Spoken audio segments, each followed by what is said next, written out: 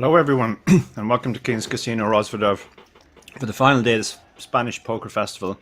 My name is Dara O'Carney and I'll be doing the commentary as we play down to a winner here today. If you were listening yesterday, you would have heard my very good friend and colleague David Lappin doing the commentary, so I'm taking over from Lappin today. This is our feature table today. We have a variety of stacks there you can see, from the shortest Sergio to Daniel, who has 7.5 million. And hopefully you can all hear me. So there you can see it. There's the stacks organized by stack size. So Daniel is chip leader on this table with 47 big blinds. Goncalo has 33, and then all the way down to Sergio, who has 11. We have 4 players on 20 big blinds or less, so they'll be looking to make their move soon.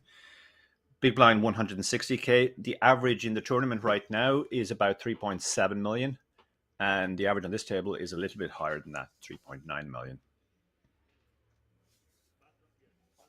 It's fair to say it's, for a lot of these players, this will be their biggest ever score, and particularly if they end up going deep today.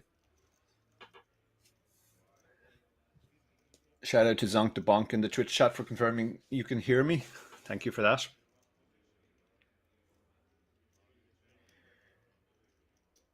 So we'll be kicking off soon.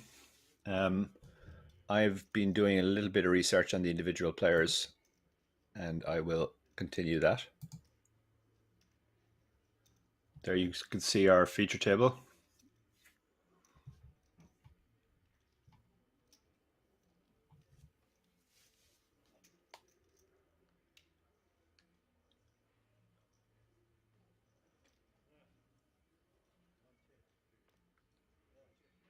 Always a bit nervous at the start of a final day. As you get up, you're not fully warmed up yet. You get to the table and bag your chips. So let's see how these players handle the pressure now. Andre under the gun with ace jack, just under 20 big blinds. He could go a couple of ways with this. He could maybe just shove it and try and take it down, but he can also go for a normal open. He's in a very early position.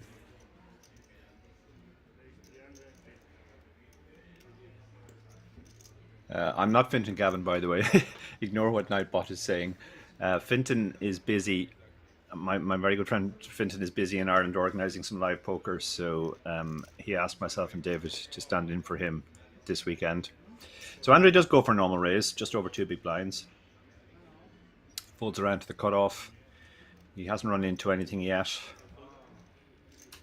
This is a spot where you don't mind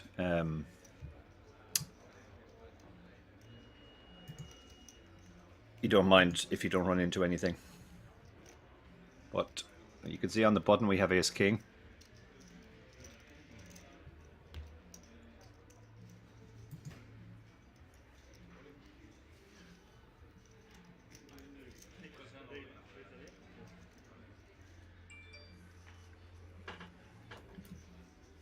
The ace king is the short stack with just over 11 big blinds.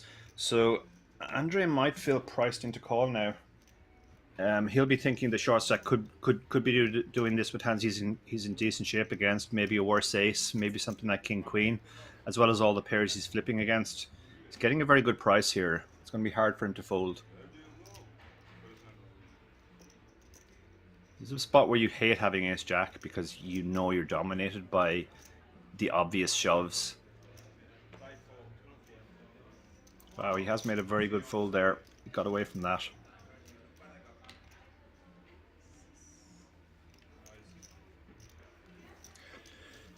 So nice pickup for the short stack there. He picks up not just the 2.5 blinds that were posted in blinds and antes, but also the just over 2 big blinds that were open. So he's added 40% to his stack there with no risk. He'll be feeling good about himself.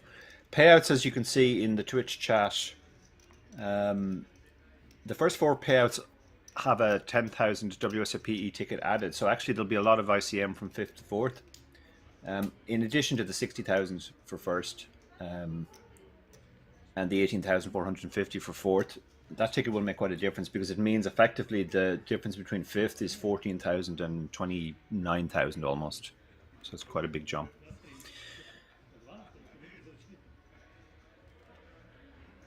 Daniel under the gun. He's the chip leader. He has lots of chips, so he can widen his ranges now, and King Queen is pretty big in this spot.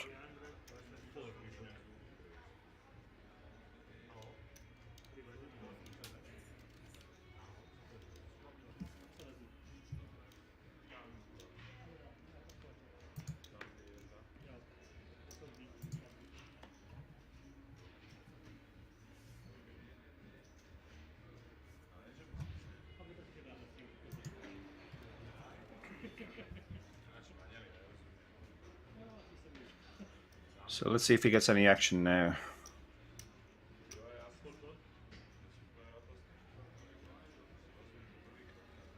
Jan has 9s and 27 big blinds. That's awkward. If he had less, he probably would. If he had less than 20 big blinds, he would probably just have moved it all in over the open. But with over 25 big blinds, he's elected to flat, which I like.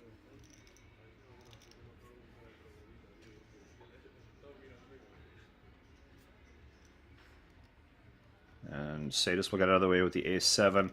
Andre has a nice looking hand, Jack-10 suited, but his problem is he only has 14 big blinds. However, he's the big blind, so he's closing the action. So he'll probably throw in the call here, and he does. He'll be hoping to flop top pair or a very strong draw and be able to just go with it on the flop. Pot's already 1.3 million, you can see, and he's got less than 2 million behind. And he has flop top pair. So he's probably going for the check raise all in here. Daniel with his 2 overs and backdoor diamonds, backdoor straight, elects to just check. This isn't really his board, having opened under the gun.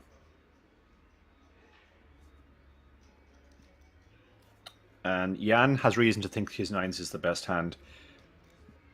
So he throws out a bet. This is essentially just to get hands that have equity against him to fold. Over cards, gut shots, those types of hands. Flush draws. Well, flush draws probably aren't going to fold, but you can get weaker hands that have still a chance to outdraw him to fold.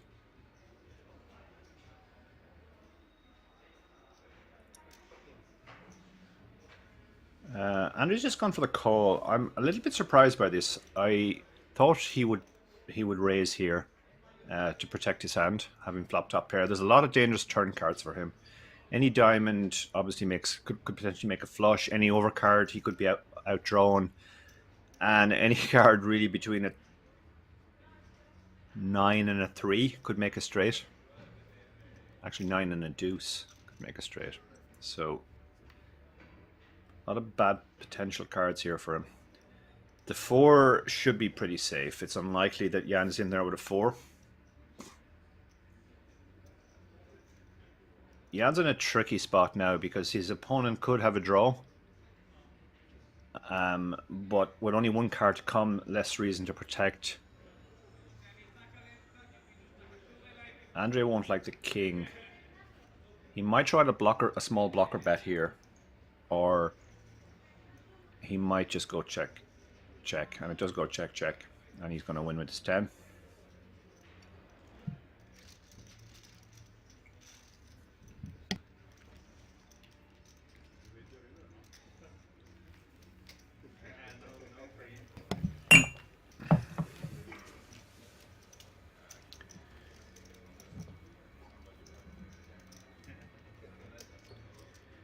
So as often happens, we have a fairly cautious, cagey start by the players. Nobody is getting too out of line.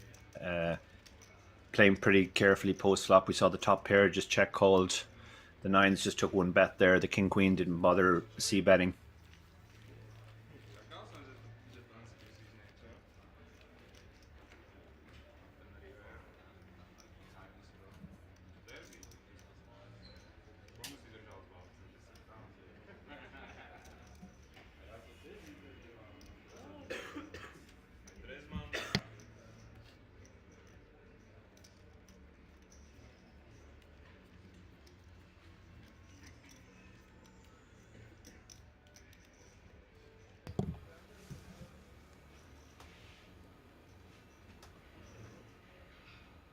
So Jan finds ace-2 offsuit under the gun. That won't be good enough to do anything with.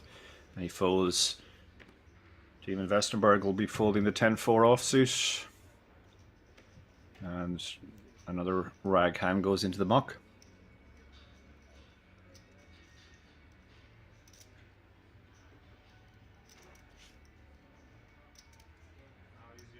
Goncalo's 10-9 off. This is pretty close in the cutoff. You can certainly make a case for opening it sometimes if the players behind are very, very passive, but he elects to fold. Satos' hand is pretty marginal as well. Jack-8 offsuit. It's probably right on the line. He's decided to open it, try and take down the blinds. Andre folds Queen-4, and Daniel has 6-4. Now, he has a lot of chips, so he can defend pretty wide here. It'll be interesting to see what he does here. Is he going to play his stack?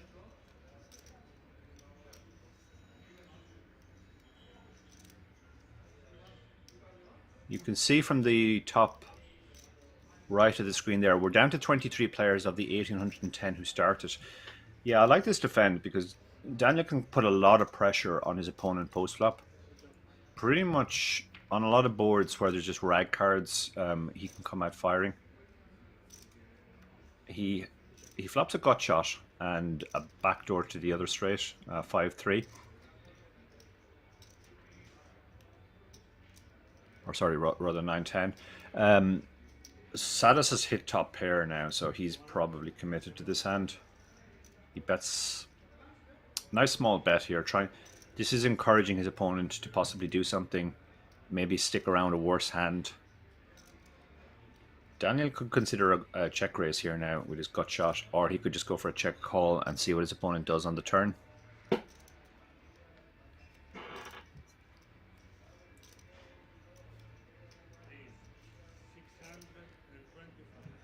And he has gone for the raise. This is to put pressure on. This would work a lot of the time when Satis doesn't have a pair. Now we can see that he does actually have top pair, so it's unlikely he's folding. He's elected to proceed by just calling, I think. So we're going to see a turn card. Queen is relative blank. This spot shouldn't really help either player.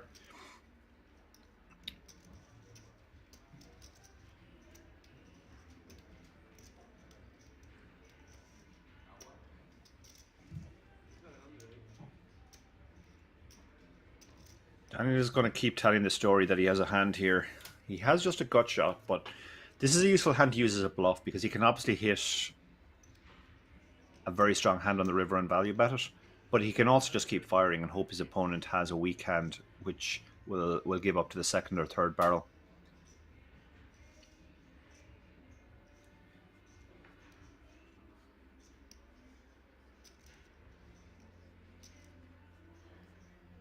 Satos now has the choice between calling and basically closing his eyes and calling the river, or raising to try and deny equity. And he's put in the call. So the pot is very big now. You can see the pot is 3.6 million. Satos only has 1.2 million left.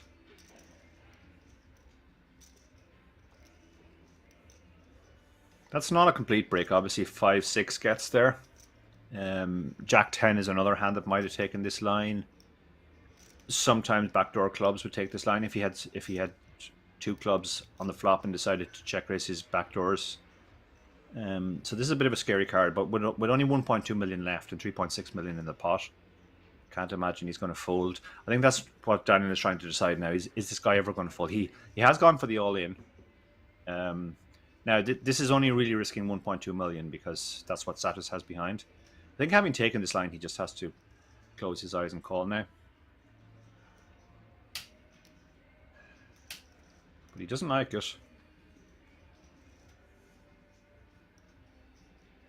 He knows he's behind the value here. Daniel isn't doing this with a 7 for value. He wouldn't play a 7 like this. So this could be a better 8. This could be something which has hit something along the way. Let's put him in a horrible spot.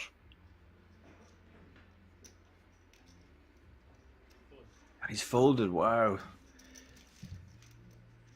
He's folded. I mean, that's the difficulty with the way he played the hand. He flopped top pair, but two overcards came, some other stuff got there. He didn't feel good about putting in the last of his chips. And this goes back to what I was saying pre-flop. When you have a stack like that, it's a great spot to just defend super wide and do stuff like that. All he flopped was a gut shot, but he was able to check raise and keep applying pressure. And he basically won a pretty hefty pot with 6 high on the river.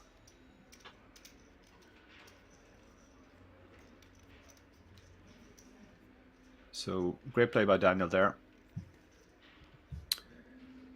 I did look at Daniel's hand mob before we kicked off, and as far as I can see, he only has 1 cash on the hand mob from 2018 back in Varna in a big bounty tournament where he came third for €1,300.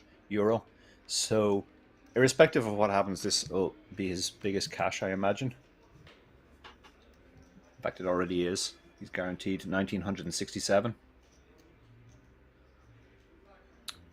Sergio has Queen 6 suited, but he's too early to play that. And Carlo has pocket 2s in the hijack. He's getting tricky spots. He had 10-9 last time. Pocket 2s in the hijack, 4 players behind, including the chip leader. And he has 34 big blinds, roughly. Yeah, I like this fold. A lot of people might be surprised to see him fold a pair there. But one of the things that happens when ICM starts to be a factor is those small pairs really shrivel up in value. Andre, on the other hand, should be opening the 7s here. He's got 23 big blinds. He'll probably just go for a normal open here. And he does. Our chip leader's in the small blind now. 8-6 offsuit isn't the type of hand he's likely to get involved with. Unless he wants to play the rush. Nope. Good.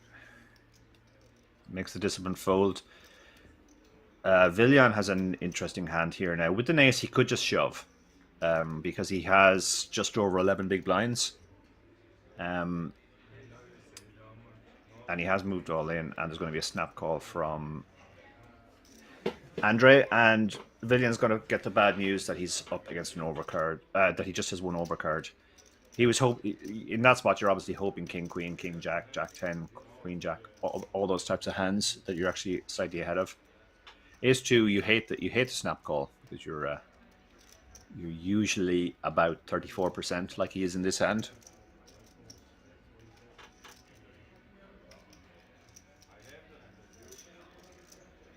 So, while we wait for the dealer to sort out the stacks, hello to everybody in the Twitch chat. Already 212 of you in here on this Monday morning. I hope you all had a good Sunday. I started the Sunday playing live and I ended it playing online. And I also listened to some of the commentary by my friend and Chip Race co-host David Lappin, who did excellent commentary on this yesterday, as we're both standing in for Finton this weekend. So, huge pot here now. Andre, this could propel him to well over 5 million. Villian, on the other hand, needs to hit the ace, otherwise he's out the door. But if he does somehow win this, he'll be back to average.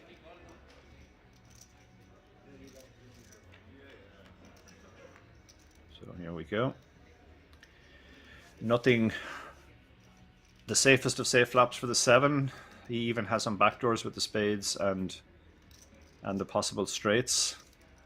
So now Villian has lost the ace of spades as an out. He needs to hit a red ace on the river, and he doesn't. We lose Villian. Unfortunate, but at this stage, a lot of the spots are standard. And when you look down at an ace in the big blind with the stack that he had, and you're facing a button raise, you have to go all in. And cards play themselves. So now we're down to 22 players. Villian takes home €1,967 for his efforts. A good return on his 250 investment. When we lose one more player, we'll have the next pay jump to €2,304. But most of these players will be thinking about the big money on the final table. First prize of €60,000 plus a WSOPE ticket worth 10,350, which the first 4 players will all get. So that's 40,000 added by Kings.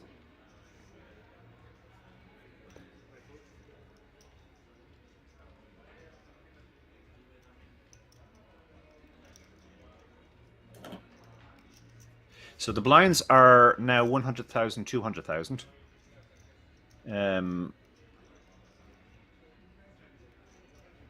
So that makes the stacks shallower again. That means Sergio, who we saw pick up that nice pot early on with the ace king reshove, is down to 12.5 big blinds again, which is I mean, he can do a bit of raise folding, but for the most part he's probably just looking for shove and reshove spots. King 7. He took his time there to fold. I suspect that might be a little bit of stalling. He's probably aware that he's on a pay jump. Goncalo really is getting the marginal ones. Ace Jack I think is good enough to open though. I guess if he'd got Ace 10 or Ace 9 it would have been more marginal, but 27 big blinds, you're just going to open this and hope to either take it down pre-flop or maybe the big blind defends and then check folds. Shout out to Casello69 in the Twitch chat asking me if I had any joy at the IPT. I did make day 2, but I was relatively short and I lasted less than an orbit, so it was a very good weekend, but yeah, no joy this time.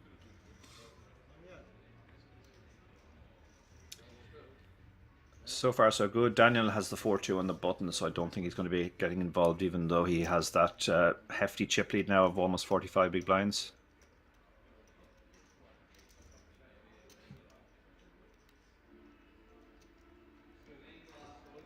Oh, unfortunate Cashello. Yeah, A6 suited, it's a nice hand, but there's a long way to go.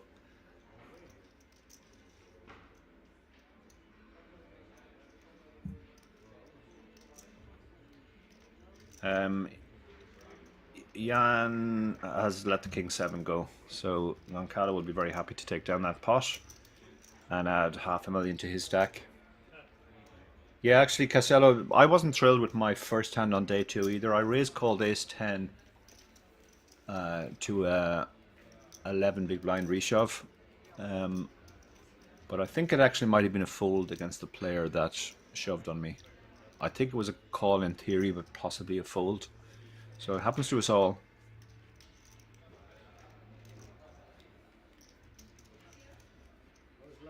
I was happy to come home, and I wanted a seat, another seat for the Irish Open.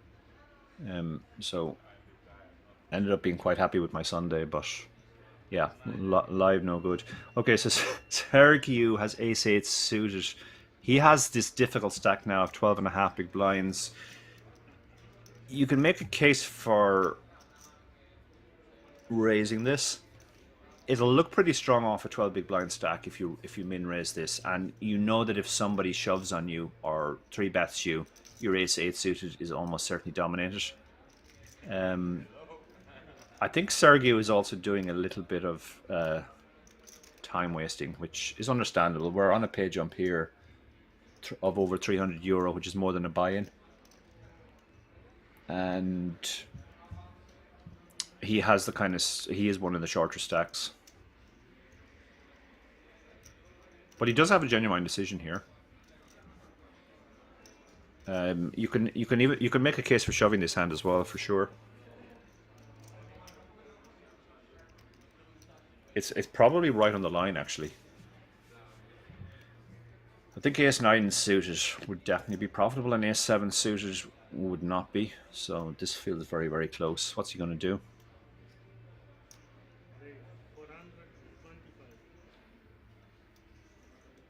And he has gone for the raise. I like this. I like this a lot. This looks very, very strong given his stack. But at the same time, if somebody does 3-bet him or shove on him, as I said, you know you're going to be dominated nearly always. If the big blind calls, you have a hand which plays pretty well post-flop. Back in the old days when players had 15 big blinds or less, they tended to just shove in these spots.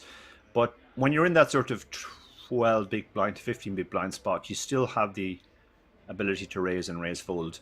If he had a real monster like aces or kings here, he'd probably want to raise as well. And you can use these types of hands for balance.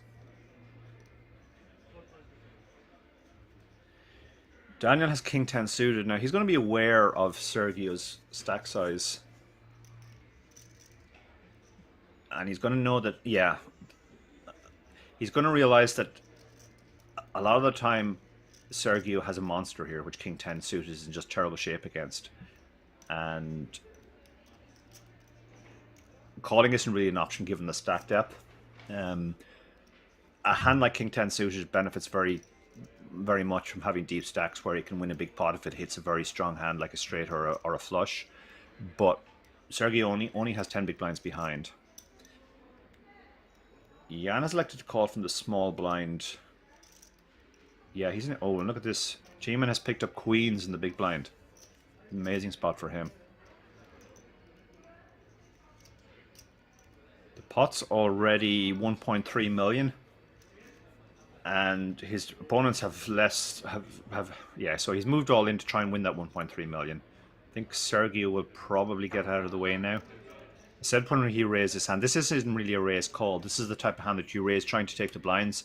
And if everybody folds, that's great. But if somebody does this, you figure you're in bad shape. So I think he'll probably fold here eventually. And I expect Jan to fold as well.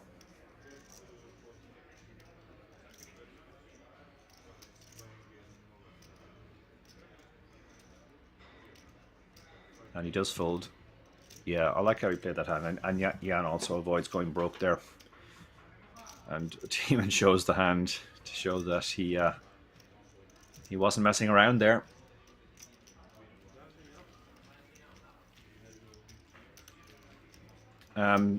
Sometimes you hear players saying, well, you should never show your hand in those spots because you're giving your opponents information.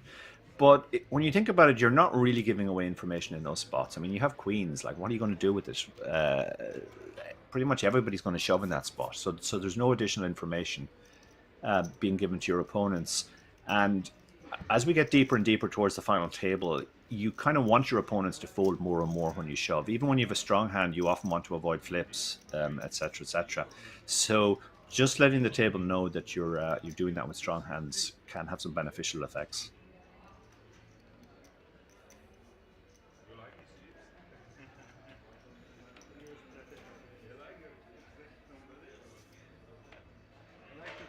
And shout out to Nightbot, who is insisting that Finton is doing the commentary.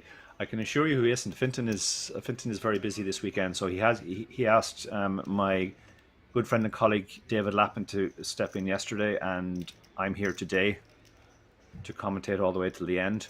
But you will have Finton back soon. Don't worry, guys. This isn't permanent. Daniel was going to open the ace-5 suited here. He should be opening super wide. Even if he was unsuited, pretty much any ace close to any king, certainly any suited king, he can open given his stack.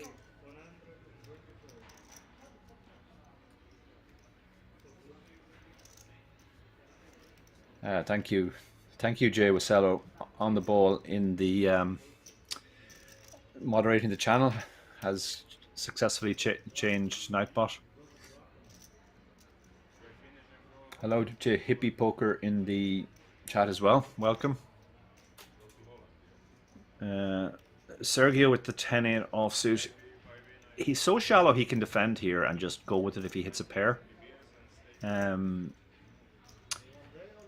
of the advantages of being short, and obviously it's you don't like being short, but when you are very short, you can certainly defend these type of hands because you don't have to worry about reverse implied odds. You don't have to worry about losing a huge pot when you make second best hand against best hand.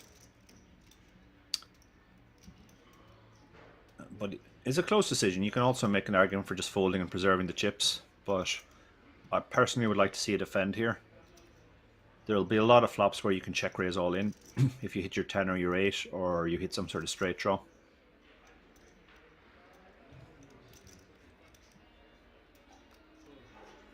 Um,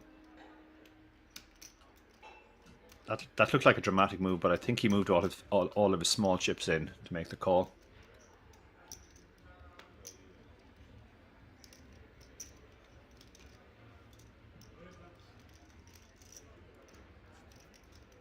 Thanks again to Johan in the chat for keeping us honest with the Nightbot, and hello to Wilpo. Okay, this is not the flop. It's fair to say this is not the flop Sergio was looking for.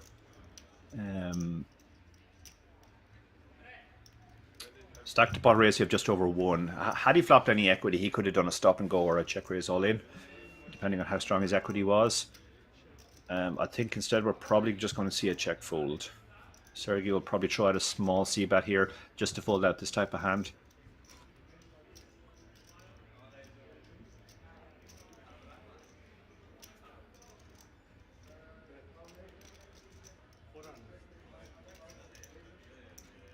And he does. He throws out the 1/3 pot bet. And Sergio has been taking his time on his actions. We're no longer on a pay jump, actually. We are down to 20 now. So all of these players are guaranteed €2,300. The next pay jump is at 17. So it's a bit off. So Sergio has secured that pay jump.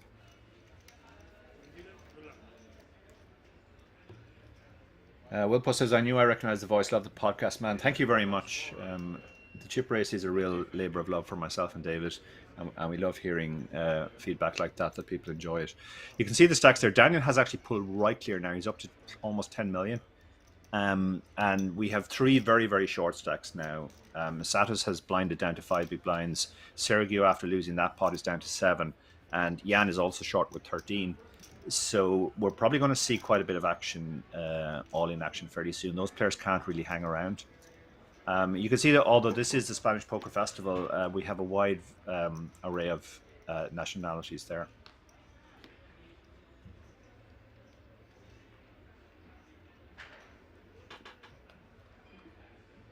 Hello to Juice Wilder in the chat as well. Limerick was good, but no run good. Sorry to hear that. It was the same for me as well. But I'm looking forward to this. Okay, so Sadas with his 5 big blinds, or his 6 big blinds rather, has moved all in. Fairly standard with the Queen Jack suited. Very nice hand to look down at when you have that stack. The fact that he's under the gun as well with the big blind ante, he should be looking to make a move because he'll have to post a big blind as an ante next hand.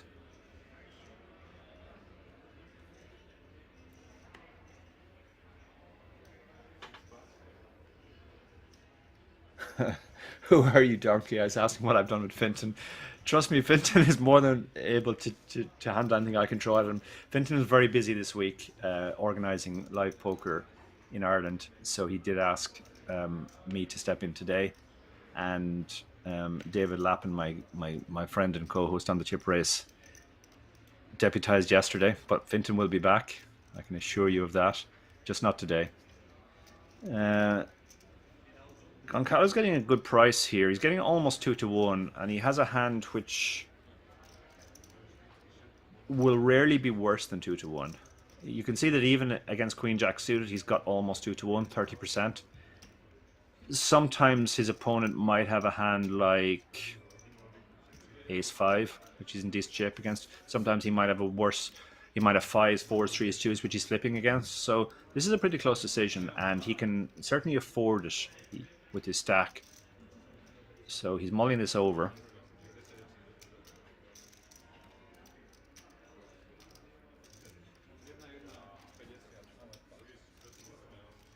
But he does let it go.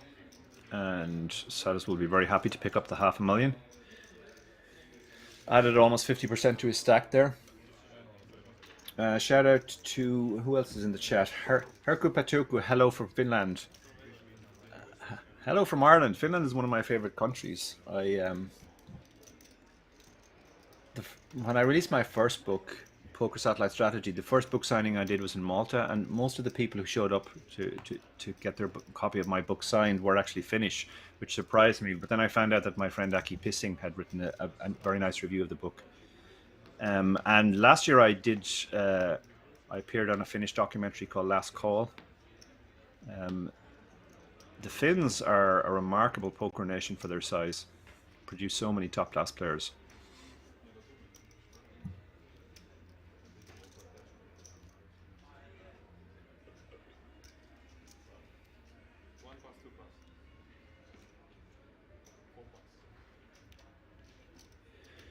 So we're on to Tiemann in the cutoff. He's got ace-4 offsuit, 24 big blinds. He's going to open it, mostly just because of his ace blocker. When he has an ace, it's less likely there's an ace behind. He's going for a steal, basically. But if he gets called, he has a reasonably playable hand as well. Goncalo has King 7 suited in the small blind. This is a hand you'll sometimes see solvers turning into light 3 bets. But at this stack depth, not so much. And Tiemann hasn't been really stepping out of line so far. So this gets through. Satisfied with the Queen 9. I think he could have called there, although the open was 2.5x, not 2 big blinds. So he was getting a worse price, but you could certainly call there and just, similar to what we saw with the 10-8 earlier, just hoping to flop equity and go with it.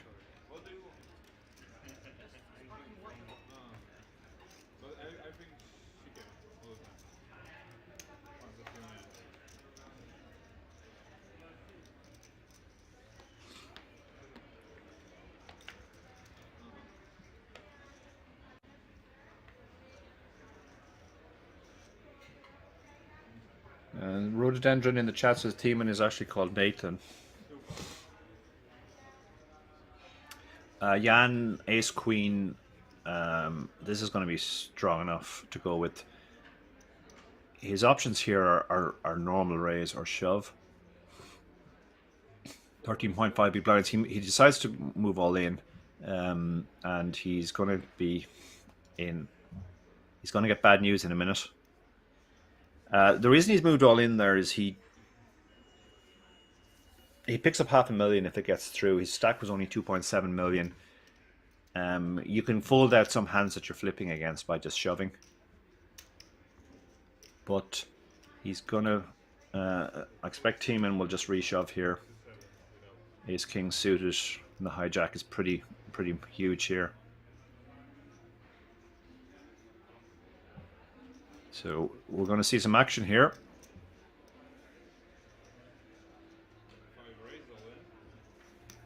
He has moved all in. Sergio will get out of the way with his Queen 2 offsuit. He'll be very happy to see another player is all in and at risk. Goncalo will fold the King 6 and the King 4 and the 10-9. So these two players, Ace Queen against Ace King. Unfortunate for Jan. Ace Queen is a monster in this spot. He can still hit his Queen though.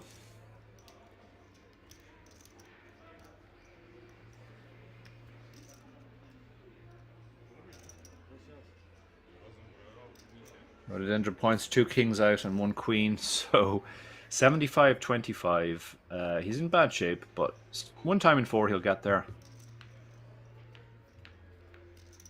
He has the ace of diamonds too, which is no longer significant. He needs to hit his queen,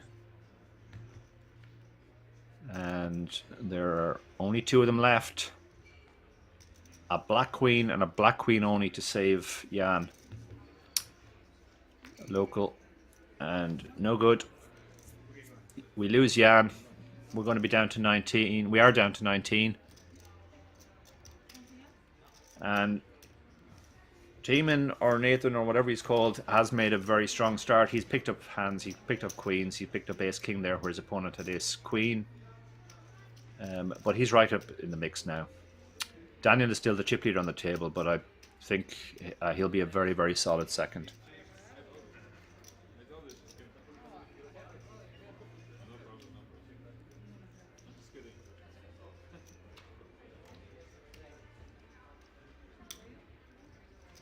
So, anybody in the chat, are you railing any of these guys? Are any of these guys your friends, or do any of them owe you money, or any other reason you might have to rail someone.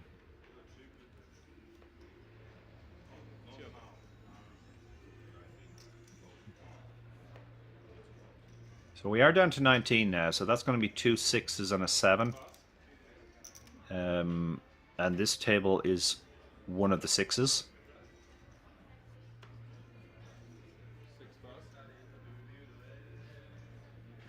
Marie Keck 92 says, I'm railing 2 guys on the other table. It's a time for a redraw.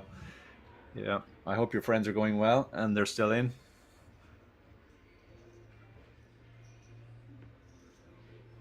Oncalo in the cutoff. He's got so many marginal spots, but 9-7 suited is a lot prettier than it actually is in this spot, where players are looking to move all in. Glad to hear they're still in, Marie. I think we're going to get this question a lot. Where's Fintan? Fintan is busy in Ireland. He had a very busy weekend organising a live poker in Ireland, so he asked myself and David Lappin to step in.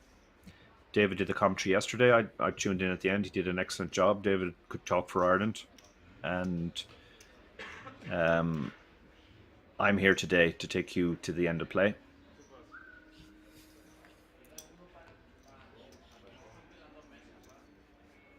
I am Irish too. Yeah, your knowledge of Irish accents is on point.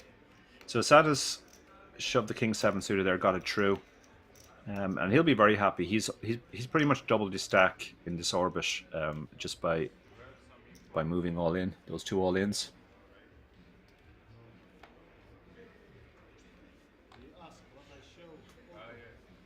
Why is David Lappin not in here today, Unibet Poker? Before I answer that question, you can see the stacks there. Two of the players are down below 10 big blinds, so they're sort of in all in or fold. So we're probably not that far off a redraw. David is just lazy. I mean, you know, one day's work and that's him for the week. What can you do?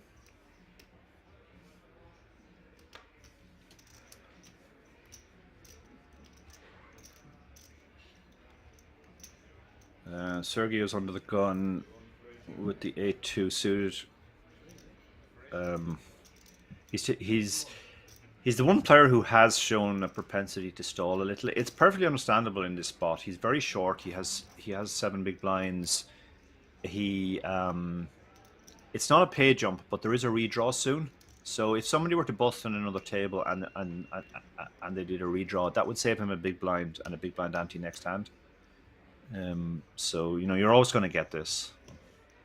It's not a lot of fun if you're one of the bigger stacks and you want to just play, but it is part of the game. There's a fairly strong incentive to do it.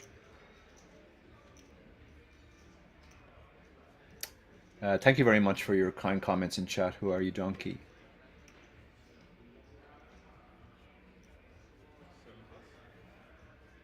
Sadis has picked up an ace in the cutoff with 8.5 big blinds. This is going to be another all-in.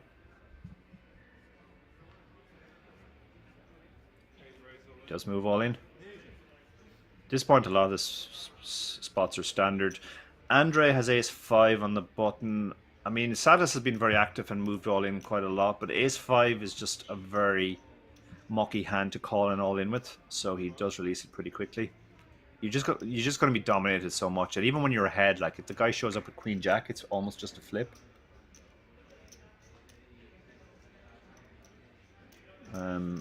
Can't imagine Daniel will give him action with the King 8 offsuit. He won't. So just the big blind to get through, and the 9-4 suited will be in the bin fairly quickly as well. And Sadis makes a nice pickup, $500,000 there, added to his stack.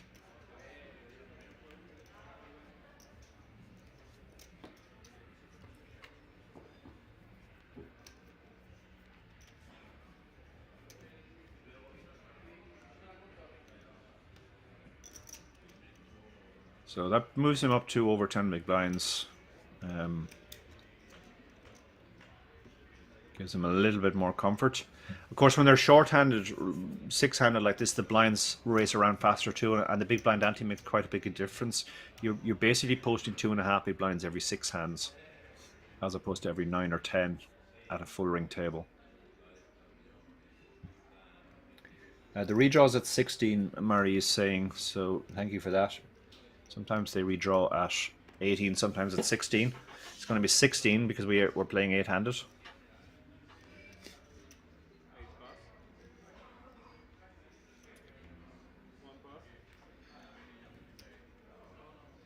Daniel has the 9-7 off on the button. He could certainly open this given his stack. The other players will be conscious too that he hasn't been going wild. He hasn't been playing every hand or anything close to it, so he'll get more respect than chip leaders often would in these spots. The 8-2 is obviously going to go into the bin, and the big blind is short, so he will have to fold a lot of hands as well. Jack 10, wow, yeah, this is. He has less than 5 big blinds. Jack 10 feels too strong to fold. You can stick it in, and the advantage of sticking it in, you're obviously never getting it through, but you'll get to see all 5 cards post flop. So if you do happen to be behind, you've better chance of getting there. You can also make an argument for just calling here and seeing the flop. As weird as that sounds, given that he only has 5 big blinds. Jack 10 is a hand which defines itself on the flop. You kind of know whether you've got anything or not. And if you have anything when you're this short, you can just go with it. So we have seen Sergio taking his time, and he's doing so again.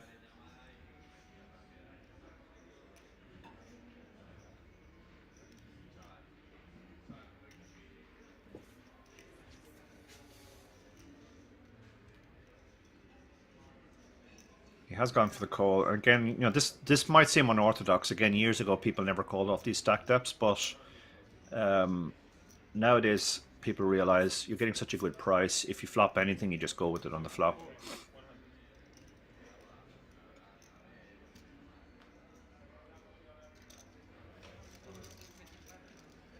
So we're going to see the flop.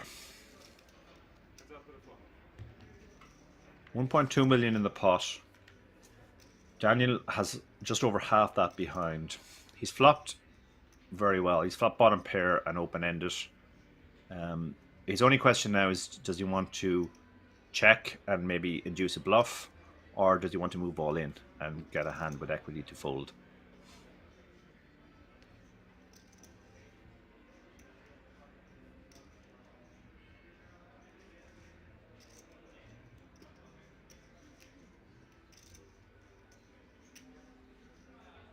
He has decided to check. I quite like this check because a stronger hand than his hand is definitely not folding. And if he is ahead, he doesn't need to protect against too much. Most of the time when he's ahead, Daniel has the type of hand that he has. Daniel goes for a very, very astute check behind. Now he's hit a pair, and he will have reason to think he has the best hand.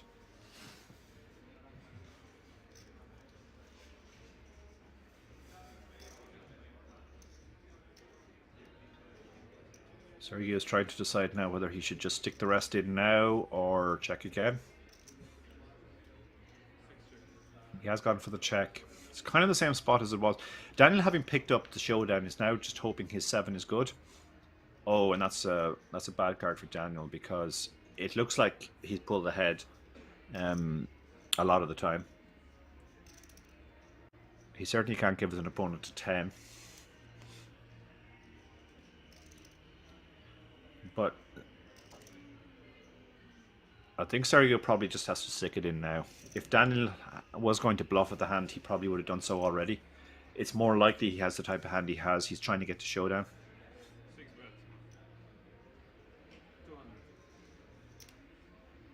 Looks like he's gone for the smallest possible bet. And he's making this look like a blocker, which is remarkable off 3 big blinds that you can have a blocker bet. But this is Daniel has 2 pair. He's getting 7-1 on the call, but he has to ask himself, like, is this ever a bluff? is this ever just a king or a queen? But he's decided, yeah, it could be some of the time. So he does call.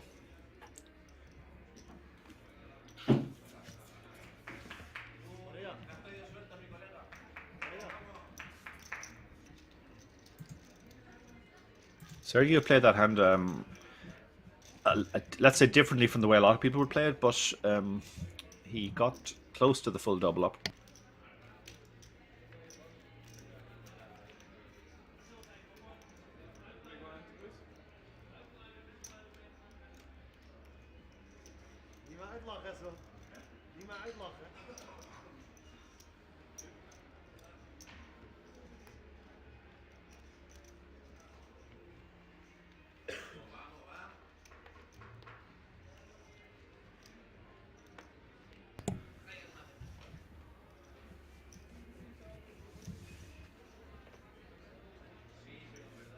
So nice pickup for Sergio there. I'm looking at his hand mob at the moment. He only has one cash on his hand mob for $311, also in the Spanish Poker Festival at Rozvadov back in 2020. Been very impressed with how he's played his short stack today.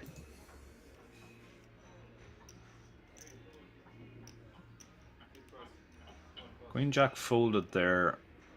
He was very short. You could certainly have justified. You could make a case for shoving there.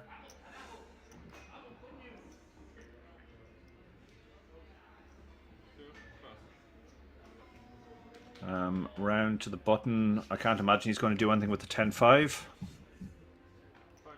Now we have Sergio. Sergio has 10 big blinds, 9-8 offsuit. This is going to be profitable to shove just about, I think. But he can also consider limping.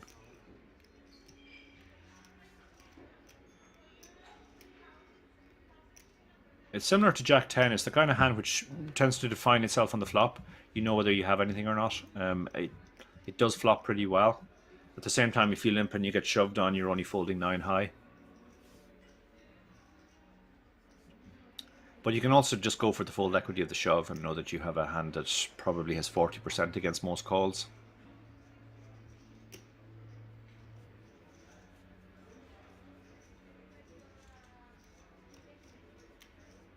So he's... You can see from the top right, we're down to 18 players now. So we're 2 away from the redraw. 3 tables of 6. He's gone for the limp. And I've been really impressed with the way Sergio has played his short stack. He's been very, very patient. He's found these unusual low variance lines.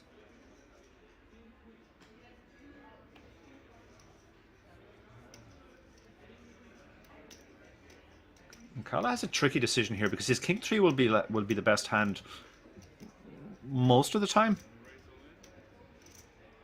Yeah, so he does move all in and quick fold from Sergio.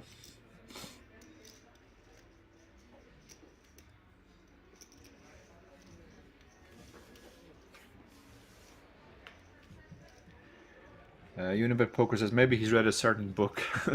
Thank you. Yes, I'm going to be very vain and assume you're referring to my latest book on how to play these situations late on in tournaments, called Endgame Poker Strategy, the ICM book. ICM changes things a lot. At the end of tournaments, you have to sort of take more passive lines because just staying alive in the tournament is worth a lot.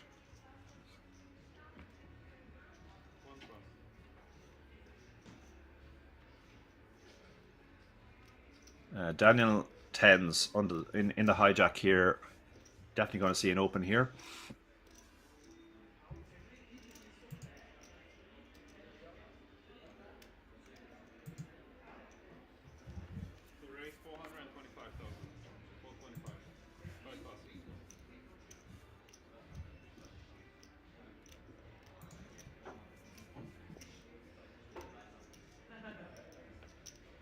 Sergio making sure he's properly hydrated before he looks down at the 7-4.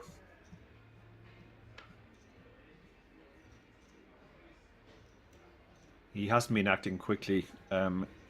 He has less than 10 big blinds and he's only 2 players away. 2 bust outs away from another ladder of over 340 of over 300 euro, so more than a buy-in. So it's not surprising to see him. He's not being too egregious here. He's just taking his time. I've certainly seen much worse flagrant examples of stalling, mostly involving my chip race co-host David Lappin, I have to say. Sadis with King 7 in the big blind, but he only has 9 big blinds. Again, because he's so short, you can make a case for just calling, but he's decided to let it go against the chip leader. And Daniel adds another half bill into his stack. Maintains his chip lead at the table. The chip lead is worth a lot in these spots because you can keep applying pressure, winning lots of small pots. The key to applying pressure when you're a chip leader is you want to win lots of small pots like that one there, and just gradually pull away.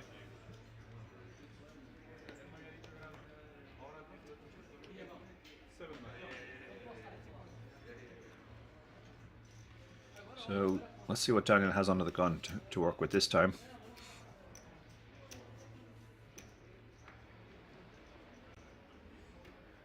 Seven, 6 offsuit. I can't imagine he's gonna cut it unless he feels he can really step up the aggression. No, he's played very, very sensibly.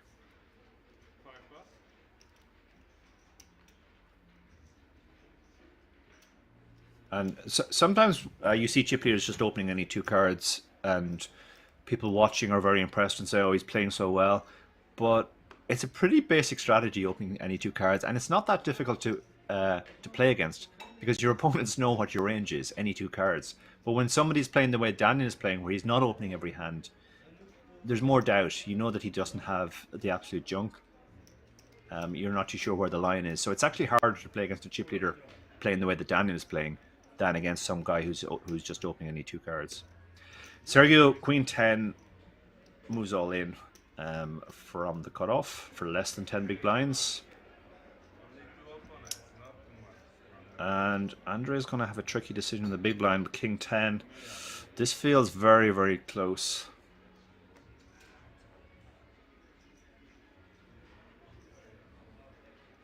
Yeah, this feels super close.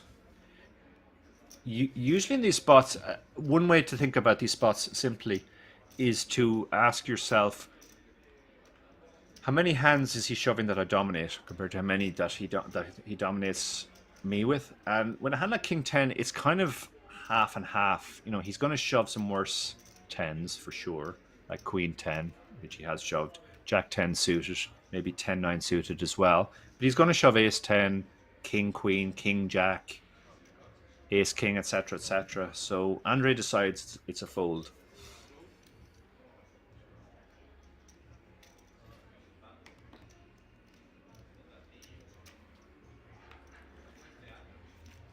Shout out again to the Twitch chat and to Johan, who's doing a great job moderating today, keeping things friendly.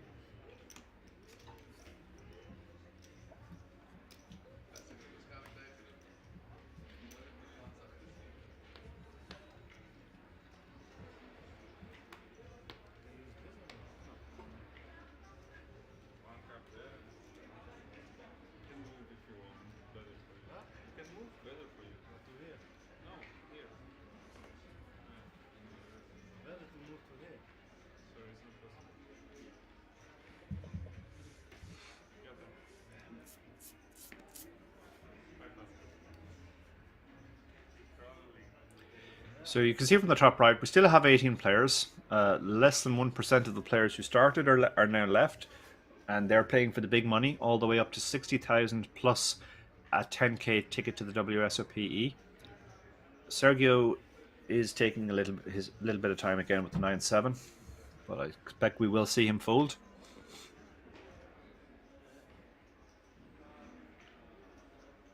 While he's doing that, it looks like we might be getting a color up.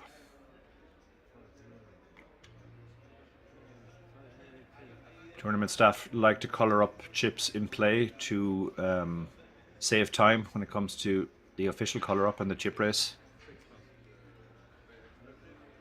Does fold the 9-7 eventually.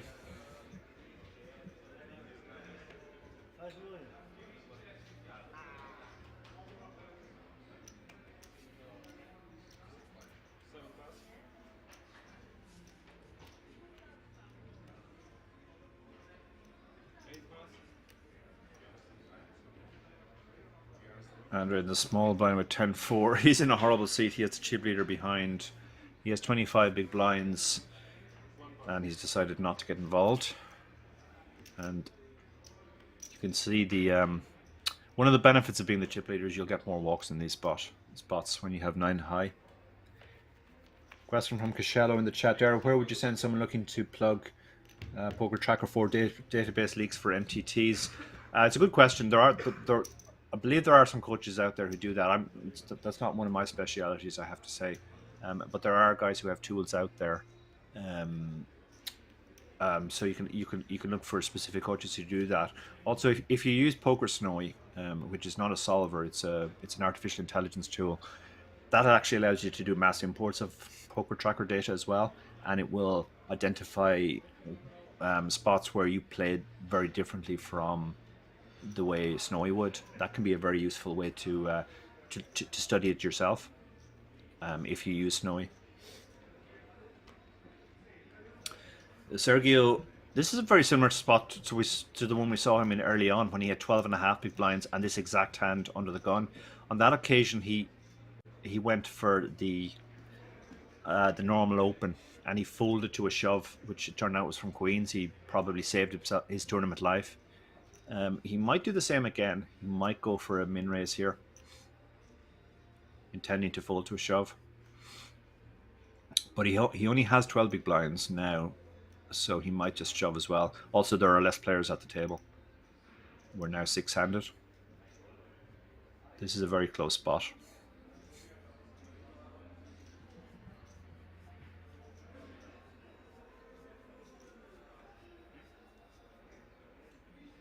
This is a genuine tank this time.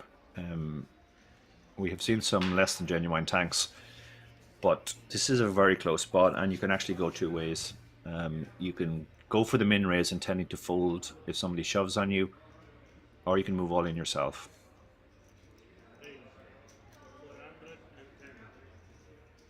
So it looks like he's gone for the open. Yeah, he's gone for the just very slightly more than min raise for 2.05 big blinds.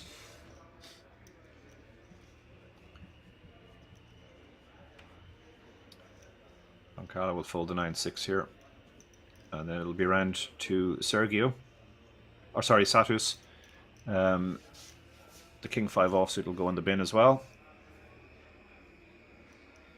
Andre will fold the Queen 7 on the button. He has the chip leader behind to worry about apart from the open. Daniel has a nice hand again, but last time Sergio did this, he had King 10 suited and he folded. Recognizing that off the stack depth, Sergio would do this with his monsters. On this occasion, he's gone for the call because he has Jack 10 suited. And that has encouraged him into flicking the call as well. So now Sergio's in a weird spot where he has 2 million behind. The pot's already 1.4 million. A flop of spades on him would be disastrous, and there we go. It would be pretty bad for Tiemann because he has a dominated draw.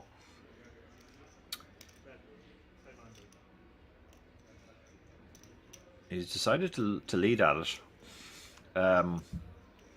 Sergio has flopped huge here, it has to be said. He has a nut flush draw. He also has a gut shot. Against any hand that bets, he's going to have a huge amount of equity. He can be up against worse draws. He can, even if the guy has a pair, you know, with your flush draw outs and your gut shot and your overcard, you're going to have so much equity. I expect him to just shove now. The pot's 1.9 million. He has 2 million behind.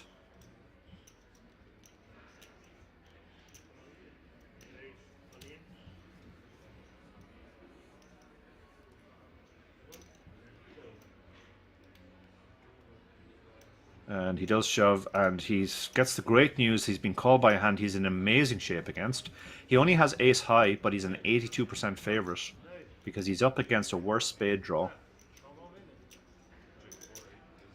Huge spot now for Sergio, who's played really, really well, really, really patiently.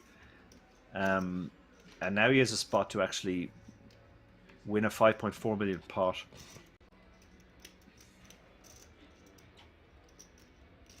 So the 8 doesn't change much. It just changes Tieman's outs from an 8 to a 7. And he hits his jack, his offsuit jack on the river.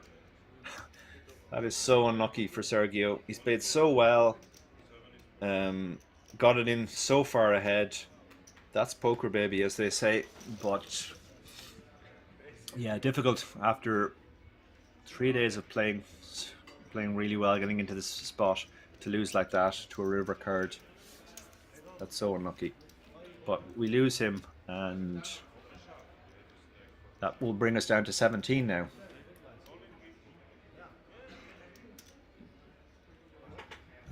Some questions in the chat. Cashello69, is it better to jam the ace-8 suited if the payouts are more top-heavy and min-raise if they are flat? Yes, that's exactly right. The flatter the payout structures, the more extreme ICM is, and therefore the more important it is to sort of preserve your tournament life in as many spots as possible. Whereas when it's very top-heavy, it's kind of more towards you're just trying to win as many chips as you can to get yourself into one of those top spots. You know about poker. Do you think Sergio is sitting on that because he's A, cold, trying not to give off tells, or C, comfy, sitting like that all the time? That's a good question. He might be cold. I mean, it is middle of European winter here, and Kings is up in the mountains, but they usually keep it pretty well heated. Although looking around the table, it does look like players are covering up. So maybe coldness. I'm gonna guess coldness. So Daniel, round to Daniel on the button. He's got the 6-4 suited. With his chip lead, he's going to be opening super wide. I think he can pretty much open any suited hand. And we're going to see this one opened. This will work a lot of the time now. Actually, he doesn't have the chip lead anymore. Tiemann has moved into the chip lead now with that big win. And he can apply pressure now. He's the one player who can start to apply pressure now to Daniel. He could 3-bet this. He can certainly flat it as well, but he's elected to fold. And look at this; all the clubs are in this part of the table. Goncalo 25 big blinds, ace-2 suited. This is an awkward spot. Even though it looks very rash to shove 25 big blinds, you can make an argument for just shoving here because Daniel's going to be so wide on the button. There's 925k out there already. You have 5 million, so you're picking up almost 20% when it gets true. You can also flat. All the options in play here. He has a sort of a medium stack, so he's one of the players who's going to be under the most ICM pressure. Personally, I would just shove here, I think, against Daniel, but the flat is a very good option as well. If we see a lot of clubs on this board, we could see action. Okay, so Big Blind has flopped bottom, the worst imaginable bottom pair because this flop is the wrong color for his hand. It's all diamonds, even though he has bottom pair. Even if he's ahead, it's going to be so hard to get to showdown and win that we might just see this go check bet fold.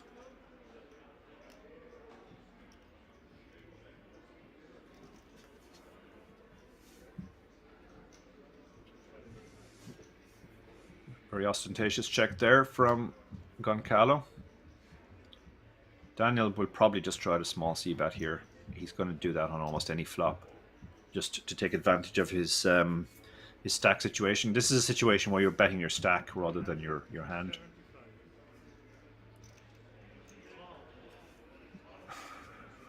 He's getting a very good price, but like Daniel is pretty much always going to keep barreling, and you have bottom pair. There's no really good turn cards for you. Even if you improve, I mean, you could still be behind sometimes to a flush or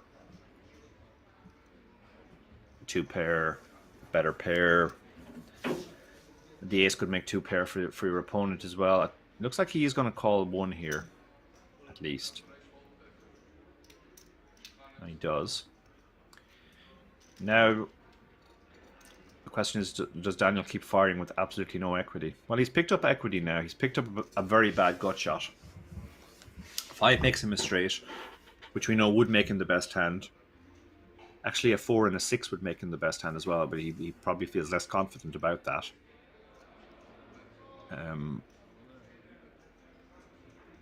But I expect him to keep barreling here. He'll get a lot of hands to fold.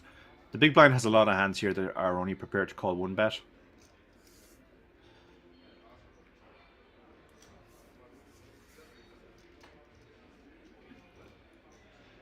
But he decides to check. He can always go for the bluff on the river if his opponent checks again. Now, this feels like a must-bet spot for him because a lot of Goncalo's hands will be 1-diamond hands. And now that the diamonds have missed out, he can get those to fold.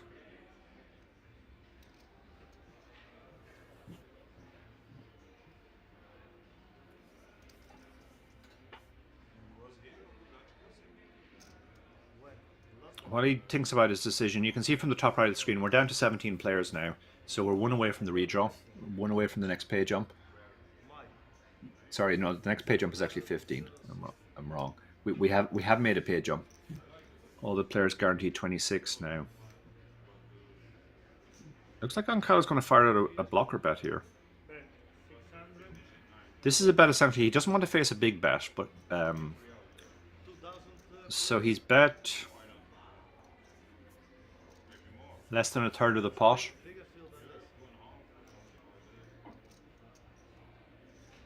I'm not sure about this because one of the things about a blocker bet is it has to be possible to get called by a worse hand, and I don't see what worse hands will call this bet. But the main purpose of the bet was to avoid the bluff, avoid having to face a big bet and a difficult decision.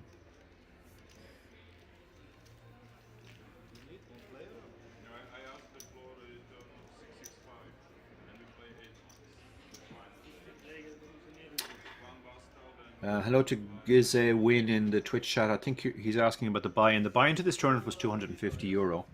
All the players are now guaranteed more than 10 times that, €2,641, and they're playing for a first prize of 60,000 plus a 10,000 WSOPE ticket or seat added by Kings.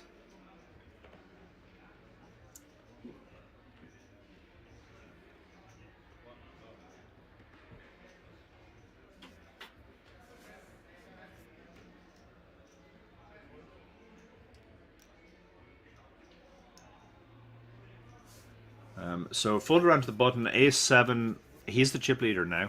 This is definitely going to be an open. He's gone for 2.25 big blind open. Goncalo in the small blind with Ace-4. This isn't a good spot really against the chip leader with his and Goncalo has 31 big blinds.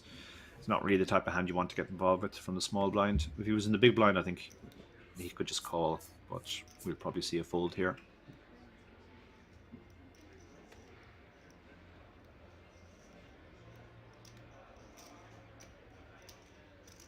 You could sometimes turn this hand into a light 3-bet if you think the button is too wide, intending to fold to the 4-bet.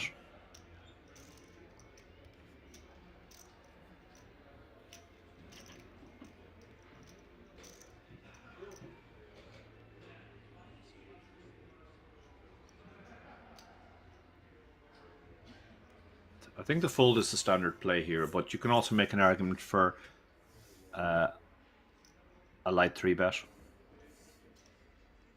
Make it something like 1.4 million. You'll get the guy to fold a lot, and if he shoves on you, you know your Ace-4 is junk.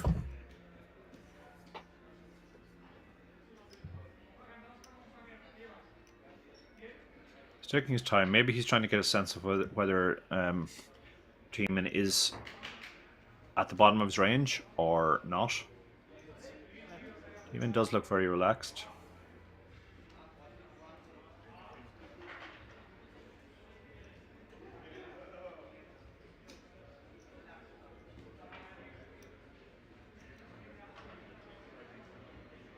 Looks like he's counting out raising chips.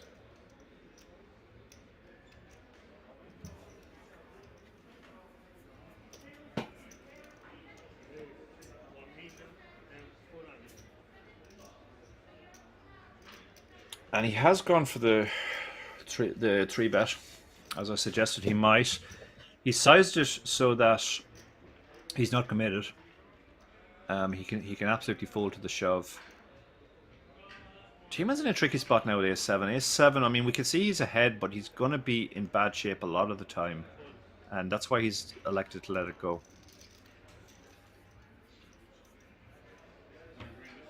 We haven't really seen Carlos step out too much either, so he got respect there on that 3-bet. Very well timed 3-bet.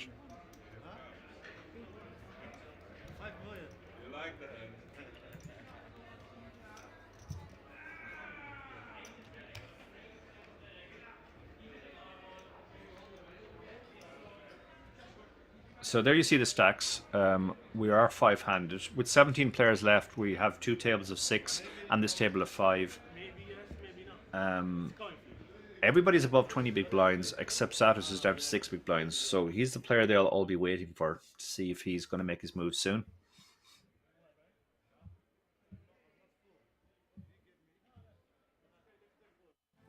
Actually, I think we are down to 16 now, I guess. It looks like we're going on a break.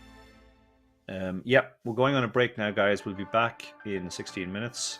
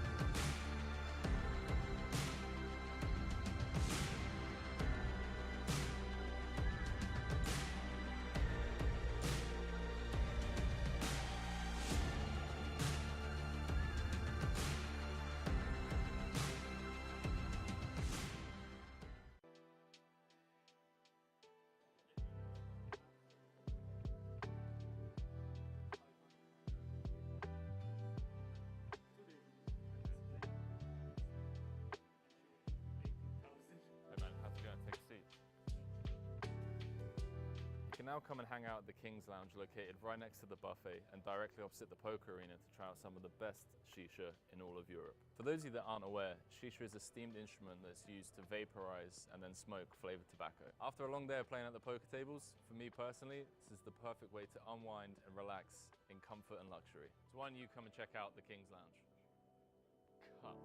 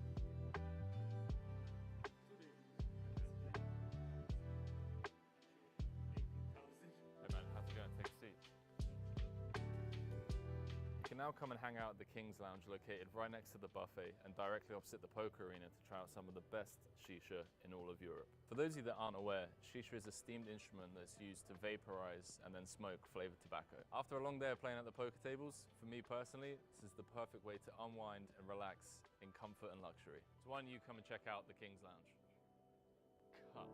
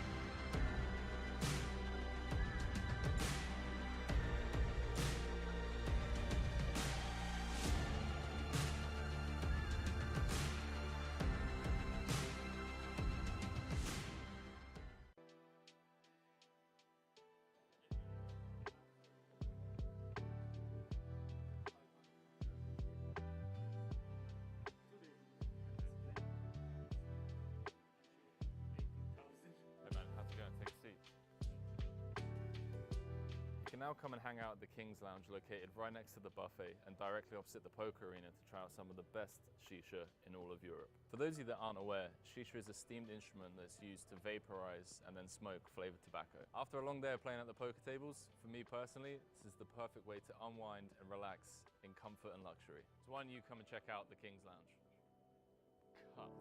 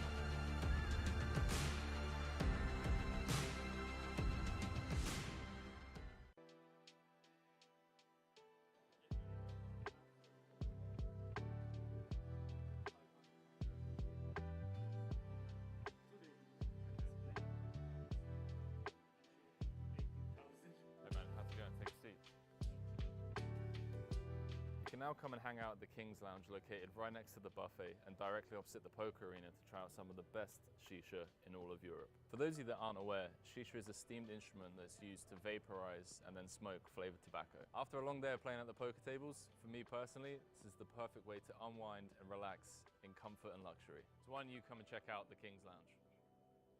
Cut.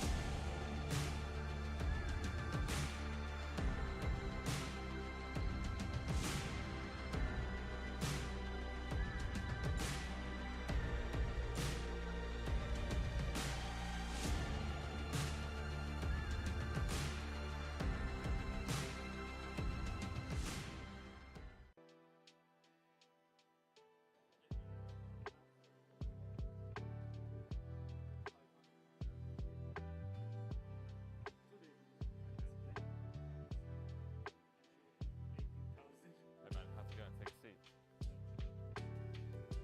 You can now come and hang out at the Kings Lounge located right next to the buffet and directly opposite the poker arena to try out some of the best shisha in all of Europe. For those of you that aren't aware, shisha is a steamed instrument that's used to vaporize and then smoke flavored tobacco. After a long day of playing at the poker tables, for me personally, this is the perfect way to unwind and relax in comfort and luxury. So why don't you come and check out the Kings Lounge? Cut.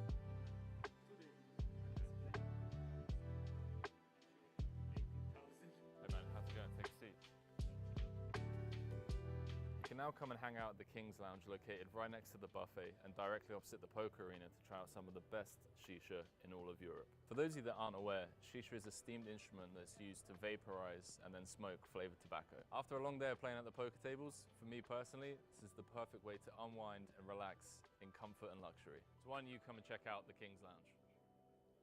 Cut.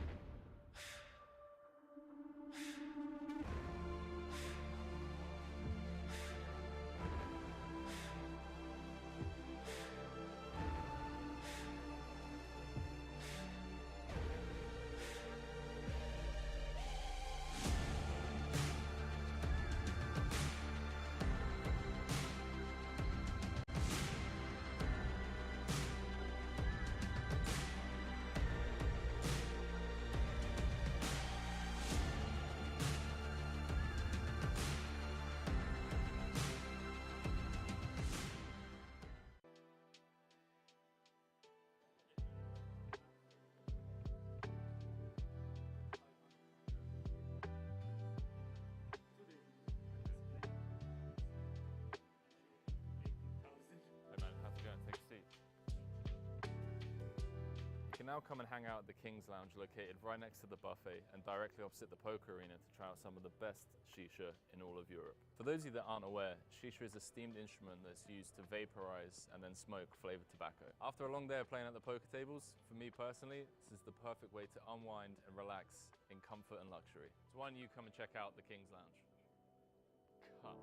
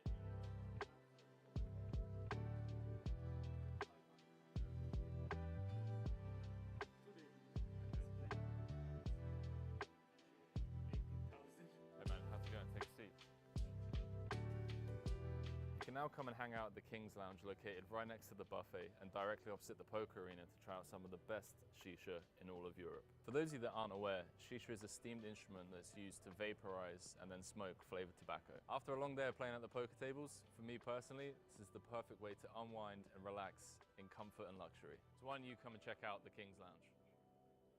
Cut.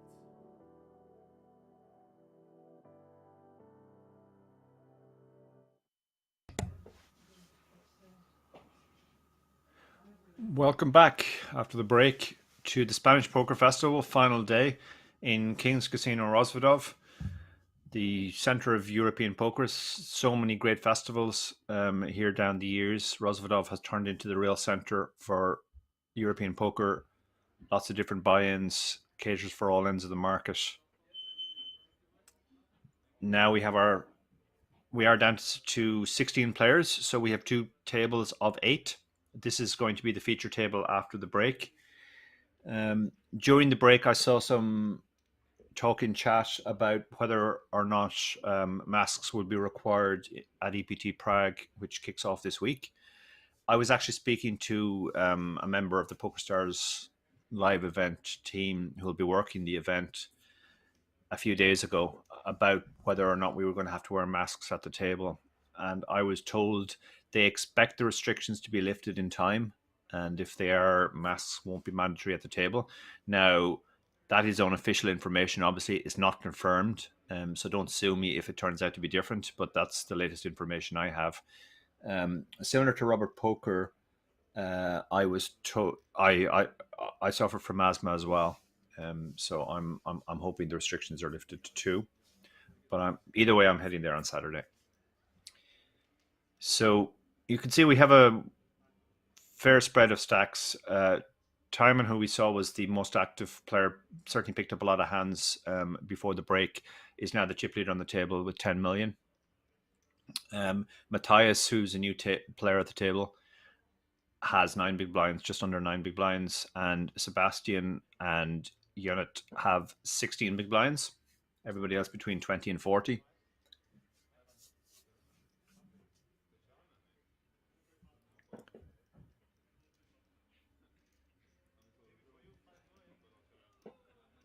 My pleasure. Thank you, Robert. Some information on the tournament. We have 16 players left now. The average in the tournament is just over 5.6 million, which is 28 big blinds. The average at the table that we're looking at is less than that. It's 5.1, so just over 25 big blinds.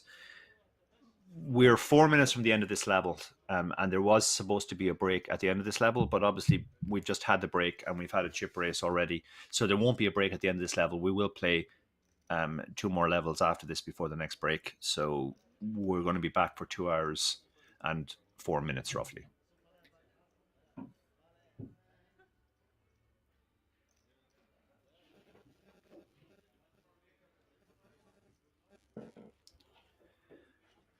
So, ready to kick off now. 16 players left.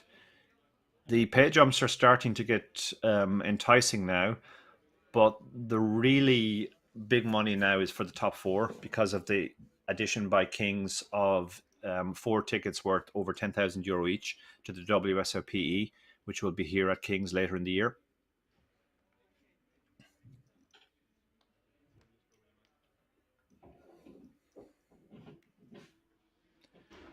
We have some new players at the table, obviously, because we have 2 tables of 8 now, including Murat under the gun, 25 big blinds, 10-2 suited. Is going to be an easy fold. Chip leader at the table. Timon folds the Jack-5 suited. The Queen-2 suited will be going in the bin as well. 17 big blinds. Another new player at the table. I'm going to guess his name is... I'm not sure actually. Could be Ahmed, could be Mohammed. Matthias is on the button with ace-7, 10, just under 10 big blinds. Easy shove here. Sebastian in the small blind has a nice looking hand, but not good enough to call. And Daniel, our former chip leader, He has chipped up since the start of the day. It's just that Timon has chipped up even more. He's not going to call the 8-2 here.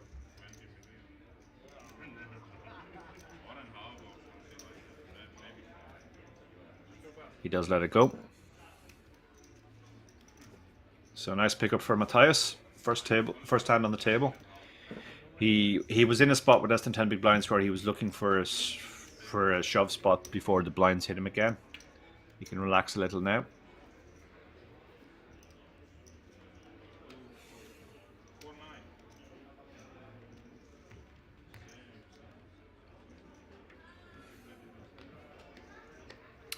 So we've just over 2 hours of play ahead of us. The blinds will be rising again soon, and as we try to play down to a final table.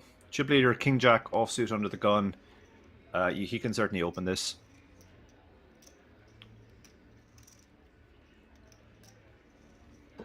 And he's going to open.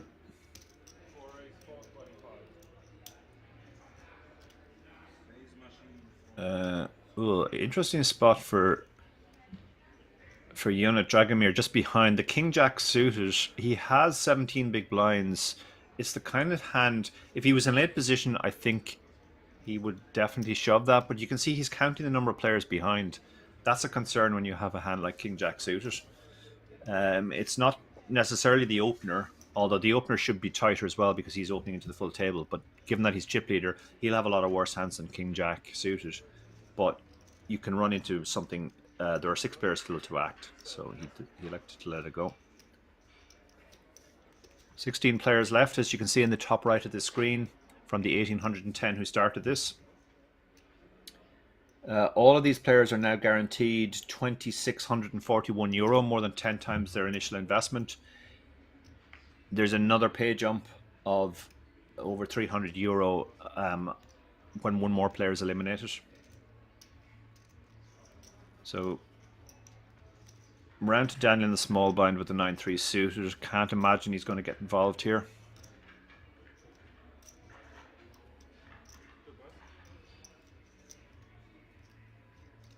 And Murat will probably fold the 6-3 off.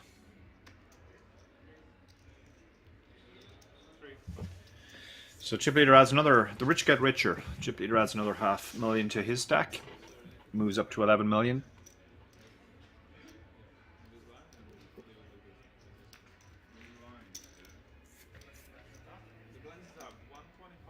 For those who don't know me, I'm not the normal commentator. Fintan is away this weekend organising live poker in Ireland. My name is Darrow Kearney. I'm a professional poker player, primarily online, writer and coach as well. I'm deputising for Fintan this week, or sorry, rather today. Yesterday, you had the pleasure of my chip race co-host David Lappin on commentary. I'm here all day today as we play down to a winner.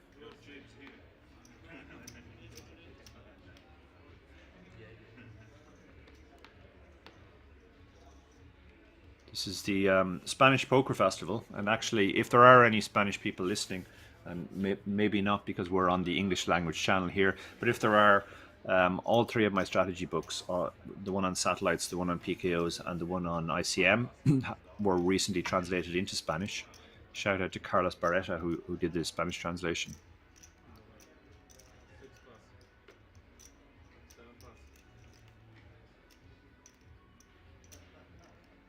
Round to Matthias in the hijack. He's got the Jack-6 suited. That won't be good enough to play. The 5-2 offsuit will be going into the muck fairly quickly as well.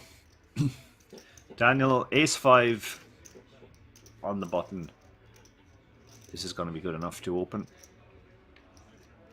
If the 2 stacks behind are shallow, he might just shove this. I can't remember how many chips the players behind have, but if they have 12 big blinds or less, then this wouldn't normally be just a shove.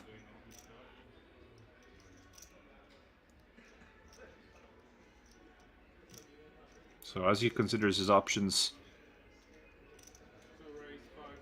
he raises to 525. Yeah, there was a 20 big blind, and obviously, and it's the chip leader in the big blind, so shoving would not be a thing there. Timon He's been showing Daniel a fair amount of respect, even though he now has the chip lead and he could put him under a lot of pressure. He has been staying out of his way, and I think that's why Daniel showed the ace there. Daniel very much wants to keep that situation going. He doesn't want to start getting 3-bet.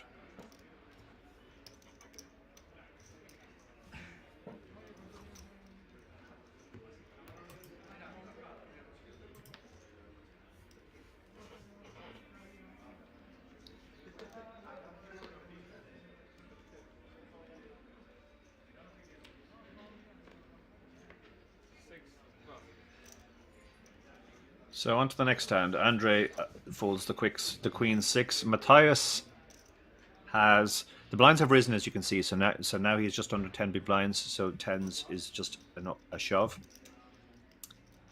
We're down to 15 players now as well. So we must have lost somebody on the outer table. So all these players have locked up another ladder. 10-5 suited will be folded here. Ace-3 on the button. Again, it's the type of hand which looks better than it is. You're never really going to call a shove here. You're just going to be playing one card so much of the time.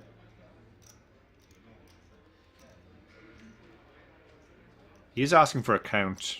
It is just under 10 big blinds, but I think Ace-3 with the chip leader behind and it being so much of your stack, over half your stack, this will be a fold.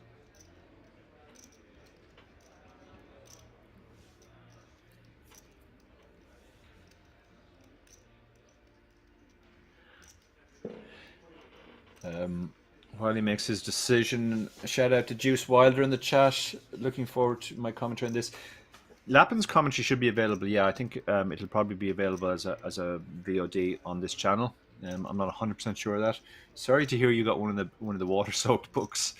That means I ran into you in Dublin. I know. So I hope the book is still useful despite that. I had no time in Limerick either to apply any ICM knowledge. I went out very early on day 2. Small blind, Ace-3 suited. Yeah, he has made the call. He has far more chips, so he can make the call here. He's getting a pretty good price once the big blind gets out of the way, and he could be ahead here of stuff like King Queen, but he's going to find out he is just playing the ace.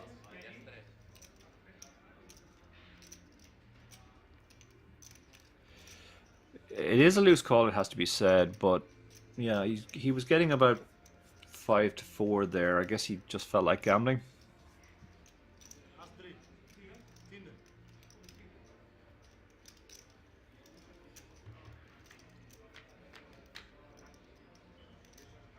And there's the 10, so he's going to need runners. He can hit 2 runner straights. 2-5 or Queen Jack will get the job done. Otherwise, Matthias will be doubling up, and Matthias gets the double up. Yeah, loose call there from Timon. He obviously thought maybe it was the second time we'd see Matthias shove this orbit.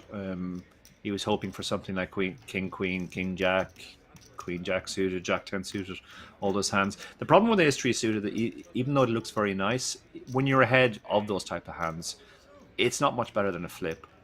And a lot of the time, you're 30-35%. You're playing one card, basically.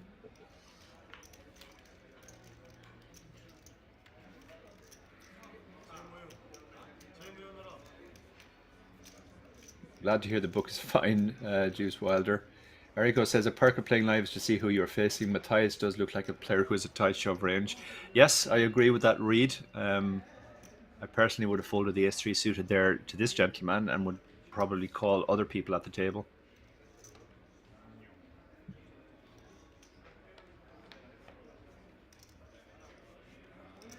Andre, Ace-King suited under the gun, just under 20 big blinds. This is going to be an open. You hope somebody picks up a hand you dominate, Ace-Queen, King-Queen, and decides to 3-bet you. So he's going to go ahead and make the open here. If you get called, you're going to be in a good spot with a very playable hand. Matthias will be very happy after his double up. Folds the Queen 4 suited. Sebastian, Queen Jack offsuit. Not he's playing just over 13 big blinds, so he's in relatively early position. Even though the hand looks nice, it's not strong enough to reshove or to flat. Daniel has been taking his time on all his decisions. It's noticeable he's taking more time now. We're down to the last two tables. Serious business now. Obviously, he knew what he was doing with the 4-3 there, but I guess he's just standardizing that he's not making any rushed decisions.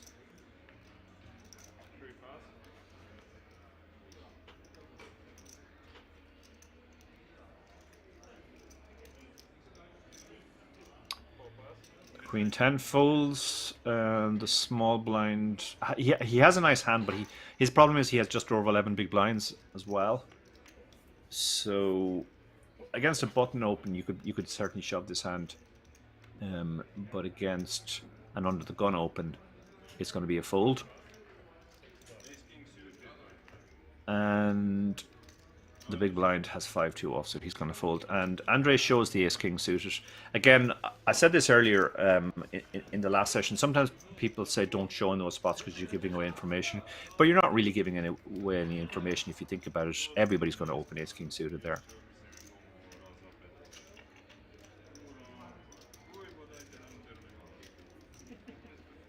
And at this stage of the tournament, you like getting folds. It looks like we might be... He's going to hit and run. He's going to take his chips to the other table, which means I guess we're down to 14. We lost somebody on the other table, so now we're down to 2 tables of 7. Great time to be moved. You avoid the big blind and the big blind ante, and you've just won a pot.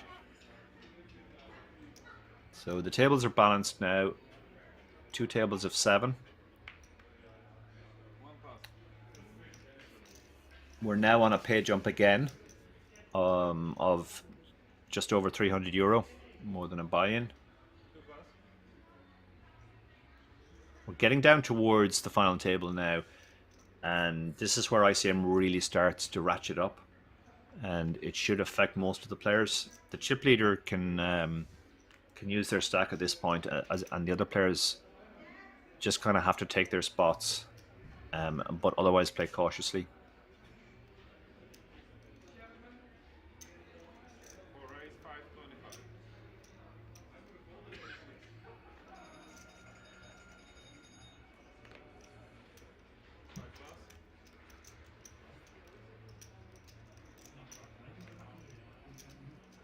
So Tiemann opens the ace-7 in the cutoff, perfectly standard with his stack. Mohamed's gone for the all-in, king-9. He obviously feels the chip leader is opening too wide. Matthias, I imagine, is just folding here. Can't imagine he has a real decision with 7-5. The shove is for 15 big blinds. Ace-7 won't be a call, I don't think. You're just going to be dominated so much, and he does fold. So, well-timed shove there. Mohamed recognizing that the chip leader might be opening very wide there, and just decided to go for it. He had the perfect reshove stack with 15 big blinds, enough to fold out a lot of strong hands like the ace-7.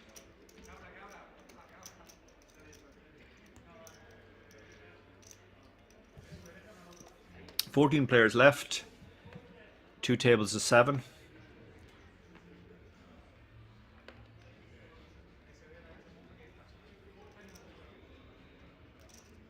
Daniel will be folding the 10-4. Again, not doing it instantly. He's not doing anything instantly anymore. I guess he's just decided to standardize his timing. Murat, it's too early for ace-2 offsuit. Tiemann folds the king-2. Having opened and got shoved on last hand, he's not going to get involved with the worst possible king. Jonas has queen-7 offsuit on the cutoff, not good enough either. Mohamed has pocket 5s on the button with 20 big blinds, just under 20 big blinds. Yeah, it looks like he's moved all in, which is reasonably standard with 20 big blinds. Matthias will be folding the jack-3.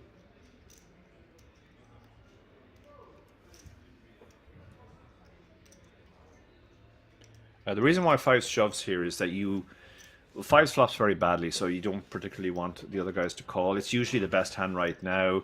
It's going to be flipping against most of the hands that'll call you, but you can get some hands that are flipping against you to fold as well when you shove. It's just maximizing the fold equity. Sebastian 10-9 offsuit, 11 big blinds. This will be a fold, I imagine, and he does fold. He shows the hand.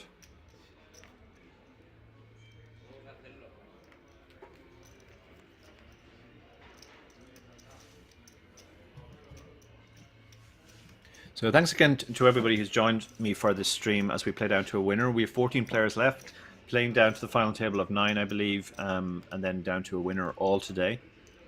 349 of you on Twitch now. Thank you all for joining us.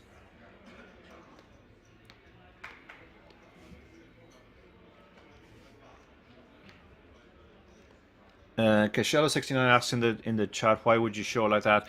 Yeah, I do see players showing. I'm not a fan of showing a hand that weak because once players know you're shoving the small pairs, it makes it easier for them to calibrate their calling ranges against you. I call it a "what else am I going to do with this hand" show, which is kind of, people just kind of shrug and go, well, I had a pair, what else am I going to do? But unlike the Ace King, I think this is a spot where you are giving off info.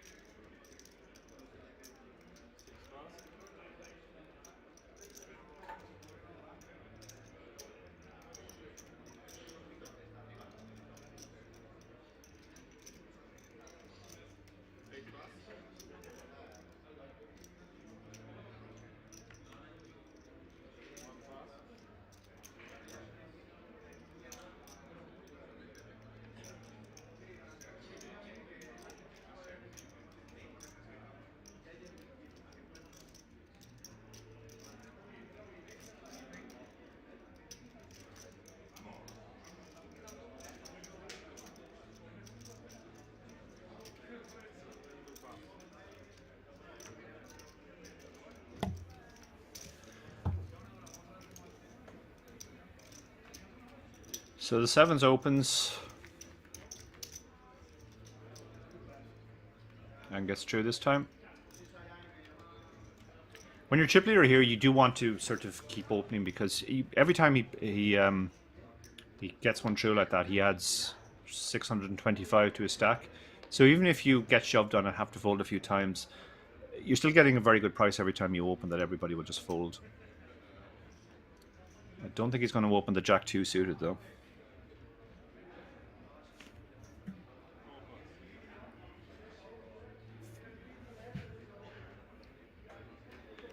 And Dragomir will fold the 10-8 offsuit. He hasn't got anything to play with yet since we've started.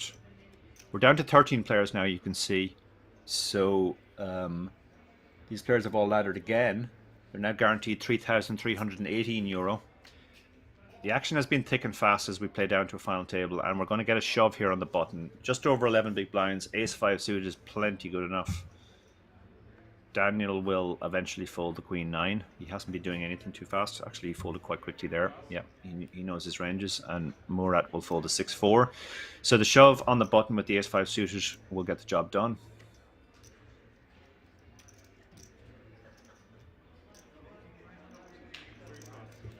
And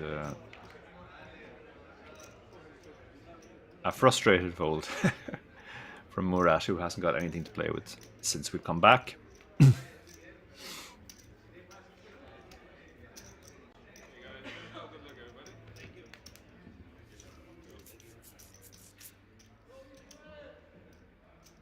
we go. So you can see the stacks there. Now nobody's super short. They all have above 10 big blinds.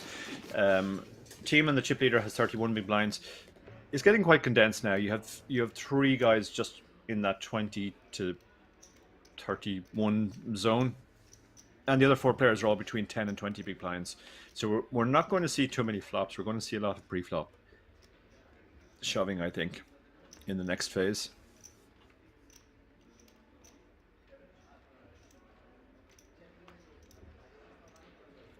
13 players left, 4 away from the final table. Round to Matthias in the hijack with Jack 7 offsuit. He'll be folding this.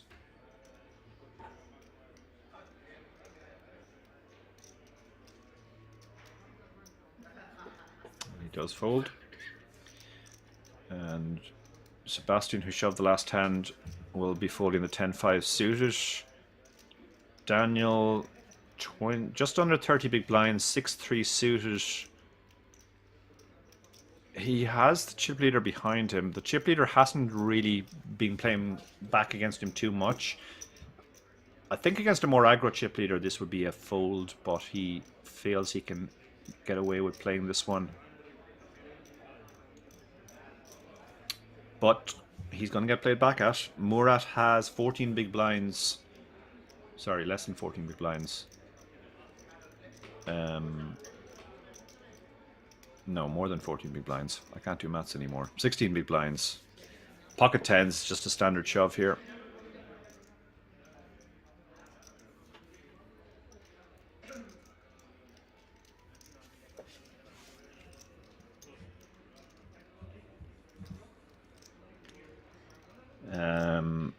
And Tiemann is obviously getting out of the way with the 8-3, and the 6-3 will fold as well.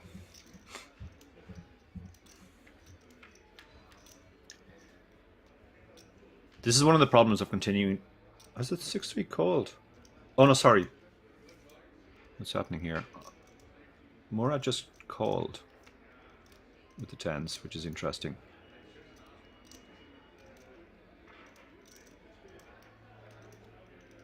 Okay, I assumed he'd shoved, but he has just called, so the pot is 1.6 million.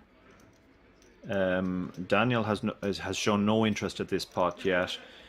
If Murat checks again, Daniel might finally bet and just try and get king high to fold. But Murat will be pretty sure he has the best hand now. Even if it's a scary looking board. So he's going to bet no, it's gone check check. Okay, so Daniel decided not to bluff, and 10s win. Interesting flap there. I think the standard play is just to shove there, and get one overcard hands to fold, and you can also definitely get called by worse. But he ends up winning the pot anyway. Same result either way because no chips went in post flop. So while we wait for the next hand, question in the chat from Juice Wilder. It's reasonably accepted that big blind ante should affect conventional under the gun shoving ranges with 10 to 15 big blinds, but how much do the ranges change under the gun +1 and under the gun +2? Have I explored this concept? Yes, I have indeed. Under the gun is the position which is where it's most affected, and then it diminishes every position later. And at some point, on the button, for example, you should actually be slightly tighter than normal, because you're not paying an ante every hand. So in late position, you end up being slightly tighter. In early position, you end up being slightly wider. It becomes a really big factor when you're very, very short. If you have 3 big blinds and you're under the gun, it's a spot where you pretty much have to shove any 2. Because if you shove your 3 big blinds, you can win those 3 plus the 3 of the player who calls you, plus the blinds and antes that are out there. But if you fold the hand, you're going to have to put 1 big blind in as your big blind next hand. 1 big blind is your ante. You can't win the ante from another player. You just win it back if you win the hand. So as you get very shallow, it becomes a much bigger factor.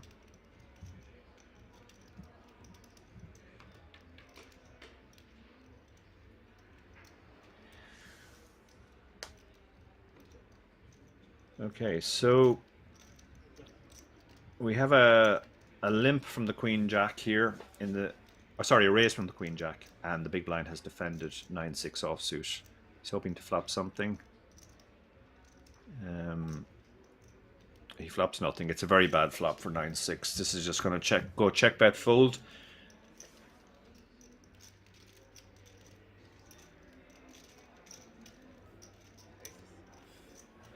Oh, sorry, yeah, that was a limp pre-flop actually, which is interesting.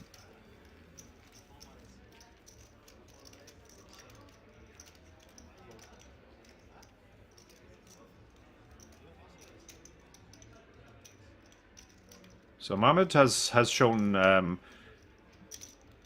some definitely some moves. We saw him shove a rag king over a late position raise earlier and get it through. We've seen him limp the queen jack there. He's the one player at the table who's mixing things up here. Matthias under the gun with ace-7 offsuit is going to recognize that his hand is just going to be a fold, I think, after he considers it for another second or two. These bad rag unsuited aces play really badly in these spots. Sebastian will fold the jack-9. Daniel has a playable hand, so expect him to open the king-jack.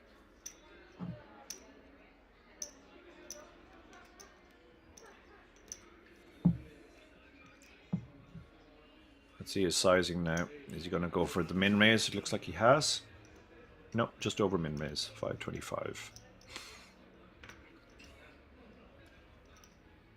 Murat will fold the queen-7. Chip leader's on the button with 10-9. He lets that one go. The small blind with the 9-5 suited. He's in desperation territory now with less than 9 big blinds. But 9-5 suited isn't good enough. Big blind is king-5 offsuit. He has just over 20 big blinds. If ICM wasn't a factor, this would be a defend. But with ICM, this type of hand just does really badly post-flop. So that's why he's folded against a player who covers him.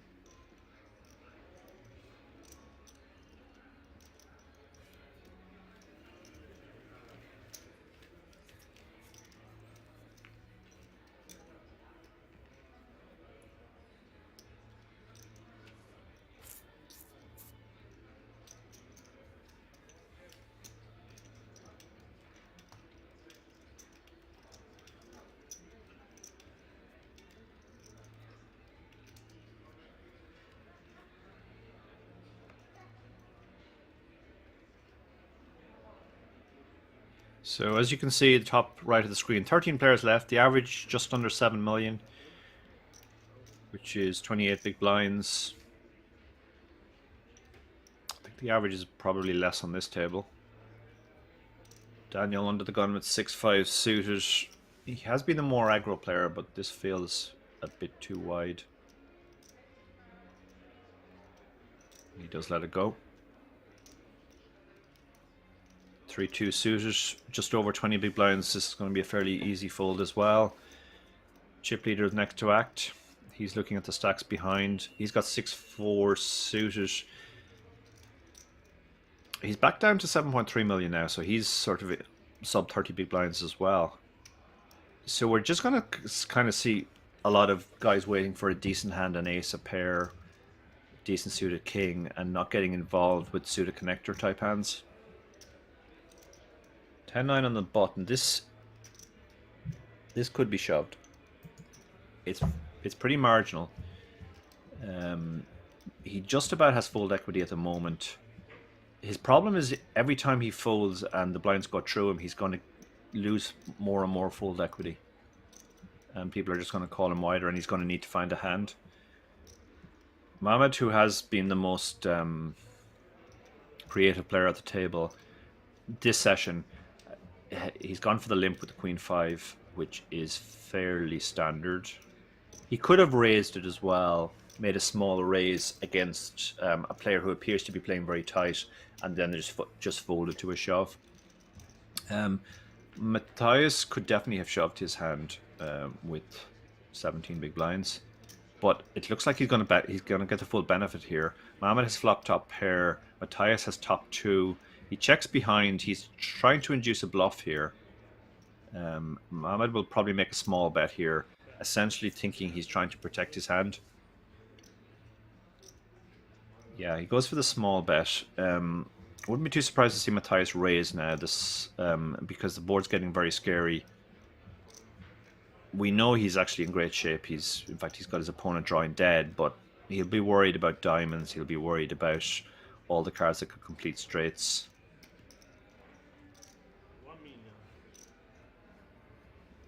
He has gone for the raise. That leaves room for Mohamed to shove as a bluff. Mohamed won't like it now. A very tight player has just raised you on a scary board where you have top pair, very weak kicker.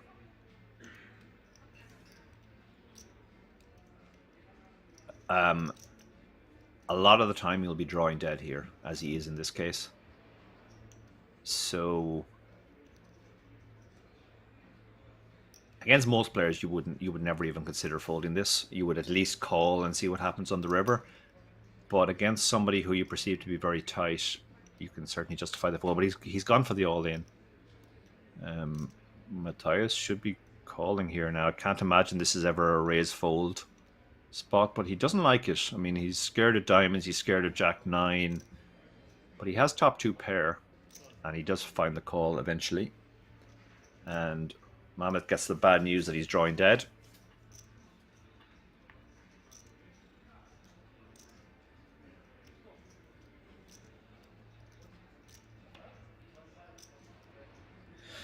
Inconsequential river card of ace, and full double up for Matthias, who started this. We saw him shove the very first hand of this session, and he started super short, and now suddenly he's in a great spot. This is how quickly it can go later on. And Mohamed is down to fumes, it looks like. He might even...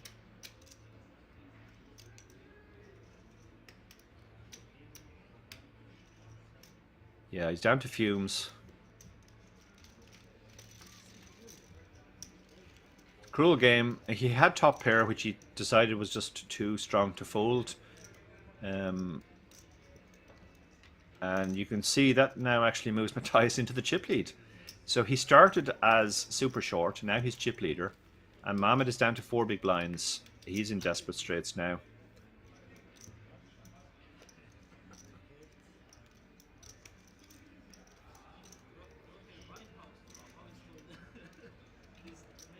Three Germans in the mix. Rozvadov, a very, very popular destination for Germans. Not a lot of live poker in Germany, so a lot of them do just skip across the border to Rozvadov. Also a very popular destination for Israelis, it has to be said. We always seem to see some Israelis in the mix in these tournaments in Rozvadov. Daniel will fold the 7-2 under the gun. Murat will be folding the 8-4.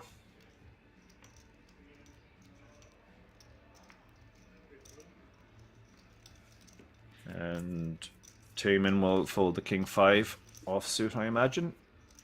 He does. Round to the cutoff. Another rag hand, 7-4, less than 10 big blinds. This is going to go into the muck as well. 4 big blinds on the button. What's he got? 10-8. Yeah, he doesn't have fold equity, so he's always getting called. Because of the big blind ante, when you're super short, you can be a little bit more patient in late position. We already had this discussion, but this is a spot where if it comes round to him and he's in early position, he's going to have to go wider. Probably any 2 under the gun, probably anything above average under the gun +1. Matthias, nice hand in the small blind. I think we might see him just limp in here.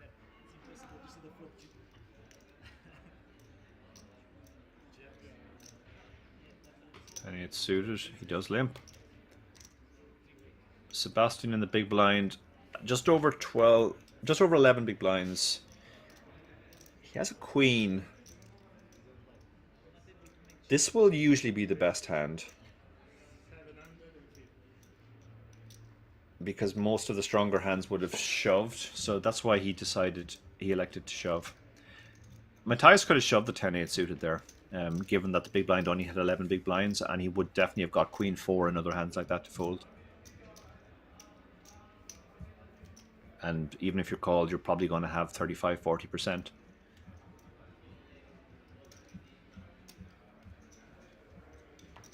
But nice pickup from Sebastian there, recognizing that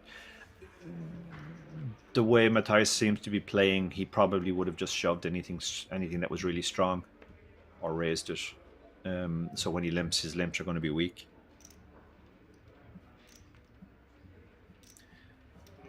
$430 of you watching on Twitch now. Thank you all for joining us here in Rozvadov. 13 players left. We're playing down to a finish tonight in the Spanish Poker Festival main event. Timon is going to open the A7 suited.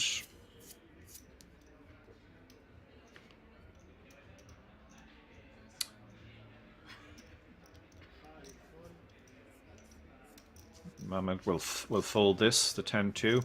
He obviously needs to find a shove spot in the next few hands, but for now he's waiting.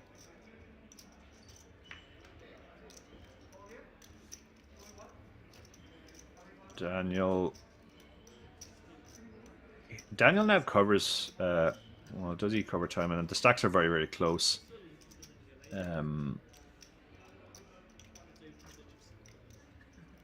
With ICM, without ICM, this is usually a call. With ICM, it's a lot closer. But I guess 30 big blinds deep. Yeah, it looks like the stacks are identical, so they're both under the same amount of pressure.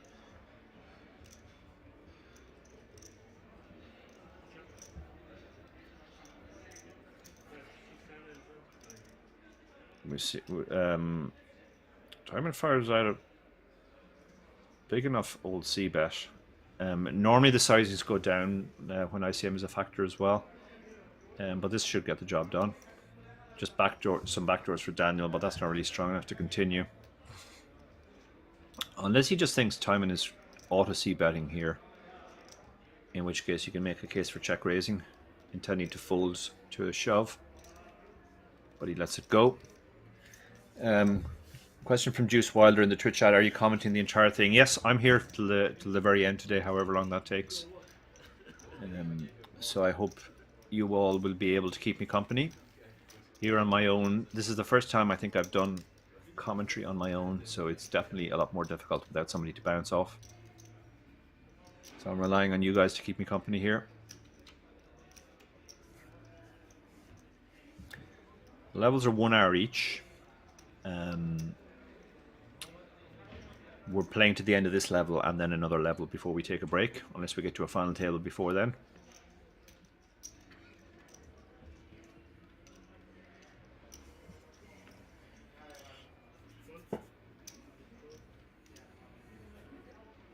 Too early for the King 3. And Mohamed really is getting absolute muck since he got crippled down to 4 big blinds. The 4-2 isn't good enough. This is a marginal open, but Matthias, as we suspected, is probably on the tight side. So despite having the chip lead, he elects to let it go. Sebastian folds the 6-3 on the button. Daniel has the same hand in the small blind.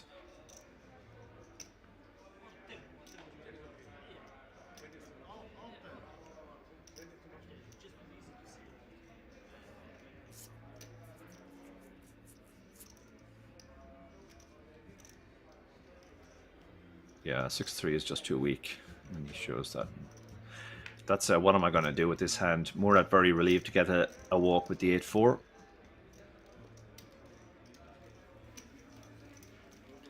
Hey, do you know where I can get ceramic chips to play cash games with my buddies? Unfortunately, I don't. I imagine probably there are people who sell them online. You can get pretty much everything on Amazon these days, including the 3 books on poker that I've written. See how seamless that plug was. So 13 players left. We have a table of 6 and a table of 7. Dragomir under the gun, ace-6 off. This is not strong enough either. Despite the fact that he has less than 10 big blinds, he has quite a lot of ICM because there are players with even less. Kings is an easy open from the chip leader. Sebastian might be in trouble here. This is the kind of hand you would shove under normal circumstances. Against Matthias, you really don't like it though. 14 big blinds, pocket 8s. Yeah, this is a gross spot. This is really gross. This would be a shove against a lot of players, but I don't think it is against Matthias. Yeah, he's looking at Matthias. He's like, I have pocket eights. This is normally a shove, but he's gone for the flat, which I actually quite like. Because the fact that Matthias, his range is tighter, is actually good in this spot because you kind of just know that you're set mining. But if you do hit your set, you're more likely to get paid off.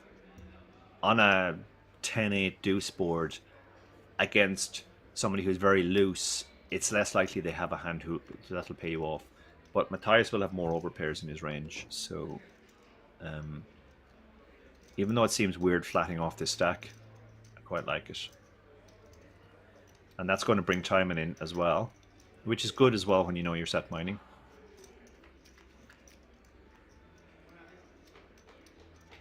Well, we almost got the 10-8-2. We got the 10-10-7 board. This could possibly end up costing Sebastian a little bit more money where he thinks he might have the best hand. I'd like to see a check here from Matthias now because this shouldn't really be his board, and when he bets, it does kind of scream of overpair. Sebastian has another tricky spot now here. He's only beating the auto C bets like Ace King, etc. But if he thinks Matthias is the type of player who will always bet on this board, then he can think he has the best hand right now. You can see him looking around at the clock. He's probably looking to see how many players are left.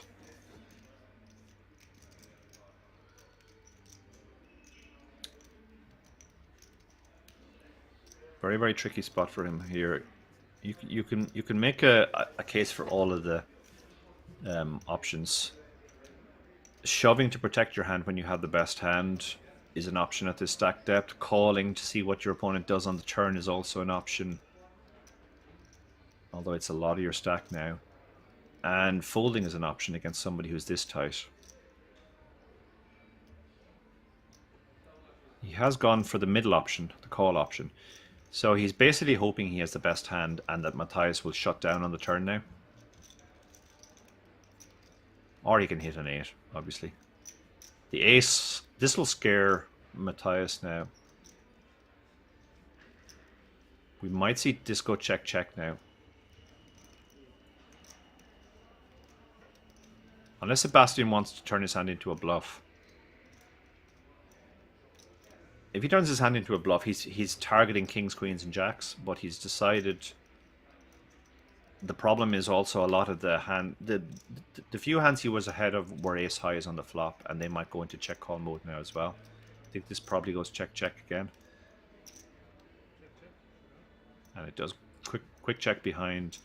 Sebastian finds out he was behind the whole way, but at least he avoided going broke. And Matthias continues to prosper here. I mean, it shows how quick things can change. You just pick up a few hands in these spots, or you win an all-in, and suddenly you can go from being one of the short stacks as he was at the start of this session to being a very commanding chip leader now.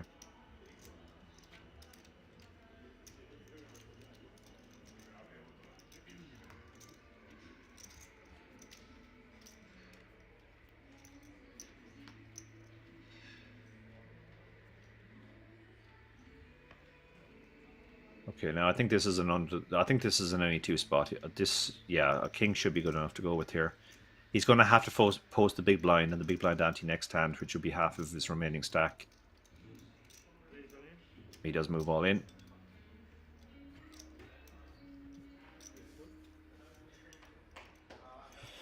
The king 7 suited is ahead of the shoving range, but he's got players behind to worry about, and it's more than half his stack, so he's going to fold. Daniel will fold the 3-2 in the cutoff.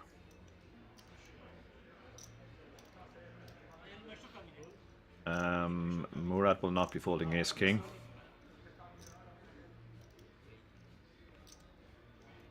The only question is, does he flat or does he shove? We saw him flat earlier with pocket 10s in a somewhat similar spot.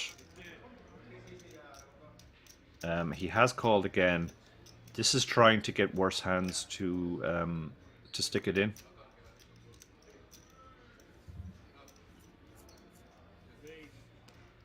Big blind is short himself, so he's going to fold and hope the other shorty busts.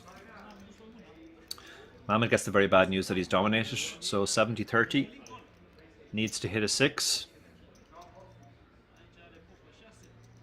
Looks at his cards ruefully. Unlucky to be dominated there.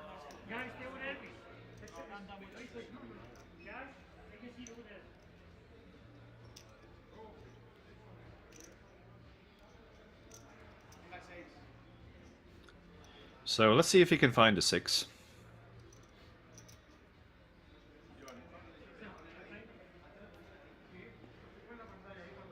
Otherwise, he will be going home in 13th place. There it is, right out the door. He has to dodge a 10 or an ace now. Ace or 10 still gets the job done for Murat. The king makes him 2-pair. So a big double up there for Mohammed. He had to go with his hand there. He probably had to go with almost any 2. Maybe 3-2 off might be a fold in that spot. But king 6 is definitely strong enough to go with there. And because he got called by somebody who wasn't in the blinds, it's even better for him because that was almost a treble up. So he's actually the 3rd shortest stack now. Having been super short a minute ago, and he now finds himself 3rd shortest. He is going to have to post 2 of those big blinds next hand, but he can be a bit more patient now. He got lucky there, but he made his own luck as well. He recognized it was a spot where he had to go super wide before the blinds hit him.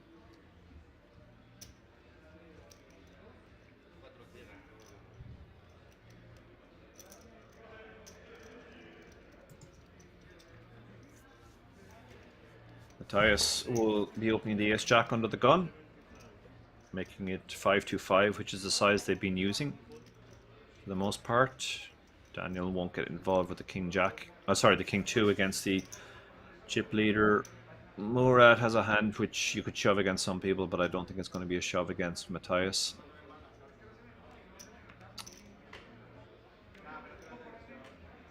And he does call. Oh, look at this. The big blind. Yeah, this is just this is a shove for sure. Yeah. So he picks up another hand. Matthias is in a tricky spot now because this is for 10 big blinds. So he's getting a very good price. There is some probably dead money in the pot in the form of Murat. But he does let it go. It's probably just about the worst hand he opens given the way he's playing, so you can fold the bottom of your range. Murat's getting an amazing price now. He's getting 2-1 essentially. So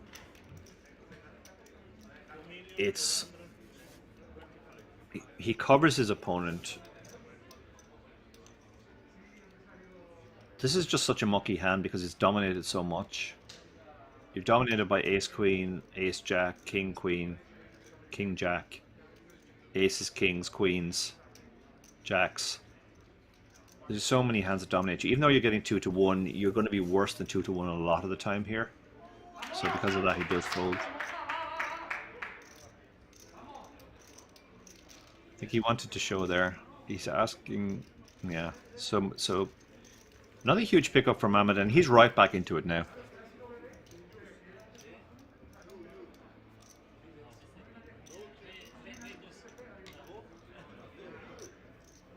He added another 50% to his stack there, so he's pushing back towards average now, having been down to 4 big blinds under the gun 2 hands ago.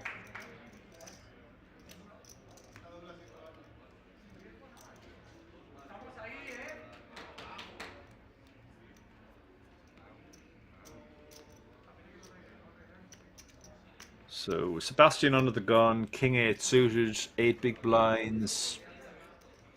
This isn't quite strong enough to shove. So I think he'll probably fold this.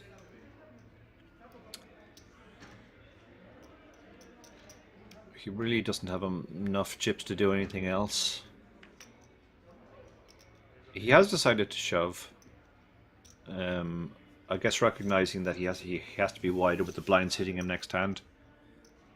This definitely feels on the loose side, but let's see if he can get it through. He got an ace to fold. Pocket twos in the small blind. What price is he getting? He's getting slightly less than 6-4. He needs about 40%. This feels really close, but with ICM I guess it's a fold. It's just too much of a stack.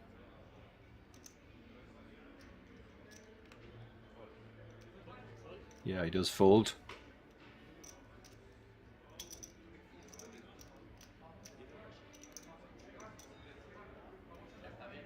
This is a call. I mean, this should be a fairly standard call. You're going to be dominating a lot of the hands that shove here. He has 10 million in chips himself. Yeah, the fact he's thinking about this shows you how much tighter he is than the average player. Mohamed was thinking about calling with twos in the small blind for half of his stack. This is nines in the big blind for 20% of his stack. I think he will eventually call. He's just thinking it through.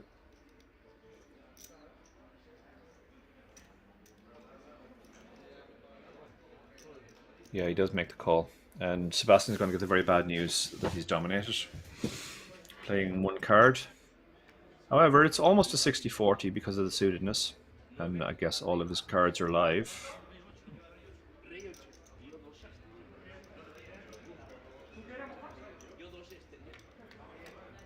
So let's see if he can get the double up here. Oh, look at all those clubs. He's moved up to, he's now a favorite. A king gets the job done, a club gets the job done. Now he's not favorite anymore. He needs to hit a club or a king. And he doesn't. Yeah, the shot felt just a little bit too wide there. He almost got nines. Well, I guess I'm not sure the nines were ever folding, but they did take their time. So we lose Matthias in 13th place. That means he wins 3,318 euro for his trouble. And now we're down to 12, two players of 6. 2 tables of 6, rather. Too many outs, yeah. He had so many outs. He actually moved to being favourite on the flop because he had the clubs, he had the king, and he had a backdoor straight possibility as well. But Matthias managed to fold them all and hold on with his nines. Question from Joe Wixon. Hey commentator, what's the best tool nowadays for pre-flop MTT? For just shove or fold, either HRC or ICM are both very good options. If you're just trying to decide with ICM what your shoving and calling ranges should be. If you are considering post-flop as well, equity realization and stuff like that, so you know it's not just shove or fold pre-flop and you're trying to decide what other options or maybe what hands you should defend from the big blind. The other solvers like Monk or Solver are very good, but they take a lot of time to set up. There's a lot of work involved with those. And then there are some pre-flop range tools like Range Trainer Pro, and that tell you what you should do with all of your hands pre-flop, not just shove or fold as well. So they're all good options.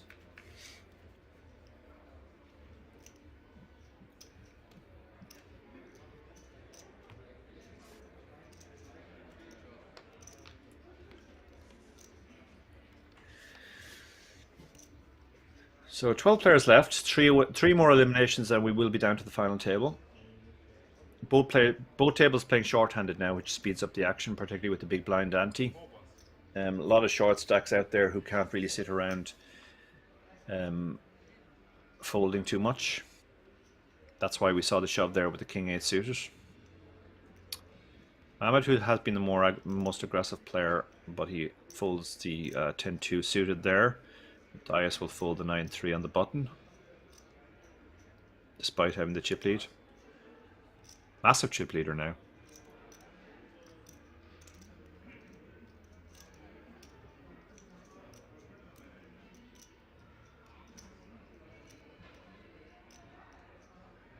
Daniel with the king 10 suited, he's definitely playing this from the small blind.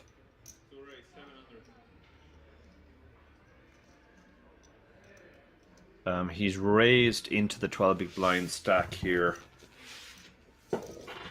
recognizing that it's a big win for him when he takes it down pre-flop. He has a hand that plays very well if flatted, and it's presumably a call given the price he's getting if he gets shoved on. He could have just shoved this hand as well. The hand is definitely strong enough to shove.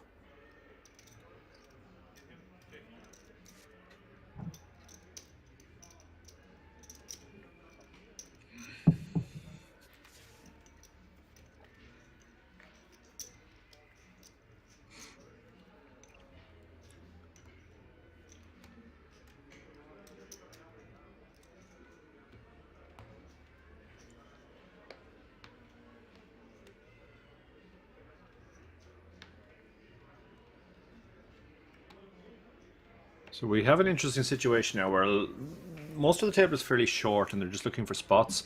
And we have a massive chip leader, but he is much tighter than most chip leaders are in these spots. They are literally going to have to prize those chips away from him. And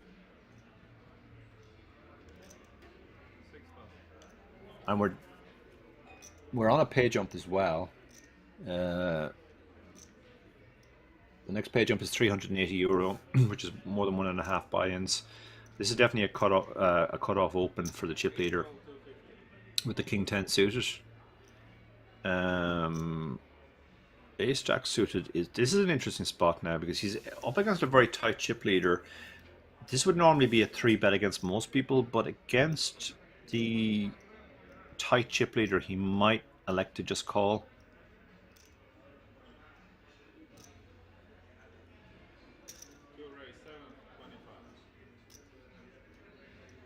But he has gone for the raise.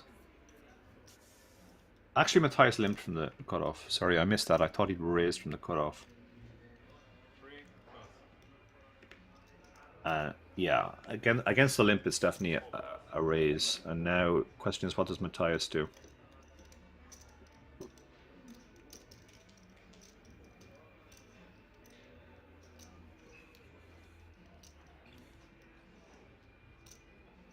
I mean, this would be a great spot to limp re-raise and just put Daniel in a world of ICM pain. But I don't think that's what we're going to see on this occasion. He's just going to fold. So he's playing his hands very honestly. He's limping his hands which he thinks are not strong enough to raise, folding them to a raise.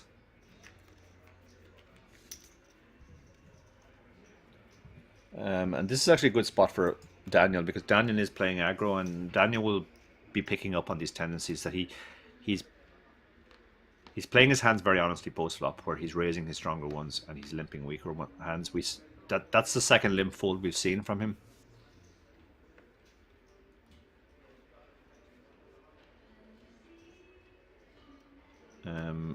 This is a tricky spot. This is super tricky now. If he had less big blinds, this would be just a standard shove. And he doesn't have quite enough big blinds to raise non-blocker type hands. Matthias will probably open this. Yeah, he does open the ace jack. Don't think he wants to be doing too much limping really with his stack. If Daniel feels really enterprising, he could do a light 3-bet. This is the right type of hand to do it with. The more prudent play is just to get out of the way, though. He does. Pocket threes. He has 11 big blinds. I mean, he'd stick this in against most people, but against the chip leader.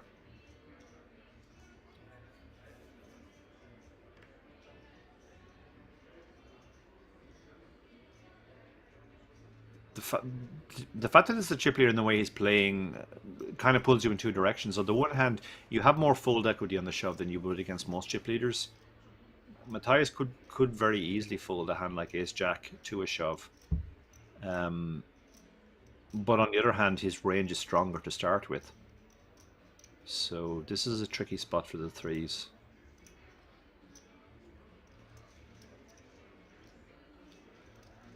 He has moved all in. He's just decided, okay, I'm taking the equity in my pair. I can't sit around too much longer with 11 big blinds. I mean, Timon, he has a nice looking hand, but it's not. It's pretty poor in this situation. The chip leader who covers you has opened, and somebody else has shoved. So yeah, it's a pretty good fold. Sorry, from the small blind. Big blind has pocket fives, and he only has 1 million. This is a spot where he can definitely stick it in. Yeah, he's in a great spot. He could actually get a full treble here.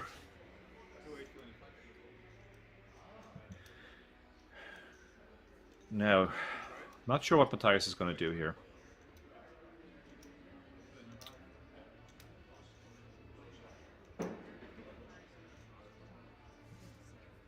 You can actually see that he's in great shape. He's actually got 39% equity three ways. So if you could see the hands, he's definitely calling. He's more worried about the fact that he could be dominated.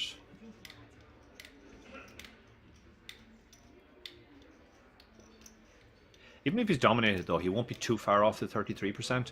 This is a weird spot where Ace-Jack is almost better off three-way than heads-up. Being dominated by one player heads-up is pretty bad. But even if you're dominated three-way, the fact that you have one card to hit most of the time means you're not too far off the 33% you need. But he does let it go. And he shows it. So he'll be pretty sad when he sees the two hands. Yona can't believe his luck. He's actually miles ahead here. And he has the chance to almost treble up.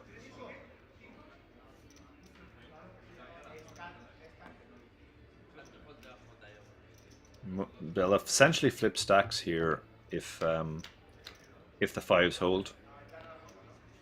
But there we go. Straight away to 3.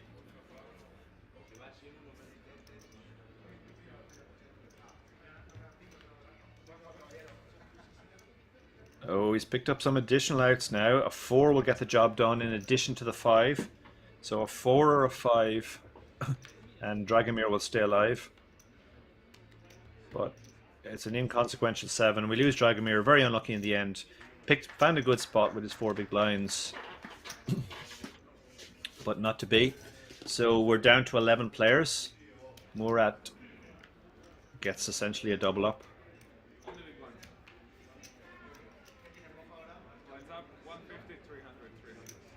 Down to 11 players, so all of the remaining players are now guaranteed €3,699. We're 2 players away from a final table. We have a table of 6 and a table of 5. This is the table of 5.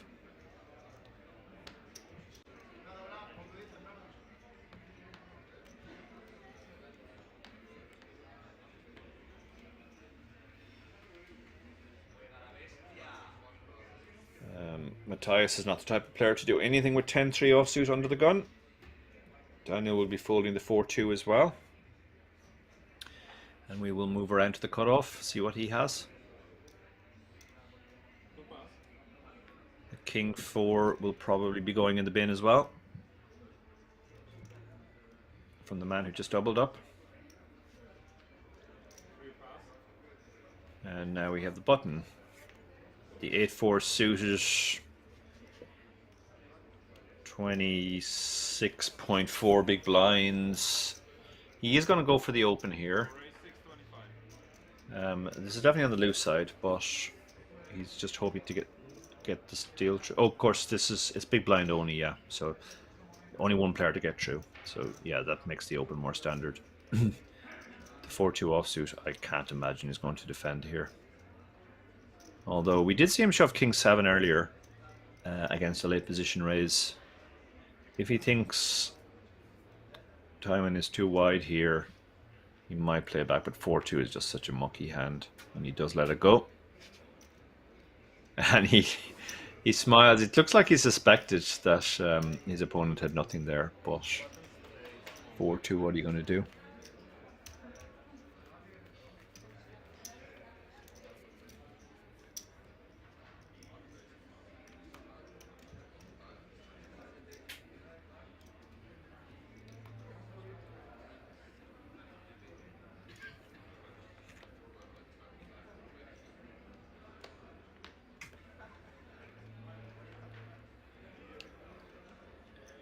Daniel under the gun, ace-6. He has enough chips he can open this. The table isn't playing back too much. I mean, we're seeing people shove when they have legitimate hands like pairs or decent aces, but with the ace blocker and it being only 5-handed, and him having a well above average chip stack, this is a good open. The Jack-2, I imagine, is just going in the bin.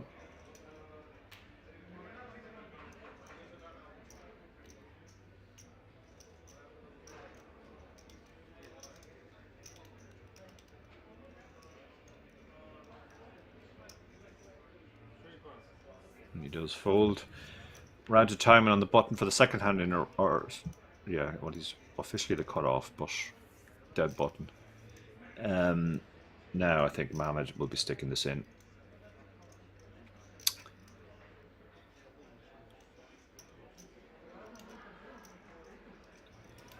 $13.8 big blinds against an open, very, very easy shove. And Daniel will be folding because he has a hand which is nearly always dominated.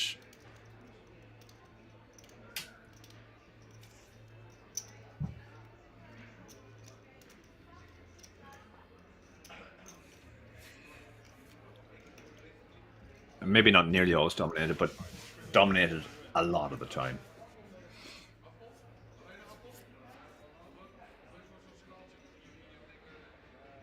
It's 2.7 to win 4.5, so he needs to be about 40%. He'll be slightly better than 50% sometimes against maybe king-queen type hands. There'll be a few flips where he's 50%, but there'll be a lot of times where he's in this sort of situation where he's getting a lot worse than the price he needs. He is thinking about it though, and I think that's probably down to his opponent. His opponent has been the most aggressive, willing to get it in pre-flop player at the table. So I guess he's just asking himself, how much of the time is this king, queen, king, jack, queen, jack, jack 10 suited, pocket fives, pocket fours, those types of hands? And does that compensate for all the times it's a better race?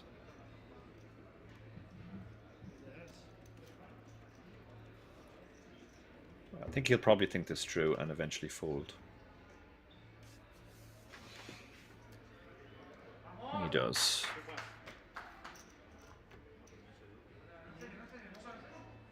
And yeah, I quite like this show. I mean, Mohammed's showing that he's not just always shoving marginal hands, he's also shoving the top of his range. And that gives him more fold equity, presumably on future shoves.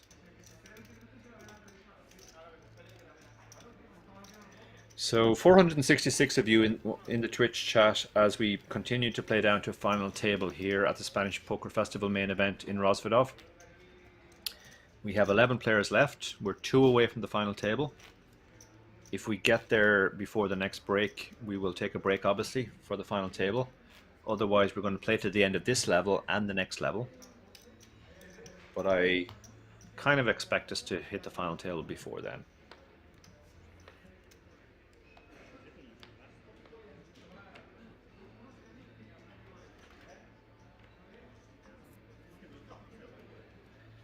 Ace-5 suited, 20 big blinds under the gun.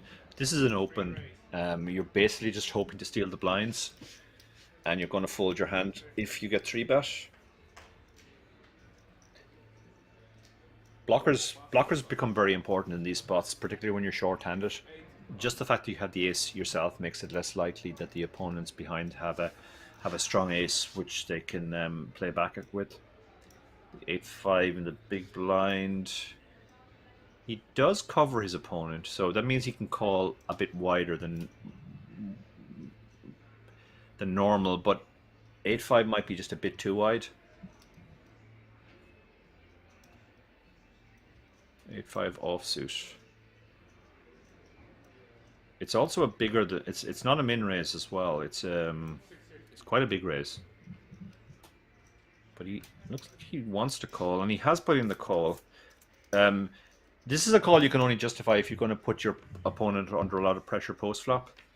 So on raggy flops, even if you miss, you're going to have to apply pressure. I think the ace. Oh well, he does have a gut shot. I was about to say the ace means he's lost interest in the hand, but the fact that he has a gut shot, he might continue against a small bet here. Let's see the sizing from Murat.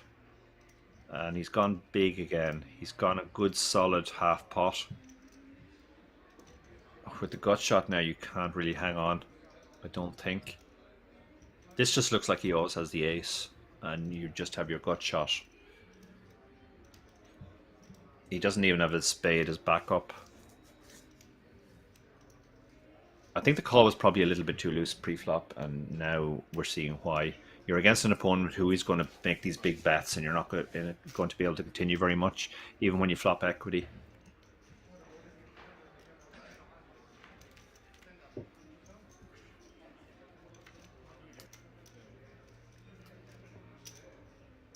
So 11 players left still of the 1,810 who started. 2 more and we're down to the final table.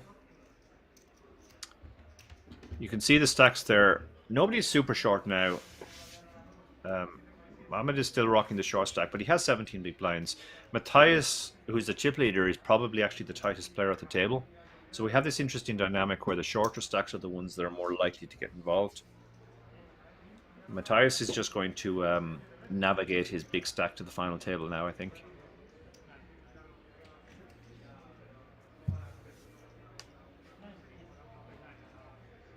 And we have 6 on the other table.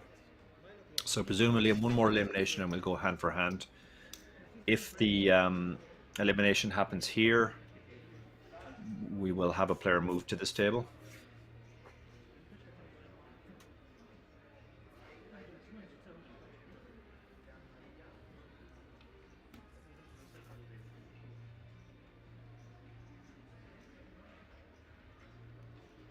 It looks like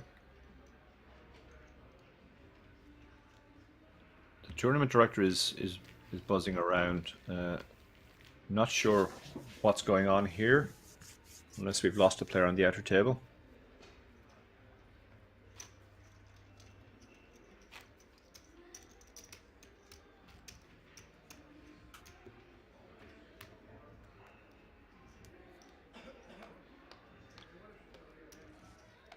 Looks like we're going on to the next hand.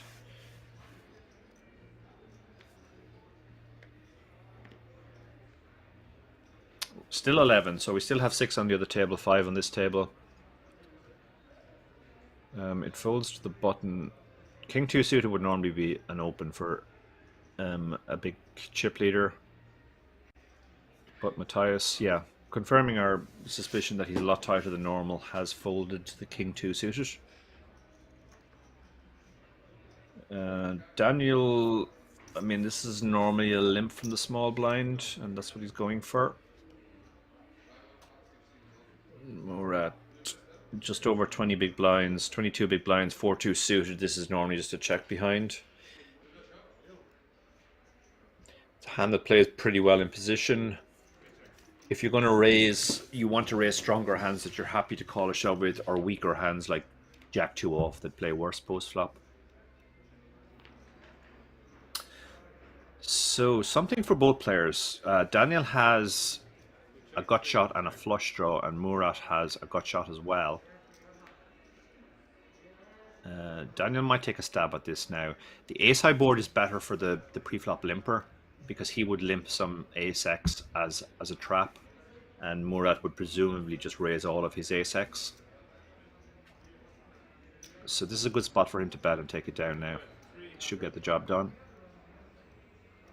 Murat just with a very bad gut shot.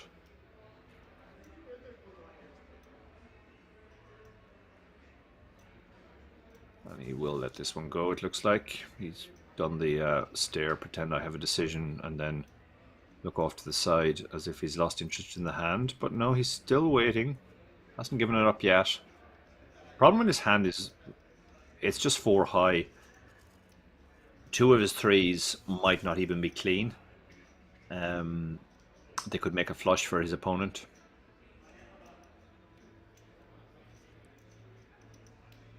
It's a very small bet though, so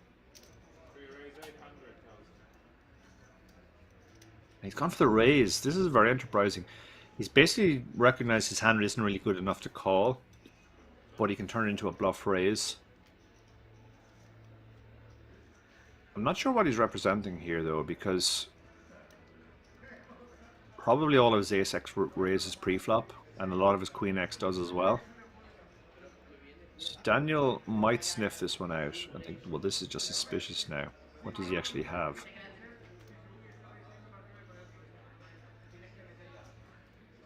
Daniel could shove his hand as a bluff here now, knowing that he has equity even if he's called.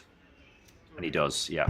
Yeah, this is a very good move from Daniel here. He's just recognized that the raise is very weird. And even if he runs into something there, he can still hit a straight or a flush on the end.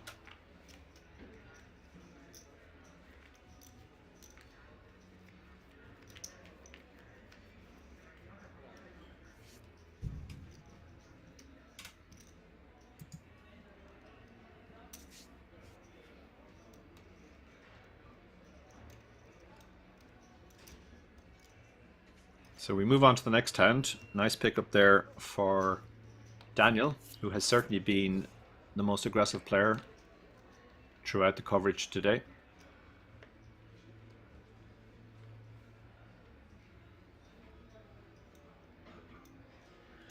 We're going to see the fold here. 11 players left, but we're not actually on a pay jump. The next pay jump is when we get down to the final table. This would normally be a fold. Daniel is the one player who might consider opening this.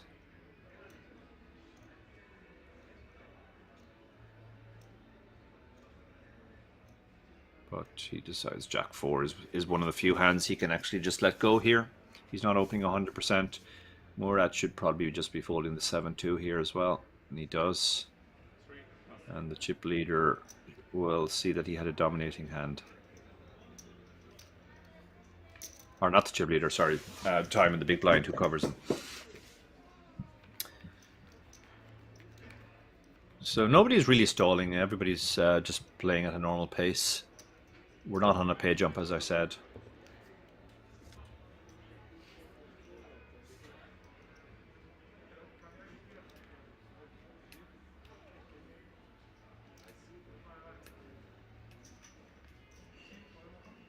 If this goes on for a while before they get a final table, I think we'll see Daniel probably close the gap towards Matthias as chip leader, because Daniel is the player who's playing most aggressively at the table now. And every time he wins a pot, he's picking up 2.5 big blinds. And similarly, every time the chip leader folds for an orbit, he's losing 2.5. So we could see those two players move closer together in the next few orbits. But the 7-3 is obviously a fold. The 10-7, he'll probably let this one go as well. He's not going crazy. He's just going a bit wider than the other players. Murat has the Jack-10 on the button. This is definitely a hand he wants to play. And actually the blinds have now gone up. You can see there on the screen as well. So he actually has 15 big blinds. Timon should just 3-bet this. He's miles ahead of the button opening range. So I guess this is just a shove. There's a short stack in the big blind as well.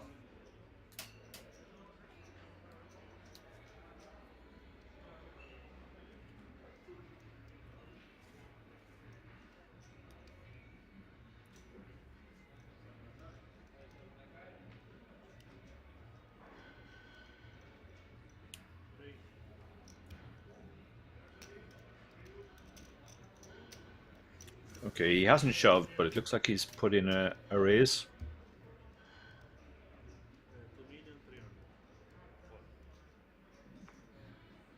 Yeah, he's raised to 2.3 million and gets 2 quick folds. It was effectively a shove because, I mean, he's never raising that amount at folding. So nice pickup for him.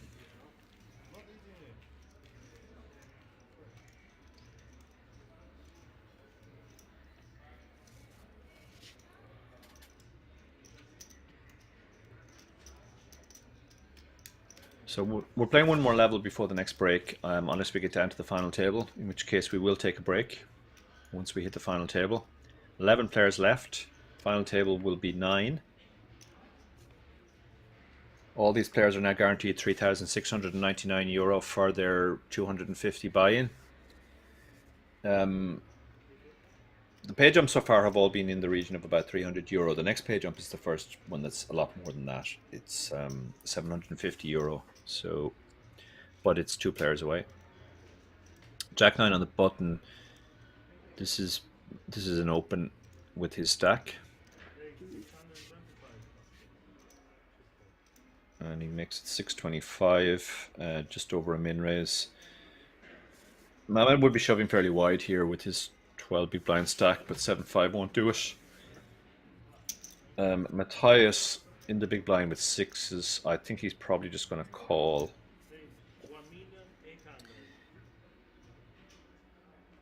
But no, he has 3-bet. Sorry, I did him a disservice. I guess this is a 3-bet fold. If he got shoved on, he would fold, which would be kind of a waste of a pair. But I think this is going to work a lot, obviously. I mean, you're second in chips. The chip leader is playing super snug. Has just 3-bet you. A lot of your hands just shrivel up in value now. This is probably going to work. Yeah, it does work.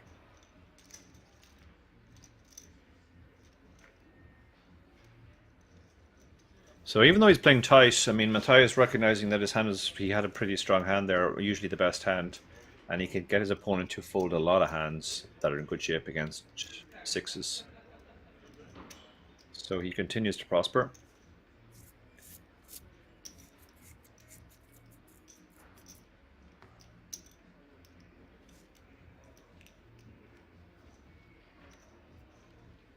What a session it's been for him. Just over an hour ago, he was at this table. He was one of the sub 10 big blind stacks, and he had to shove first hand.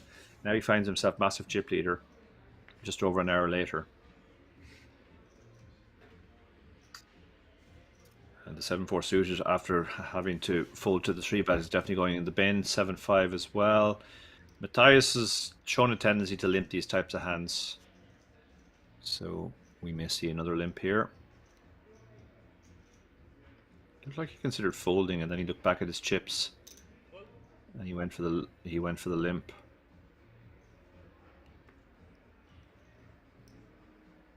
Daniel, if he had a worse hand, say Jack 3 offsuit, he might have raised, but his hand plays fine as a check behind. He's up against somebody who's probably not going to play too aggressive. It's an interesting flop because Matthias has basically got a double gutter. Daniel checks behind, and now he's hit his jack on the turn, so Matthias is not the type of player to bet his draws, so he's checking. Daniel will probably bet now for protection, and he does. Depending on the sizing here, very small sizing, and he's folded his double gutter. I mean, the 9 obviously. Sorry, it wasn't a double gutter. It was just it was just a gutter. Yeah. Yeah, he folds because he just has a gut shot there.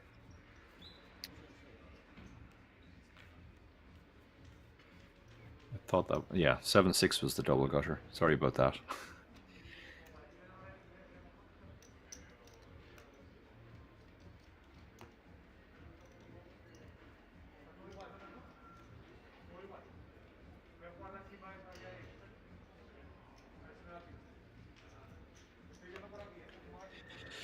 Queen 9 suited under the gun. You can open this hand for sure, 5-handed.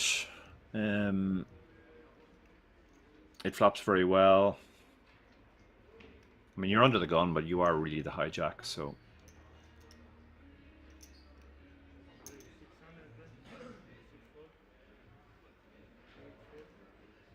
Lots of quick folds, which is what you like when you have Queen 9.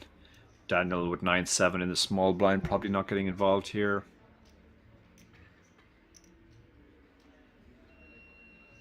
And the big blind with this King 6.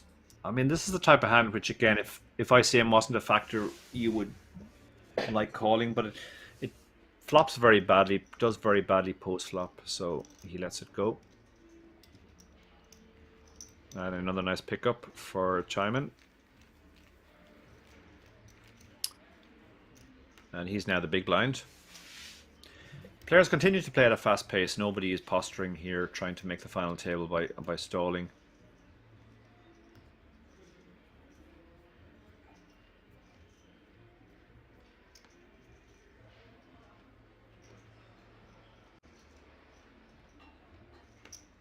I was under the gun with 12 big blinds, 6-2 offsuits, obviously going into the muck. Most chip leaders would open this, but Matthias is not most chip leaders, so he lets Queen 9 go. The Jack 7 on the button. This would be a loose open as well, but Daniel, unlike the man we just saw, is playing a little bit wider than normal, but Jack 7 is too wide, and he has a reshove stack behind as well. But Murat folds the 5-3. Timon actually picks up pocket sixes, so he wouldn't have been folding that.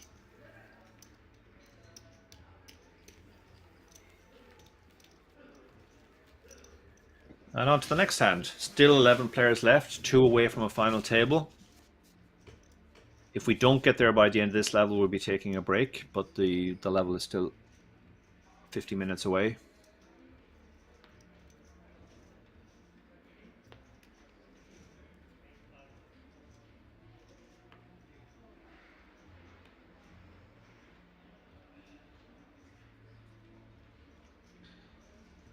Matthias under the gun, he won't be playing Jack 8. We saw him fold Queen 9 one seat later, so can't imagine he's... And he does fold the Jack 8. Daniel's going to fold the 8-5 offsuit in the cutoff, and it's going to be around to the button. He's one of the shorter players, just over 10 big blinds, looking to find a hand he can shove, but 7-6 off isn't it.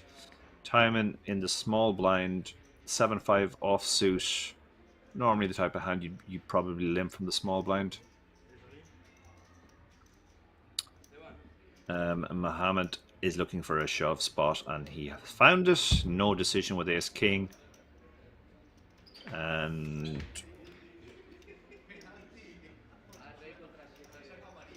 is that a call? Oh, sorry, misread. Timon moved all in from the small blind, and Mohammed quickly called.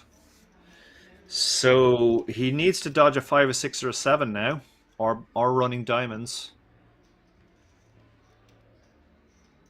So far so good, so just has to fade the river now.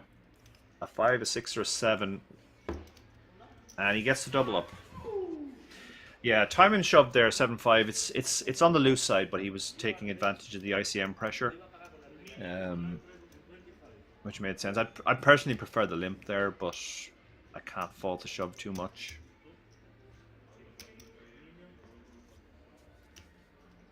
And that's a big momentum shift now, because they almost flip stacks there. The full double up for the big blind, and small blind loses about half of his stack.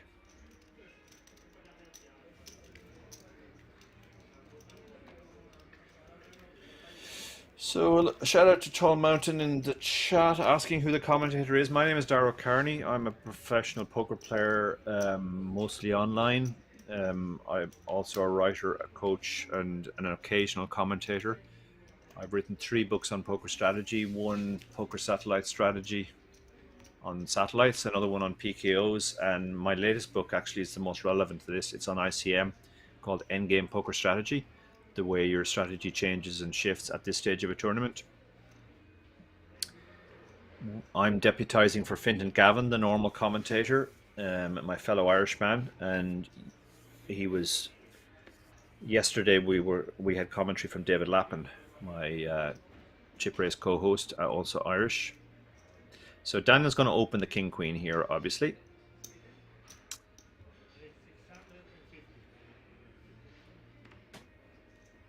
Oh, thank you, Tall Mountain. So you bought my satellite book.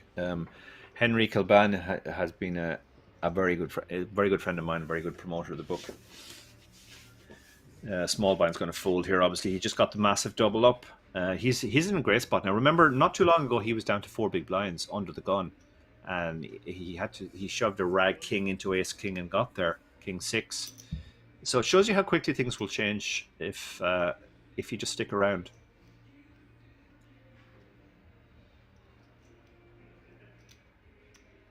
Matthias 7-3 suit in the big blind. Again, a lot of players would defend this, but Matthias is definitely on the tighter side. Lets it go.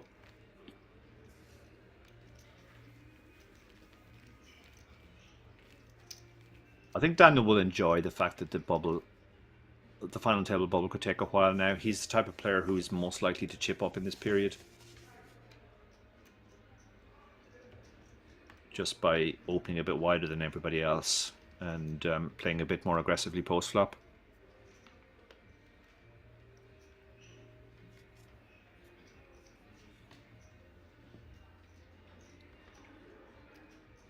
Uh, 10-6 is going to go into the muck. Still 11 players left, 2 away from the final table. 4-3 in the bin. Queen 5 is going to be in the bin, I imagine. 23 big blinds. You're not going to want to open that hand.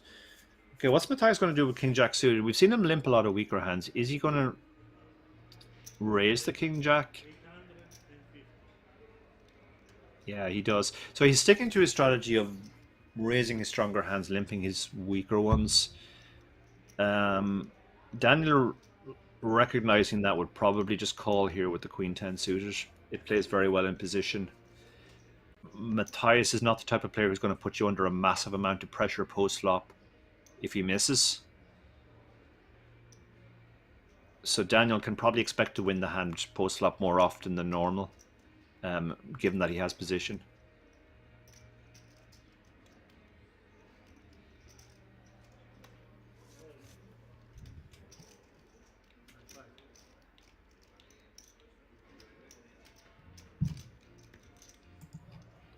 So he has gone for the call.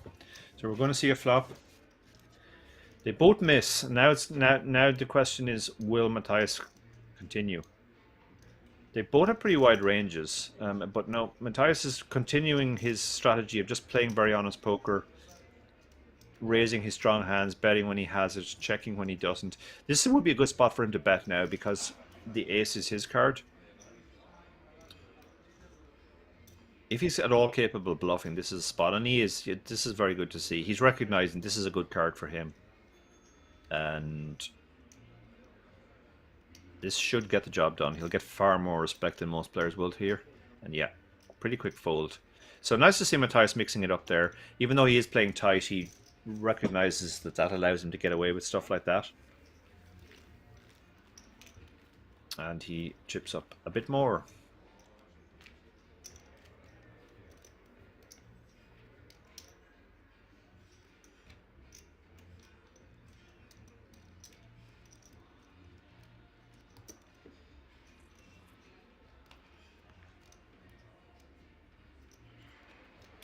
Five players at this table, 6 at the outer table, 11 players left in total. We're playing down to the final table, and then we will play out to a finish. Timon picks up ace-10 under the gun, just over, well, sorry, just under 20 big blinds, 18 big blinds. This is going to be an open. He's mostly hoping just to get this through. He opens to 2.3 big blinds.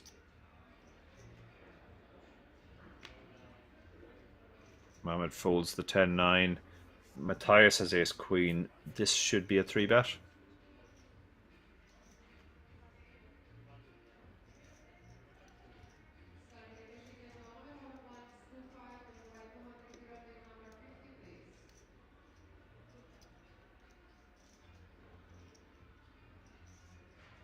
He might just flat as well. It's kind of awkward because if he three bets, he commits himself, and he won't be in good shape against the getting range. Oh, he's folded. He's folded the ace queen. Yeah, I thought he was trying to decide there between three betting and flatting, but in the end, he decided to just fold against the under the gun open. Now, Murat's very short in the big blind. When you start to get this short, now you can start defending a bit more because you're not that worried about your hands under realizing equity post flop. You're just trying to flop something and go with it. We would have seen a pot. We would have seen a big pot had the ace queen got involved there and flop two pair. But the ace 10, yeah, the ace 10 doesn't realize how lucky he was there. In a lot of worlds, he goes broke or at least loses a big pot. Instead, he wins a small pot and moves on. Yeah, some talk about the ace queen fold. It's obviously on the tight side. It's an awkward three bet, but it's not very many players would have folded that.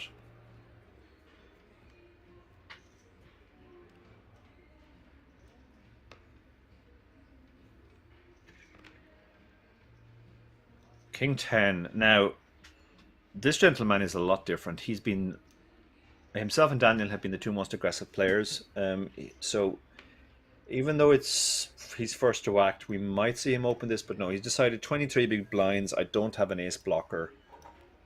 He's let it go. And aces on the button. This is a great spot for Daniel now because he has been the most aggro player at the table.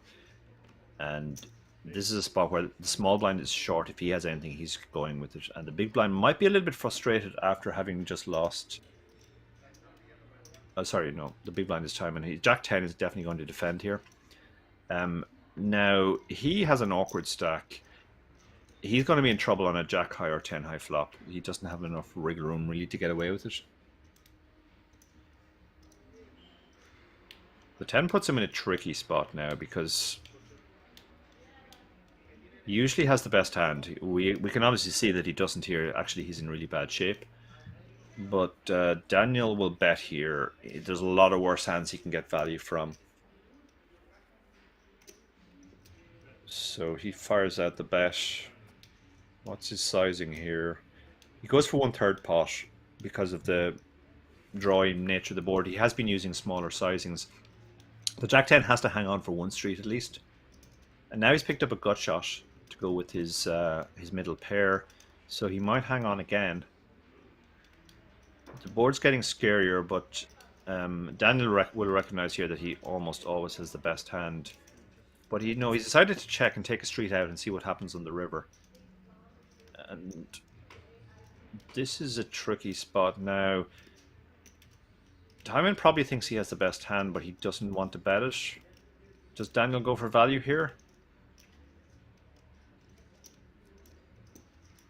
What can he get called by? He can get called by a 10. He can get called by not too much else. Maybe a pair. Pocket pair. He's gone for a small bet. Quarter pot. Which is he's trying to get a cry call here from a 10 or a pocket pair. And it's going to work.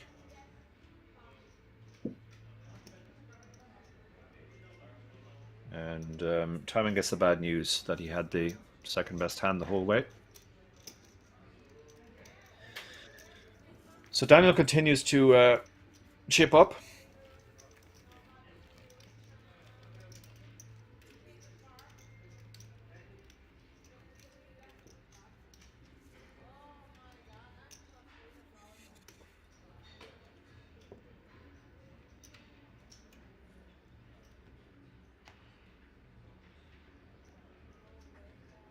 Still 11 players as far as we know left. 5 on this table, 6 on the outer table.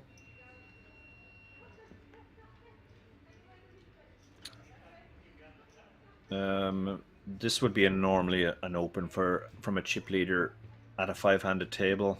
And Matthias is going to go for the open.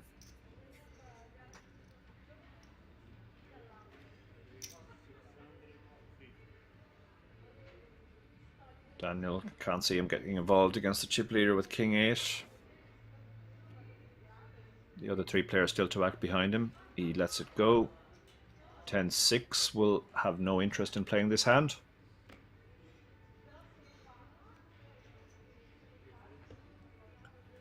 The Queen Jack will probably peel. You would shove this hand against a lot of players, but... Actually, sorry, he's small blind. Small blind, yeah, so he's just going to let it go. I thought he was big blind. In the small blind. Okay, so Mohammed has just over 20 big blinds. King 7 suited. This would be a call against almost everybody. But against the chip leader, he thought about it, but he is going to call.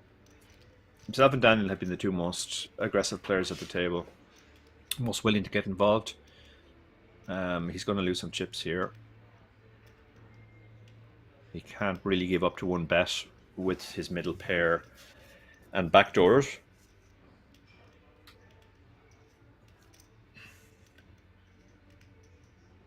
Matthias doesn't love this, obviously, because his ace is just about probably the weakest ace he has. But he's going to bet it and just try and take it down now. He's gone for a small bet by his standards of roughly 40% to pot. Mohammed really doesn't like this now. You feel like you're bleeding chips a lot in these spots if you do make the call, but on the other hand, if you're going to defend a hand like King 7 and you flop middle pair and a backdoor, it also feels very leaky to just give up to a single bet. The 2 is a complete brick. This might go check now. Matthias might just say, okay, I hope my hand is good, but it's not strong enough to bet anymore.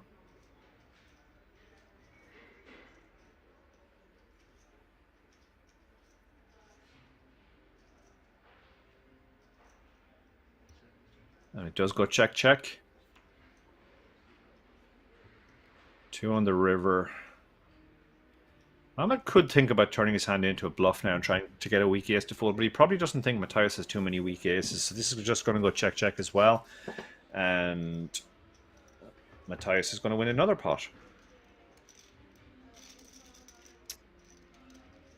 He has been running extremely well since he moved to the feature table, and we have seen him chip up from under 2 million in that time to whatever he has now.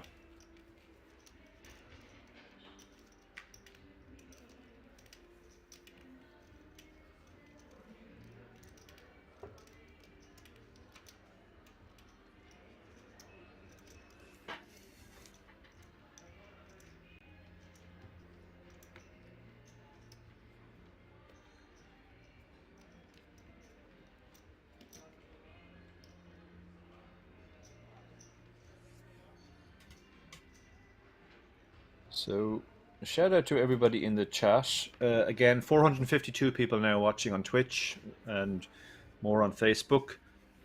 Thank you all for keeping us company. It's fair to say the play in the last 15-20 minutes is provoking a lot of comment. Some unorthodox play, but everybody has their own style. Mohammed is going to limp from the small blind into the chip leader who's playing very straightforward. Okay.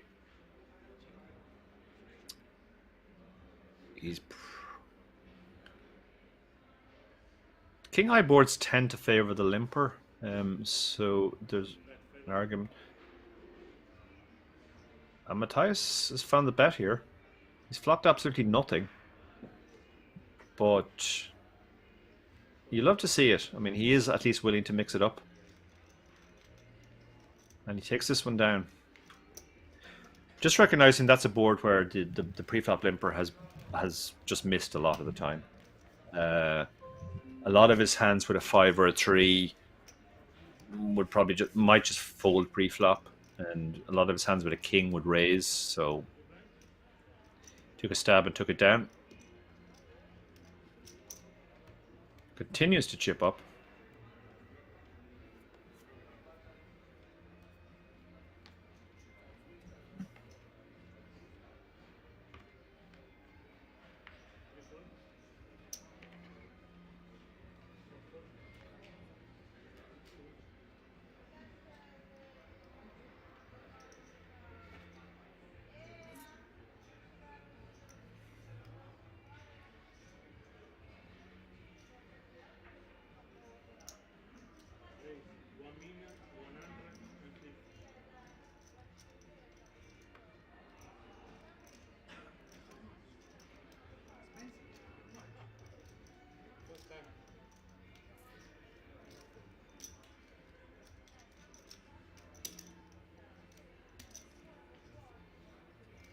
So Matthias continues to chip up here.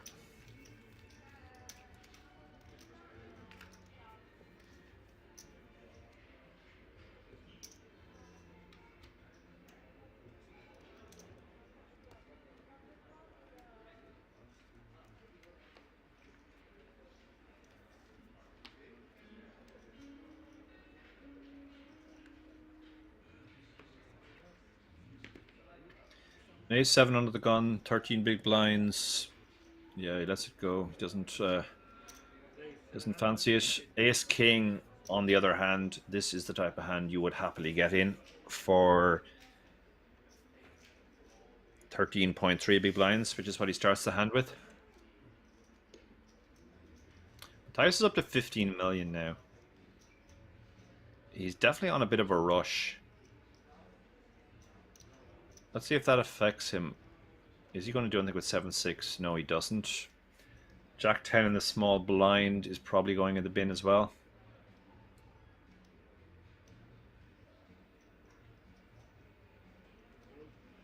And we're around to the big blind, the 4-3. He's super short now. He's down to 5 big blinds. The raise is 2.5 big blinds, so he can't even defend. It's just a lot of his stack. So I think he'll just throw this one away and then hope for a better hand next time.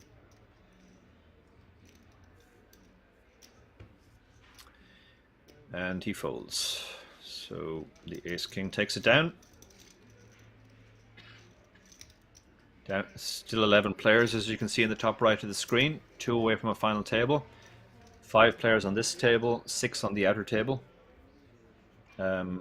The big blind you can see is now the small blind. This hand is down to less than 4 big blinds, or no, sorry, has 4 big blinds, or 5 big blinds. 1.5 million is 5 big blinds. Yeah.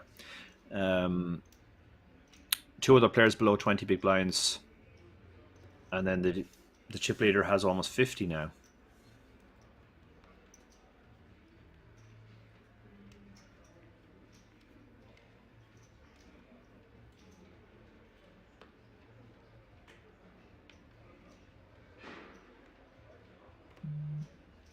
Jack 10 under the gun isn't going to cut it. 10-9 suited, chip leader. This would normally be an open, but we've seen Matthias playing slightly different ranges from most people in these spots. He's also limped this type of hand in the past, but it hasn't really worked out for him. He's ended up having to limp fold.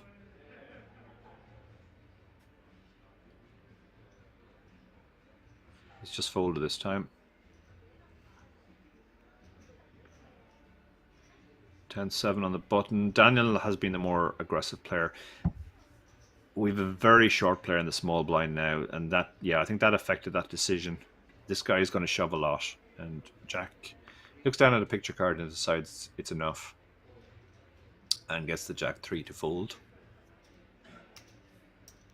So, not too far off a double up there. He was so short. Now he has a few more hands to find another spot before the blinds hit him again.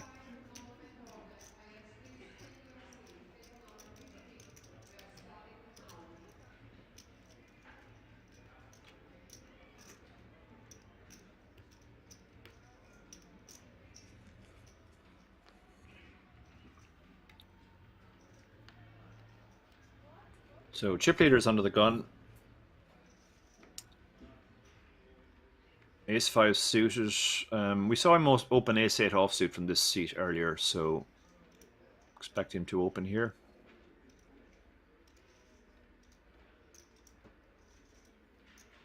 And he does. This is a perfectly standard open. He's gone for 750 again. They seem to be increasing their size to 2.5 big blinds. He's going to get the ace. Oh, the ace 5 was moved all in. And yeah, he's getting well over 2-1, so he's going to have to call here, even though he probably doesn't like it with the ace 5. 1.3 to win 3.6, getting almost 3-1 in fact. Yeah, this would be an any 2 card call.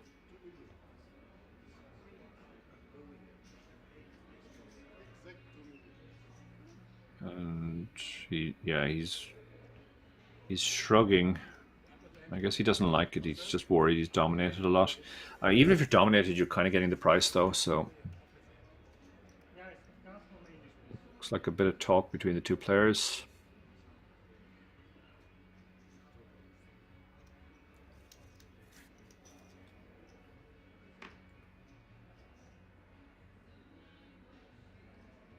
So still considering his decision. We've seen him in the past take his time and then make the call. For example, with the pocket nines, same thing here. He's going to be very relieved to see that he's actually very slightly ahead because he's suited. And I don't know whether Murat is. If you're in Murat's seat, are you relieved that you're almost certainly going to chop, or are you disappointed that it's not King Queen?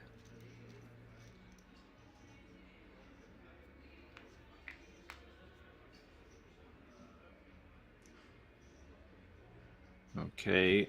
The ace-5 suited still has the runner. Oh, now that makes it interesting. A heart, and we will lose Murat. Tie us with the free roll here. And Murat manages to fade the heart on the river. They will chop it up. Both players probably relieved that they saw that they had the same hand. And they chop up the blinds and antes. Or blinds and ante.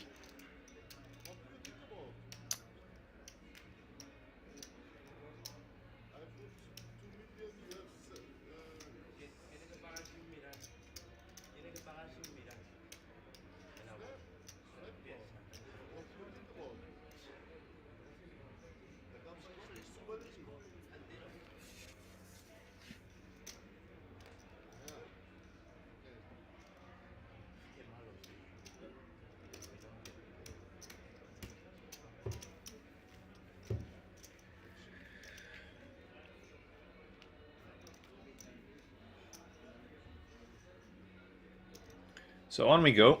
11 players left still, trying to get down to final table. It may not happen this session now. I was very optimistic that it was going to, but we still need to lose 2 more players.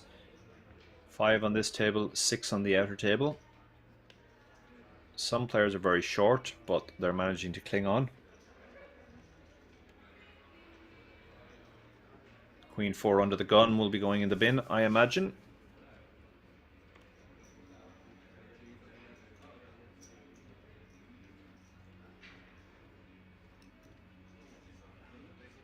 And he folds.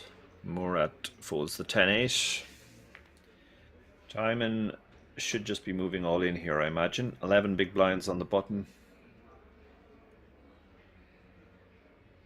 Oh, sorry, Murat's moved it all in with the 10-8. I completely missed that. That's a very wide shove. Murat has just decided he's going for it. Puts Timon with a difficult decision now.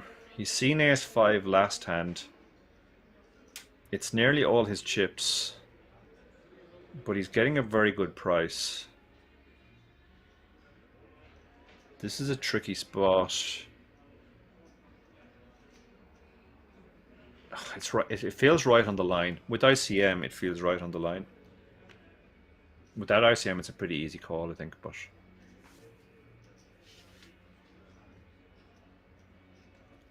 this is definitely a reshove. And Mohamed is not a man who is afraid to put the chips in or needs to take too long to decide whether he should or not. Yeah, this was a very wide shove by 10-8. I mean, I know he's effectively under the gun +1 and he's down to 8 big blinds, but this feels too wide to me.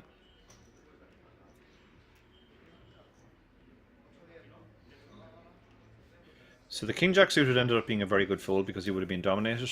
It did feel right on the line because of ICM. 10-8 is very live. You can see the advantage of shoving a hand like 10-8 is even when you run into it, you still have 40%.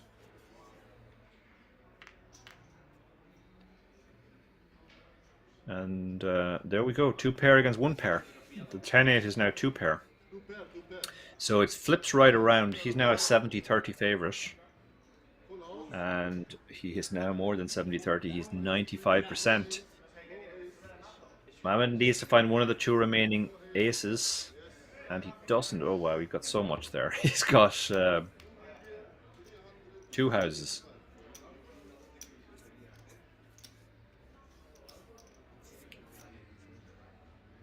Yeah, there's a good question from Priority in the chat. Does Ace Jack fold if the King Jack gets it in? It's 11 big blinds. Yeah, it becomes really close then as well. You could definitely go either way.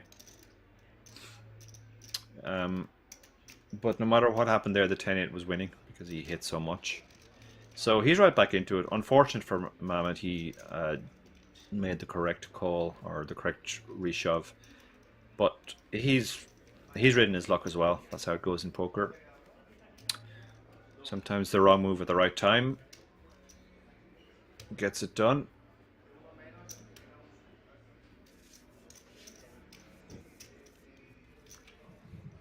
And it's suited in the chat. Not surprisingly, he's a big fan of the 10-8. Says 10-8 never fails. He just hit so much there.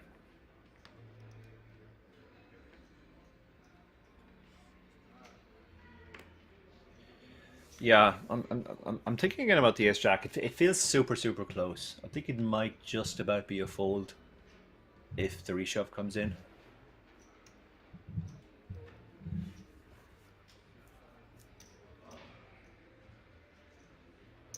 Matthias in the small blind. What's he done with the Queen Jack suited?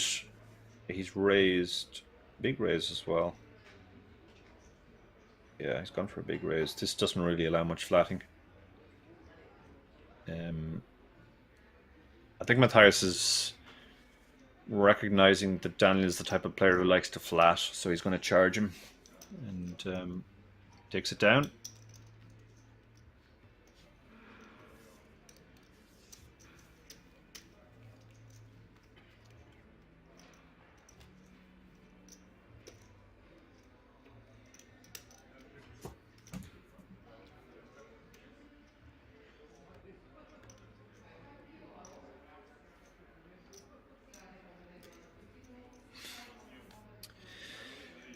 So, on to the next hand. Still 11 players left.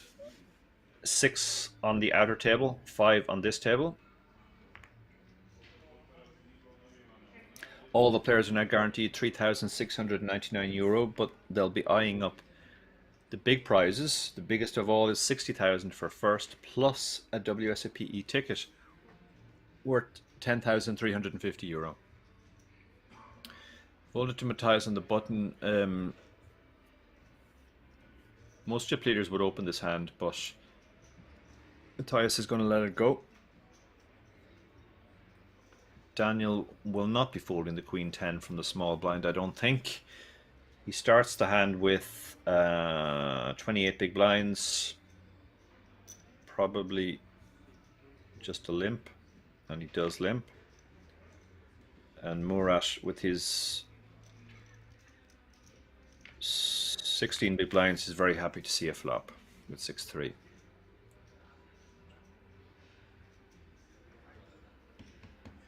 Queen 10 flops open-ended. The 6-3 flops absolutely nothing. It goes check, check. The Queen now hits a pair and picks up a flush draw to go with his open-ender. So he's definitely going to bet here. Murat has a very bad flush draw, but that's not enough to continue. And Daniel continues his strategy of showing when his opponents fold and he had a strong hand. That's to keep them folding in the future when he bets, because he won't always have a strong hand when he bets.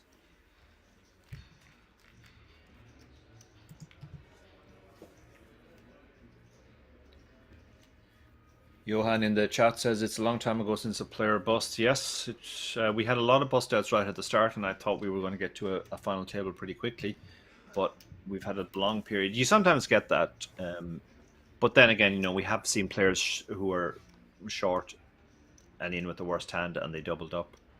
That's really, I guess, what's driving the fact that this is taking so long. Mehmet folds the 7-4. Matthias will be opening the Ace-Jack. He has 50 big blinds, almost double the average. I think he has almost as much chips as everybody else put together at this table. King 9 in the big blind. He's very short now.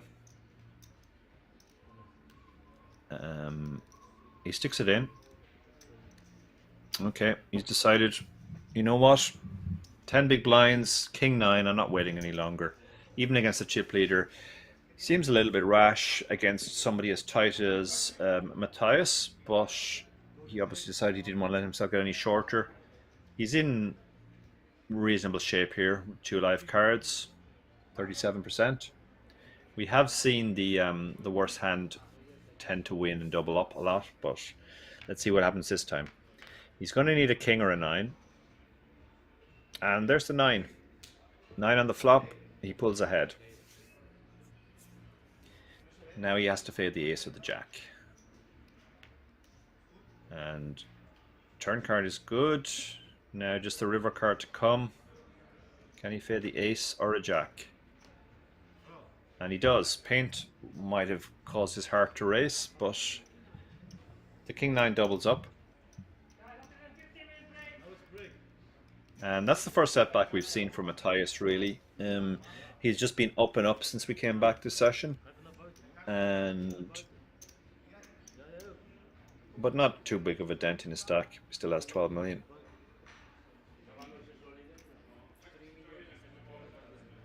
Players are walking around. I wonder if we're taking a break now. Yes, we're on a break now. We'll be back in 15 minutes.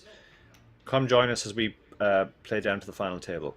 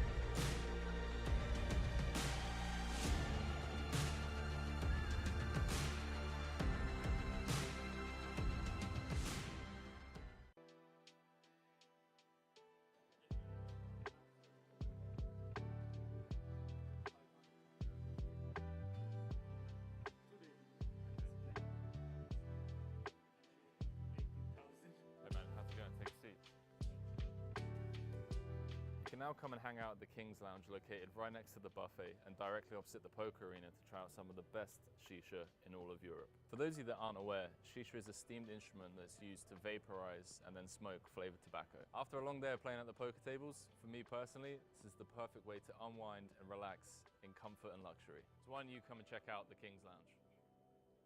Cut.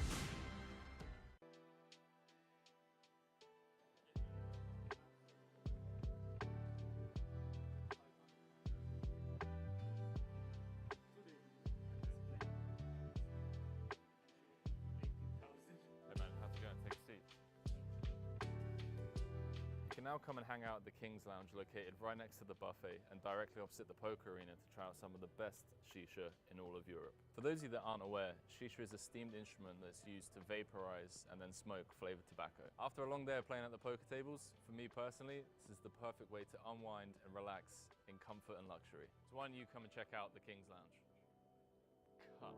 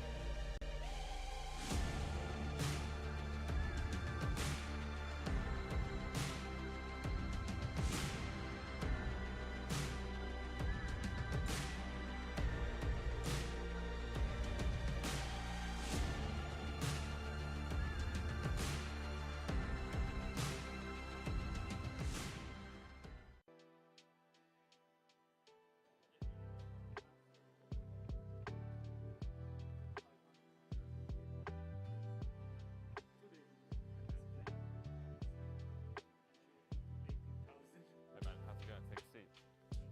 You can now come and hang out at the King's Lounge located right next to the buffet and directly opposite the poker arena to try out some of the best shisha in all of Europe. For those of you that aren't aware, shisha is a steamed instrument that's used to vaporize and then smoke flavored tobacco. After a long day of playing at the poker tables, for me personally, this is the perfect way to unwind and relax in comfort and luxury. So why don't you come and check out the King's Lounge?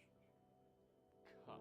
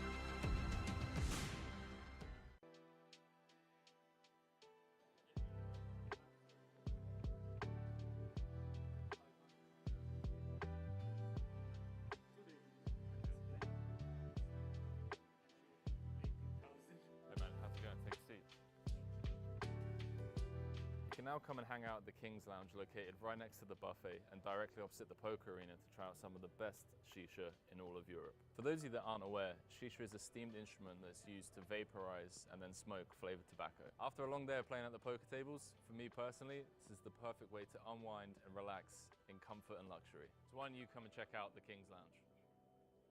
Cut.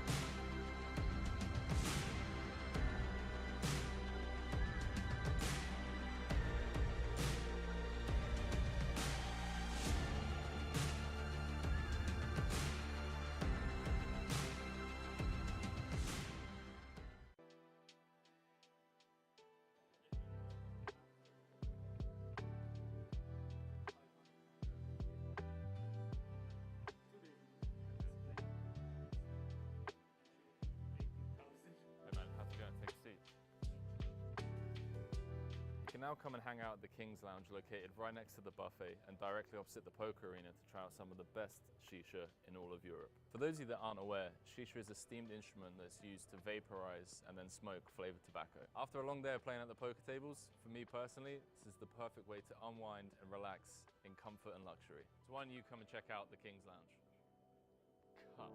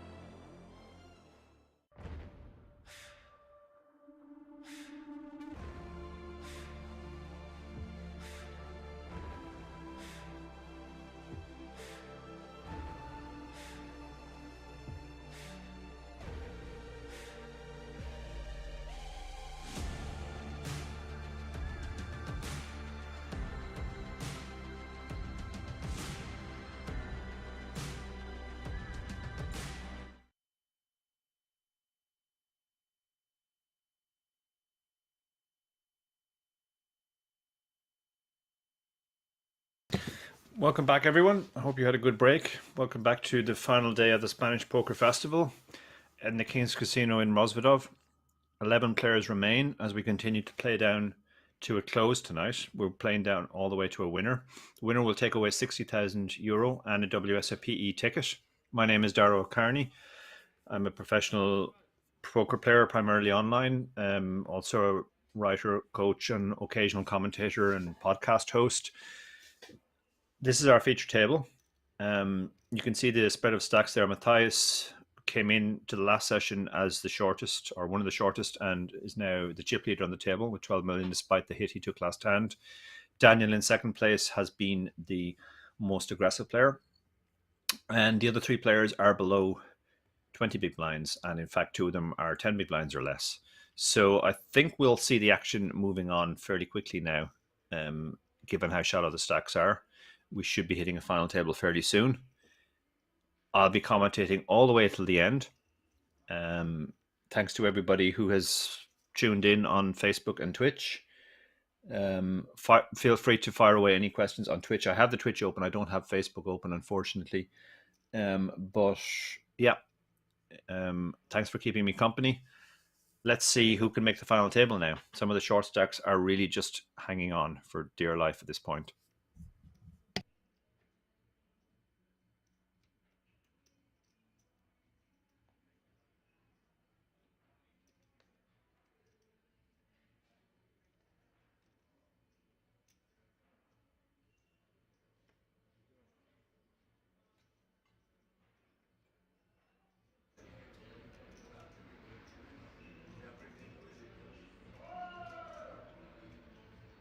So Matthias under the gun with the ace-8 offsuit. He has shown willingness to open these types of hands. We've seen him play tighter than normal in some spots, but these types of hands he's willing to open. So he opens the ace-8 offsuit. Daniel with the 7-3 won't be getting involved.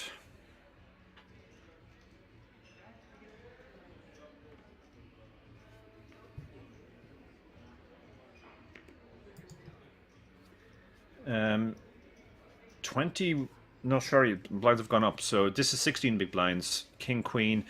Given that he now knows that Matthias is opening the hands like this, I think he could shove this hand. But he's decided to let it go. He did double up last time before the break, king 9. Sometimes you know how... Sometimes players don't want to put all their chips at risk just after a double. Aaron asks if I banked any Irish Open tickets yet. I did. I actually won my 4th one last night after I got back from Limerick. So I'm looking forward to that. Also looking forward to EPT Prague. I'm traveling out there on Saturday.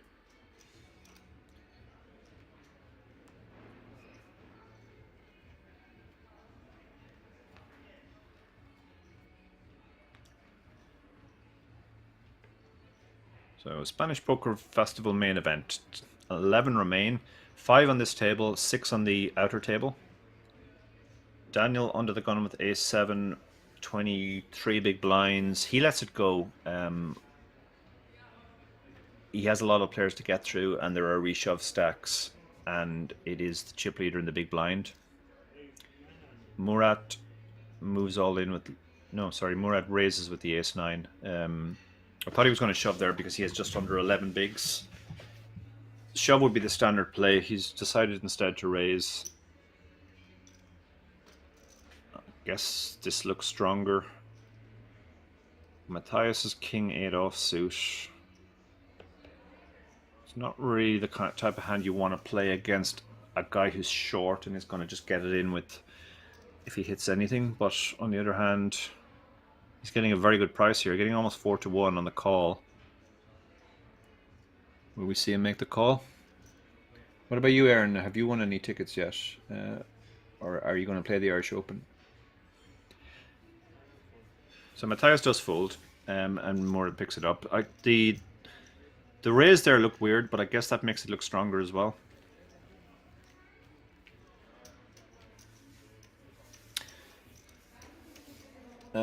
To answer your question, Aaron, I've only played on Paddy so far in terms of the satellites, so I'm not actually sure how the standard compares.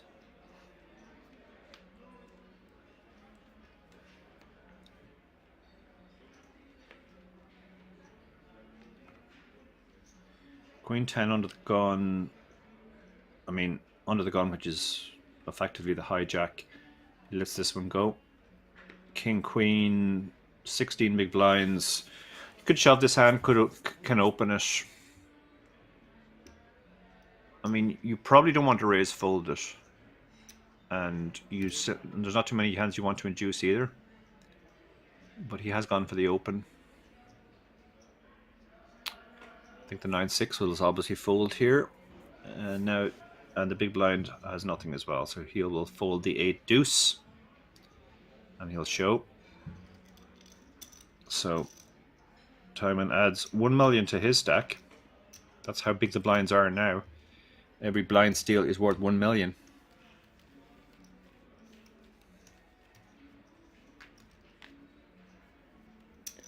We're looking the satellite tournament in the satellites for the Irish Open. I think Nose might be taking the piss when he asks what are satellite tournaments.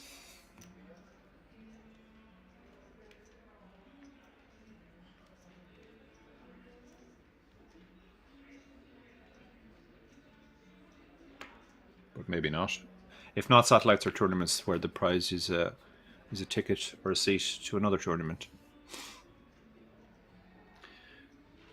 Timing under the gun. Ace-9 is... I mean, this is an open normally, but he has less than 20 big blinds and he has been very active. Mohammed moves all in with the Jack-7 and the cutoff. He's in that spot where the blinds are coming and he only has 4.5 big blinds, so he has to widen his range considerably.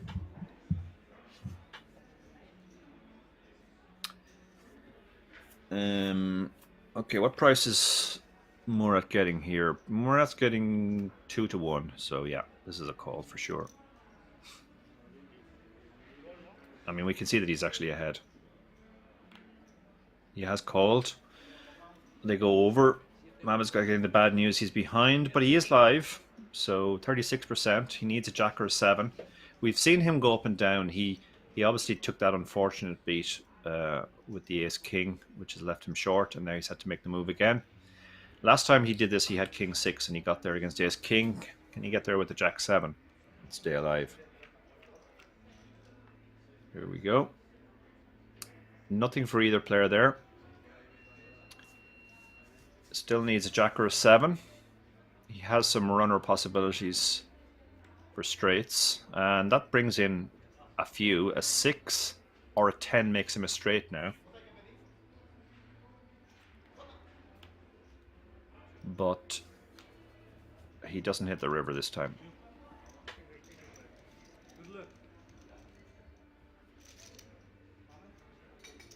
So we lose Mohammed. He played really well, played very aggressively, got unlucky with the ace-king. That's tournament poker, unfortunately. You can do everything right and you're still going to need the luck at the right time.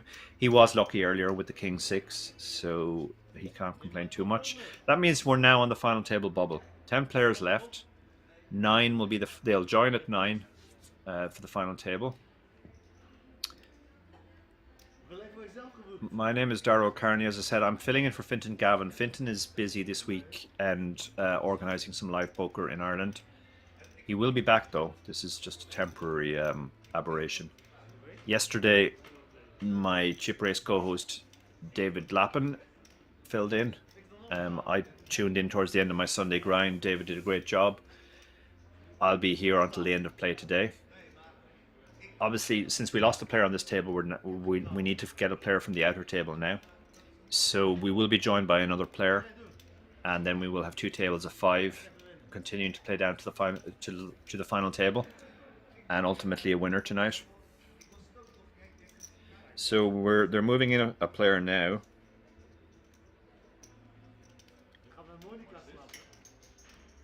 And I believe it's an old friend that we've seen on an earlier stream, or maybe not.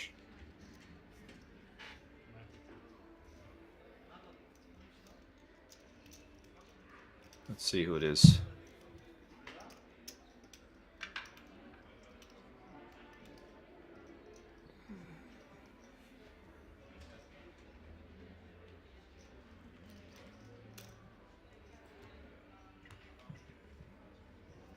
So the new player takes up his position.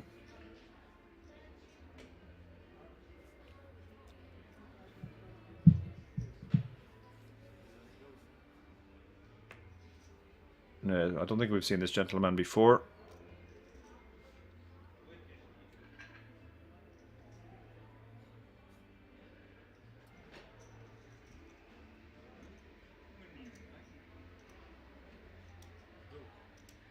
Juan de Paulo.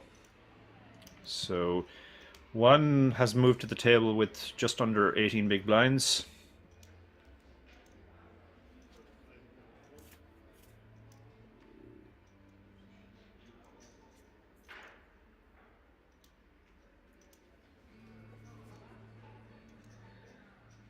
Daniel is going to open the button. This is definitely loose, but he has been the loosest player at the table, trying to chip up as they play down to the final table.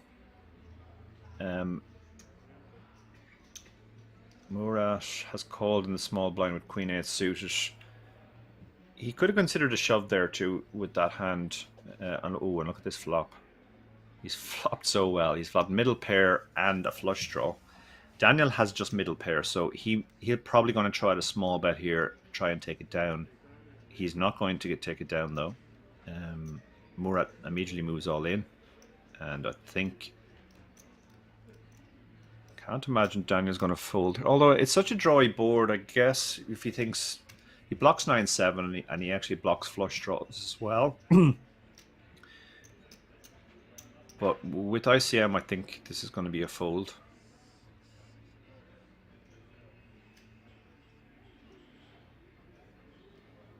It's an awful spot when you bet middle pair, essentially thinking you have the best hand, and you get check raised all in.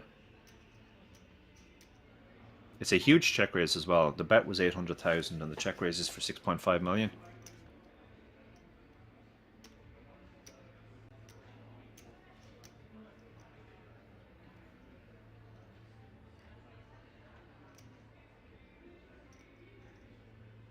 He's considering this, but I don't think he can find the call here. If he's behind, he's crushed, and even if he's against a draw, he'll have a lot of outs to fade. So I think he's going to have to talk himself into the fold here eventually. No, he's made the call. Wow, this is a huge call. Murat probably thought he was behind when he got called. He probably thought it was a king. He'll be amazed to find what amazing shape he's in. He's actually ahead with his better kicker, and he has the flush draw as well. Wow, look at this. Daniel's turned open-ended now. He has a lot of outs suddenly. 27%.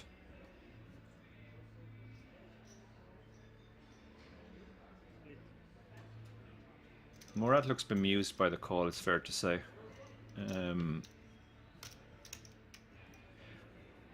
I think that call was because the board was so drawy. He thought he could be open-ended there, 9-7, 7-5, the flush draws, etc., etc. But that was a big call. Big call. And he's going to be short now.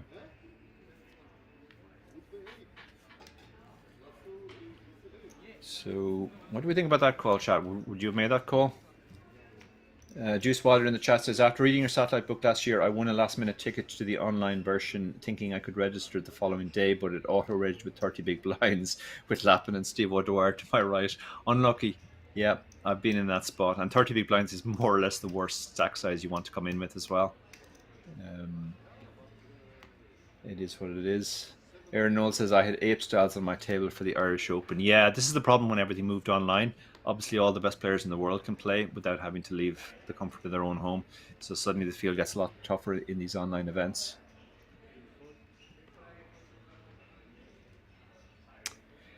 Oh, bye, Johan. Thanks. You've done an amazing job moderating.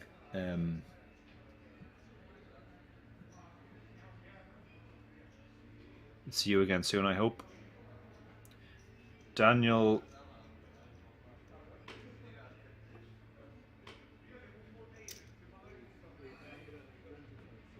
Gone for the open.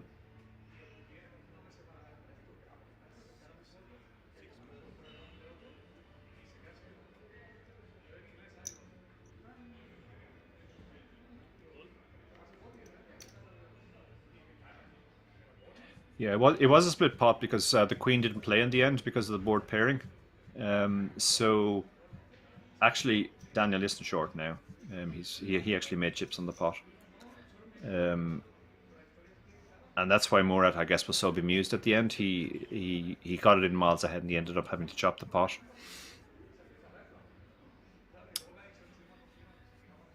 So they have similar stacks. One with the pocket fives. He has an interesting spot here. What's he going to do with his pocket fives? Cut off open, button call. You can call and try and hit a set, or you can just shove and hope they both fold, and you'll win. You'll pick up a lot when that happens, and if not, you'll be in a flip a lot of the time.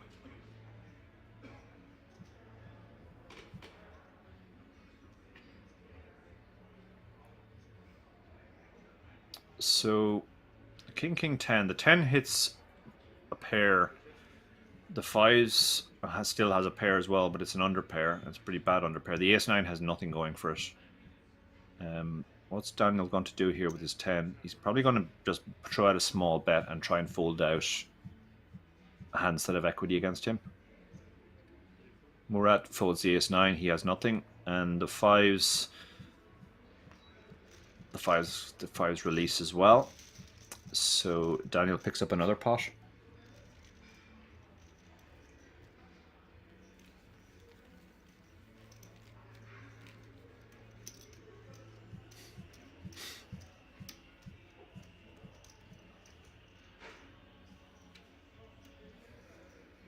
Juice Wilder says, I got close to the bubble but haven't read Dara's ICM book yet, so didn't know how to play the bubble. Yeah, bubbles are different. Bubbles are hard, man.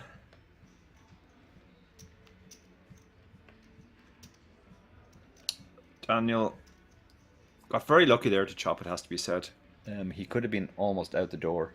He would have been very short if he hadn't got that chop. But he's prepared to live by the sword and die by the sword. He has played very, very aggressively. He's got pocket eights here. He's not going to fold these.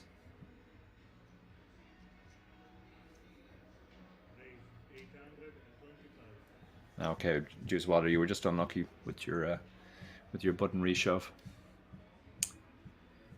Murat with the ace 2, can't imagine getting involved here unless he thinks Daniel's really getting out of line and he decides 17 big blinds, I have an ace, I'll stick it in, but this feels a little bit too wide and he does let it go. King 5 shouldn't be really getting involved either.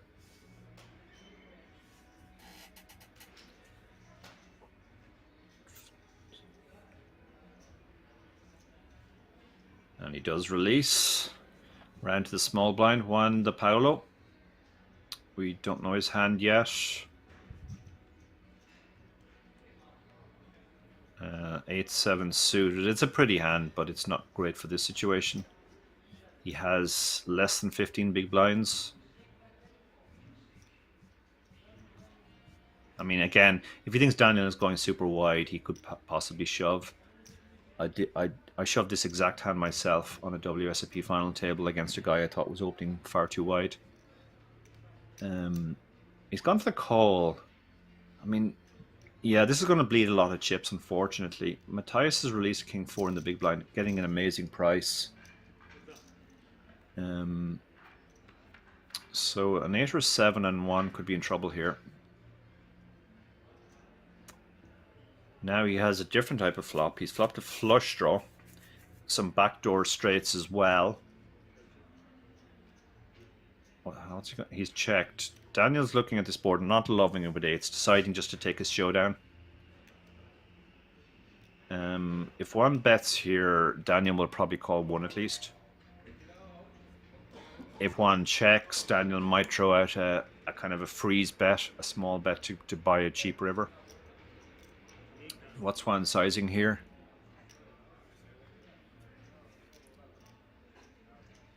800k. Okay, so it's pretty small. It's less than a third pot. This isn't going to get the fold. This is just going to get him to the river. We see the call. And what happens on the river now? And the flush gets there. Okay, it's hard to get paid now because everything gets there. The ace is obviously a scare card as well. When he bet the turn, he was representing a lot of 9x, some queen x.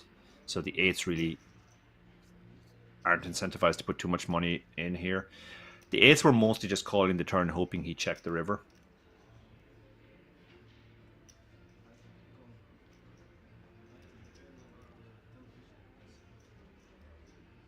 It depends on the sizing here. If he goes really small, he might get a cry call, but it's unlikely. 1.2 million into 4.1. So he has gone small. He's gone 30% of pot, roughly.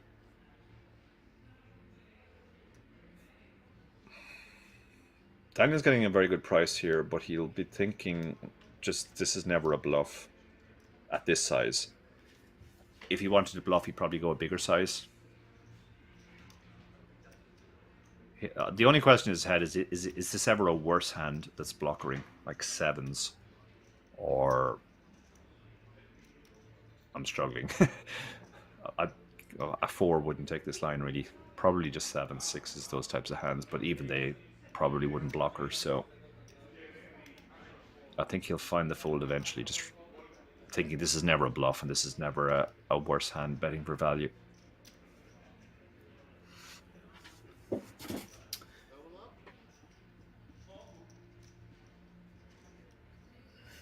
Juice Wilder asked in the chat, are you familiar with any of the players on stream? I don't think I've ever played with any of these guys before. He has made the cry call. That's a very disbelieving call. Daniel has shown himself to be very sticky. We saw the call with the 8-7 earlier. This is a spot where it's really difficult to see what you're beating there. But I guess just with the price, he thought, okay, well, if this is ever a bluff or a worse hand blocker betting, I need to call.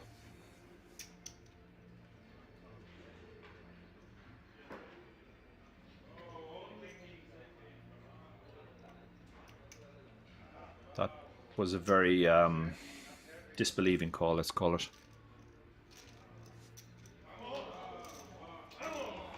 Remember, his opponent bet the turn, so his opponent was suggesting he already had something on the turn. And then the types of hands he was bluffing, apart from Jack 10, I guess Jack 10 is the only missed draw that could potentially turn itself into a bluff. But it would be a weird sizing for a bluff to take. Are we getting movement here? I think we might be down to a final table, are we? Or they're just chipping up.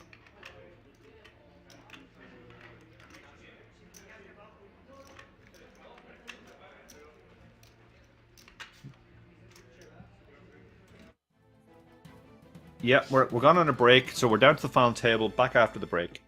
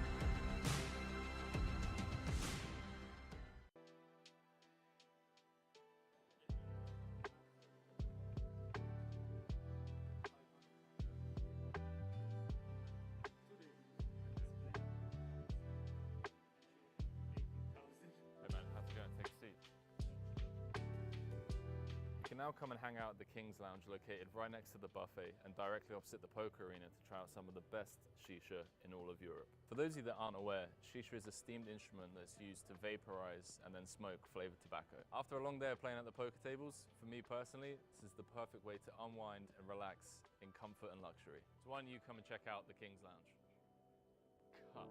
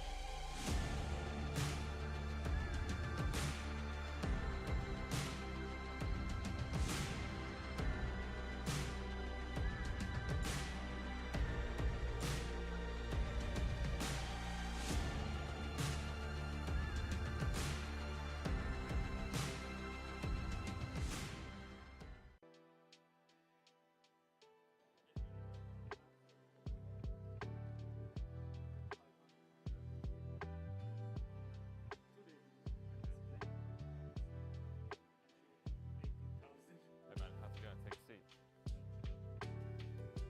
You can now come and hang out at the King's Lounge located right next to the buffet and directly opposite the poker arena to try out some of the best shisha in all of Europe. For those of you that aren't aware, shisha is a steamed instrument that's used to vaporize and then smoke flavored tobacco. After a long day of playing at the poker tables, for me personally, this is the perfect way to unwind and relax in comfort and luxury. So why don't you come and check out the King's Lounge?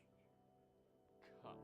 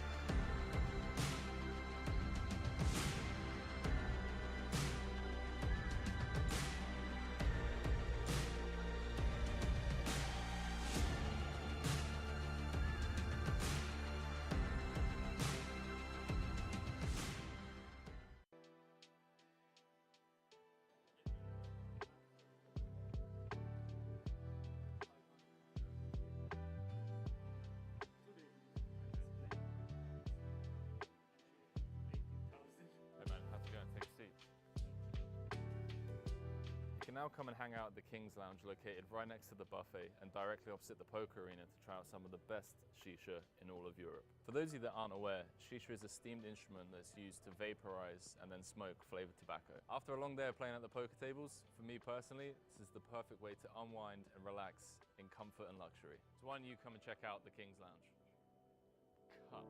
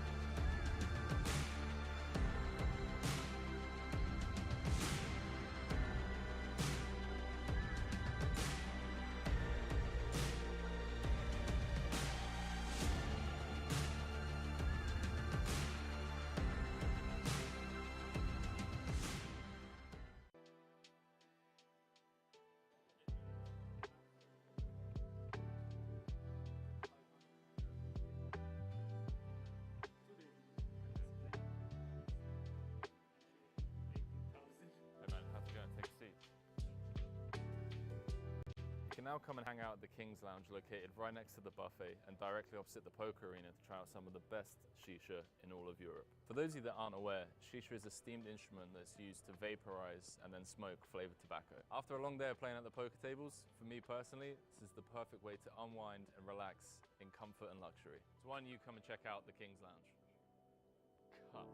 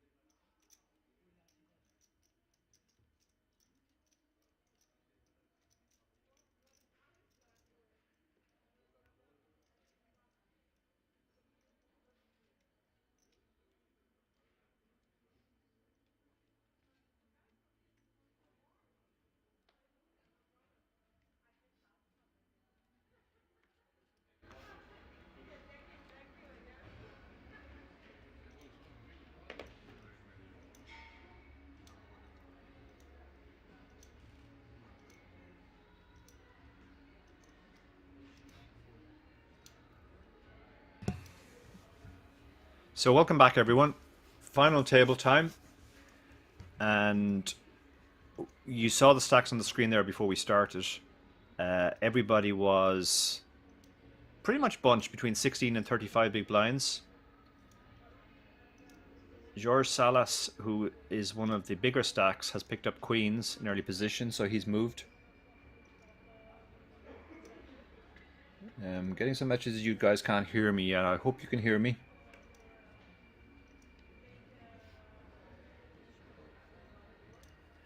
Okay. So, yeah, with the stacks being so close together, that makes the ICM really, really extreme in these situations. Nobody's under real pressure to make a move and try and double up, and nobody has a big enough stack that they can just pile the pressure on. So, it'd be interesting to see how the players approach this.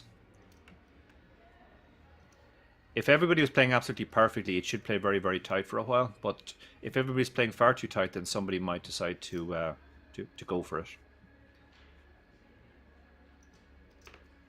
So we've seen the queens open. We haven't seen George yet. He's one of the few players we haven't seen on the stream yet. The queen jack in the small blind would probably let it go as well. It's an early position raise. Queen jack just doesn't play very well in these spots. And the big blind folds the jack 3, so the queens take it down.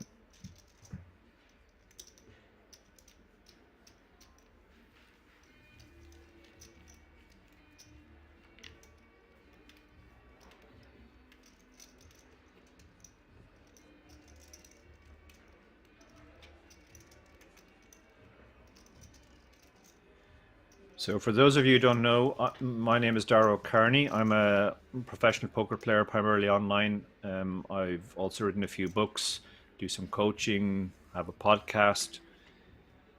I'll be doing commentary until the end today. Fintan Gavin, who normally, my friend and fellow Irishman who normally does this commentary, is busy this week with live poker, organising live poker in Ireland.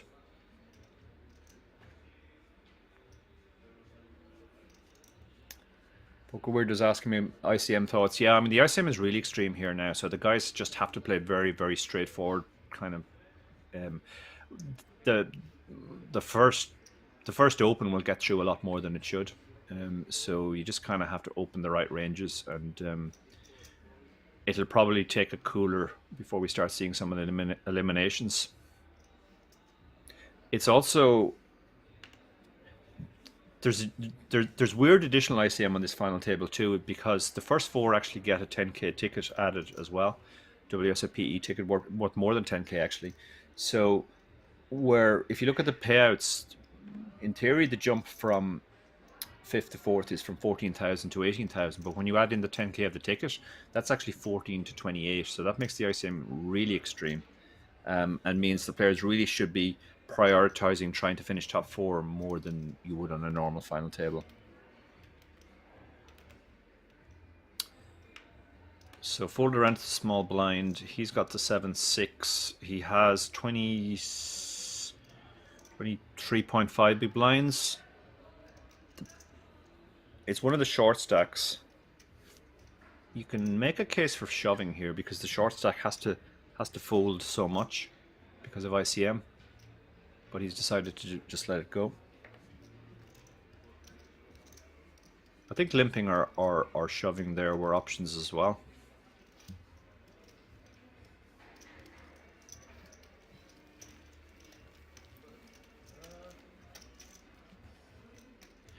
So Timon very relieved to get a walk there.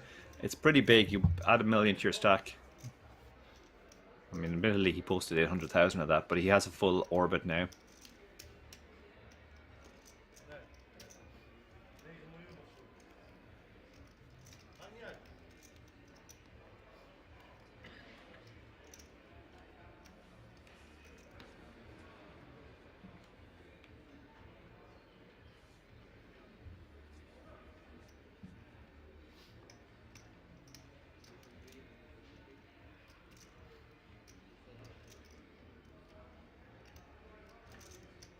Daniel, who has been the most active player that we've seen on the feature tables today, releases the King 9 suited in early position. Juan has a hand which is definitely an open, ace queen. He only has 20, he's just under 24 big blinds.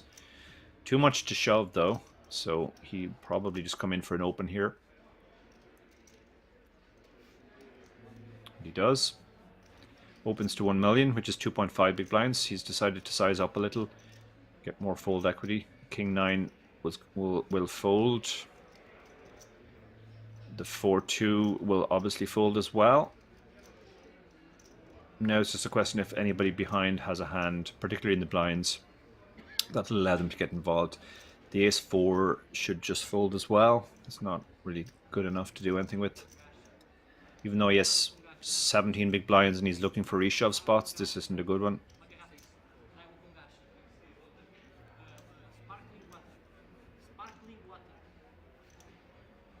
Fold it to the button. Players all guaranteed €4,447 now, but there's effectively 70,000 up top when you consider the added ticket. So King Jack folds. You could make a case for just flatting with the King Jack. It plays well in position. He had the button, but with ICM he decides to fold as well. And I can't see the 5-3 defending. Although he is the chip leader, which means he can defend super wide. But he lets it go. I think we're going to see a lot of this until we get a bust out. A lot of just raise and take it. That tends to be the way the early stages of final tables play when you have this sort of stack distribution where nobody has tons of chips and nobody's super short.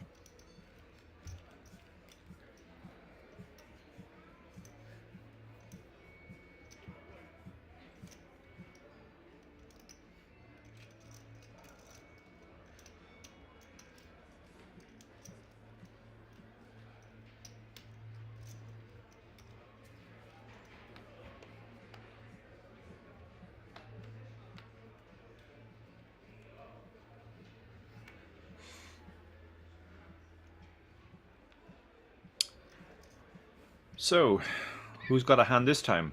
Not one. He's got 10-5 suited under the gun, straight into the muck. Matthias has ace-6. He has shown willingness to open rag aces in fairly early position, but full ring under the gun +1. Not a good spot to open the ace-6. Jack 8 will probably fold as well.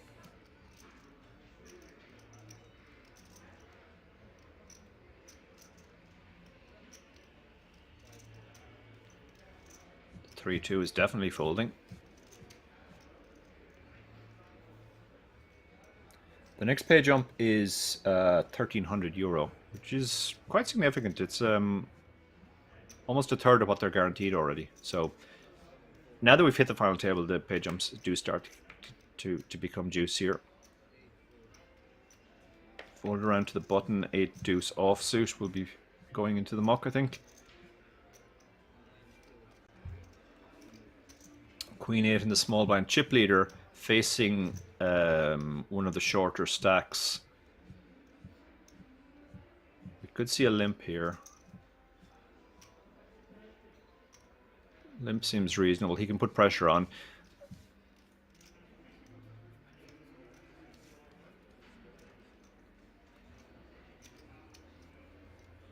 If he had far more chips than he currently has, like if he had 25 million, he could also shove, knowing that the his opponent has to fold so much. But given that he's not overwhelming chip leader, he would be risking half of his stack doing that, so that would be a little bit rash. I think it looks like he's gone for a raise. Yeah, he's raised to 1.5 million, which is almost 4x. So he's basically getting Daniel just to fold lots of junky type hands. Daniel has just under 20 big blinds, so he has a good reshove stack. 4-2 offsuit is not a hand I think he's going to even think about reshoving. And he's not getting a good enough price to flat, so he will release.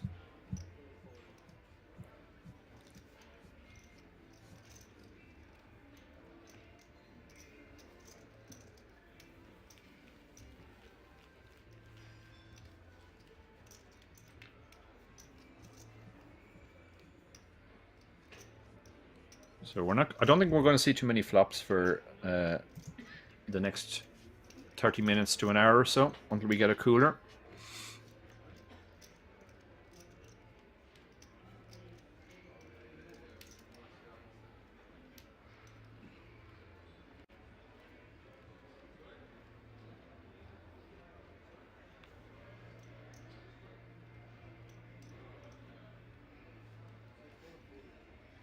So who's got the hand this time?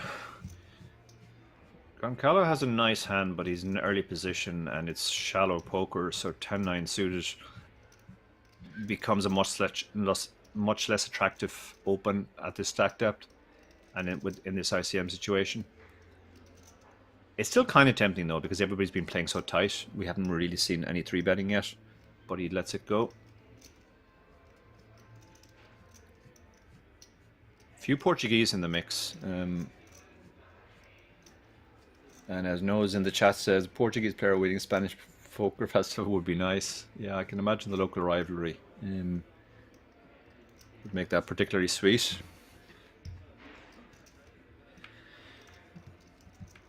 So, still haven't found a hand yet, so we don't know who's going to open this one. 6-3, and the cutoff isn't going to make the grade either. King Jack on the button. And it is the chip leader. This is definitely getting opened.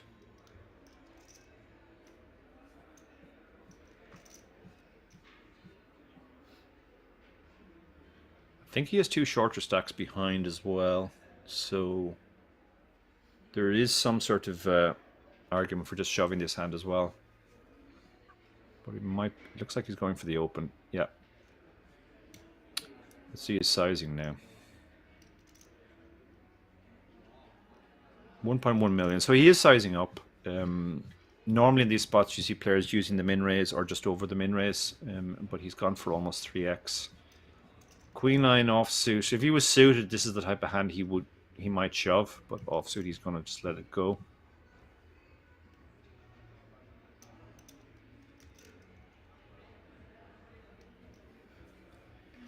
Queen Jack in the big blind. This is 24 big blinds. This is normally just a call, I think. Could get him into trouble, obviously, if he hits his jack, but he doesn't know that. Queen Jack's a pretty strong hand. He's going to be ahead a lot of the time. But he has, if he had less chips, if he had, say, 15 big blinds, it's a spot where he could consider shoving. But with more than 20 bigs, it's a bit too rash.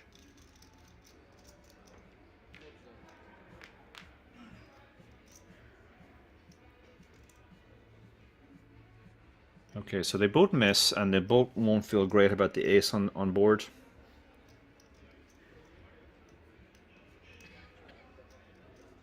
What does George do here? He has almost a nut-no pair, so there's some argument to be said. If he's going to check any hands, yeah, this is one of the better hands to check, because a pair isn't folding, and you're ahead of everything that isn't a pair pretty much.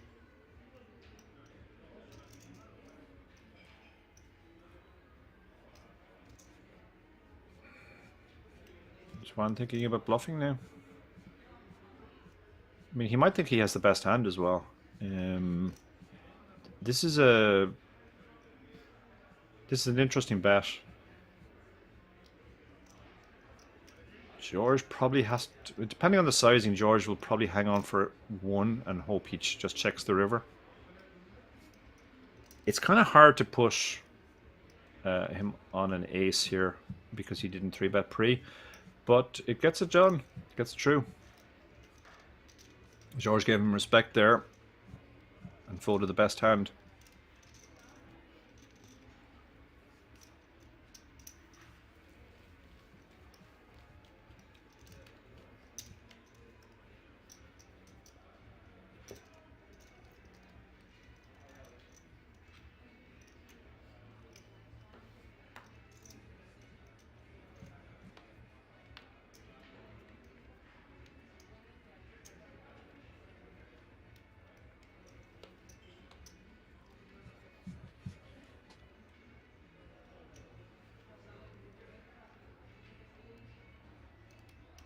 Oh, and this time we have the hand right under the gun, jacks. So this is obviously getting opened.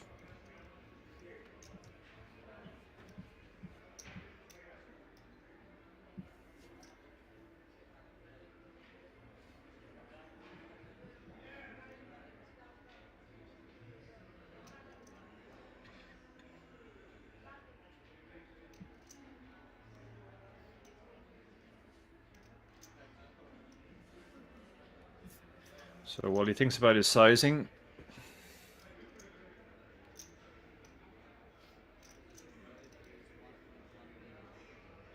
and he opens to 1.1 million as well. You often see this, that when somebody sets an opening sizes where, you know, somebody opens for 1.1 million, the other players tend to just fall in line and use the same sizing. It's sometimes a good idea if you're going to open a hand right at the start of a level, just use the sizing you would like everybody else to use, because they will start copying you a lot of the time. The nines have moved all in here. It's 17 big blind shove. It's a tricky one. With ICM, I'm not sure this is correct at all, but on the other hand, he has pocket nines, so pocket nines, 17 bigs, he's decided it's strong enough to go with. He's going to get the bad news when it comes back round to the jacks and they call.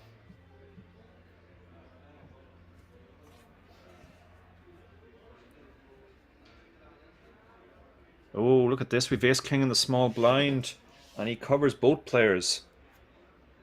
Ace king suited as well.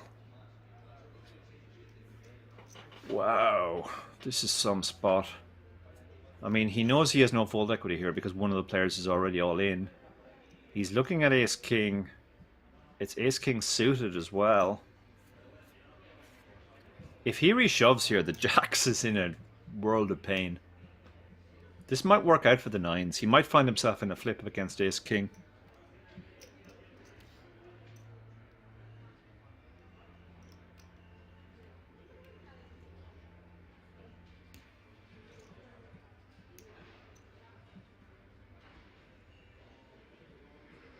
What's the ace king suited going to do? He can't just call because it's basically stack committing. So he's trying to decide, with ICM, do I just have to go with my hand here? Can I fold and just hope that I've somehow avoided a cooler?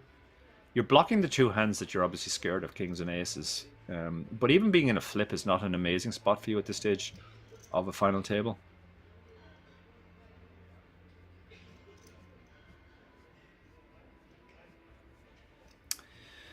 So I think one or two things is going to happen. Either he's going to reshove and then the jacks will probably eventually talk himself into folding, or he's going to fold and the jacks will call.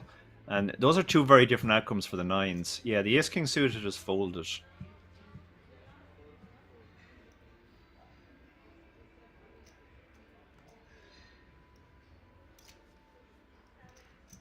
Now the jacks. He hasn't snap called. I mean, you don't love it because obviously queens, kings, and aces are possibly out there. And there shouldn't be too many worse pairs, but jacks is just too strong to fold, yeah, and he does make the call. So now Murat's going to have to hit a 9.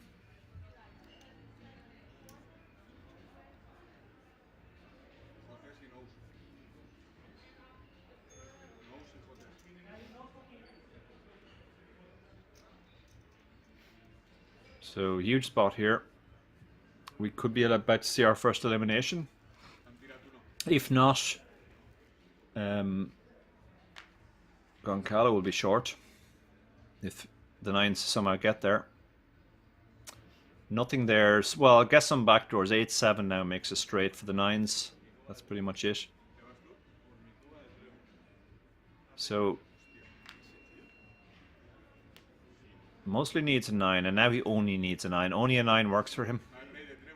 There's only one 9 left in the deck as well, as you can see from the outs. The 9 of spades is the only 9 left out.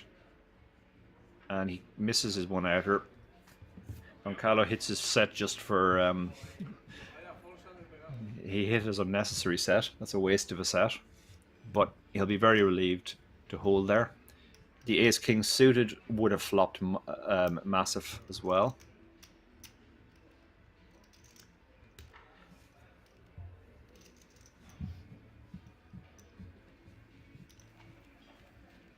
Yeah, that was a huge spot because it had the ace-king reshoved. I think the jacks fold and then the nines actually hold against the ace-king.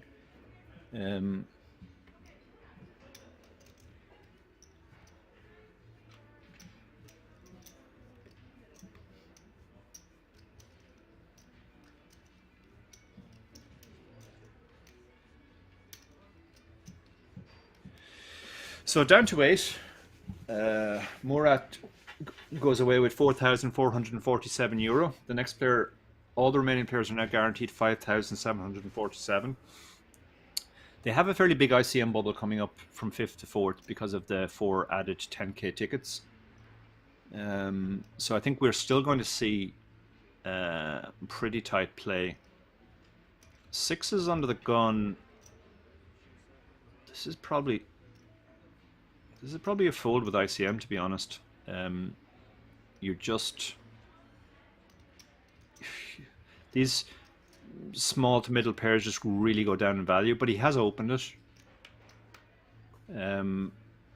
We haven't been seeing too much 3-betting, so this should get through a lot unless he runs into a hand. So far, so good. Pocket 5s. I think this will probably be folded, but he might decide to call and play in position. Can't imagine he's thinking of 3-betting this hand.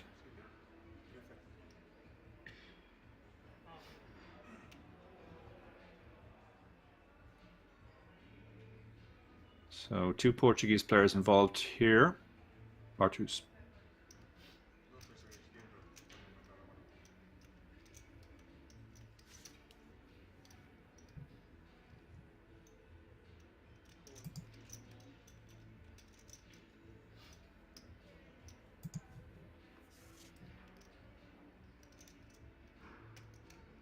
He has decided to call, so he'll play in position. King Jack in the cutoff. I mean, it's a tempting spot to reshove, but you've got 3 players behind. You're going to be in bad shape against the calls, so he lets it go. But he does have he does have under 20 big blinds now, so he will be looking for reshove spots. Small blind's going to get out of the way with the 9-5 offsuit. Oh, and look at this.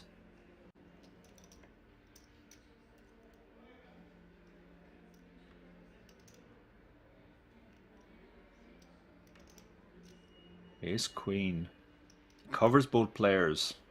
It's 3.2 million out there.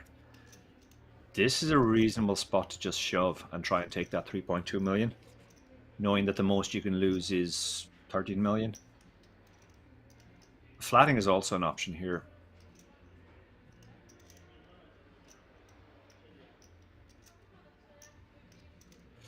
This is a tricky spot. You can also think about making a 3-bet. If he makes it something like 3.5 million, he forces the other 2 players to play honestly, and it'll get through. So a lot of options here. He can, I mean, folding would be quite nitty, but it's not completely out of the question. Calling is possible. 3-betting to 3.5 million is feasible, and shoving has a lot of merit as well.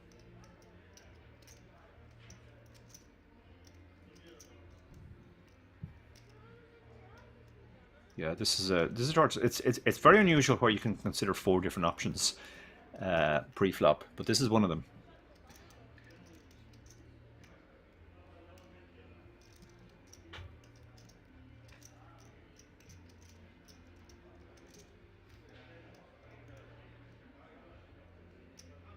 What's he going to decide?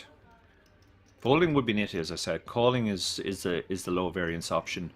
3-betting will work a lot, and shoving will work a lot as well.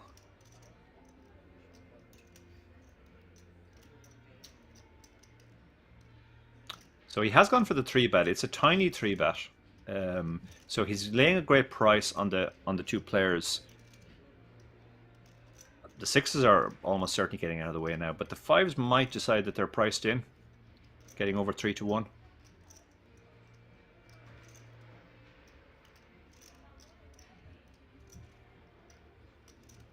Can't imagine the 6s are doing anything other than folding now. This is one of the problems with opening a hand like 6s as well. You just don't have any blockers, and you're going to have to fold to 3 bets. And even if you get to a flop, you're going to be looking at overcards a lot. So in ICM extreme situations, you're generally better staying away from those type of hands in early position. The 5s snap folded as well. He would have been pretty much just set mining. So the 3-bet gets it done.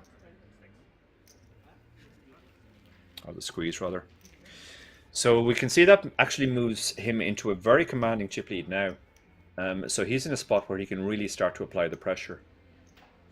The other guys are all bunched between 32 and 16 big blinds, and there is that big ICM bubble coming up, as I said, from 5th to 4th. So they would all really, really like to come 4th or better, rather than come 5th, 6th, 7th, or 8th. So they'll all be looking at each other, hoping they can outlast each other. This is now suddenly a very good spot for the chip leader. He can apply a lot of pressure.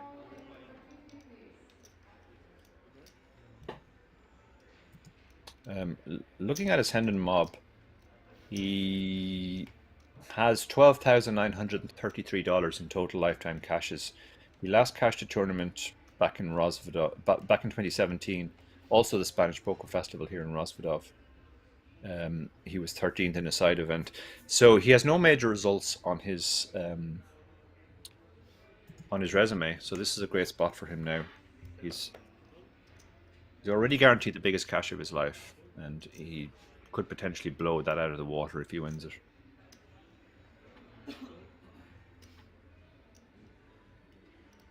Daniel in the hijack, most active player, but he is hamstrung by his stack now. He's just going to have to sit and wait for decent spots. That isn't one of them. Juan has 9s, so this is definitely getting opened.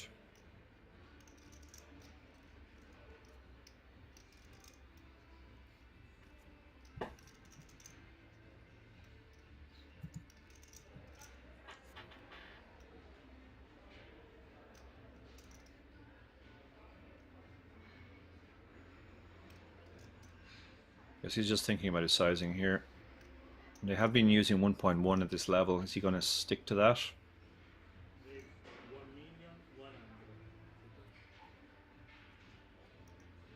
Yep, 1.1 it is. Queen Jack suited is going to flat in position. Nice hand to flat with. Matthias wants to see a flop. Chip leader in the small blind could apply a lot of pressure in this spot. Could squeeze fairly wide, but I don't think 5-4 offsuit is going to make the grade.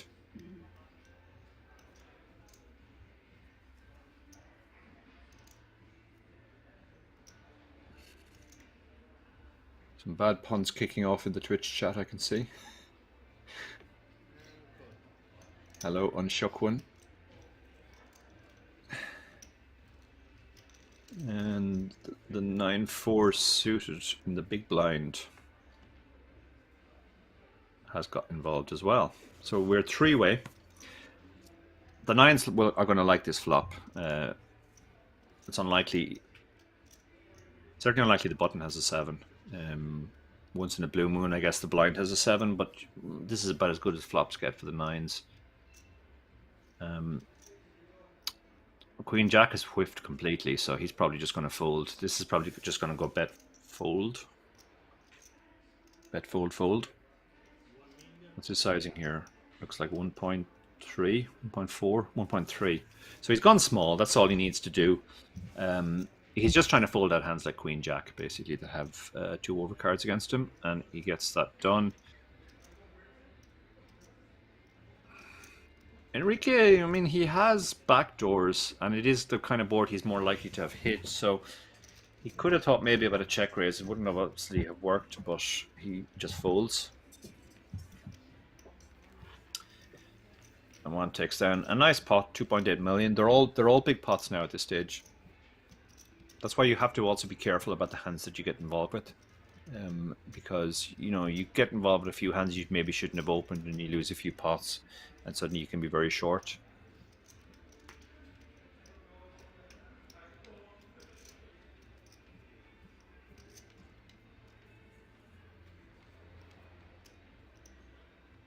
Still 8-handed. As I've said a few times, the first really big pay jump, if you want to call it that, comes from 5th to 4th because of the 4 added tickets. George is probably going to open this pocket 8s. He does have one of the bigger stacks.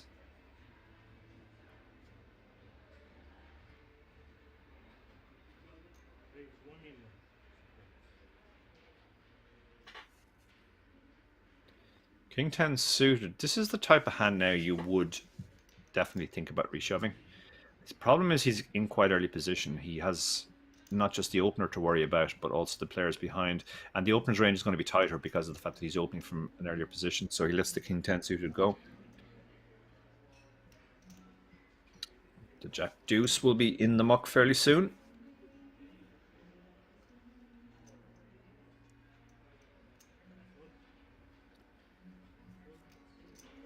The 9 deuce follows it in. The 5-3 suited on the button is probably folding as well. Even though it's the chip leader.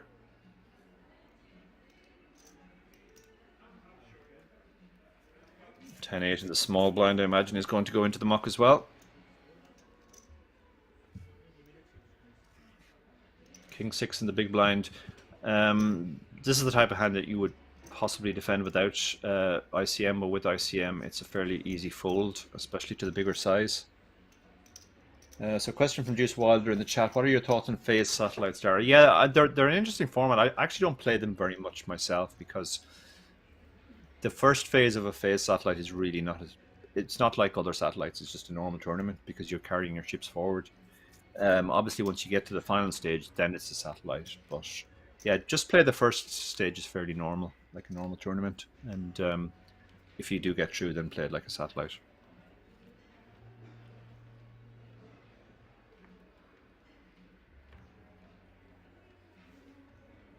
Jack 10 suited under the gun. This is certainly tempting, and we can see that the opens are working a lot, and he does have a good stack, and it is a hand that plays well if called, so he has gone for the open. Mostly in these spots you want to be opening high card hands because they block the type of hands that will give you action. But if you are going to widen your range and include other hands from early position, this is a better hand to open, say, than pocket sixes, just because it flops better.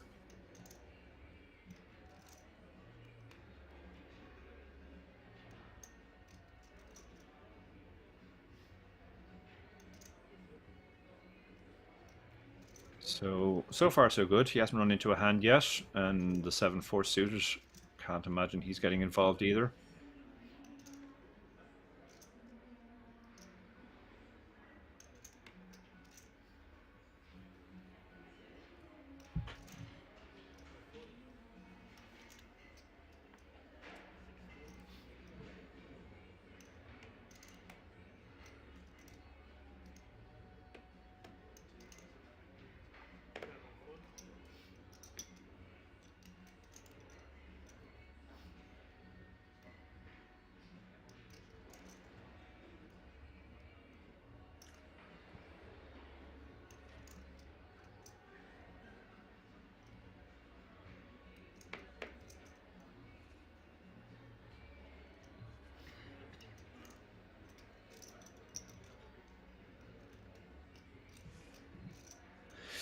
So the 8-7 suited folded there. He had 14 big blinds. I mean, he could have defended. He would have been in terrible shape against the actual hand, but you just have to be careful not to leak chips in these spots as well. So he decided to let that one go.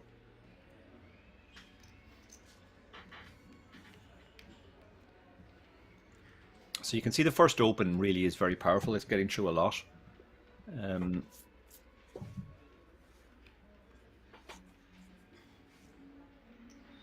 Queen 6 in the muck. Daniel's in a spot now where he just kind of has to wait for decent opens, and he can't really step out of line.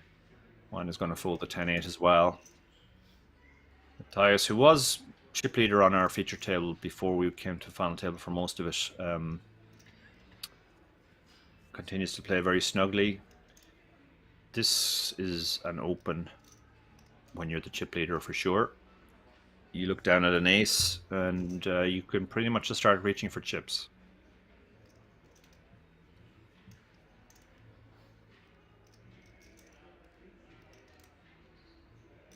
I personally like to see him start using a smaller sizing now, because with the reshove stacks behind, you don't want to risk too much on your opens, and to be honest, it won't make too much of a difference whether you open 800k, 900k or 1.1 million. The same types of hands are going to shove against you anyway, so you might as well keep the open size down.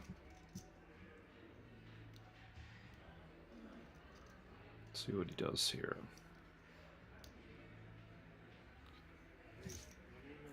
No, it looks like he's sticking to the 1.1 million, which is the size they've all been using.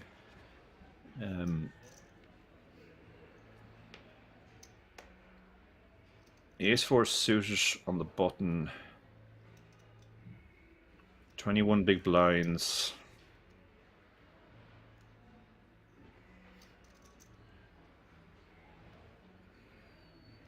Against the bigger open as well, it's probably a bit too spewy to just call.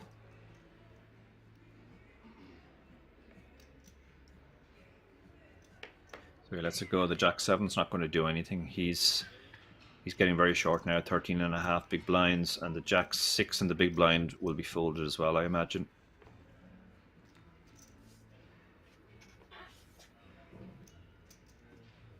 And he does fold. So again, the open gets through. He continues to pull away from the field.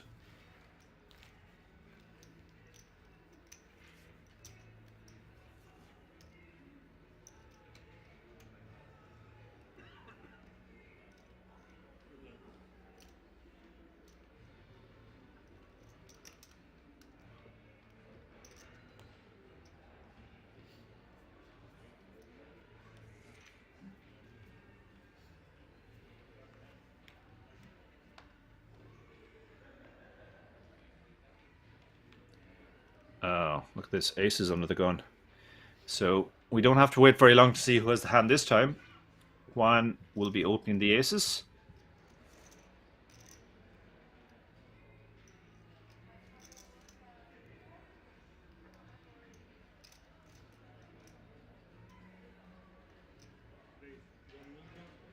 Looks like he might have sized up a little bit here. Oh, sorry, the blinds have gone up. I've just noticed now the blinds have gone up. Okay, so we're up to 500K. He's open to 1.3 million, which is 2.6x.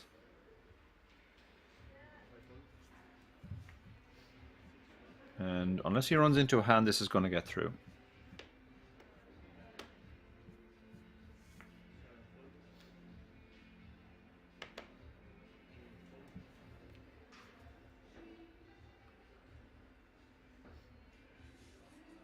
Ten-3 won't be it. The big blind is short now. He's even short because the blind's gone up 13 big blinds, but King-7 isn't going to cut it.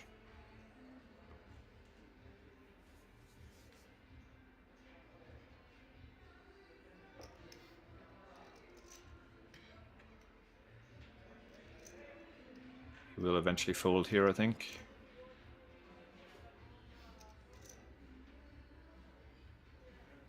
And he does, and the aces get through. This is playing so tight now. This is a good spot for the chip leader to really open up his range. The initial opens are just getting through most of the time.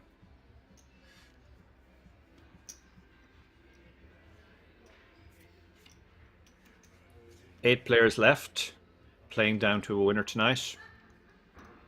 I'll be with you the whole time. Thank you to everybody who's joined us on Twitch and on Facebook. We're up to over 500 on Twitch now.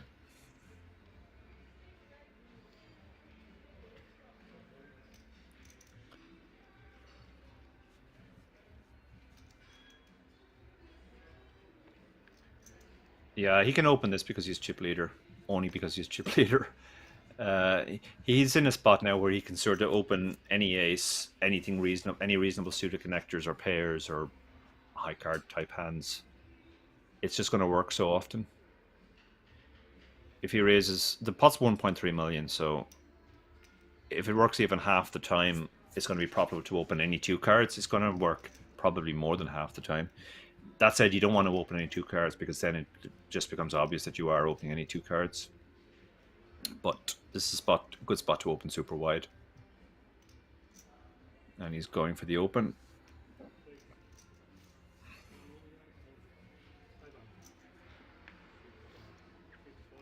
And he's actually gone bigger. He's gone to 1.5 million. So he's really making them decide whether to play their hand or not.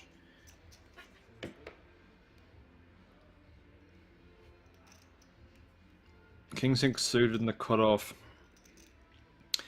I mean, if you had a King 10 suited here, you could definitely shove, given that it's the chip leader who's opening. But King 6 is just a bit weak. The 4-2 isn't going to do anything either.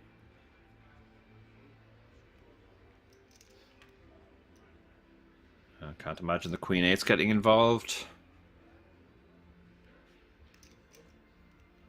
Nor will the 10-7. So this steal's going to work.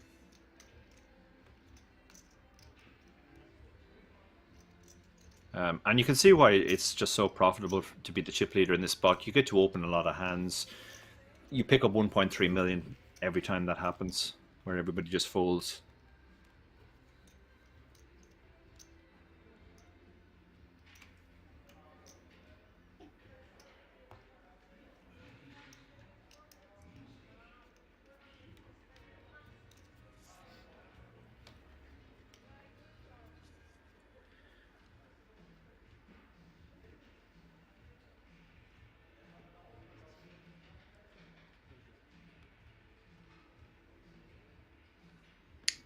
So, I mean, if he opens this, it really means he's gone to opening any 2, but I'll probably let this one go. Yeah, he lets the 6-2 go.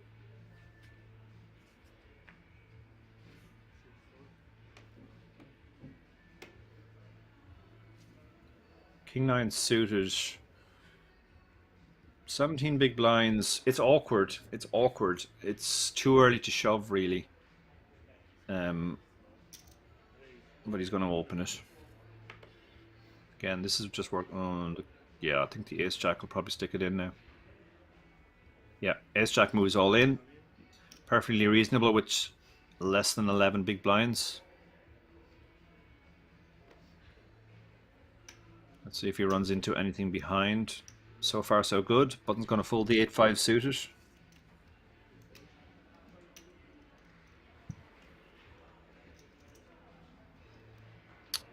And the Queen 10 folds. Or will fold.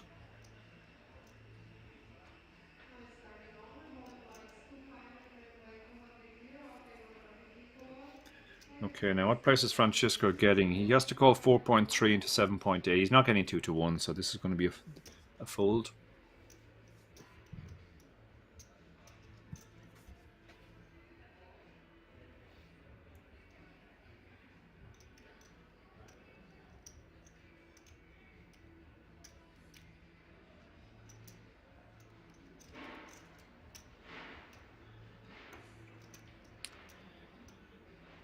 He's considering his options. He's getting...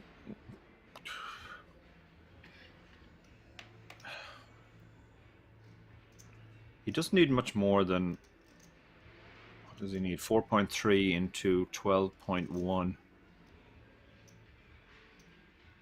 35% roughly. The problem is King 9 suit is dominated so much.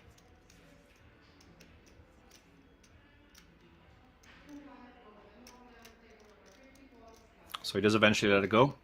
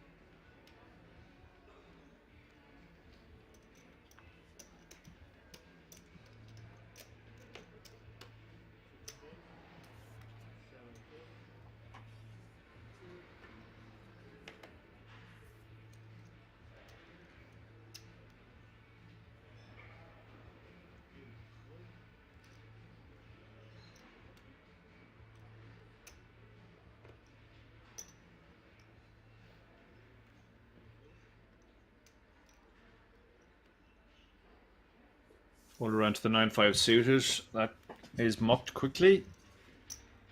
Button has the 5-4 offsuit, so I imagine he's folding as well. And then it'll be Matthias in the small blind with the decision.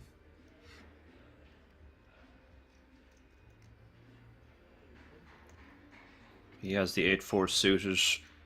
He has drifted back, and he now has just over 20 big blinds. Earlier, he was limping these types of hands. This normally would be a limp, but let's see what he does.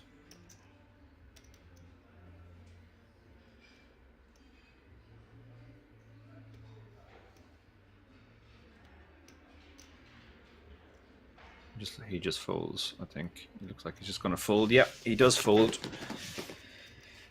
He has a horrible seat now with the chip leader behind him.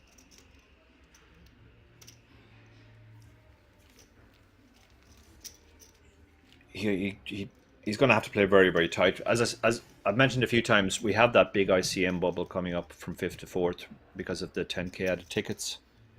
And when you have the kind of stack that Matthias has now, you're really heavily incentivized to try and stick around and lock up one of those 4 tickets.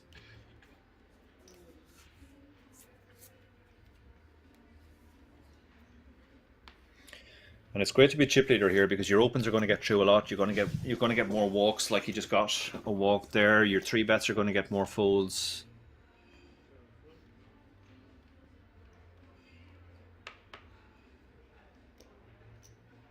Jack 5 will be folding here. Stacks are kind of bunching up together now, apart from the runaway chip leader. Jorge is going to fold Queen 3, and Daniel has found the hand that he was waiting for.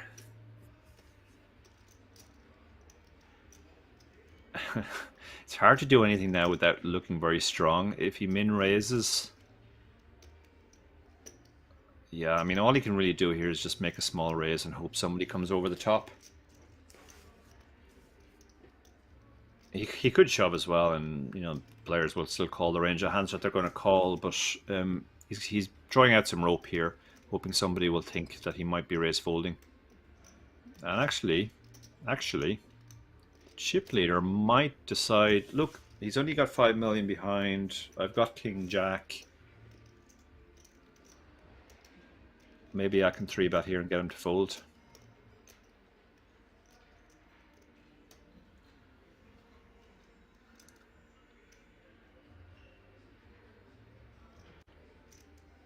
Thinking about it. 2.4 million out there. If he 3-bets effectively committing, he can win 2.4, and he's only risking an additional 5.2. So it's a good spot to be fairly wide here, but he might be suspicious of the small raise off the shallow stack. But no, he's reaching for chips, so I think he is going to take the bait here. And he raises to 2.5 million. And now, presumably, after a little bit of Hollywooding, we'll see the shove.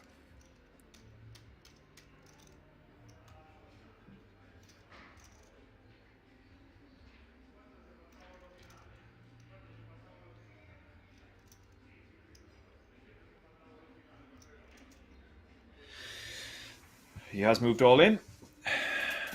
And now, given the price, I can't imagine this can be a fold. He's going to side call and hope it's ace queen or pocket tens.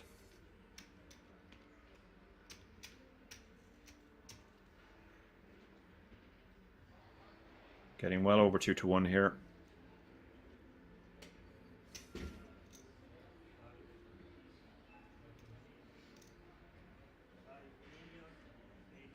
Yeah, he doesn't like it because he knows he could be in horrible shape here, but getting well over 2-1. Even if he was dominated, he had the price to call. As it turns out, he's up against one of the 2 hands that has him absolutely crushed.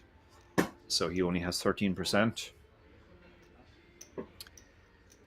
And Daniel has been very, very patient, waited for this spot, and has got it in as good as you can get, and now has to hope his patience will be rewarded with the full double up. Players standing up to release tension. There's a jack on the flop. Jack on the flop. Also 2 hearts, so there's some runners as well. But the 7 of diamonds means just a king or a jack now, or Daniel will double up.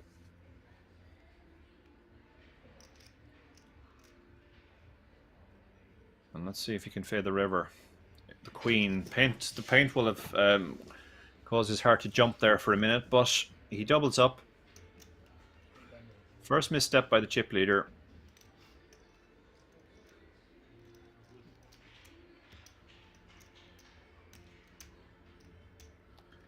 Problem as well for the chip leader, apart from the fact that he lost the pot, is he's now dragged back as well, so he doesn't have a commanding chip lead anymore. You can see, yeah, he's got 34 big blinds, but there are two guys with 28 and another guy with 27, including the guy he just doubled up, who is probably the most aggressive player on the table, apart from the chip leader. So it's a very different situation now. You have 4 stacks fairly tightly bunched, 34 down to 27, and another 4 bunched between 17 and 14. So we're probably going to see it get even tighter. It's already been a very tight final table, but we're probably going to see it get even tighter. Goncalo was stepping out because he had taken the chip lead, but now he's been dragged back. We'll have to see how he reacts to that.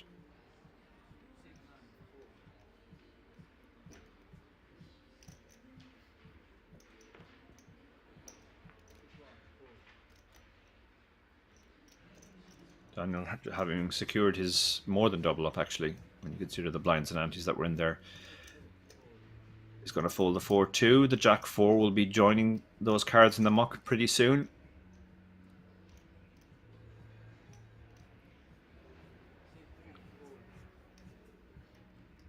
The Matthias folds the 7-5. Goncalo has another open here, obviously, with the Ace-9. So he'll be reaching for raising chips again. Let's see what size he uses. They have been using 1.3. He opened 1.5 the last time he opened with the 10-9 suited. What size is he going to go for here?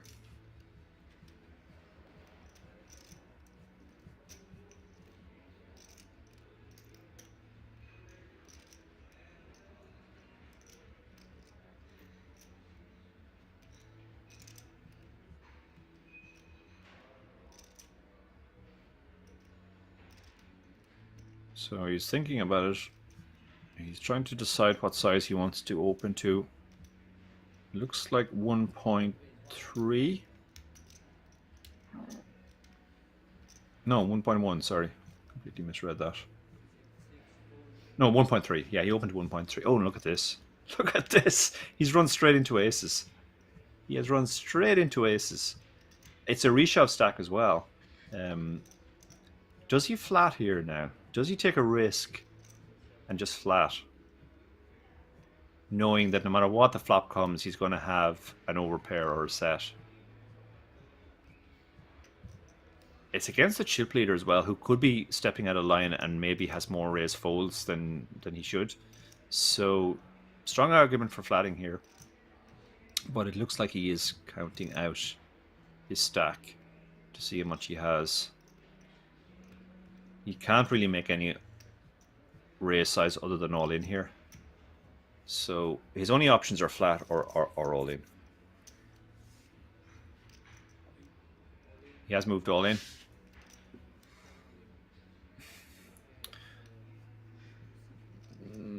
This is a tricky spot for Goncalo now.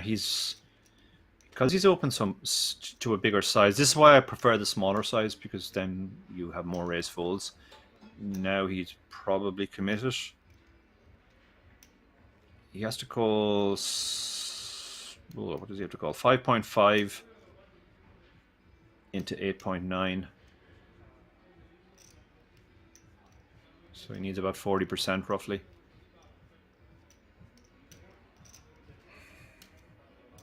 Ace-9 is a mucky hand. It's dominated so much. But if you think the guy ever has king-queen type hands, or eights down hands that you're flipping against, you definitely have 40% against that range.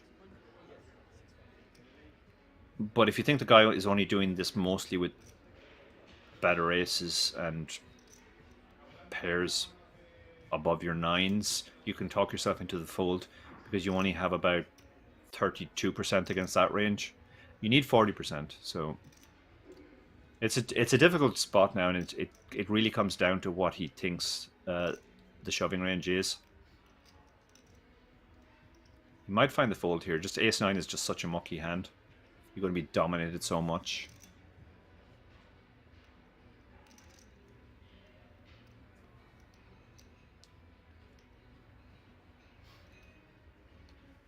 And he does let it go. Yeah, he finds a very good fold in the end. Another part of that hand is if he calls there and loses, then he's really dragged back into it. He's dragged all the way back towards 10 million. So he preserves his stack by folding.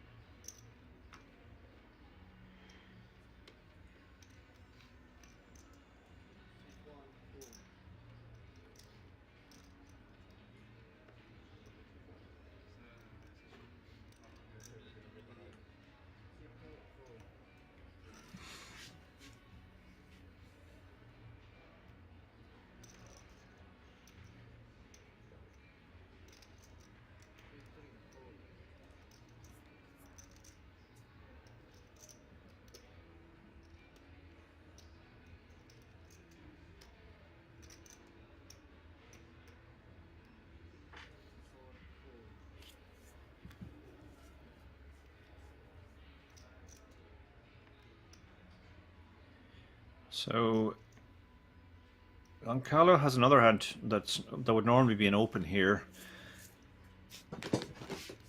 Kind of have to just play your game and suck it up and just keep opening in these spots, but it is difficult when you've just had 2 setbacks. He might decide to take the hand off here, but it looks like he's going to go for the open. And as he's stuck to the same sizing, 1.2 this time, so he's come down a bit. 60,000 euro for first, Zigana 69, and also a 10k ticket, which everybody who finishes in the top 4 will get. Look at this, ace-9. This could be a reshove from Francisco. It's kind of right on the line with the hand, with the stack he has. 17 big blinds.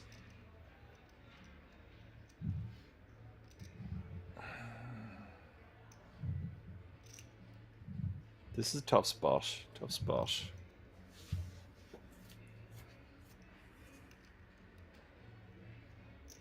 Again, he can't really do anything other than all in if he decides to 3-bet. Flatting in this position doesn't seem great. So the options are kind of all in or fold here.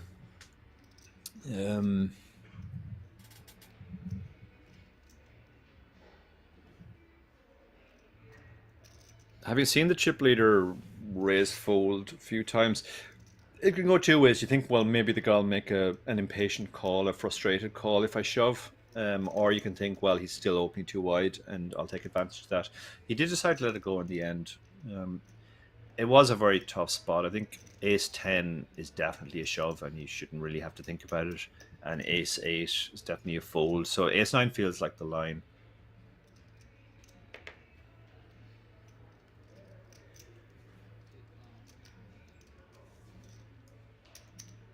And the queen-8 suited folds as well in the big blind. I mean, it's a hand which you could defend normally, but it's another 800,000 out of a 6.8 million stack. So, and you're going to have to check fold the flop when you miss most of the time.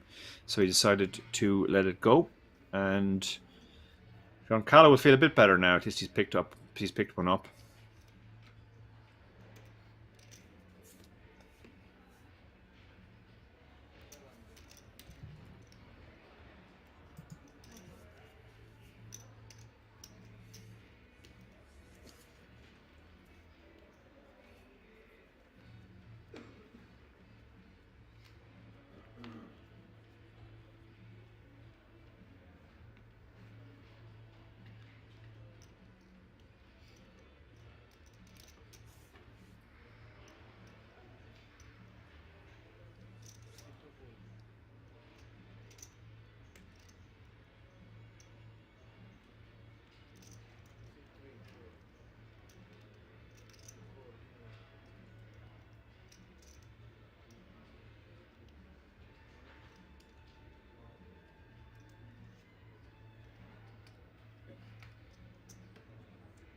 Can't imagine he's going to do anything with the Jack Deuce here. So he does get to fold a hand.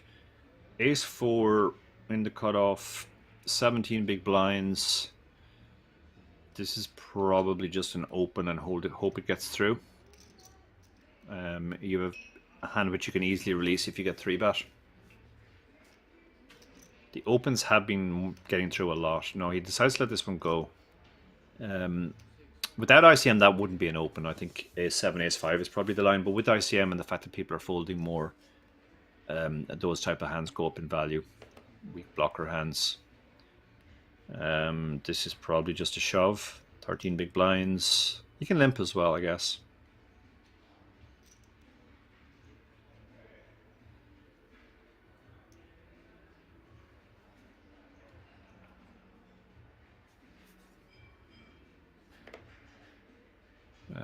But he finds a third option. He decides to fold. As it happens, he would have run into Ace 4 suited. I'm not sure Ace 4 suited calls a 13 big blind shove. Would have been interesting. I think if he limped, he was getting shoved on, but shove might have worked.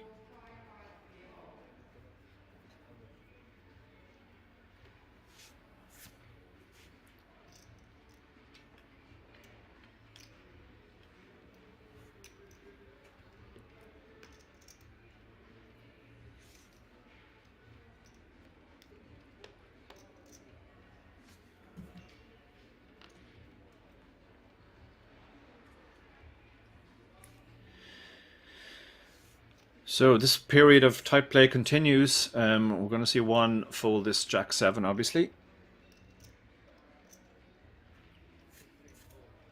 Matthias, who came to the feature table very, very short and had an amazing spin up to being chip leader with 20 million in chips roughly, has drifted back and now kind of is one of the shorter stacks, looking for a spot to double up.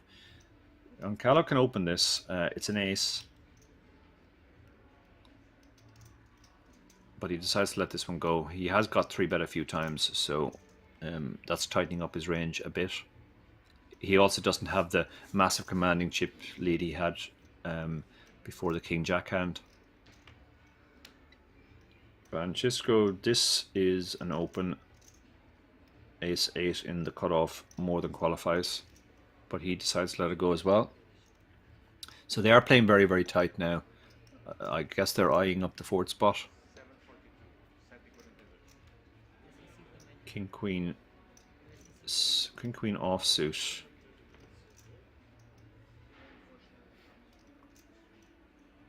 Tricky enough spot this. With the ICM situation, you probably just want to limp. It's a hand which will be strong enough to limp call if he makes a normal raise. If the big blind makes a normal raise, and it also plays very well post flop. You want to have some very strong hands in your limping range if you're going to be limping weaker hands as well. You can also go the other way and raise it, which I think is what it looks like he's going for. Problem with the raise is if you get shoved on, you hate life now.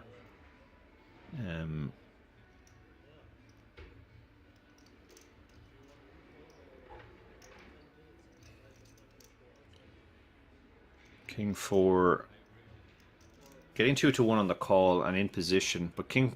This is just the worst type of hand. The high card, low card hand unsuited. It just plays very badly post flop. Your low card isn't going to do you much good if you hit it, and your high card can be dominated. So he does decide to let it go.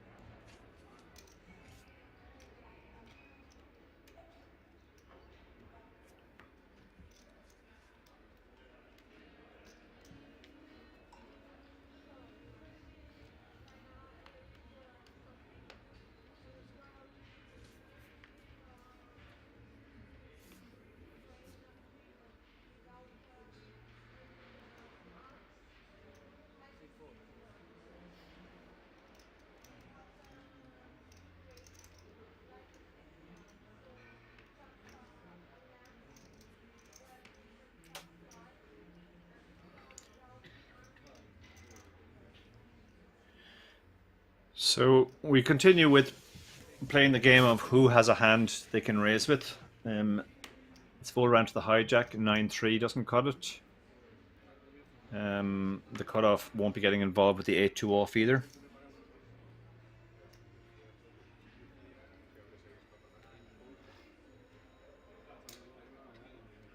Four two suited on the button. Can't imagine this is opening either. Might do though. He's suited and people are folding a lot, but no, he decides to let it go. Okay, we have Queen Jack in the small blind, so this is definitely being played. Yeah, he's gone for the limp, looks like. One will probably check his Jack 10 behind. Doesn't seem like the type of hand you really want to raise.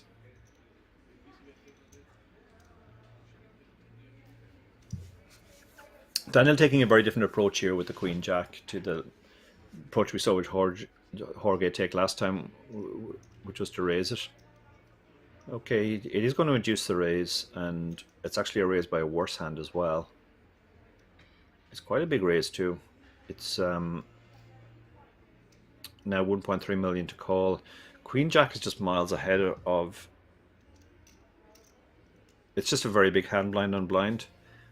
The size makes it awkward though.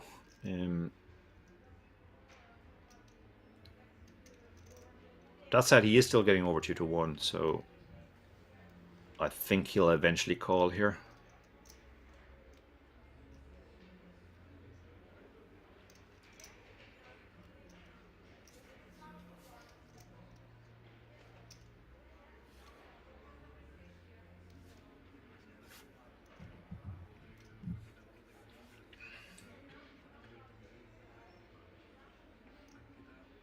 No, he lets it go. He decides he doesn't want to get involved blind on blind. That's purely down to the ICM. The big blind covered him. He has one of the 4 comfortable stacks, so he's going to wait a while and try and get close to laddering to 4th.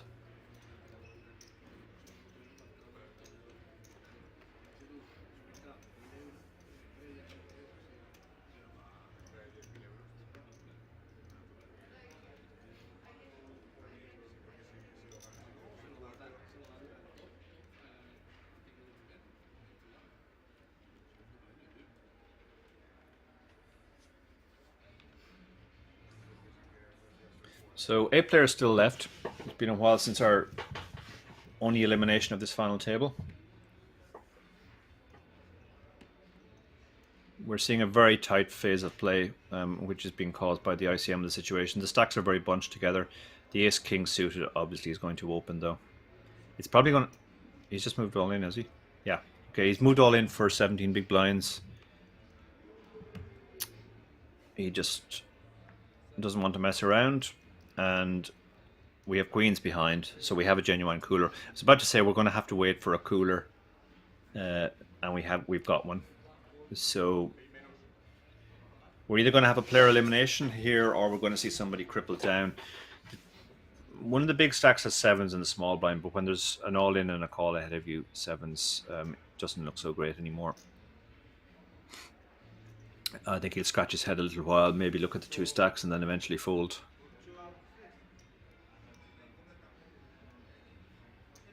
This is actually a spot. If I was a small blind, I'd hate to look down at 10s.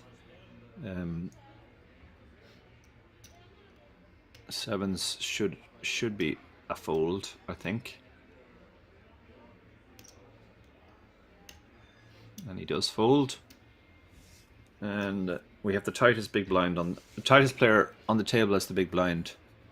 So unless he picks up something huge, I can't imagine he's calling either. I can't imagine King 10 qualifies here. He does fold his cards and pushes his big blind forward. So we have a flip. Ace-king suited against queens. Queens are a fairly significant favourite. They also have one of the flush cards of the ace-king suited, which helps. So blocking flushes and straights that the ace-king suited can make. So if he can fade an ace or a king here, he will double up. and Enrique will be very short.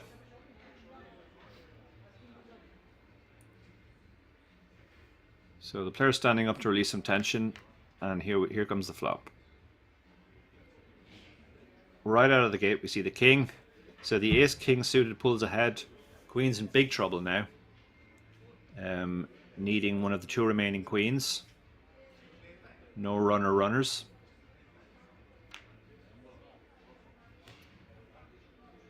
Ten of diamonds on the turn is a blank. So 2 outs and 2 outs only for the queens. Or we'll be down to 7. And we are down to 7. The ace-king doubles.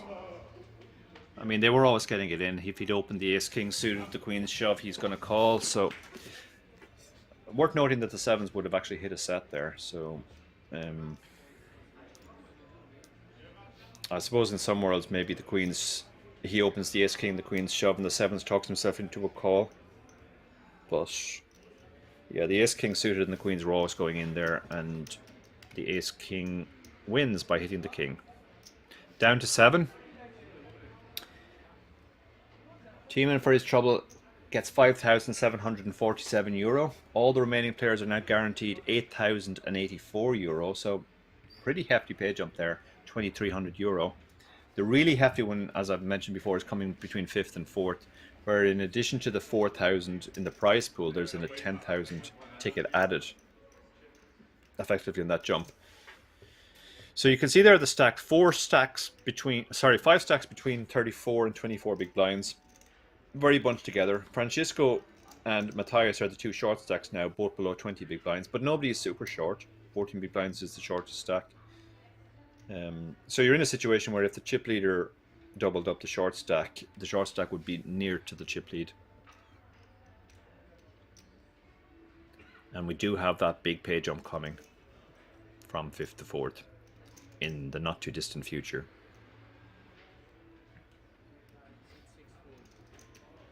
Jack 5 offsuit is going to fold. One of the 2 shorter stacks. Jorge, who's played very, very snug so far on this final table with the Queen 6 suited. He could certainly think about opening this hand. It's the right type of hand to open if you're going to be opening wider. Suited hand with a high card. But he lets it go. Daniel, King 4 suited. Again, this could be opened for sure. Right type of hand, high card and suited. But he lets it go. 7-6 offsuit. I mean, you're opening into the chip leader, so I wouldn't really fancy this as an open. But he's going for it. 1.2. You have a reshove stack in the small blind, but 9-5 offsuit won't be reshoved, that's for sure. And then you have the big stack in the big blind, but he, as it happens, has 10-3 off, so probably one of the few hands he's willing to let go.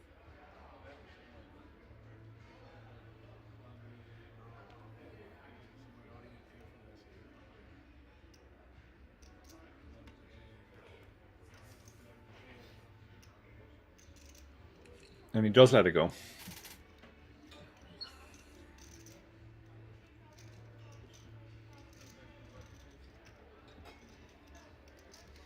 Shout out to Who Are You Donkey in the chat. Hi Dara, is chat behaving? Yeah, chat's been very good so far. Some foreign languages that I don't understand. Hopefully they're not saying rude things, but yeah, it's been good fun so far. Oh, Bobbage 1988. I do remember you, sir. Yeah, I remember you.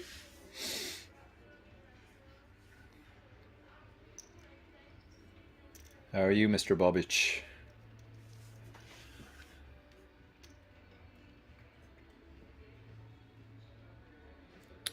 So King 4 offsuit under the gun, shorts, one of the 2 shorter stacks. He'll be folding this fairly quickly, I imagine.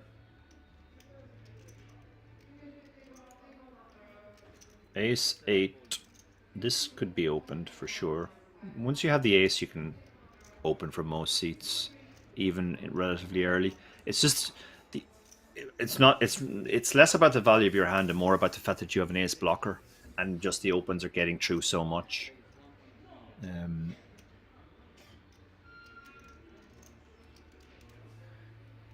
So he does go for the open. Queen 2 suited will be going in the muck, I imagine. Sixes. Juan is playing a little bit more the way people play early in tournaments than people play on final tables, so I wouldn't be surprised to see him flat here. And he has gone for the flat. Matthias has a reasonable spot to shove here. Jack 10, probably not quite good enough, and I think Matthias will definitely think it's not good enough. He has been the tightest player by far on the table. If he'd looked down at a hand like King Jack, it would have been a very good spot to shove. Is he actually thinking? He might be thinking of calling here, but it is 1 million of his 7 million, 1.2 million of his 7 million to call, so he's let it go.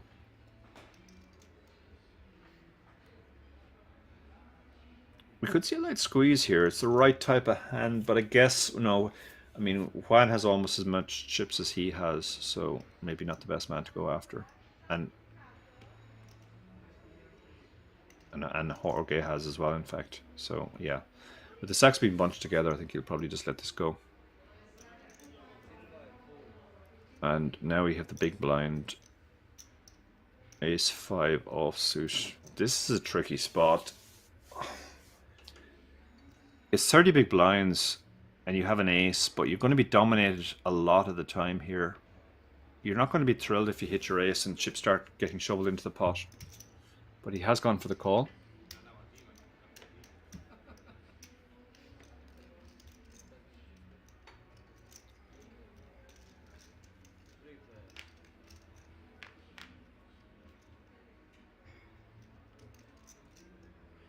Okay, so who's got what? The ace 5 has hit bottom pair. It's not going to feel thrilled about that. The sixes is going to be looking at the 2 overcards. Not really thrilled about that either.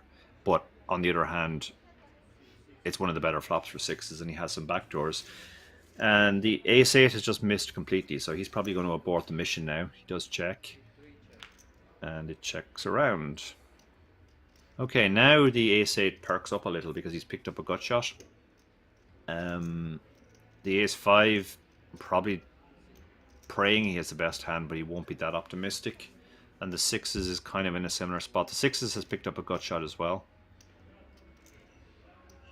So he's unsure what to do. He has the best hand right now, we can see, which he will have some of the time. Actually, what's happening here? The ace 5 is going to bet.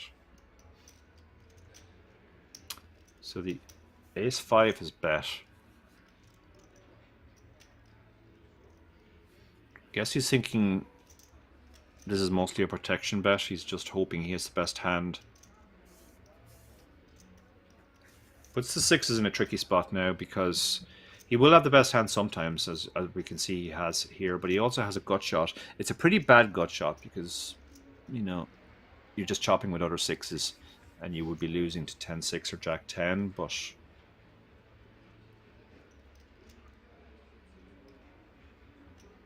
Oh, sorry, it's the sixes that bet. I thought it was the ace 5 that bet. Okay. So the sixes bet, yeah, this is more normal. And the ace 8 is hanging on because it's sometimes the best hand right now, and it has a gut shot as well. Now this is probably going check, check.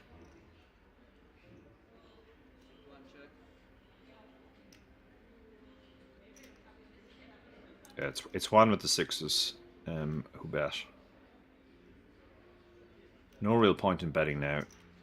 You're not going to get called by worse, and you're not going to fold out better.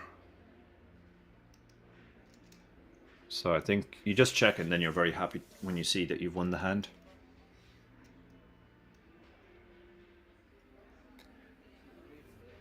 But he has gone for the bet.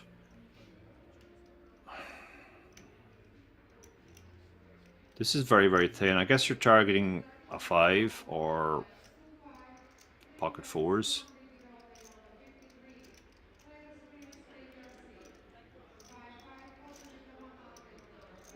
This is super thin. I don't really know what he thinks is going to call him that's worse. It's possible he thinks he's bluffing and he's maybe trying to get a 9 to fold.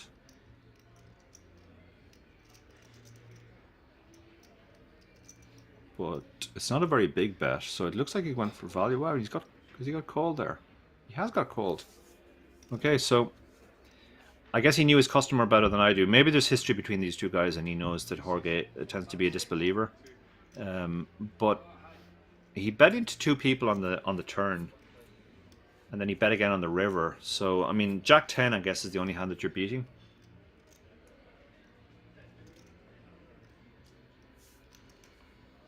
It was a very strange bet because it was very small.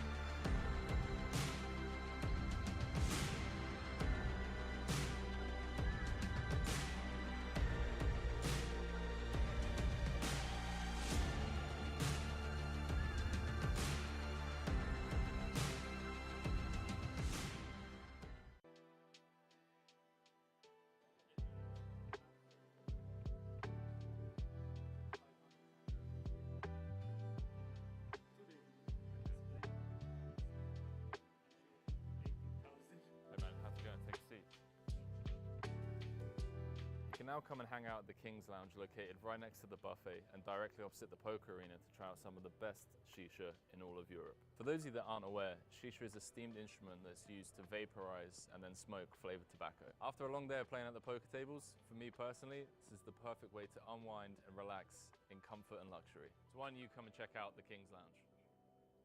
Cut.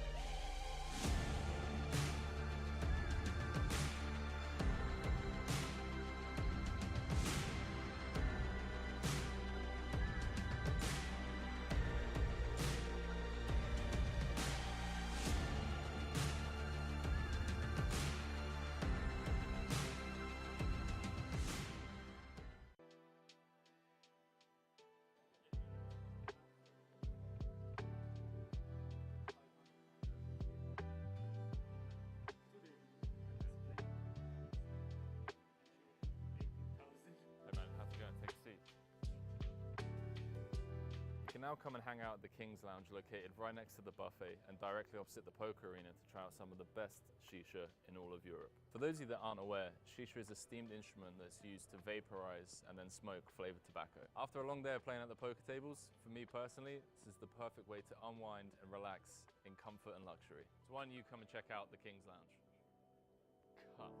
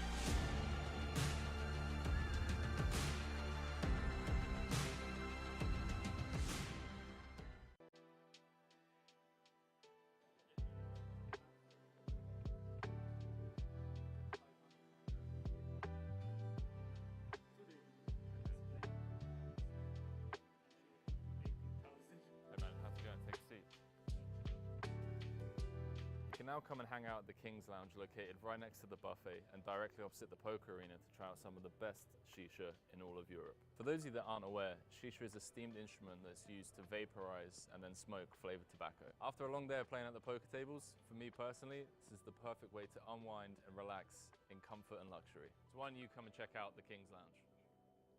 Cut.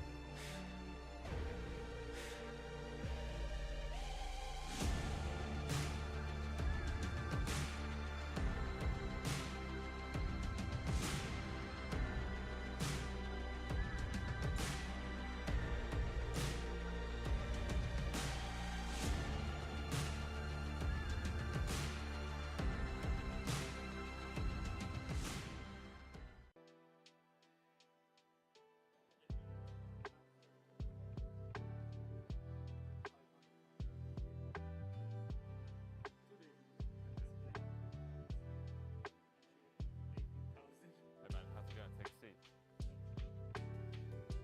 You can now come and hang out at the King's Lounge located right next to the buffet and directly opposite the poker arena to try out some of the best shisha in all of Europe. For those of you that aren't aware, shisha is a steamed instrument that's used to vaporize and then smoke flavored tobacco. After a long day of playing at the poker tables, for me personally, this is the perfect way to unwind and relax in comfort and luxury. So why don't you come and check out the King's Lounge?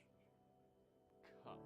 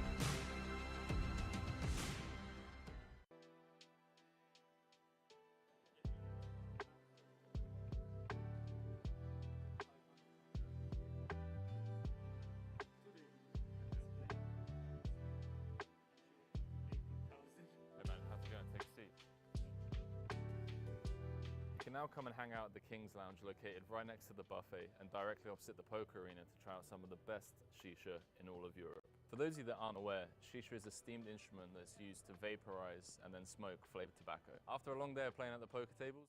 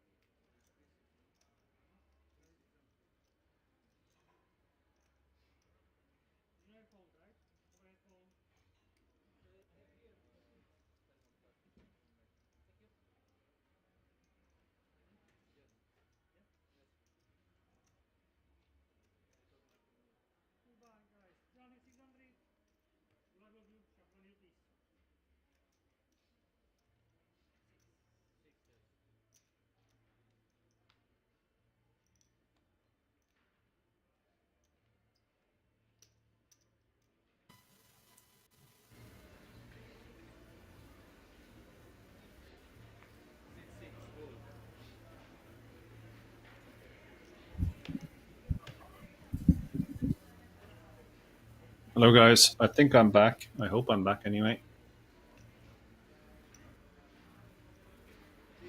Let me know if you can hear me in the chat.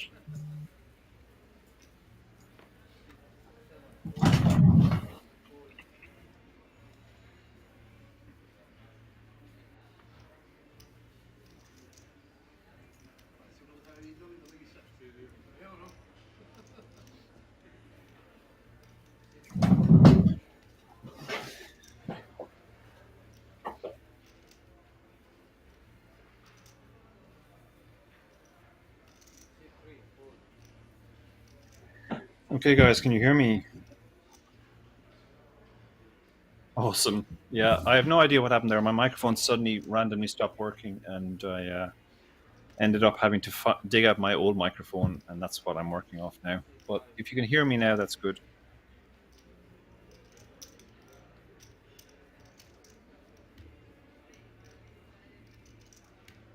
So, what have I missed? What have I missed?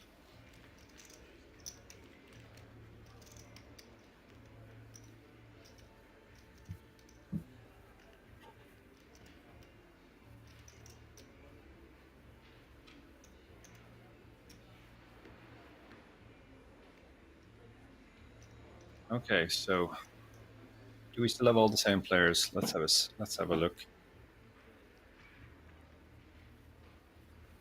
Looks like we might be missing Matthias.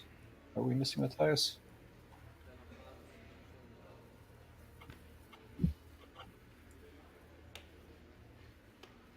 So Francisco under the gun, 16.5 big blinds, King Jack. It's the kind of hand you open, but you don't really love it. Okay, so we're down to 7, so I guess we lost. Oh, no, we still have 7, yeah. Still everybody there. So it looks like I didn't miss too much. He decides to let it go. He's just in very early position there, and his stack makes it awkward. So it's understandable he decided to release that one.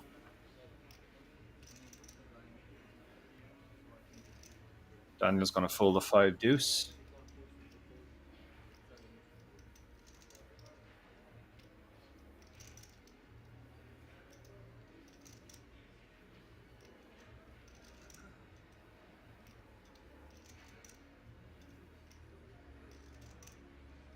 Matthias, 12 big blinds, 9-7 suited on the button. This is probably a shove. Yeah, he's moved all in here. This is a nice hand to do it with.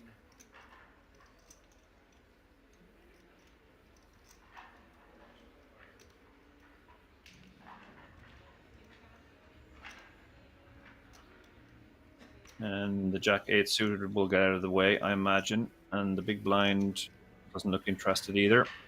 So the shove gets the job done. Can you talk about upcoming live events in Dublin? I know there was a game in Limerick. Yeah, I was down in Limerick until yesterday. Came back yesterday evening because I bussed early day two, which was the last day, and I played online. Um, Obviously, the Irish Open's the big one coming up, but that's more than a month away. Before then, I'm actually going to Prague to play EPT Prague. I'll be there from Saturday. A lot of live poker suddenly starting up. And very much looking forward to getting back into the swing of things live.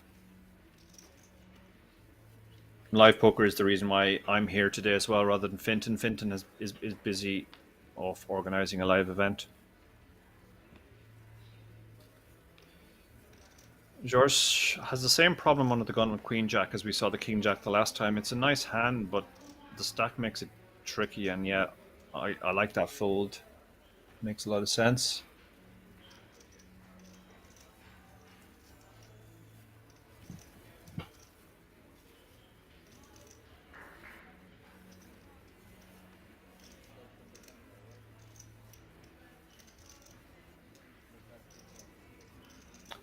Ace-9 suited.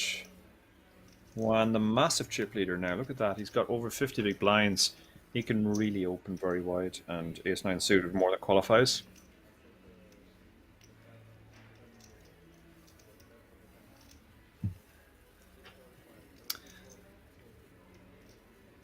Ace-2 on the button, just over 20 big blinds. The chip leader has opened. You're probably just going to have to throw this into the muck.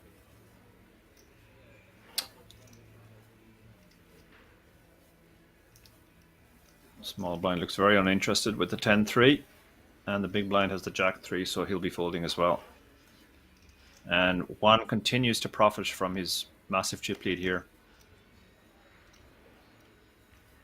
That's the huge advantage of being chip leader. You're going to win all these pots where nobody has a hand to play back. And you just get to chip up without any real risk. 7 players left. They're all guaranteed €8,000 now. But as I've mentioned a few times, there is a big pay jump coming up, specifically from 5th to 4th, because the top 4 all get 10k tickets to the WSOP. So that effectively makes the jump from 5th to 4th 14 to 28k. Daniel under the gun, pocket sevens. Again, they keep getting these hands, which are nice hands, but when you when you have less than 20 big blinds, and ICM is pretty extreme, you don't necessarily want to open these hands. And Daniel decides it's not an open, and that is, well, he hasn't folded yet. No, he was just scraping his cards. I mean, this is just difficult because you've got 6 players behind you. You just have 2 sevens, but he's decided to open it, and you're mostly rooting for it to get through here, or else the blinds defend, and you get to go post flop. But this isn't a hand you can really defend against a 3-bet, and you're not blocking any of the hands that'll 3-bet you. The Ace-5 suited might get creative here and throw in a 3-bet. Take advantage of that fact that he has the massive chip lead.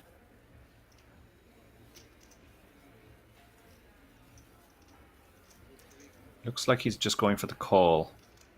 So he's going to call in position. Tyus is a pair, but it's the worst pair.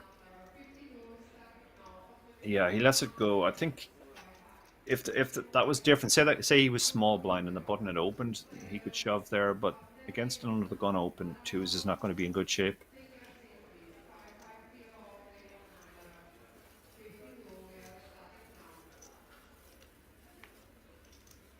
And all the other players getting out of the way.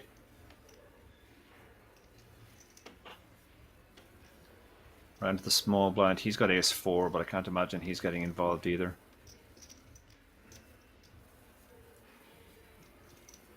And he does release. And the 9-6 is probably folding in the big blind as well. Although I guess he can peel. He's getting a good price. It's a big raise though, so yeah, he folds as well. So chip leader against under the gun.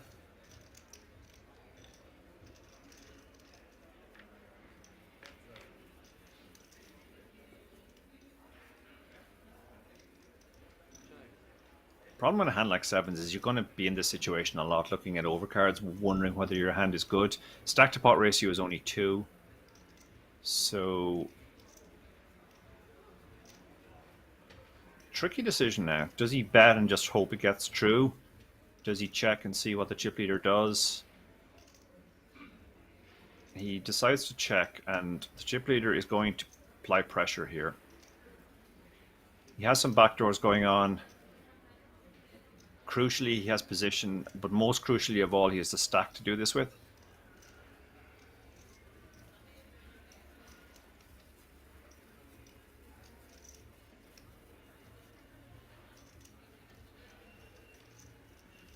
Sevens really don't know what to do now. This is such a terrible spot. And again, I don't want to keep harping on about this, but this is one of the problems with opening a hand like sevens under the gun. You're just going to find yourself in a world of pain a lot of the time, even when you get to see a flop. And with Juan turning a flush draw, he might keep barreling here now, and the sevens are going to be really under pressure now. Stack to pot ratio is less than 1. There's 7.5 million in the pot.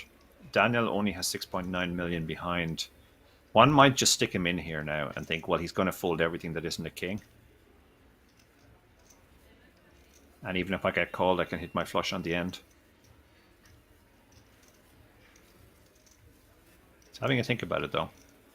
He could also just check here and then think about bluffing the river, which is what he's gone for. So he's trying to hit his flush primarily.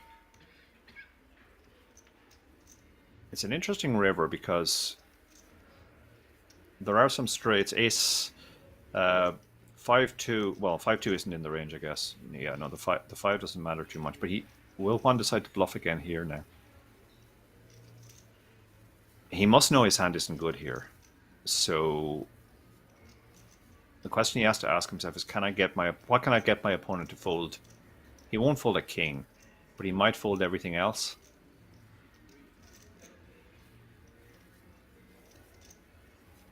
He's thinking long and hard about this. There's 7.5 million out there.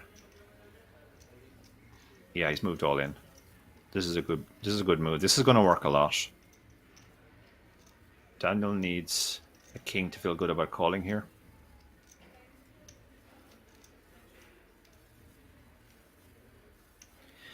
Now I guess Daniel's replaying the hand in his mind, thinking, would he really play a king like this? Would he check the turn if he had a king?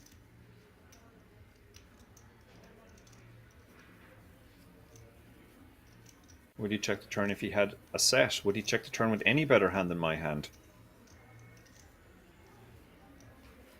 It's an awful spot for Daniel now. If he does find the call, it'll be a great hero call, but it's very, very difficult.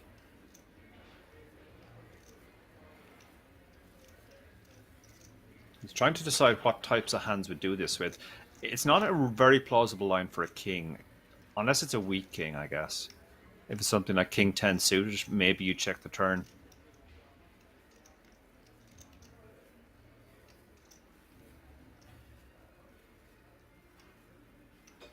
He did make a stubborn call earlier, we saw with the 8-7 on the King 8 export. But he has folded, yeah.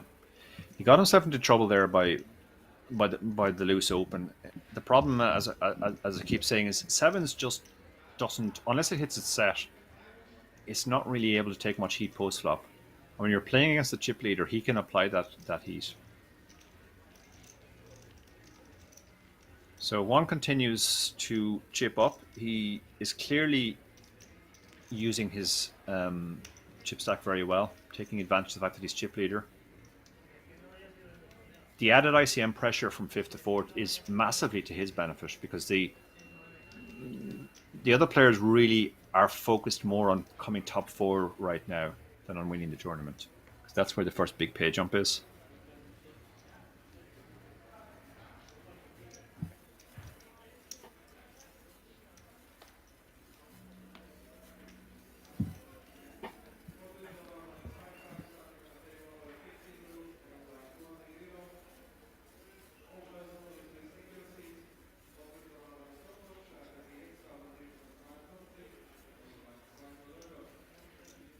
So he lets the king 4 go. The queen 7 suit is going to fold as well. The 5-3 will be folding. And the hijack.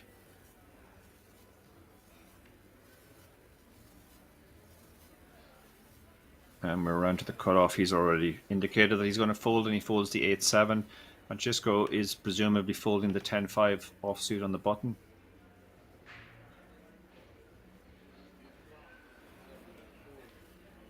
Small blind, king 3, just under 15 big blinds. And you're actually, the big blind is, this is a shove. Yeah, and he has moved all in. King is good enough there. You're going to get your opponent to fold a lot of hands, including the one that he has, Jack 4 offsuit. Daniel was down to less than 10 big blinds after his misadventure with the 7s. He's going to posture here a little bit and then eventually fold.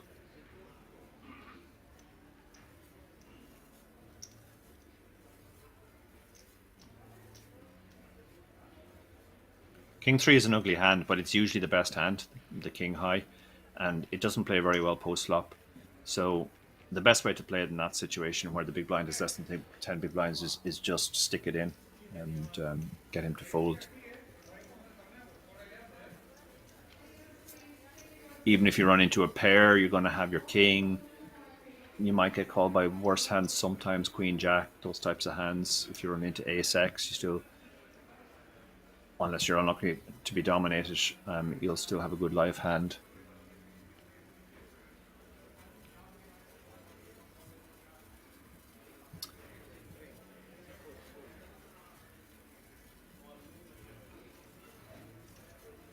So Goncalo has been hovering around this sort of stack depth since he lost the chip lead, treading water. He's one of the players who will be eyeing up 4th place in particular.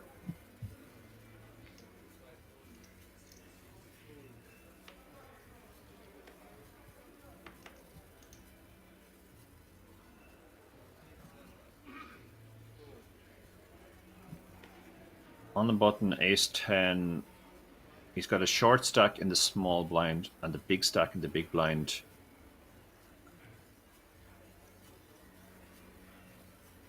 Best option here is probably just to shove, because you don't really want the big blind to play back at you because of the ICM.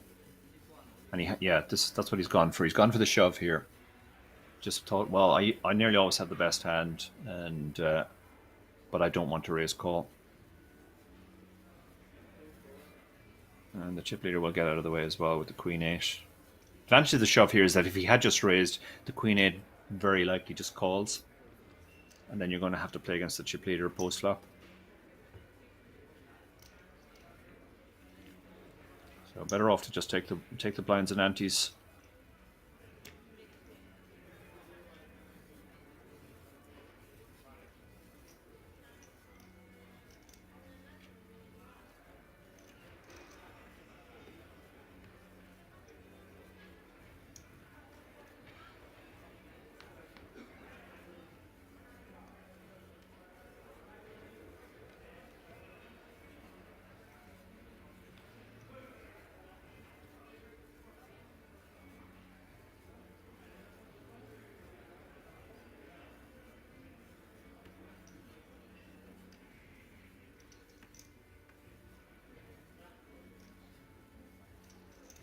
So the 10-4 under the gun, drawn into the muck.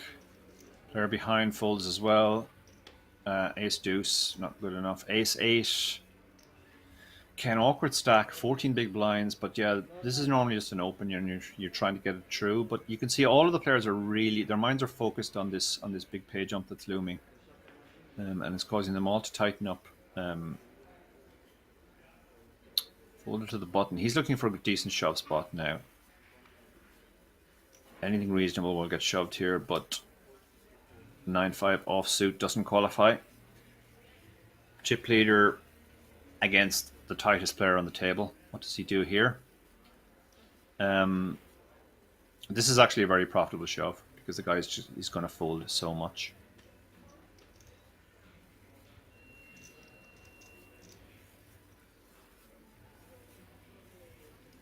Thinking about it though. Thinking about all the options. He's gone for a normal raise. Which, yeah, he under-raised, so he ends up having to min-raise. Weird spot now because the big blind is getting such an amazing price, 4-1 on the call. Shouldn't really be folding anything. But Jack 6 is a pretty ugly hand. He might decide he just doesn't want to play it, and that's what he does, yeah. Yeah, so the small raise worked there. He should keep doing that. Knowing that your opponent is capable of folding to a min raise, it's going to make min raising massively profitable. There's probably not a massive difference between the hands that Matthias would call a shove there with and the hands that he'll continue against a small raise.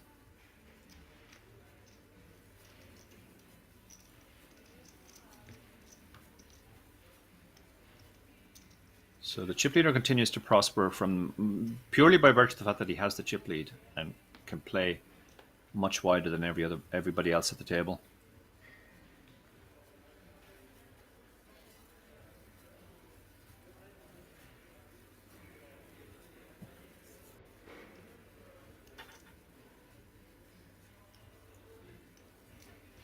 Enrique moves all in. He's been waiting patiently, or well, he hasn't been that patient, but he's looked impatient, but he hasn't done anything rash.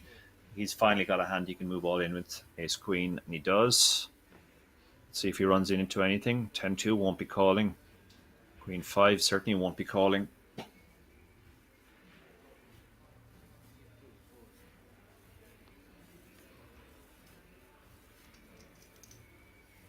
And 8-5 offsuit won't be calling either. King 10 suited is tempting. But Matthias doesn't seem like the player who's going to call off with that type of hand, and King 4 offsuit is going to go into the muck as well.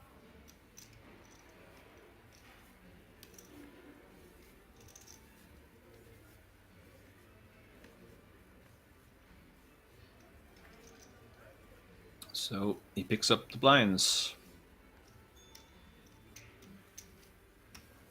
It's a pretty big win when you only have 10 big blinds.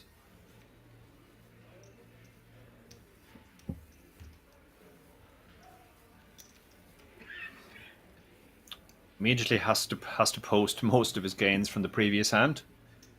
But if he hadn't picked those up, he'd obviously be very short in the big blind now. He could be a bit more patient with 10 big blinds behind.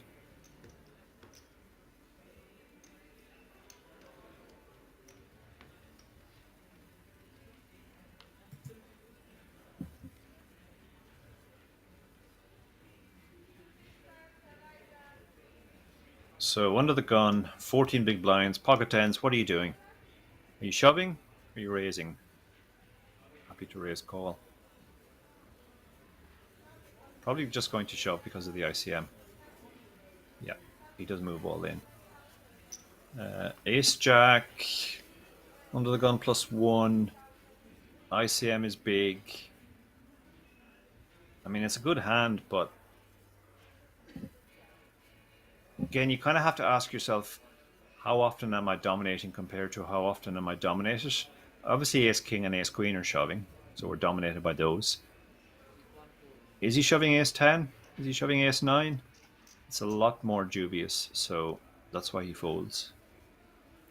10-9 offsuit is going in the bin as well, as will Jack 6.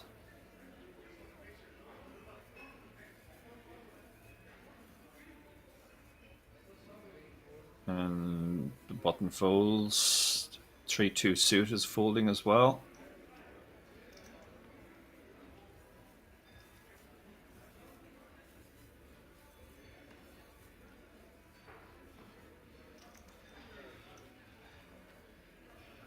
And the queen 6 shows and folds.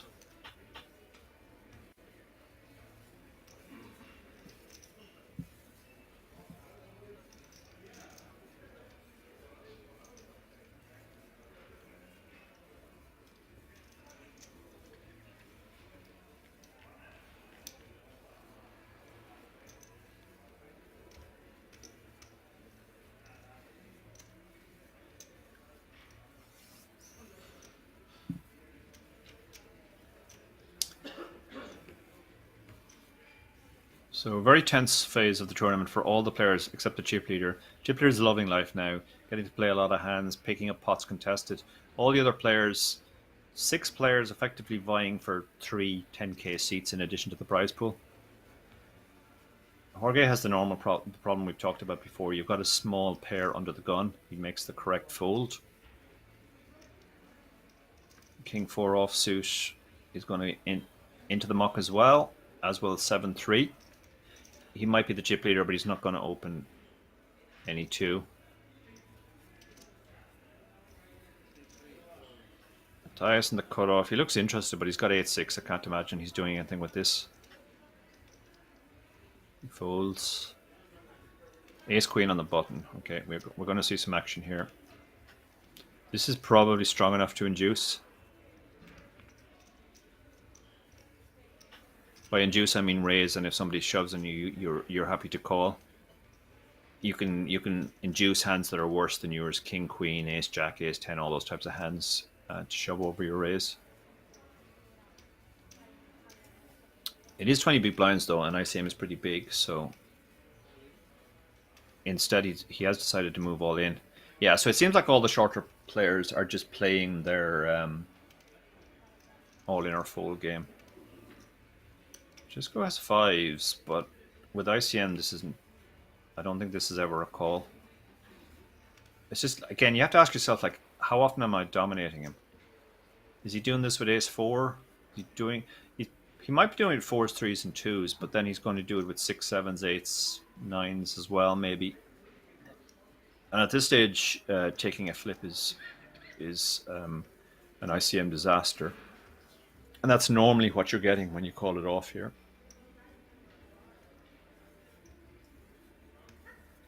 But he's considering it. There are some hands you dominate, some ace 4 suited, pocket 4s, pocket 3s, pocket 2s.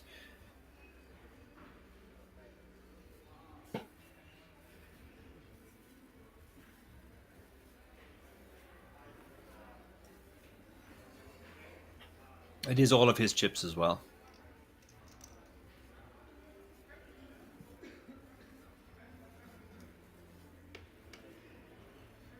I think he'll eventually fold here.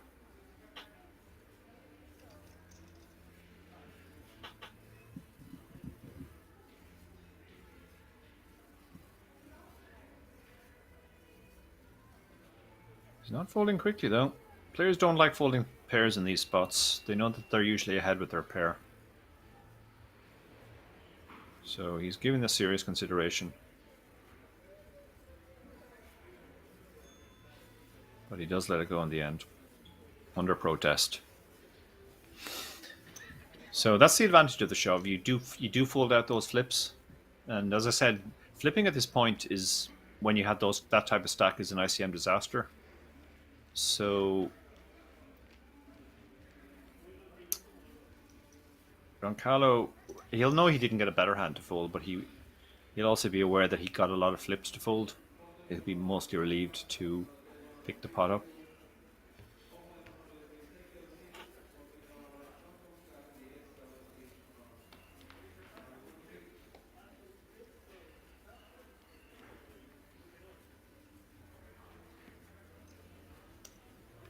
Daniel has queen 3. He's really looking for a shove spot. He's down to 9 big blinds now, but queen 3 isn't good enough. He's going to have to take the blinds next hand. Ace 10. This is a nice hand to open when you're chip leader.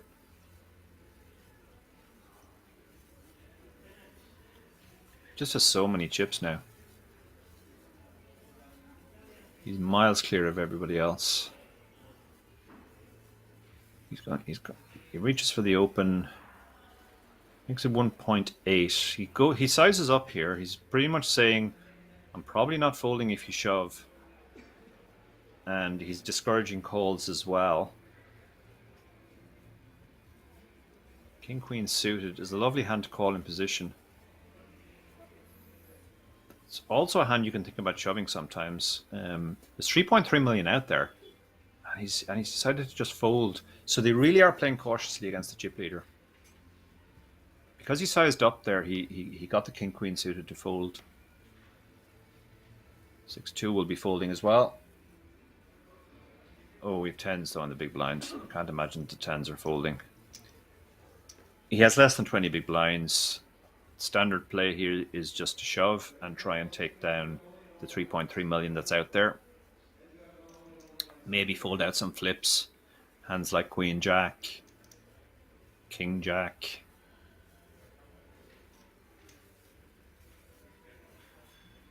Flatting off this stack is just a bit icky because you'll be looking at overcards a lot of the time. You won't really know where you are. You'll be out of position for the whole hand. So standard play here is just to move all in.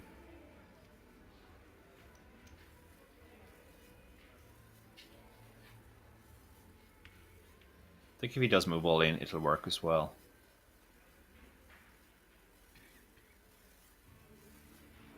He also looks like he's electing to just call though.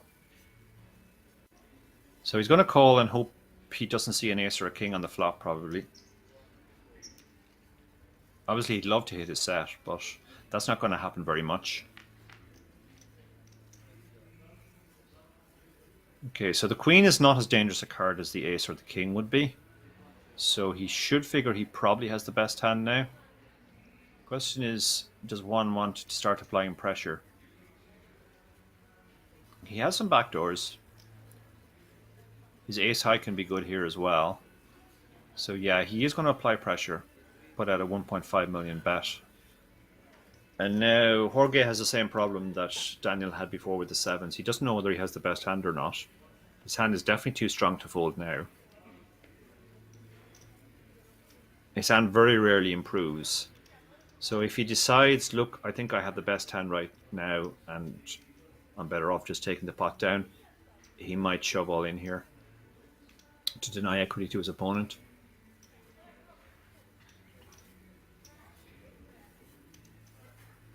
He's folded.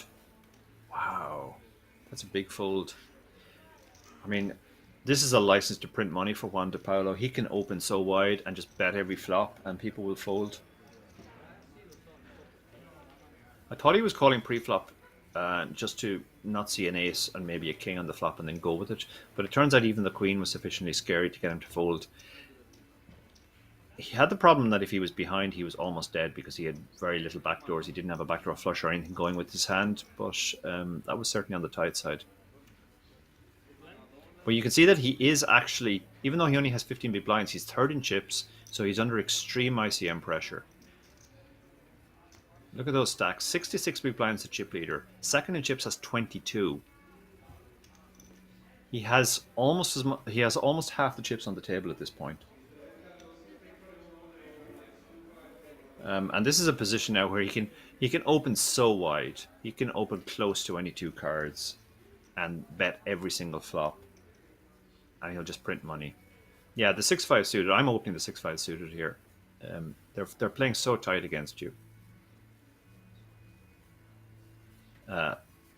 Like even 10s didn't reshove there, and it gave up to one bet on a queen high flop. So you're printing money with your opens here. Matthias, 12 big blinds, pocket threes. It's close. It's close.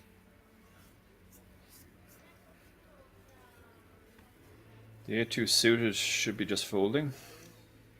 The A7 on the button should be shoving, and he does. 11 big blind shove. Pretty standard from the cutoff.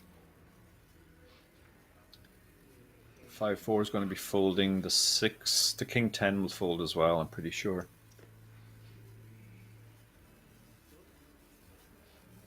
The ace 10 has to no, the ace 10 has to call, yeah. Yeah, he's the shortest stack, so he has the lowest ICM. He's going to be ahead most of the time, so he does call. And he's going to get the very good news. He's dominating his opponent. Great spot for him to get the full double here and cripple an opponent. This is a spot where he'd much rather double up through Enrique than, say, the chip leader, because it greatly improves his position.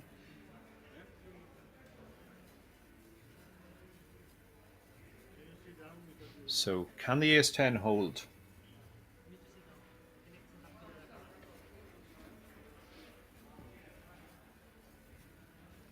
Tense moment for all the players involved. not just the two players involved, but the other players will be thinking we could be one spot nearer to those big money places. Some opportunities now. You can see the ace-10 is only 61% now because there are so many chops.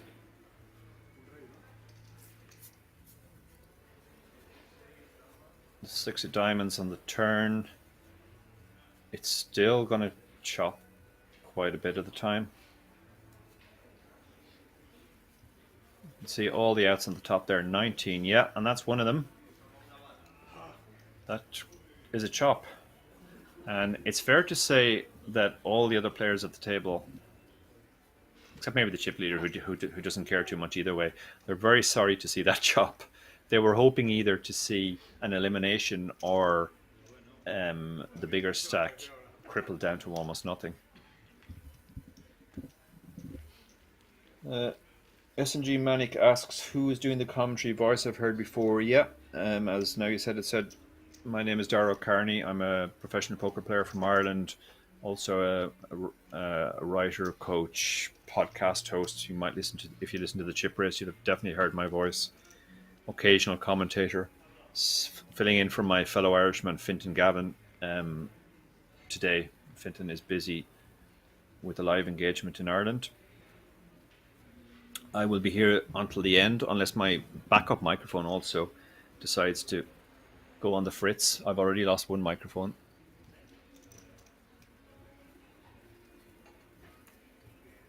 Pocket fives. Again, I keep repeating this, but these small pairs just make really mucky opens in these ICM extreme situations. So he makes the judicious fold. The ace queen suited here. Is he going to just shove? Is he going to raise? That's the only question. He decides to move all in. Players are just shoving more and more of their range. This is almost playing like a satellite now, because the chip leader is so far ahead of everybody that most of the players aren't really thinking about winning the tournament anymore.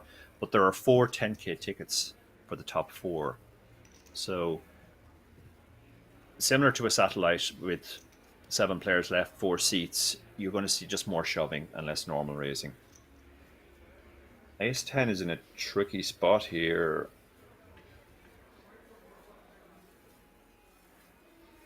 It's almost all of his chips, so I'm pretty sure this is an ICM fold, even though he's going to be ahead some of the time.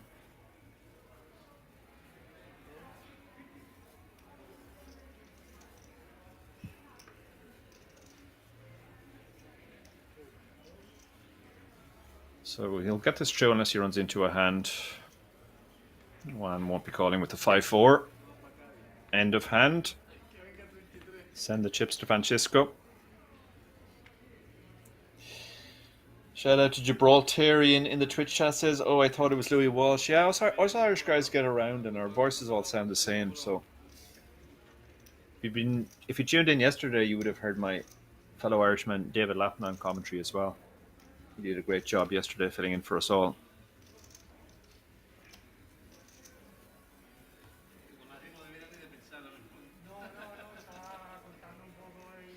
He was probably about the same age as me, so.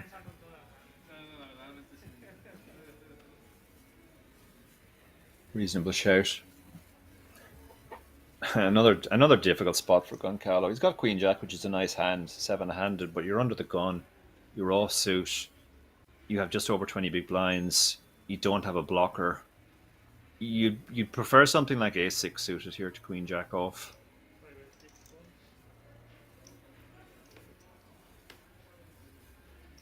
The 6-2 is definitely folding. And the 10-5 is folding. So we're going to get to see what the button has. Button, having got that double, now has, or sorry, no, he didn't get the double. He should have got the double, but he only chopped, so he's really looking for spots. Is 8-7 enough? Probably not, because he doesn't have a ton of fold equity. He's going into the small blind of the big stack who can call him very, very close to chip EV. And you only have 8 high, so he has decided to let it go. Juan, I mean, it doesn't matter what Juan has. He should probably just shove here. It's going to work so much. 1.5 million out there. You've got the tightest player in the big blind. Yeah, he's just stuck it in.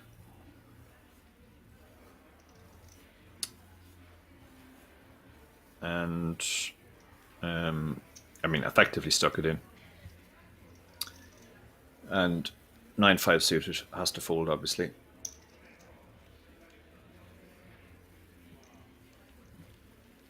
Lambda Force Official says Goncalves having really bad spots. Yeah, he keeps getting just these horrible marginal hands. And sometimes final tables are easy to play because all of your decisions are fairly straightforward, but other times you keep getting hands in or around the margin. And it makes it difficult.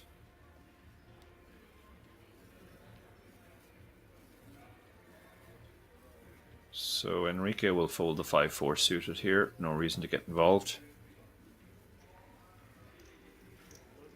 Francesco will fold the Queen 9 offsuit.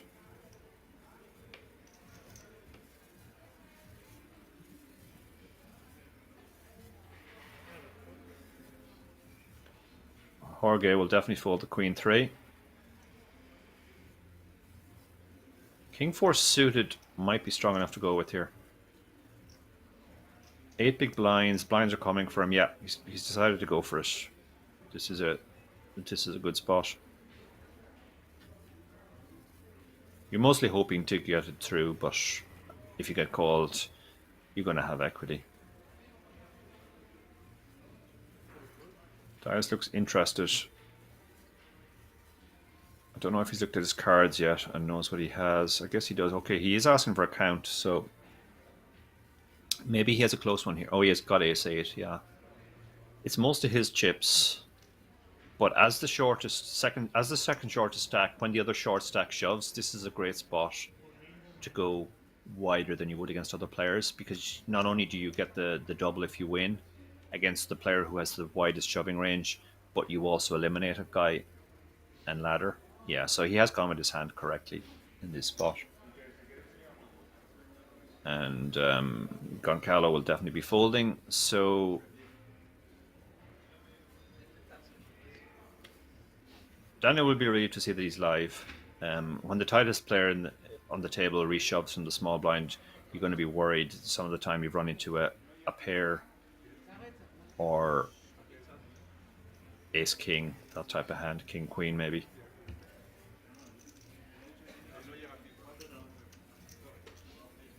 So it's roughly 60-40. The suitedness adding a bit to the prospects for the king 4 suited. Huge spot for both of these players now. Whoever wins this will be in a reasonable spot to lock up a 10k ticket and also a ladder. And whoever loses will be out the door. I mean, Matthias would be left with $1 million, but it's not going to be much. Okay, so that's a very good flop for the ace-8. King 4 is drawing really, really thin now. He needs runner. And he's dead now. Daniel played very well. He was the most aggressive player on the table. He got unlucky at some crucial big spots. He was unlucky not to get the double earlier. And Matthias gets the effective double and the ladder. So now we have 6 players left. We're only 2 spots away from that big pay jump we talked about. You can see the stacks. Remember, top 4 all get a ticket to the WSOP worth 10k. There are 5 players between 20 big blinds and 11 big blinds. Juan is obviously getting one of those tickets. So the other 5 players are competing for those 3 tickets in addition to the prize pool.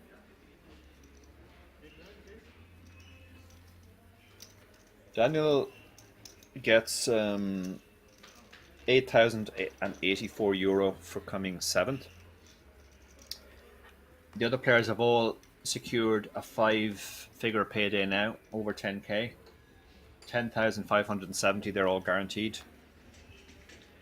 Not bad at all for a 250 buy-in. Francisco again, Queen Jack under the gun. We keep getting these hands. This is an ICM fold, given the situation. Probably. And he does fold. Pocket 6 is again said it before, but these types of small and medium pairs, they just lose a lot of value in this shallow stack ICM situation. If he's going to play, he's probably going to shove it. Yeah, he shoves all in. He's just saying, okay, look, I think my hand is usually the best here, but it plays really badly post-flop. I'm just going to try and take it down pre-flop. He is taking a big risk because obviously if he runs into a bigger pair, he's not getting it to fold. But he's just hoping that he won't. Now he might get the king queen to fold because it is most of Goncalves' stack. This is the advantage of shoving the pair. You can fold out flips. I don't think the king queen will call off here. It would be a bit wild from an ICM perspective.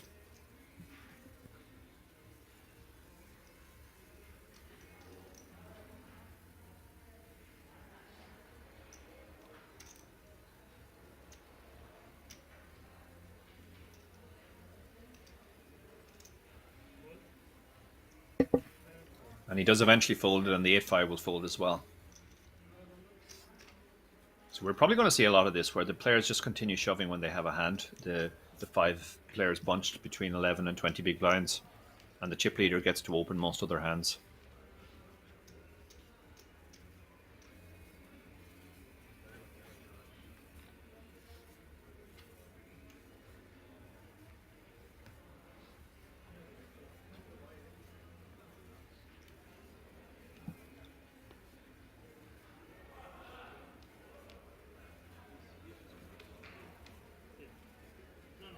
Ace-7 under the gun.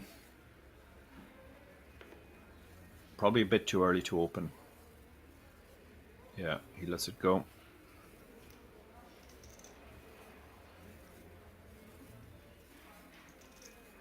Ten six suited. He can open this. He can open almost anything that looks reasonable, but he's decided to let it go. Pocket twos. He has an awkward stack now. If he had 10 big blinds, this would just be a fairly standard shove from the cutoff. But with 20 big blinds, it's a lot trickier. Looks like he's going to just go for the open. He opens to 1.5, 2.5 big blinds.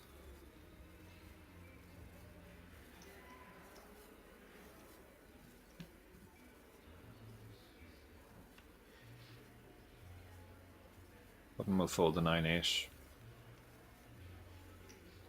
Fold from the small blind, Jack-7. 8-3 in the big blind isn't going to be interested either, I don't think. So this is going to work. The pocket twos take this down pre-flop.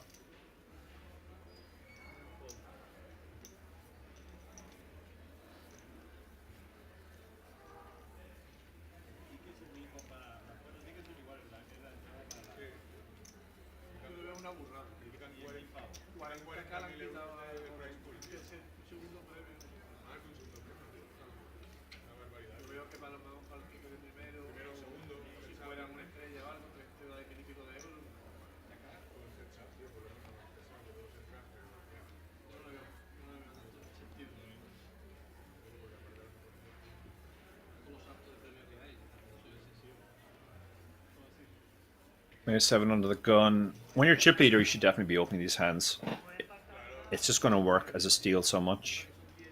If you do get shoved on, you're going to know that you're in very bad shape. You're probably dominated, so you have a pretty easy decision as well.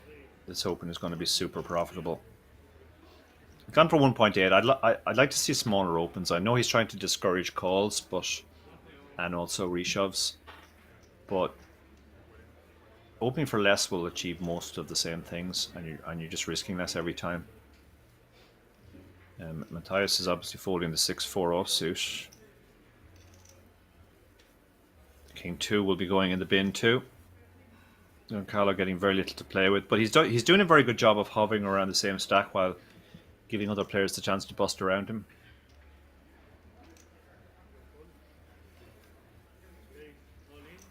Ace-Jack. In it goes. The problem now with the bigger raise too is you're kind of priced in now, unfortunately, against the 9.5 big blind shove. Let's see what price he's getting. 3.9 to win 9.8, over 2 to 1. Yeah, he can't fold anything here. So he's going to have to call and hope to get there.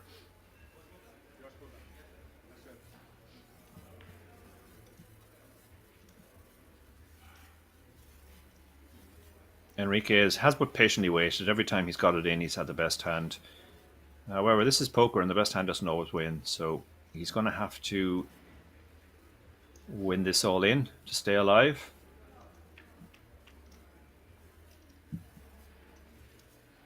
So far, so good.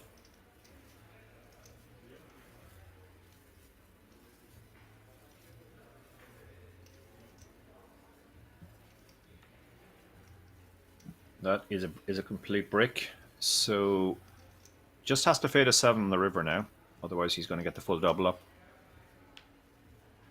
And he does. Israel are pretty happy. Obviously, he's waited patiently, and now he bets. He doubles up to be one of the bigger of the stacks, who's not the chip leader, if you get what I mean. They're all bunched between 10 and 20.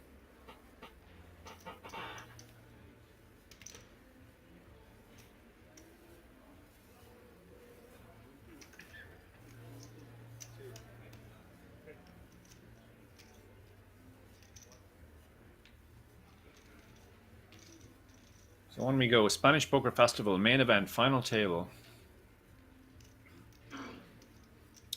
4 WSOPE tickets added, which is becoming increasingly significant as we get down to only 6 players left. So only 2 of these players will be leaving without a 10k ticket.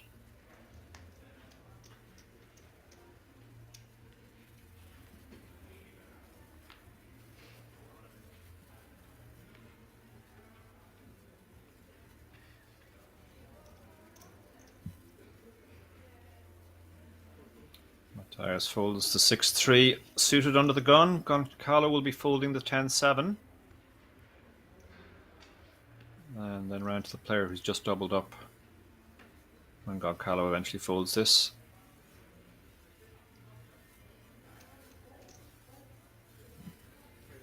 Quick fold from Enrique with the King-5.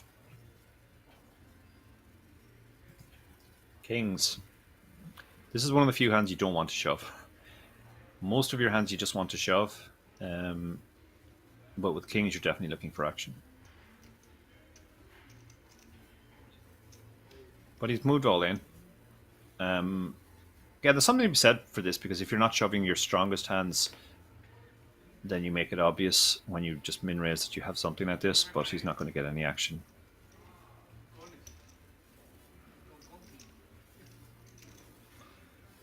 This is a spot where I would like showing the kings, just so they know that you're shoving the really strong hands.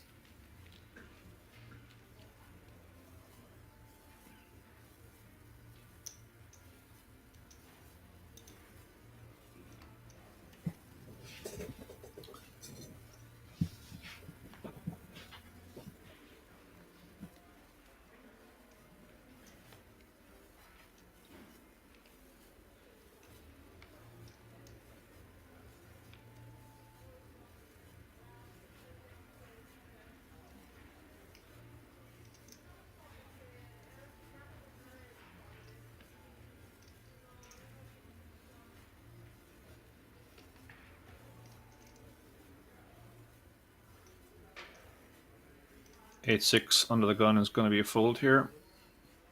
7-3 quickly follows. King 3 will be folded as well.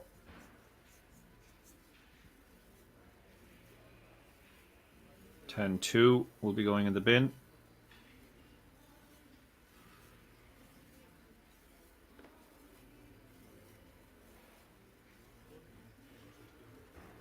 And we're around to the situation we've seen so often, the aggressive chip leader against the tightest player on the table. What's he going to do with Jack 3 off? Chip leader has 20. The Matthias has 20 big blinds now, so he has more. So he's gone for the raise. I like this. Matthias has shown. Wow, look at this. Matthias suddenly comes out of his shell and just shoves the 10-9 and gets the fold.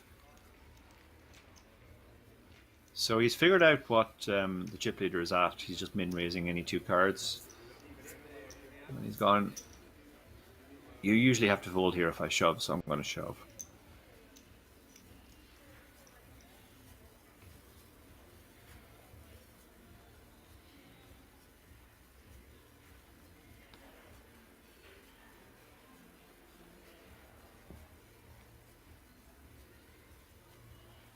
Jack 10 under the gun. Again, same type of hand. It's a nice hand to look at, but in this ICM situation, under the gun, it's just not good enough.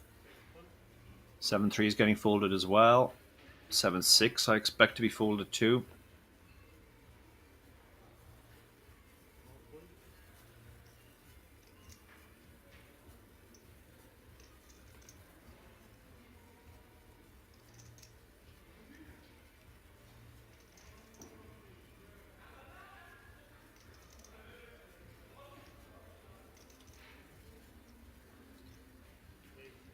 Queen Jack on the button, strong enough to open.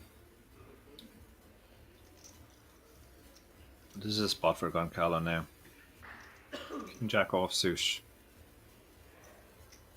Against the chip leader, probably opening close to 22 on the button. 20 big blinds. Do you just stick it in or do you just call?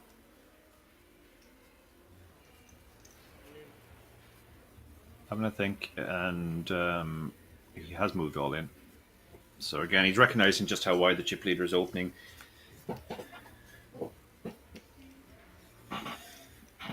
I don't think Juan will call here. I mean, he probably feels the players are starting to play back at him now. But Queen Jack doesn't feel like it's strong enough to call a 19 big blind shove. But he's asking for a count. 9.7 million to call. So not quite getting 6-4. Needing more than 40%. Queen Jack just doesn't feel good enough to have 40%. I don't think. Unless he thinks players are really getting out of line against him now.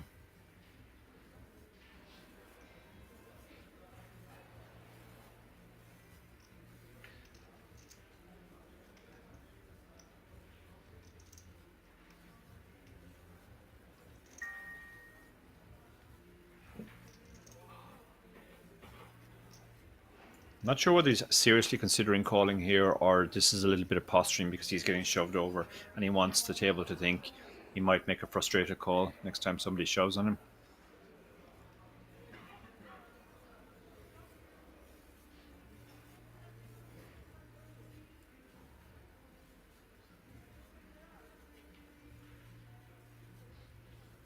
I'm not long think about it though.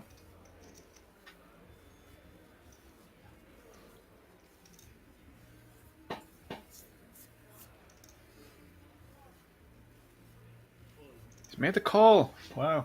I have to say I didn't see that one coming. I guess he's just figured so many pairs I'm flipping against. Maybe he turns up with stuff like Queen 10 suited, Jack 10 suited. He's actually in terrible shape. He's only got 30%. He's dominated. This is a big moment. He'll be down to 20 million if he loses this. And Goncalo will be up to 24 million. So this is a spot where we could see the chip lead changing hands. They both missed the flop.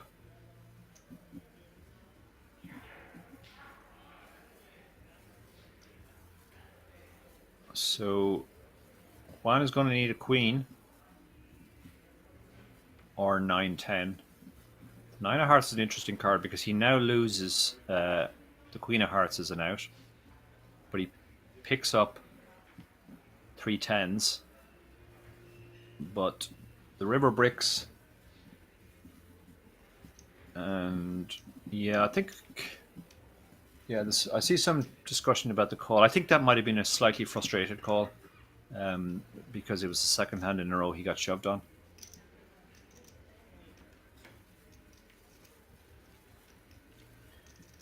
So a huge moment. Goncalo doubles up into the chip lead. And Juan, who looked like he could just coast to the win, now finds himself dragged back into the mix.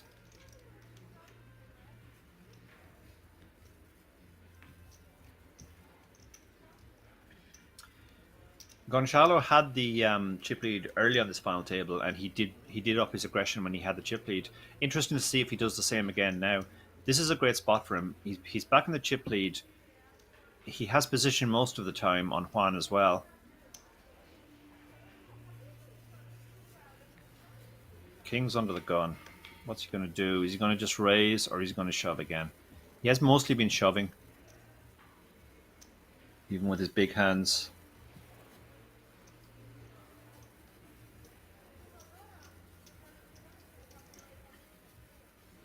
Counting his stack. Yeah, it's still 16.5 big blinds. He moves all in, which is consistent with what he's been doing. He hasn't been splitting his range. A lot of players would split their range. They raise their really strong hands. They shove the hands below that, and they would raise a few weaker hands as well for balance. Francisco has just been shoving his entire range because of the ICM.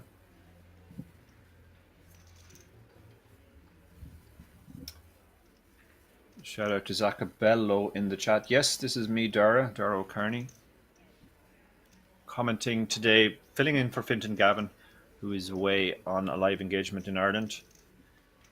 So I will be here till the bitter end, until we play down to a winner.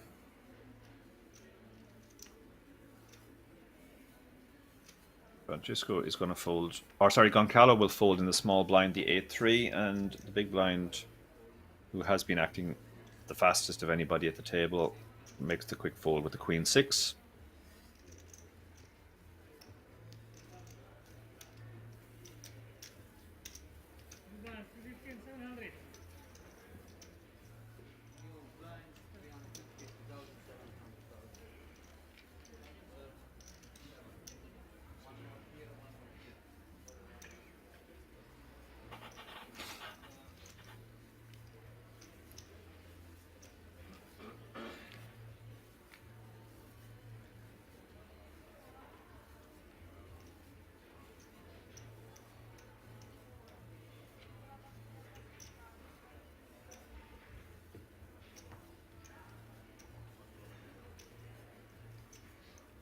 So on to the next hand. Still 6 players left, still playing for 60,000 first prize, but also 4 added 10k seats.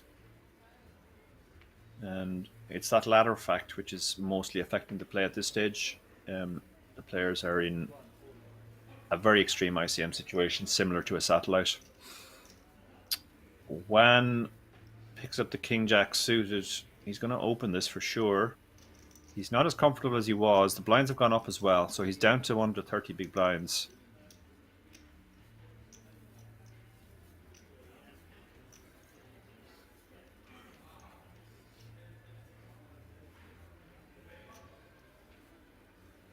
Ace-Jack, 20 big blinds. Most aggressive player opens. You're in the cutoff. It's an extreme ICM situation. This is the very definition of a tough spot.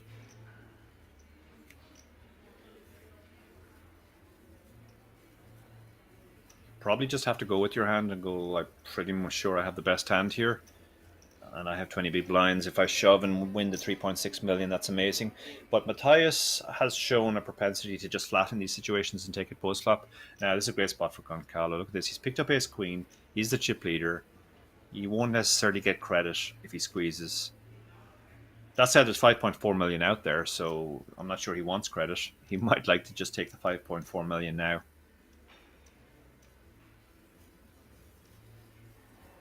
What's his play here? We had a similar situation earlier on. Wow, he's let the ace-queen go. He's decided to preserve his chips rather than take a spot he wasn't too clear about.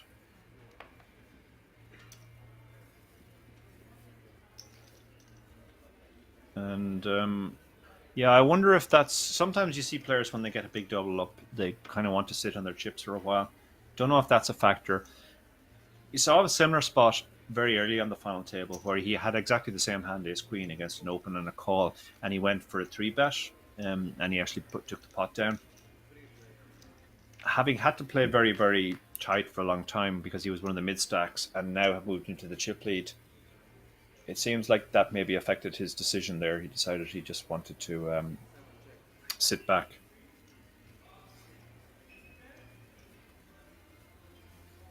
Zacabella says he has all my books. Thank you, Zacabella. That's great to hear. So ace jack 8. They've all got a bit of something here. Matthias flop top 2. Juan has middle pair, nothing else.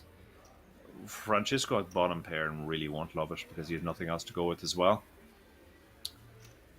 Matthias decides to check. That's something of a scare card. I mean, king queen gets there. Francisco checks. He's not doesn't have that much. It's just the pot. He's just praying he's up against 7s and 6s and gets to showdown.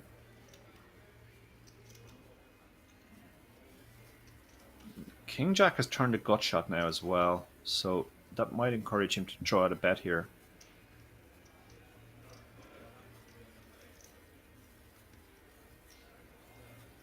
Yeah, he's going to bet. This bet is designed to try to achieve a couple of things. Fold out equity when we have the best hand. Avoid facing a bigger bet when we don't have the best hand, so we get to see the river. What does the ace jack do now? Does he spring the trap now and raise to shut out all the draws? Or does he call again and see what happens on the river? Bit surprised he didn't bet the flop. Now he's got himself into a situation where he's a bit uncomfortable even though he has top 2. There's a lot of draws out there. Any 9 is open-ended. King Queen has already got there. There's a diamond flush draw. Any king or queen has a gut shot as well.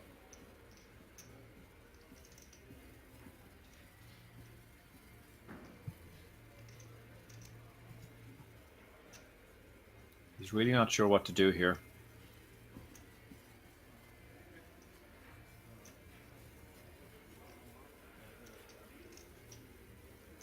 It looks like he's going with the just call option.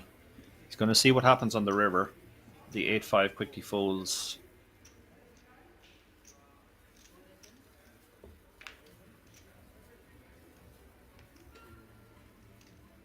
The 6 is a brick, so the draws have all bricked now. So Matthias should be feeling happier about his ace jack. Juan's trying to decide whether he should turn his hand into a bluff or just take the showdown and hope he's up against pocket 9s, something like that, and he can win. Queen jack.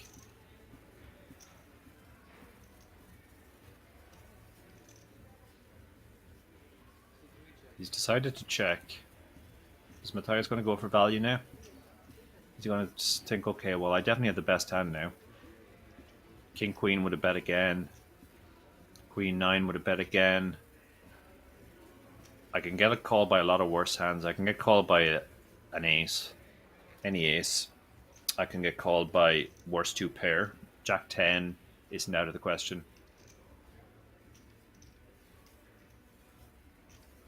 He has gone for the bet, value bet. Looks on the small side.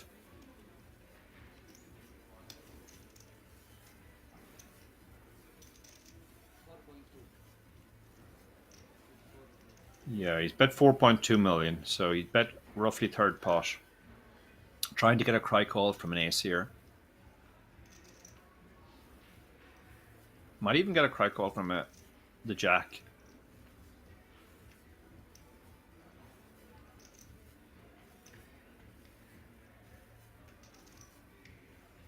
One looks suspicious because he's thinking, well, if you really have the ace, why didn't you bet the flop?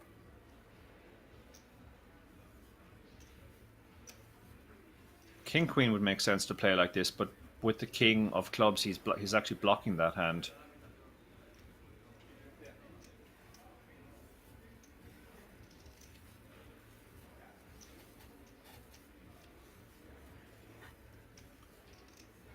It's hard to put cribbing on an ace here because he checked the flop. It pretty much has to be 2 pair or plus, because most of his ace x, I guess some really weak suited ace x might have checked as well, but then probably doesn't go for this type of value on the river.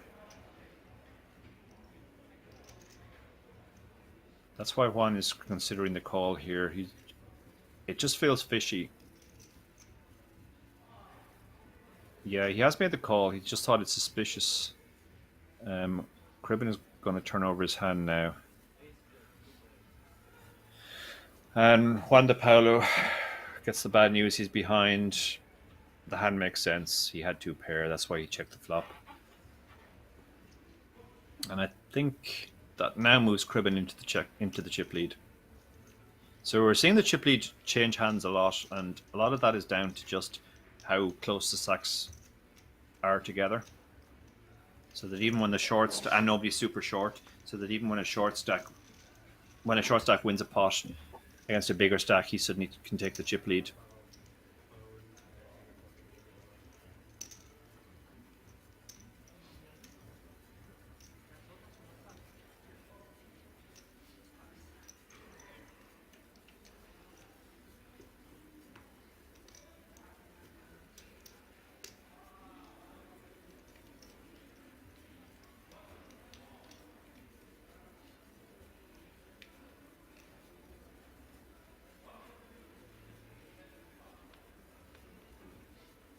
Pocket six is under the gun, 20 big blinds, less than 20 big blinds. I'm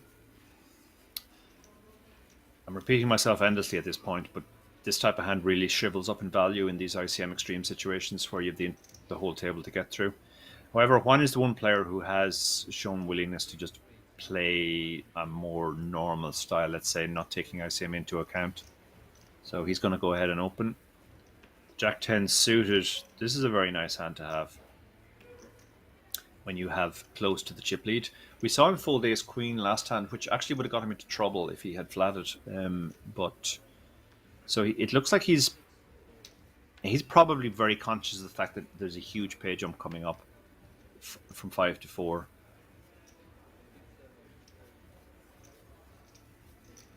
And the Jack 6 is going to fold, I imagine. He does. And Juan de Paulo benefits from his aggression, takes down a pot and adds 1.75 million to his stack.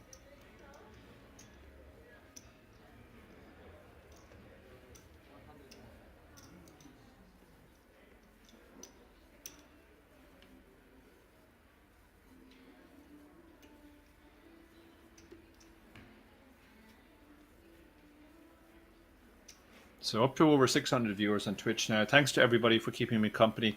Here on my own today because Fintan is off in Ireland doing live stuff, and David Lappin disappeared, having done the commentary yesterday on his own.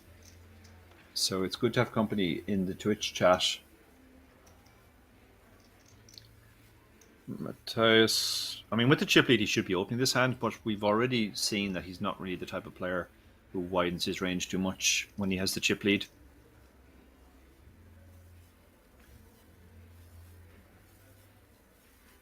8-4 offsuit is definitely going in the bin. And I have to say I love Enrique. He just makes the decisions really quick. No posturing. It's just like, yep, bad hand, fold.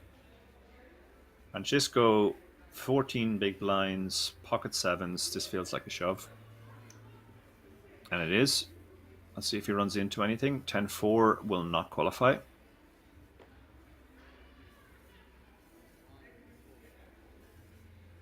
Queen 10 is closer, but I don't think he can call either, so he does fold.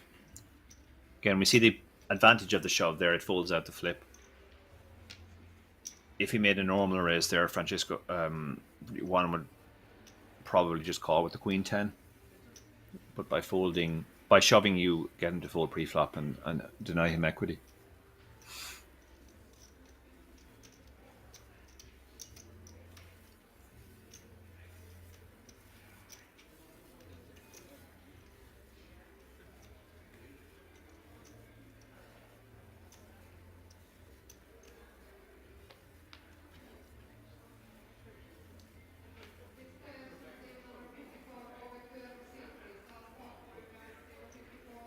King's under the gun. He's been playing very tight since his big double up, but and we saw him fold ace queen earlier. He won't be folding these pocket kings.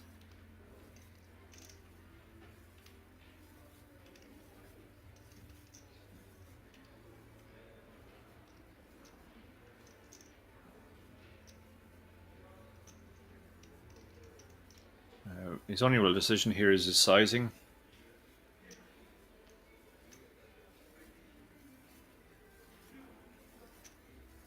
It looks like he's going 1.7.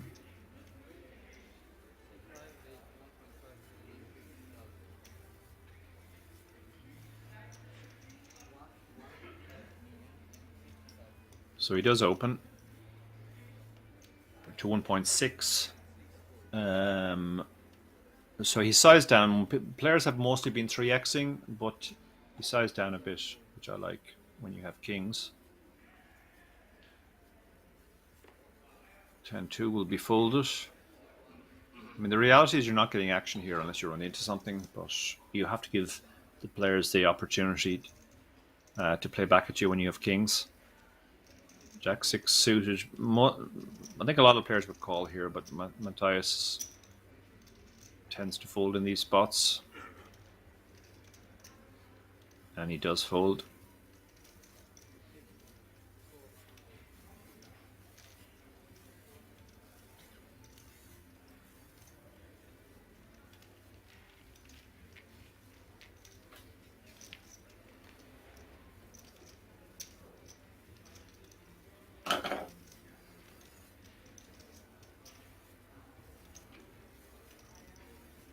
Question from Crishello in the chat. Have you always preferred playing online? Yeah, to be honest, I have. I started as an online player, and I played online before I ever played live. And while I like the socialization of playing live, compared to playing online, I find it just very slow. You're playing one table.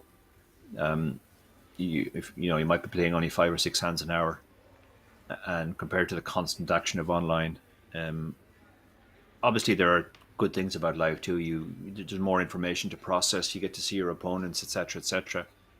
But I still have a very strong preference for online.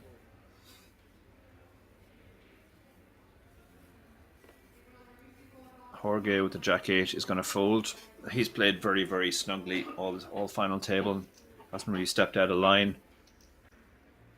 Sevens. Okay, these are the two big stacks now, blind on blind. Matthias has tended to raise his stronger hands and limp weaker hands, and obviously he feels that sevens falls into the former category of stronger hands. So he's gone ahead and raised.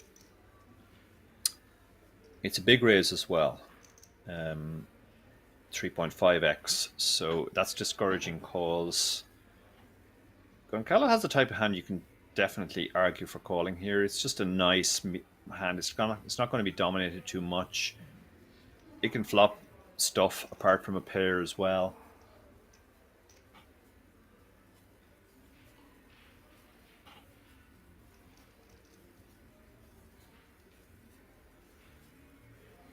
So he's having to think about it.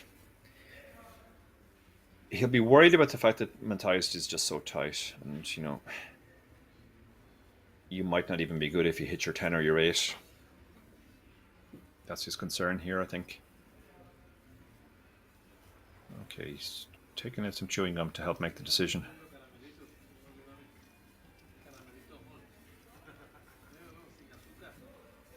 Gonna have a chew on it.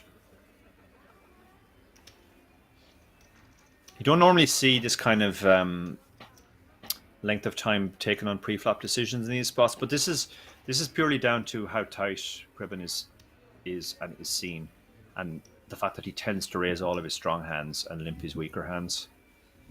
So this would normally be a fairly standard call, but Goncalo is gonna decide to just fold, thinking I wouldn't even feel good if I hit a 10 or 8 high thing. Showing the sevens is interesting there, because now Goncalo knows it's not necessarily always monsters. Question from Juice Wilder. Do you ever play live cash? Very, very rarely, I have to say. First of all, I've never really put a huge amount of study into it. Funnily enough, I do coach some live cash players, because a lot of my coaching just revolves around solvers and interpreting solver output. So I can coach people in cash spots, but I haven't put in enough study on my own to be able to play it properly at the table. I just kind of enjoy tournaments more, if I'm honest, and I think that's why I went the way that I did.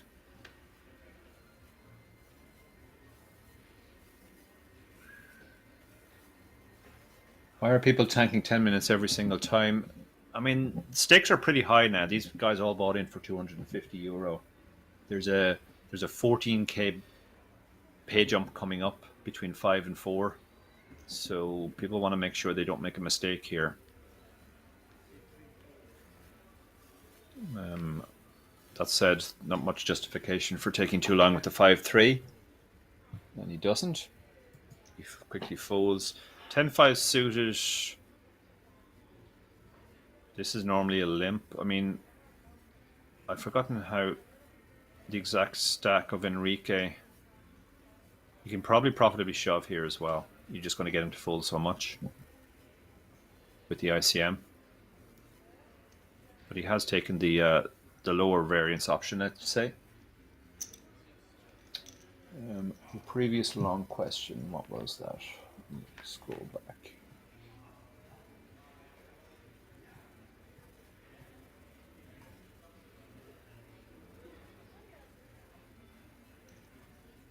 The question about giving up the chip lead and the ability to steal with a high frequency.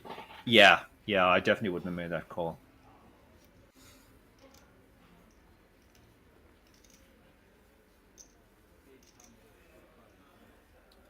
So Queen 8-5, he flops bottom pair. Enrique has middle pair. Puts out a small bet. This won't get the fold immediately, but it will get him to see the turn card.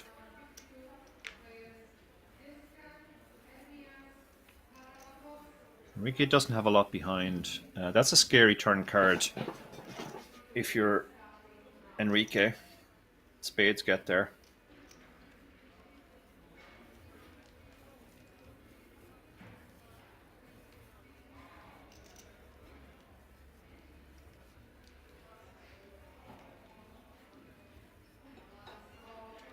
And it goes.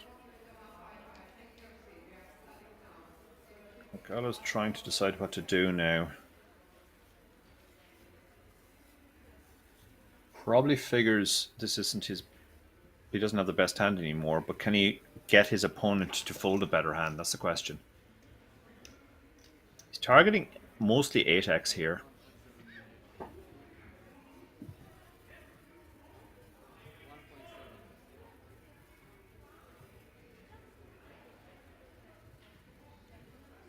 And he gets the job done.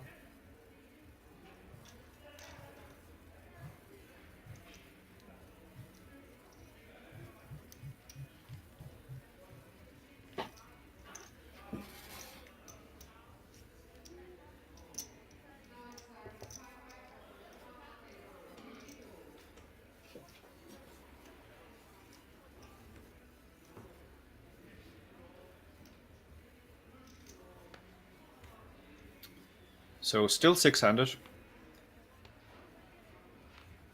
Play has been very, very cautious, as you would expect with the pay jumps being so big now.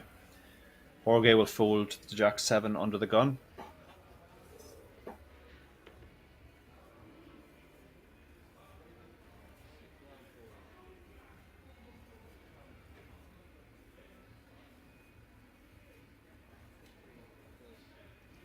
And folds cards unknown. We didn't get to see them. Matthias is going to open the Ace-8 offsuit, fine open in this situation with his stack. He is one of the chip leaders.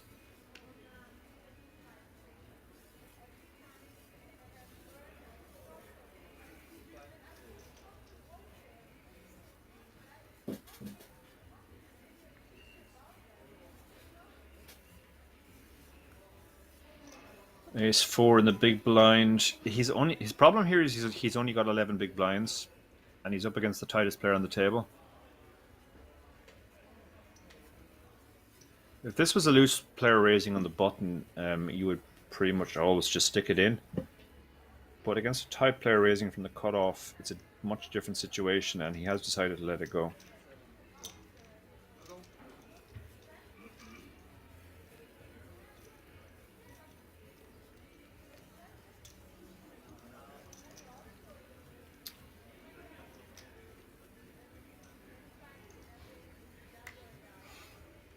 He's had a real roller coaster, Matthias. When he appeared on the feature table with 2 tables left. He was super short and he shoved first hand for less than 10 big blinds.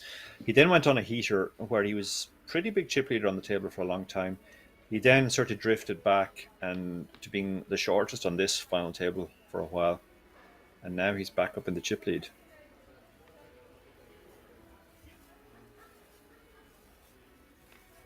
Oh yeah, Juan has been told to put his cards over there because the reader isn't picking them up otherwise. Yeah, he's gone off to the side to give himself more room. The 8-7 suited doesn't really feel like it qualifies as an open from under the gun. Ace-Queen, Cribben picks up a strong hand, having just opened the previous hand. Goncalo will be folding his 9-8 here.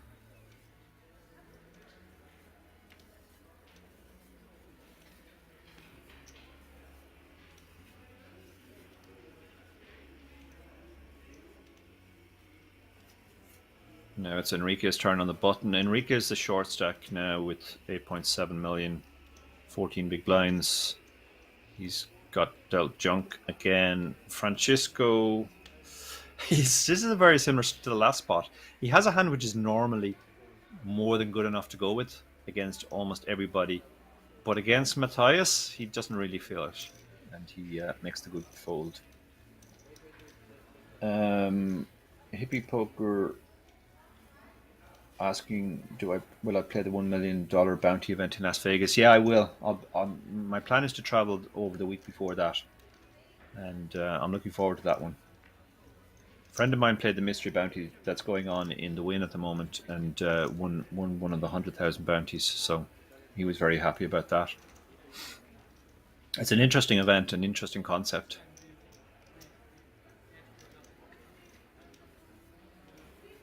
So Matthias continues to chip up here, getting respect when he opens. Oh, you're going to play it too. Excellent. Yeah, that'll be a great event, I think.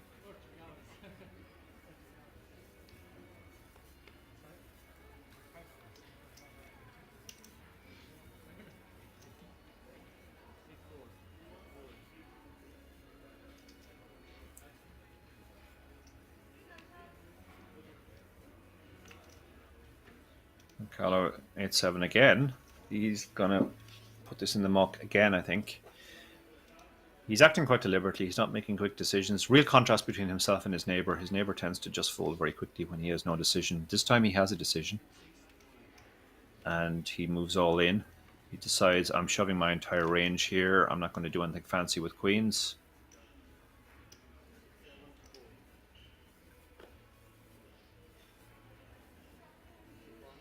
No, it's not. It's not a 1 million buy-in, Jerry. I would not pay a 1 million buy-in. There will be a mystery bounty. Somebody in the field will have a 1 million bounty on their head, but we won't know who it is. So the shove with the queens gets through.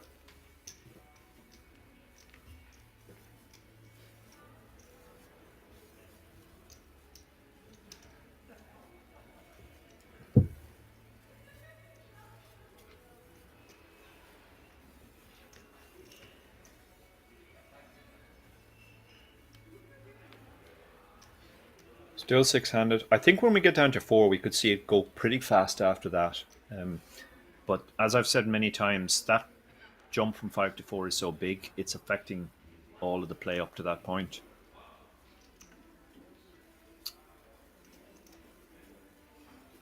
Queen 10 suited, under the gun, 6-handed. You have the chip lead. This would normally be an open, but he has been playing very, very cautiously. I think he's also very, very keen to just lock up a top 4 spot.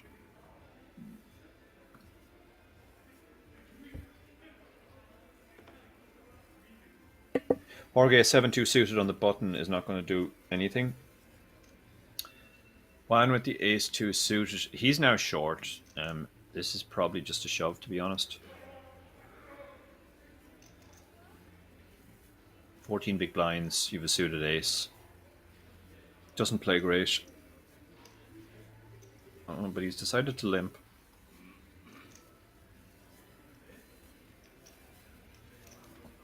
Now Matthias while he is tight, he did shove 10-9 off in a similar spot when he was shorter himself.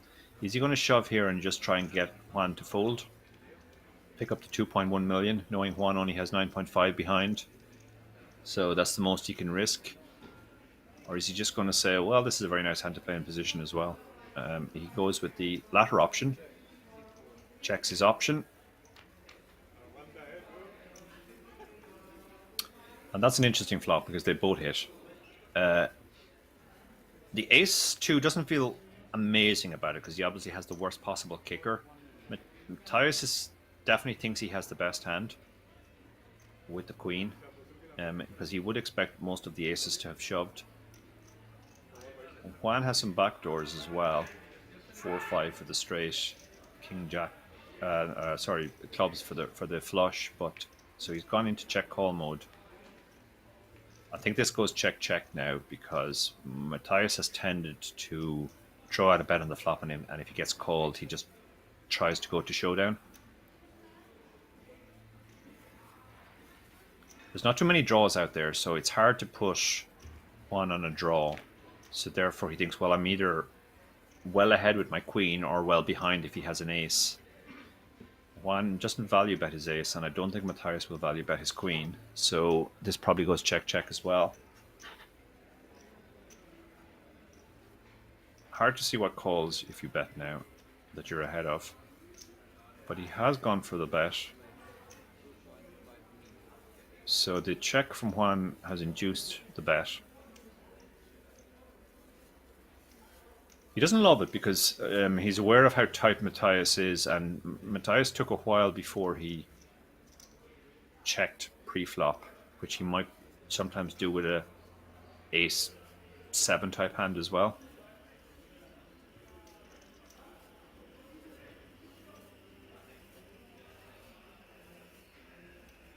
Well, can't imagine he's folding an ace here. I think he's asking for clarification of the amount, and he will put in the call. He does. And yeah, the value bet on the end didn't really make a lot of sense, to be honest. It's difficult to see what he was trying to get called by.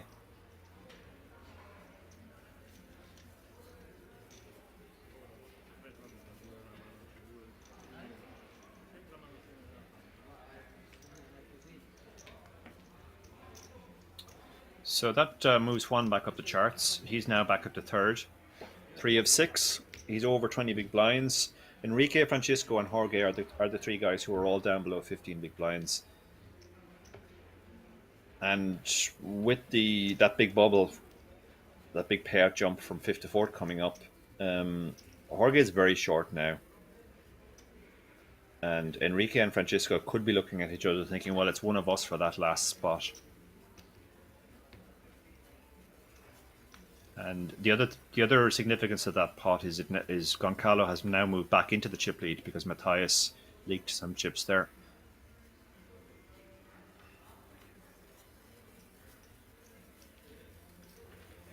Enrique under the gun folds the 9-8. Francisco will be folding the Queen-8. He's one of the short players. Jorge is by far the shortest now. He's looking for a shove spot. This isn't it. Juan will probably open this hand. He has shown willingness to get involved even when he's relatively shallow. 21 big blinds. You can open pretty much any ace on the button. Hoping for a fold from the 2 blinds. Wow, tight fold there from the ace-9. Didn't even think about it. Goncalo has a hand you could peel with here. And he can apply ICM pressure post-flop. So I think the standard play here is just a call. Getting a very good price as well. 1 million to call into a pot of 3.5 million.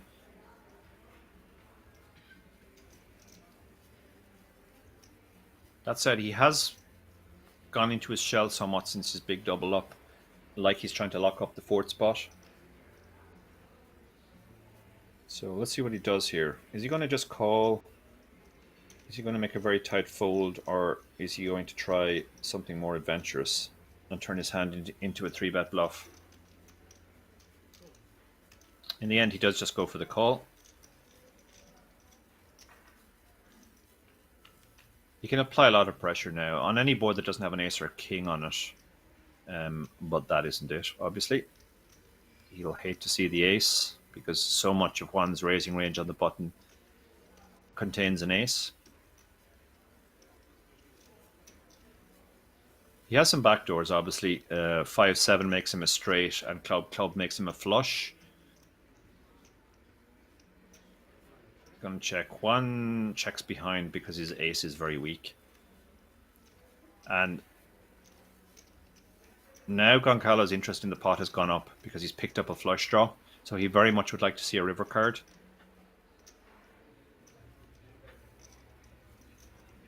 He might try out a small blocker bet here to make sure that he gets to see the river.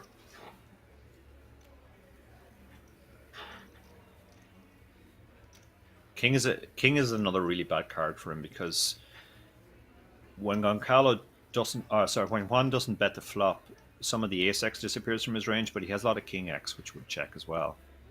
So he's gone for a small bet here. This is really just to try and get to the river. 2.1 million, less than half pot.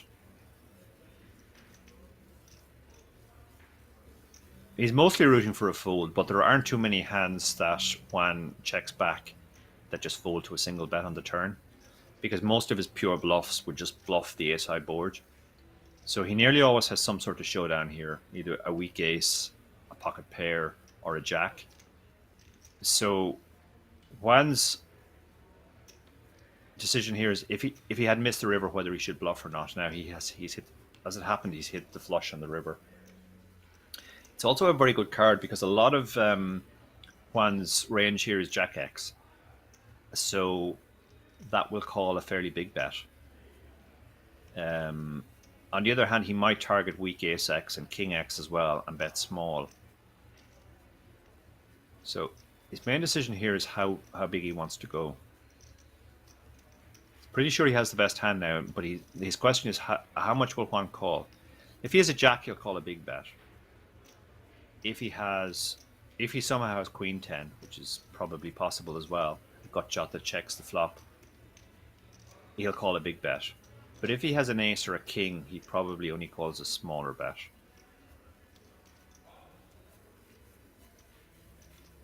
I think the one thing he doesn't want to do here is check, because Juan has shown that he's mostly just wants to get to showdown and doesn't want to play a big pot. He's gone for it all.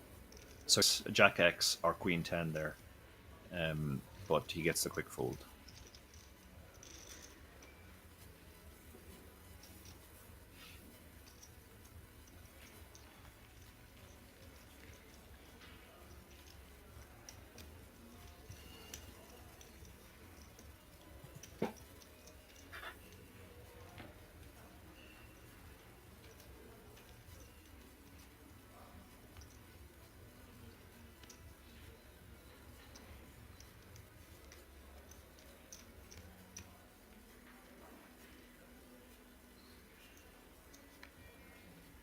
So that was one of the more interesting hands.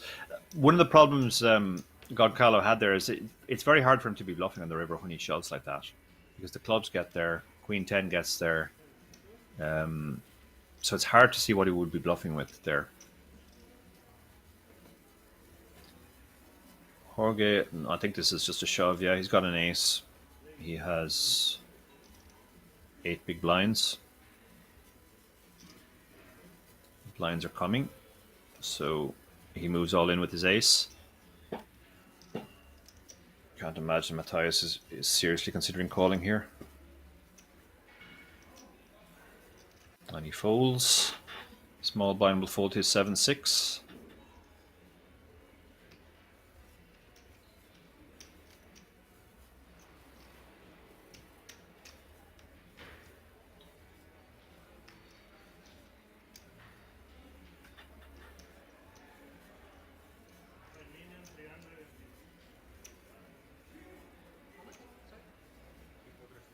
He asked for a count. I guess he thought maybe he's getting 2-1 because Jorge is so short, in which case he could consider calling.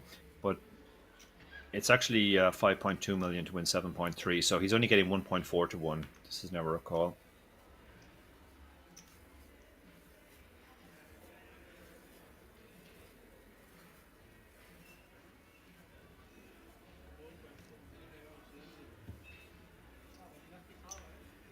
And 10-6 is in the same spot. Never a call. Shows his hand ruefully. The ace-6. Again, I call that the what am I going to do with my hand in my stack. I have an ace, I shoved.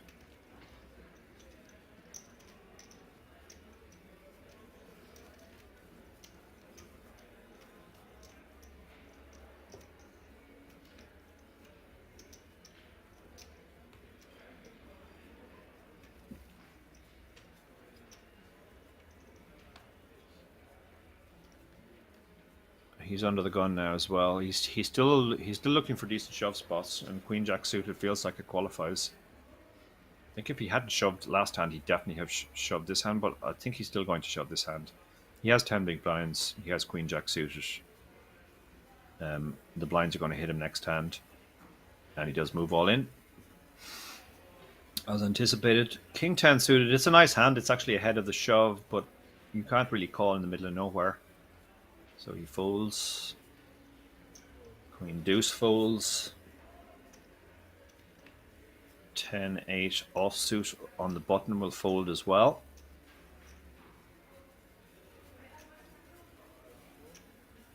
7-3 is definitely folding. Pocket fours. Okay, this is a decision. This is certainly a decision. I'm pretty sure this is an ICM fold. He's going to be the shortest stack, but with his hand, he's never dominating his opponent. He's either flipping or crushed. We're in this spot where they're still vying for this 10k seat. But he has made the call. He's decided, okay, I've got a pair, I'm going to take it. So they find themselves in a flip, and whoever wins this flip is going to be in a decent spot to lock up that 10k ticket, and whoever loses the flip is either going to be out or down to dust. Massive flip for these two players. You can see it's almost exactly 50-50. The Queen Jack suited a very slight favourite.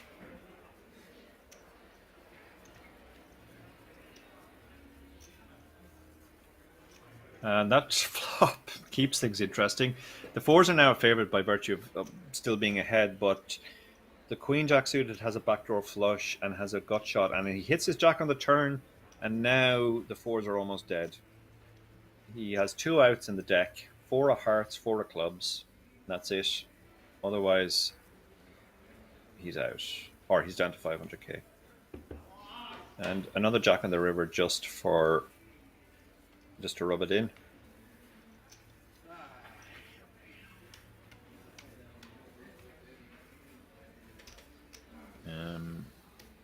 Graphic indicating that Francisco has 500k behind, so he's still in the tournament, but they are counting the stacks to make sure.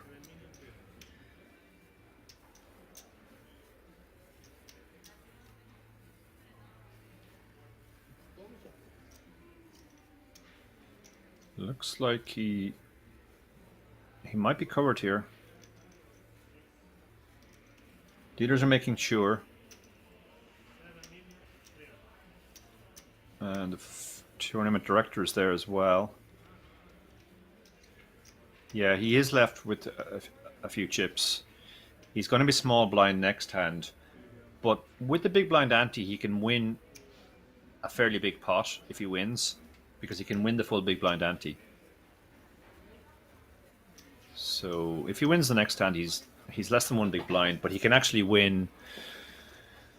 Even if he only gets in against the big blind, he'll treble up if he wins. And if he gets in against somebody else, he can quadruple up.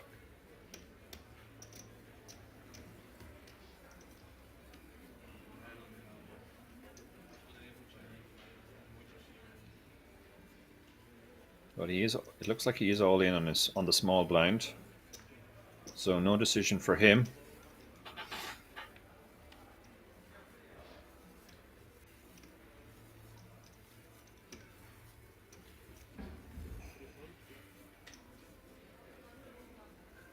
This is a spot where the big blind ante makes a huge difference, because if you have half a blind in the small blind in the normal game, you can only win the antes that are out there, and the big blind,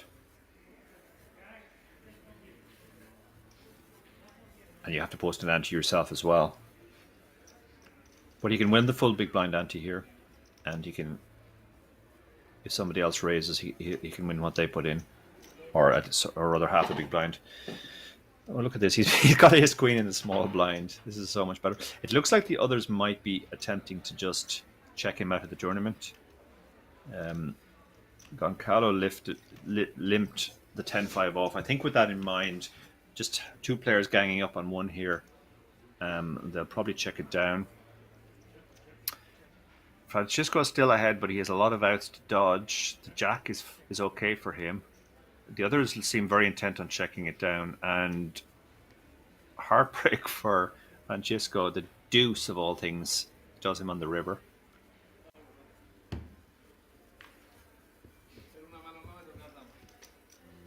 So we lose Francisco.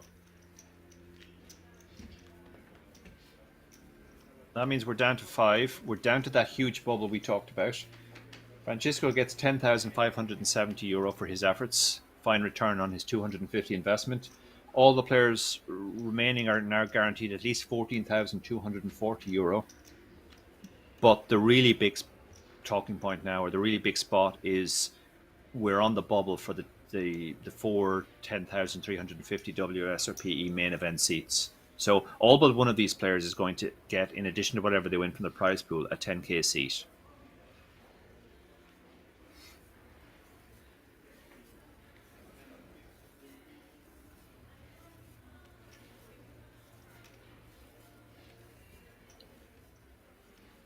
So Mateus is obviously going to fold the jack 3 under the gun. Goncalo will be folding the 7 deuce suited, I imagine. Massive ICM now for the shorter stacks.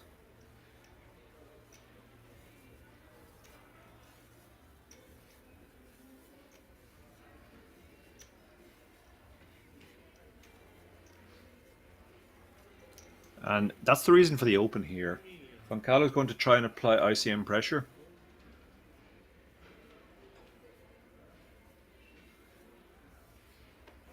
He's raised to 2 million as well, so it's a big raise, almost 3x. It's going to work a lot. He's facing the same hand, the small blind, but that obviously folds. Juan is the one player who does show a bit of willingness to play back, but he's going to fold as well. Yeah, this is a great spot now to have a big stack. The guys are just going to have to fold so much because of this huge bubble we're on now.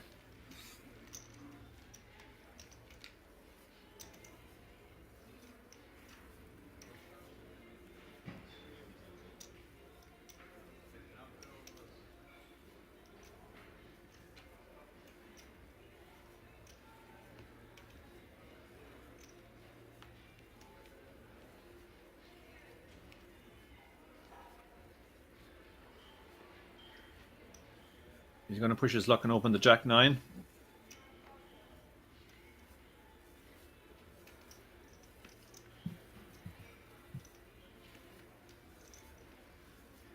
He might do. This is a great spot now to just open up your range really wide. Try and apply the ICM pressure. Yeah, he's going for it. He's recognized how the situation has changed now. All these other players are eyeing up that top 4 spot. The ace-5 folded quickly. The ace-7 on the button. Not really the type of hand you want to get involved with, so he's going to fold as well. This is why it's so profitable to open any 2 here, or, well, very wide anyway. I'm just going to get so many folds, and everybody folds again. And he picks up another 1.75 million.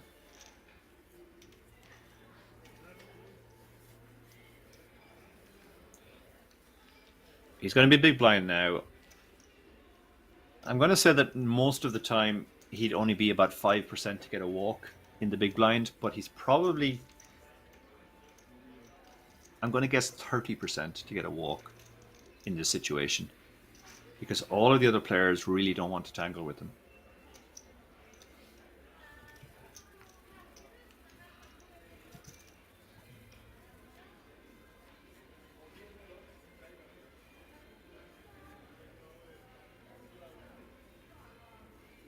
Enrique Queen 9 under the gun. That isn't strong enough.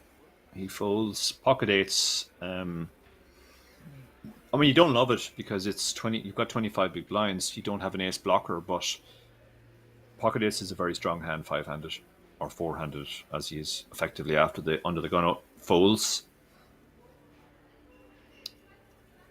So he's going to go for the open.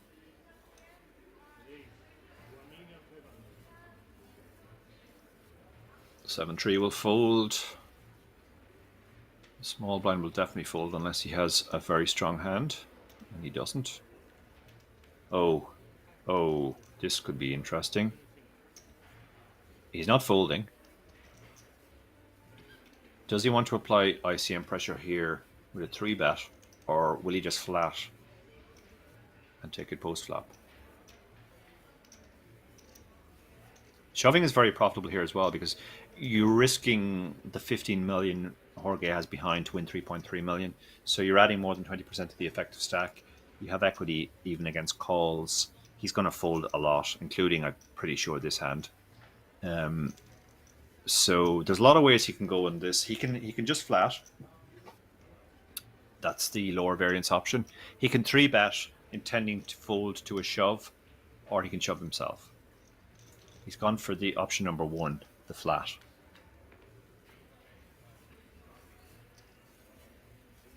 Interesting flop because his ace high will be the best hand sometimes. Even when it's not, he's got a gut shot.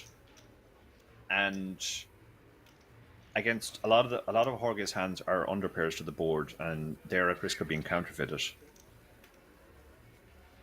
Jorge has a tricky spot now because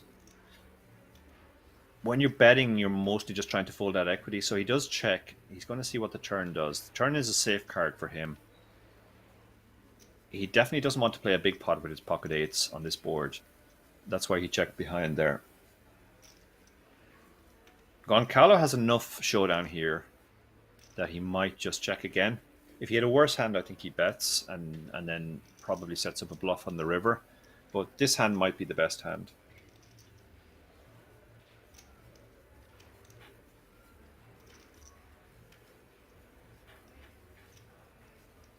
But no, he's gonna apply pressure. This bet achieves a couple of things. If he's up against a worse hand, he folds that equity. He can get some better hands to fold, maybe, at least to the second barrel on the river. It's a very small bet, though. It's 800k, so it's really mostly designed just to get to the river. Now, does he want to bluff? Or does he take his showdown? 9 isn't a particularly scary card on the river.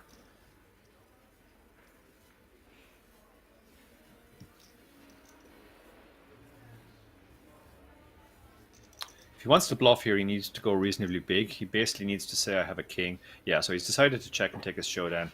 Jorge makes a very relieved check, and he's going to be even more relieved to see that he has the best hand.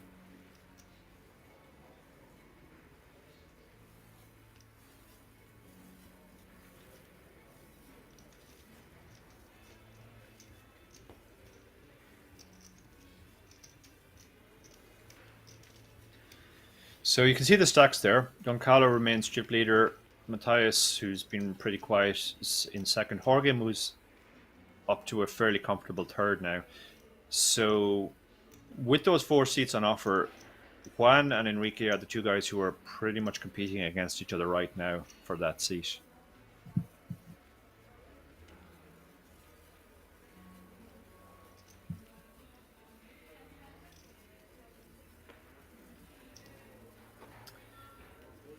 Juan will open, maybe just shove. This might just be a shove because of the ICM. Don't really want to raise call or raise fold this hand.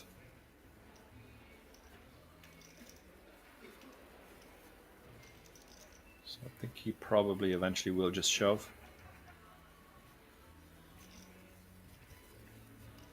Nope, I'm wrong again. He has shown what I would say an old school propensity to just continue on playing poker irrespective of the ICM of the situation or the stacks. And he's gone for a normal open with ace 10.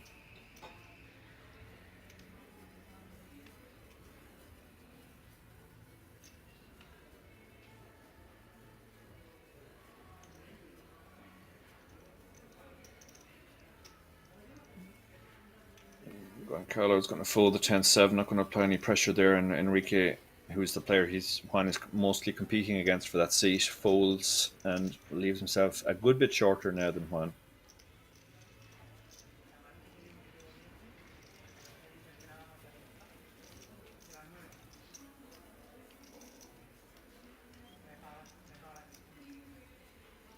It's been a real roller coaster for Juan too. It's not so long ago that he was massive chip leader with 6 people left, and we were talking about him probably just cruising into the tickets. Now he's in a dogfight with Enrique for that last ticket.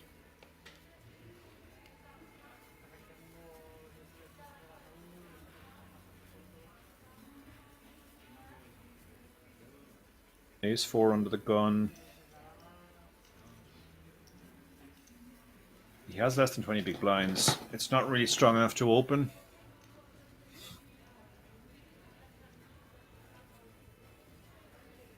Things about it though.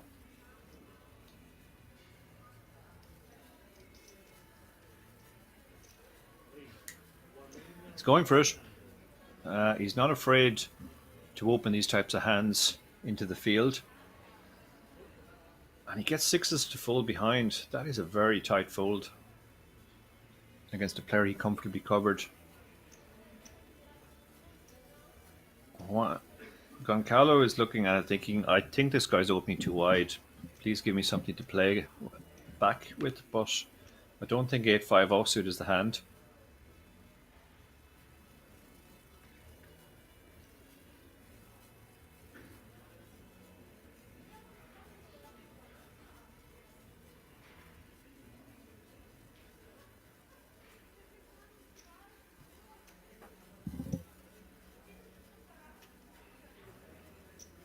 Continues to think about it though. Maybe he's hatching something.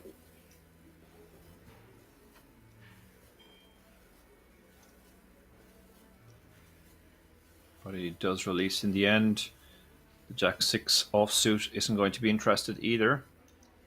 And 7-4 in the big blind. So Juan's aggression, even though it's a little bit unorthodox, it is working.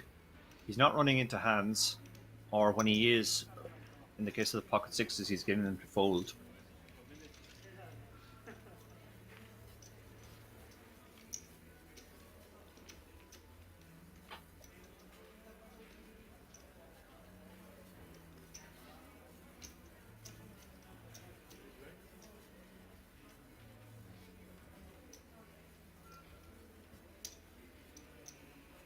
So he posts the big blind now and the big blind ante. This is an interesting spot now because Enrique, if he's on the button when Juan is in the big blind, he actually wants to widen his shoving ranges slightly, because the one thing he doesn't want to happen is Juan to get a walk. And the one player he would most like to double up through is Juan, because that would almost secure him the seat. Goncalo, though, is going to put a stop to any of that talk because he's going to open the ace-king, obviously.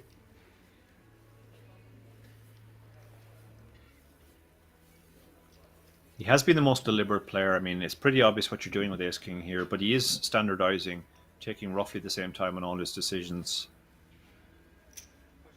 And he's done it again. He's opened the ace-king. Button looks interested and has moved all in. Yeah, he's picked up a hand he just likes. This probably isn't the best spot, to be honest, if I'm honest, even though it's a pretty hand. but he's decided he doesn't want to wait any longer. He needs the double, and he's going for it. Quick call. And every other player at the table now is rooting for the ace-king. This is the ticket bubble. The ace-king is ahead right now. 58% favourite. But the jack-10 suited is very live.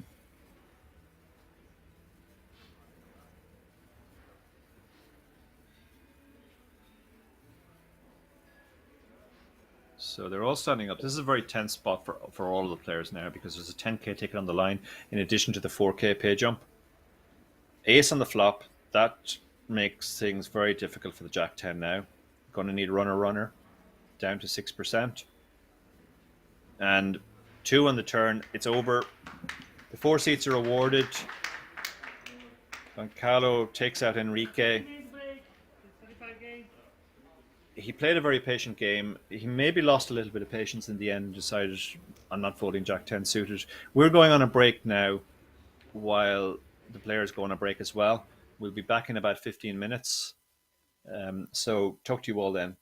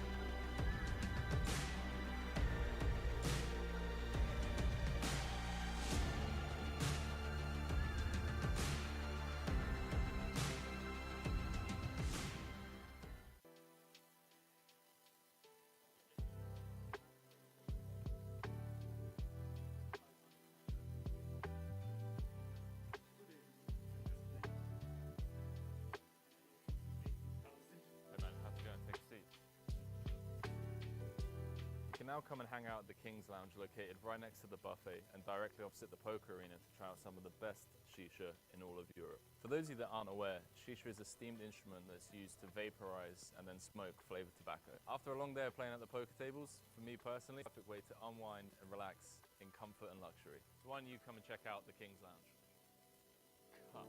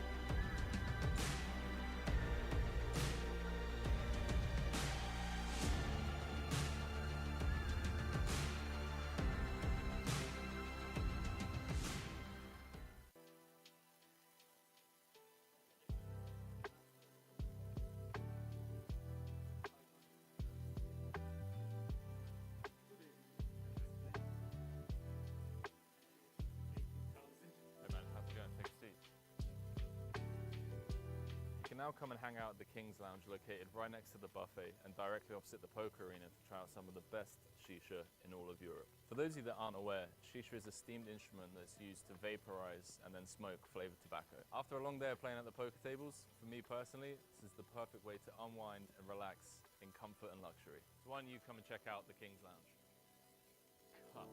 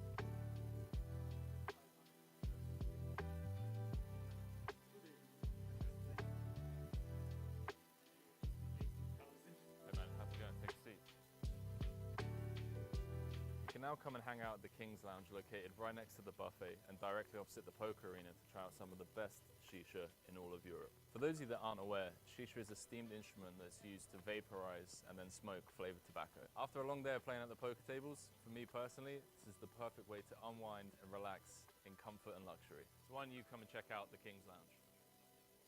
Cut.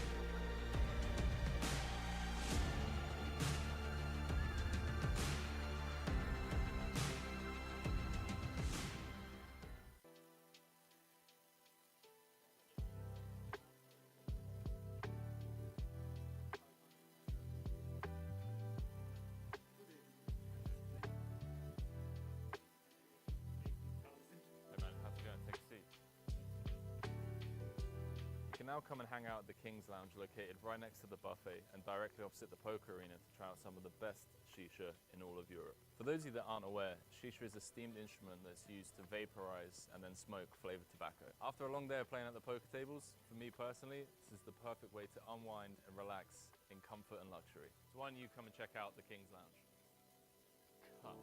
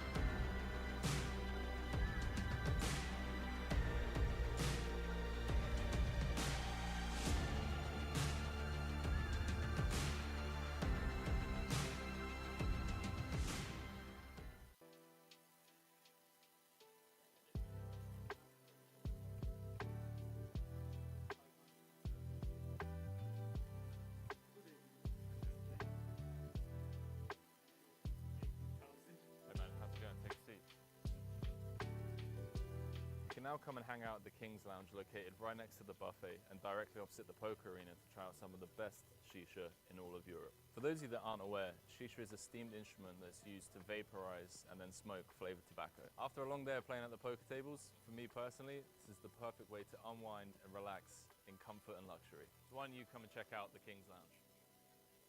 Cut.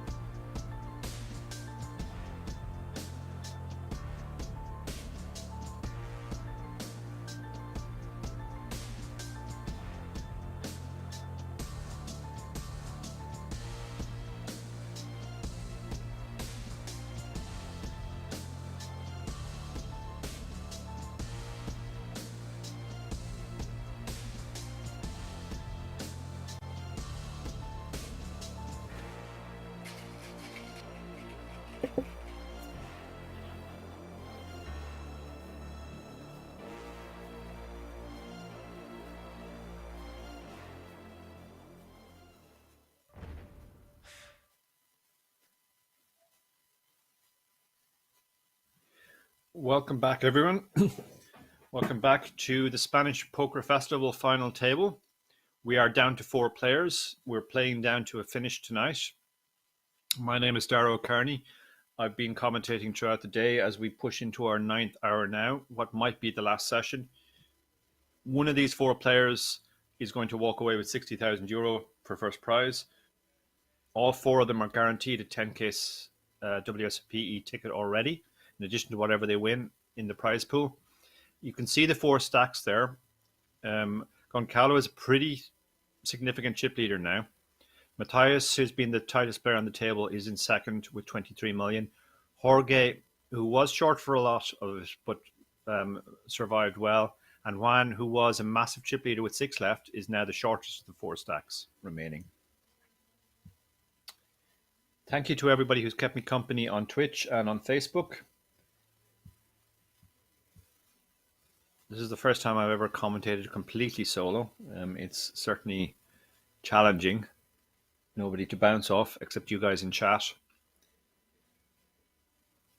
So we have, let me do some quick maths. We have 40, 70, we have about 95 big blinds in play. Usually tournaments end when there's about 40 big blinds in play. So we could be a bit off that yet, but we shall see. Sometimes we've had a very slow final table up to now because of that big jump from 5th to 4th, effectively a double jump going from 14k to 28k. Pay jumps are a bit flatter now, so we might see that speed play up.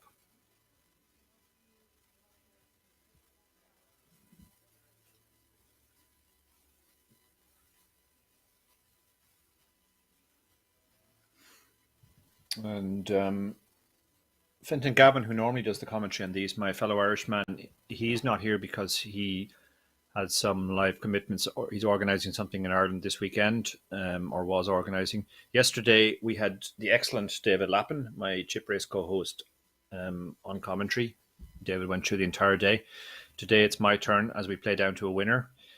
We're about to find out which of these 4 players is going to win.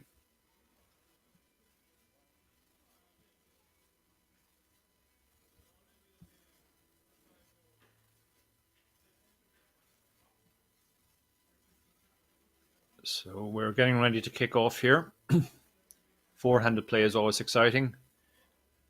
Lots of spots. Players can't really sit on their hands. They're posting 2.5 big blinds every 4 hands. We can expect a lot of movement quickly.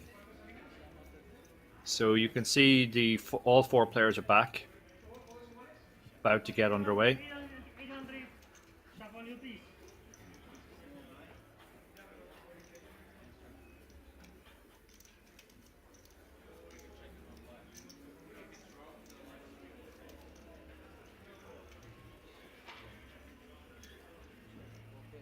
So who's going to pull away with this now? Who's going to win? We have seen Juan have a massive chip lead at one point, and he tried to pull clear, maybe made a misstep, calling off with the Queen Jack. Goncalo was chip leader early on, and then sort of got pulled back mid-pack, but now he's reasserted himself, and he's a big chip leader. Jorge has played a very snug game, hasn't really set a foot wrong all game, and he finds himself in 3rd place now, so he's right in the mix as well. And Matthias, who has been by far the tightest player, but has benefited from sticking around and winning some big hands, he's still very much in the mix as well.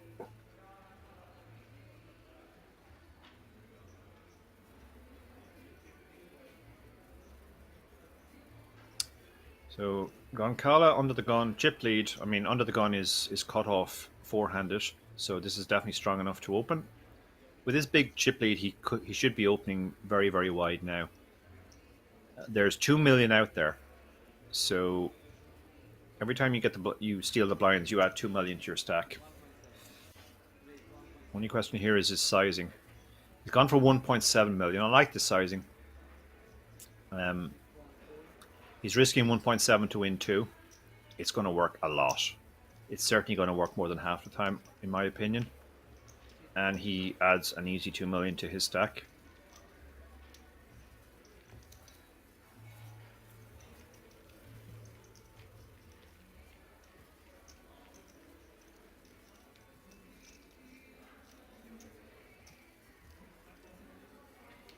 So the 3 players in picture there, they've all held the chip lead at one point on this final table, and it's fair to say they've played it quite differently.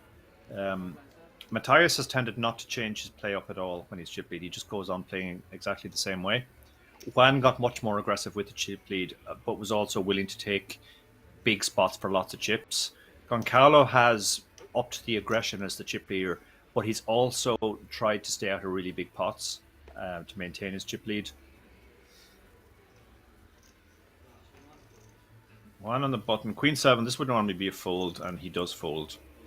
6s, 25 big blinds, chip leader to your left. This is not a dream spot, but Matthias is modus operandi has been to raise when he has a hand, and he's done so again. Goncalo has a really mucky hand. He's not going to really like the idea of peeling this. He could occasionally turn it into a light 3-bet, but as I said, his style is very much sort of just avoid big confrontations, try and win, steal lots of small pots.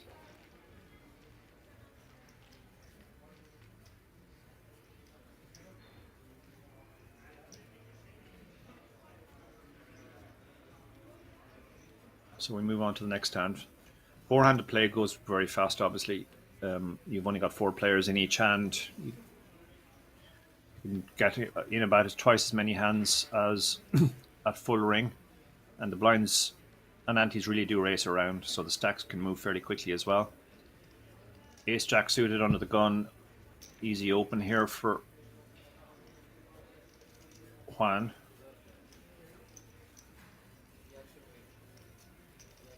Bit of confusion there because Matthias put some chips into the pot. I think he thought he was small blind, but he's been allowed to take his chips back. Juicy Wilder says squeaky bum time. It is indeed. The pay jumps are big now. There's 60 grand up top. All the players will be very happy they've secured that 10k ticket, but a lot of money to play for still. Now this will be a... Juan has opened. He's the shortest stack by far. Goncalo has decided to call from the small blind, so he's... This is creative. He's basically going to try and apply pressure post-flop. Jorge in the big blind. Getting a very good price to call, but does he really want to get involved with 10-8 offsuit? Decided he does, so we're going to have a three-way pot. Big blind ante certainly makes a big impact now, with you having to post a full big blind. Okay, so the ace has hit. The other 2 players have probably lost interest in this pot already. Only question now is, does Juan bet or not? This is a very, very static board. If he has the best hand, he has very little to protect against. Occasionally he's going to be behind to a 9, but mostly he has the best hand and he doesn't really have to protect it. So you could make an argument for checking there, but he's decided to go ahead and bet, and that will get the other 2 players out of the way.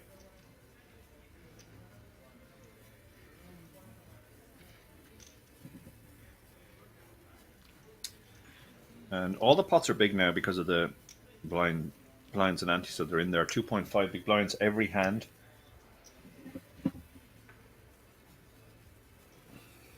So Juan moves up a bit. Jorge gets dragged back towards him.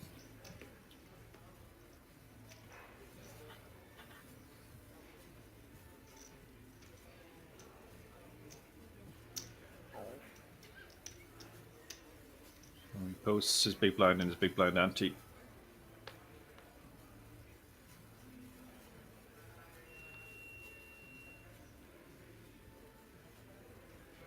Matthias, Queen 10. This would normally be an open 4-handed, and it looks like he is reaching for chips to open. He opens to 2 million, 2.5 big blinds. Goncalo, I don't think he'll get involved here with the 9-5 off, and he folds pretty quickly. Jack 7 suited, nice hand, but he's down to under 20 big blinds now. He really doesn't want to spew too much chips by just flattening these pots, so he lets it go, and the 9-5 offsuit, I imagine, is also going into the bin. But I'm wrong. He has decided to flat.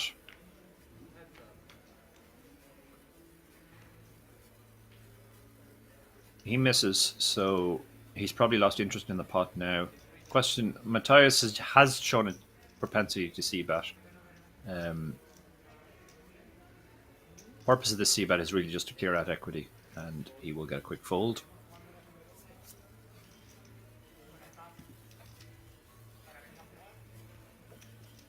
So Juan moves back now to a similar stack to Jorge. Those 2 are they're not completely out of it. Obviously, if they double up, they're back up to the other guy's stacks roughly, but they're also in something of a dogfight for fourth and third. Fourth is guaranteed 18,450, and third is guaranteed 24,700. So the pay jump is more than 6,000, which is a lot in a 250 buy-in tournament.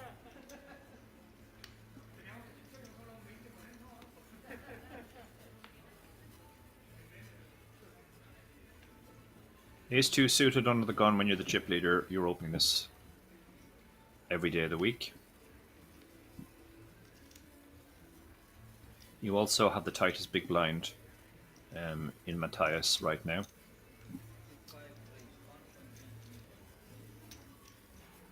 King Jack. This is a tempter now. King Jack with, what's that, 18 big blinds? 17.5 big blinds. You can go in a couple of ways with this. You can flat. It's a nice hand to play in position. You can shove, get him to fold a lot of hands. Looks like he might be going for the call, counting at the chips.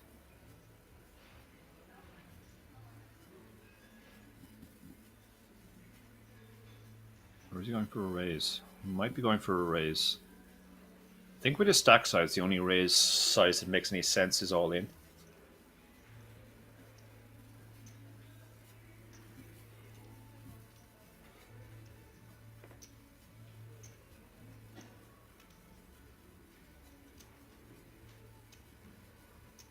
It's a tricky spot. In the end, he decides to just fold. That's very heavily influenced by ICM. As I said, he is kind of in a dogfight with Juan for third place. Juan has shown himself willing to keep playing normally, in inverted commas, so he's likely to either double up or bust in the not too distant future and make Jorge's strategy a bit simpler. And true to form, Juan did actually peel the King 6, which is very, very loose off that stack. We can see Jorge folded King Jack on the button. Juan called King 6 in the small blind. Can he check folds? The problem with this strategy that he's doing is he's just leaking chips every time he does that, and he's drifting back to the point where he'll need to double up to get back to where he is. As long as he's playing like this, it does incentivize Jorge very much to just fold and let him either double or bust. So it's quite likely we're going to see, for the next period, it's going to be Juan battling Goncalo. Goncalo's going to be opening super wide as the chip leader.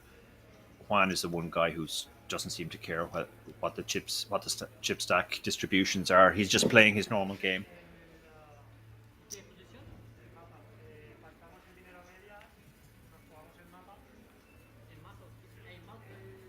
So let's see what Jorge has here.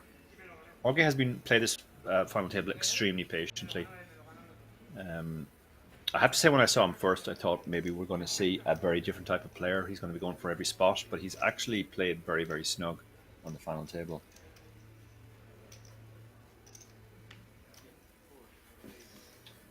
Question from Juice Wilder. Yeah, this is a relatively flat payout structure, which actually makes the ICM even more extreme. When it's very, very top heavy, ICM is less of a factor. But when it's as flat as this is, it makes the ICM considerations even more. Each ladder is worth more to you. So here we have some blind on blind action. And look at this. Matthias has flopped the absolute, well, not the nuts, but the third nuts actually. And Goncalo has two pair. So this pot could get spicy. Goncalo has to ask himself, does he want to raise now and deny equity to one diamond hands? Or does he want to just call? He has gone for the raise. And this is the two big stacks clashing. He's moved all in. He's called. Wow, this is a huge spot. Huge spot. Goncalo is in absolute. He can't believe he's behind here. Gonzalo, thank you. Thank you, average player. Gonzalo, he's in terrible shape, but he can still hit a 9 or a 6.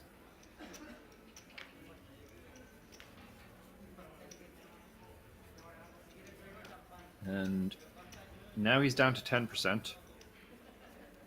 2 9s, 2 6s.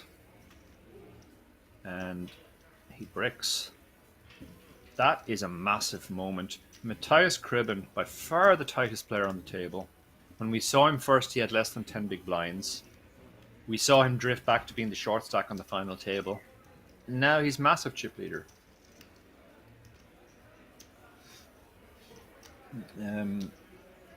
Shout out to Jan Sukanek in the chat. Jan is a legend in his own mind.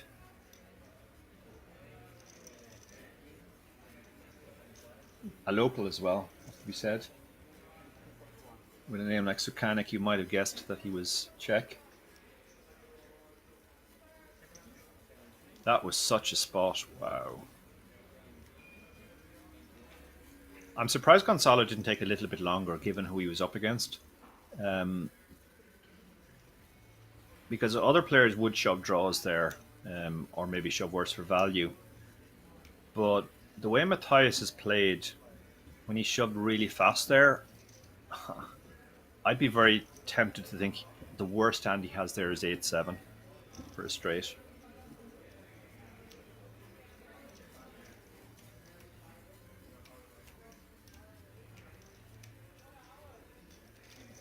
Juice Wilder asks, can he ever get away from bottom two the way it's played out? I mean, once he raises, it's very difficult. I think the only way he could have got away is if he had just flatted the initial bet. And then possibly, maybe he could fold the river if it goes bet on the turn and shove the river. But yeah, that was a huge moment. And you can see now, Matthias, massive chip leader. More than 3 times as much chips as second place. Gonzalo still in second, but he's down to 18 big blinds, and he's effectively the same stack as the other 3. So now the other 3 are essentially in a dogfight for the minor spots.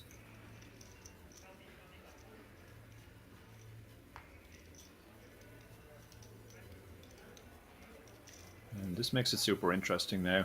How will Gonzalo react to this now? Juan is the one guy who, it doesn't really matter what the stack distributions are, he goes on playing the same way, which is on the loose side. Jorge has played very, very tight and has been very, very cognizant of the stack distributions and adjusted accordingly. Gonzalo has as well. When he was massive chip leader early on in the final table, he opened up his range. When he got knocked back into the pack, this is all in? Oh, from the small blind, yeah, sorry. The small blind, this is obviously fine. It's less than 20 big blinds. You're against a guy who's going to fold a lot. That might have looked like a tilty shove, but it's actually fine, given the stack distributions.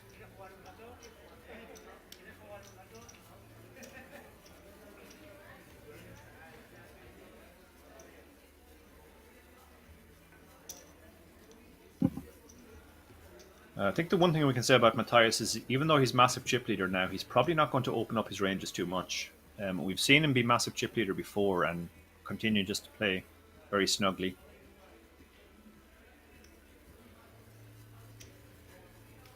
He folds the 3-2 suited.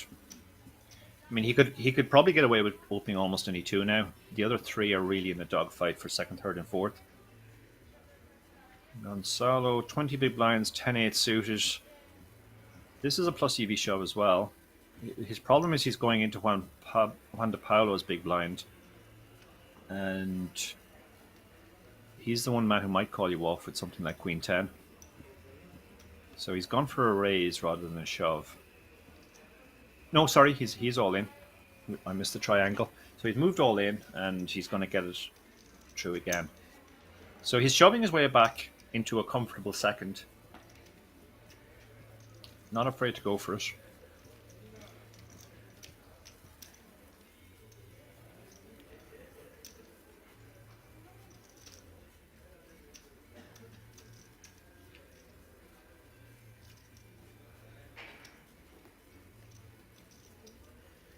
So he does have the best seat in some ways, because he has that sort of first to shove option, and the other 2 have to be really tight when he does shove.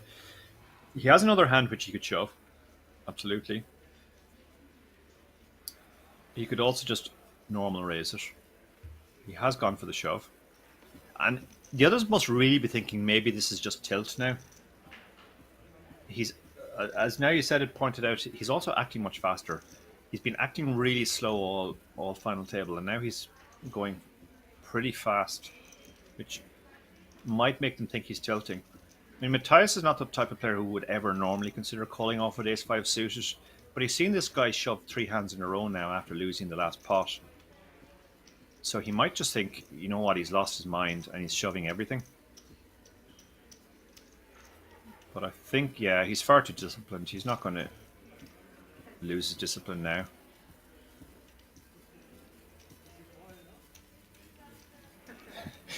Juices Wilder said he also has the best seat because it's gold. This is true. I wonder if there's any statistical evidence that the player in the gold seat wins more often. So now he's moved back into a comfortable second place, which will be interesting.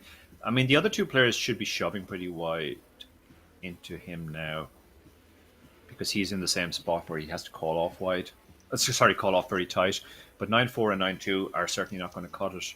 So we could see some more blind on blind action here. Yeah, Matthias has a profitable shove here, but he's never going to do that because that's just not how he plays.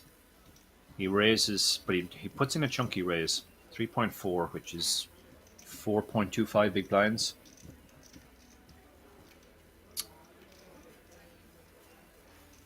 On Carlo, it's 2.6 million to call. He's getting 2-1. Okay, I think this might actually be tilt now because he has moved all in. It's possible he's genuinely tilting here. Because as Now You Said It pointed out in the chat, he is acting faster. That's often a sign that a player has gone on tilt. Can't imagine the king 8 suited is thinking of calling off here. 25 big blinds. It's a big raise though. He's surrendering 4 big blinds if he folds here. This is why he probably should have just shoved himself. Like, this is a much better shove than a raise call. Although we can see the hand, obviously he's in great shape, but against the whole range, you're better off just shoving there with the king 8 suited. And that's a big pickup. He's picked up another 3.4 million there.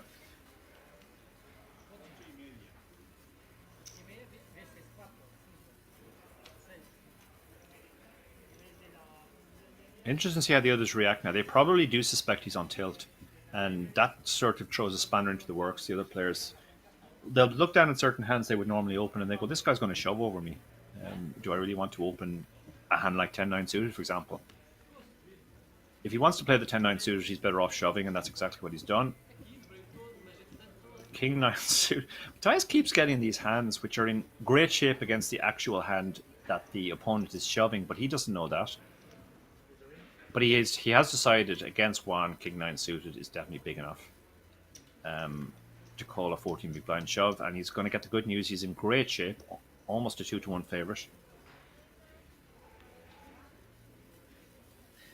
And the other two players at the table are very strongly rooting for Matthias here. They don't want Juan to double up. They want him to bust. They get to ladder. Here we go. The 10 hits, pulls ahead. The 9 gives them both a gut shot. And there's some backdoors for... And that's a very good card for the King 9. He now picks up a jack for the straight and the spade for the flush. But he doesn't get there. Double up for Juan. Big momentum shifter as well. Slightly surprised by the call there, I have to say, the way Matthias has played to date. I didn't think he would call a 15 big blind shove with King 9 suited. But he did. He was in amazing shape, but the deck came to Juan's rescue there. So now Jorge is by far the shortest stack. Gonzalo and Juan have the same stack now. Matthias has been pulled back towards them as well. Jan Sukanek in chat says, big Gonzalo fan here rooting hard for a double up. This kind of tilt should be rewarded. Yeah, Jan is an epic tilter. Jan's a very good friend of mine, and he's known for going on this type of tilt where he just shoves every hand because he lost the flip.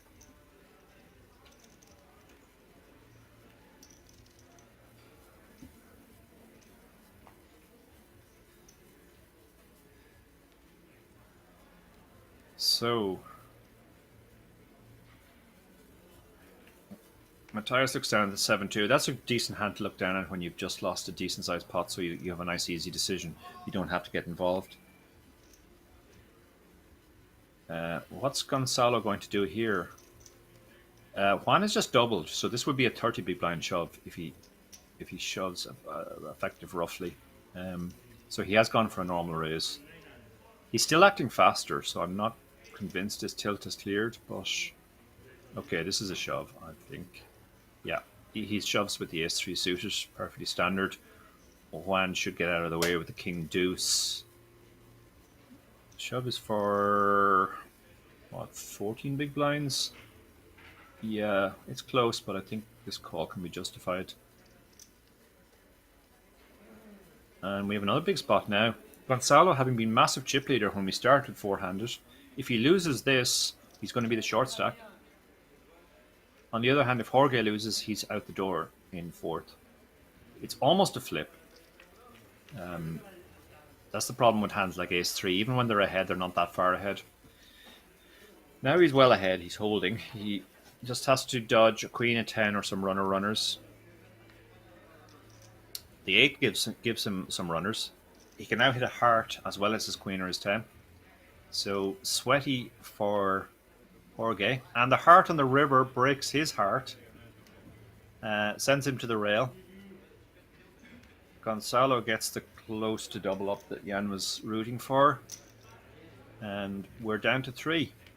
Just like that.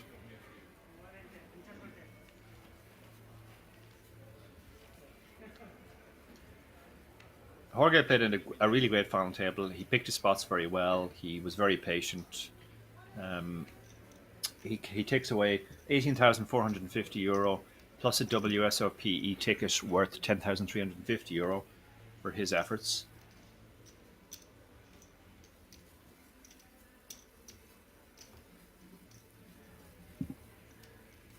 Three-handed play now.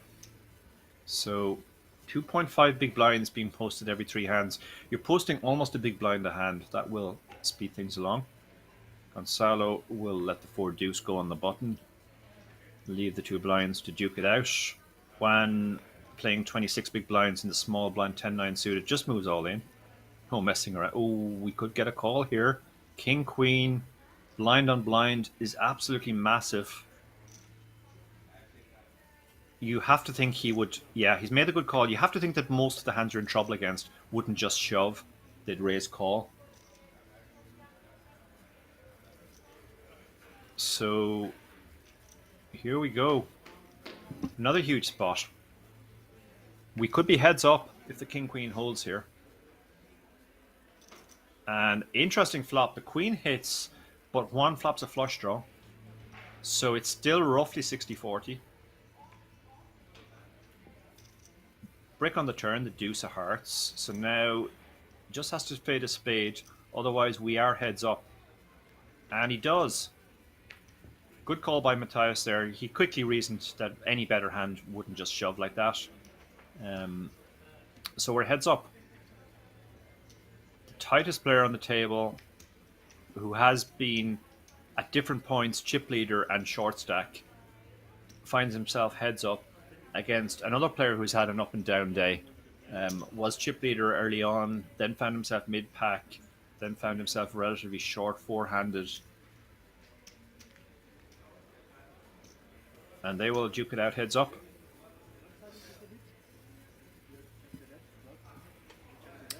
You can see the stacks. Matthias has the chip lead. Gonzalo, though, has 44 big blinds, so he's by no means short. This heads-up battle could go on a while, particularly the way both these players play. I think Gonzalo will probably go away, clear his head, and think, okay, well, I'm heads-up now. I'm playing a heads-up match for 25k. Probably feels he has a skill edge, and he will want to play a low variance style. So I expect to see a lot of small pots, small pro bets, try and grind Matthias down. Matthias, on the other hand, doesn't show any propensity for playing big pots either, notwithstanding the fact he just called a 25 big blind shove there with king queen. But I don't think we're going to see Gonzalo shoving 25 big blinds as much. So This could go on a while.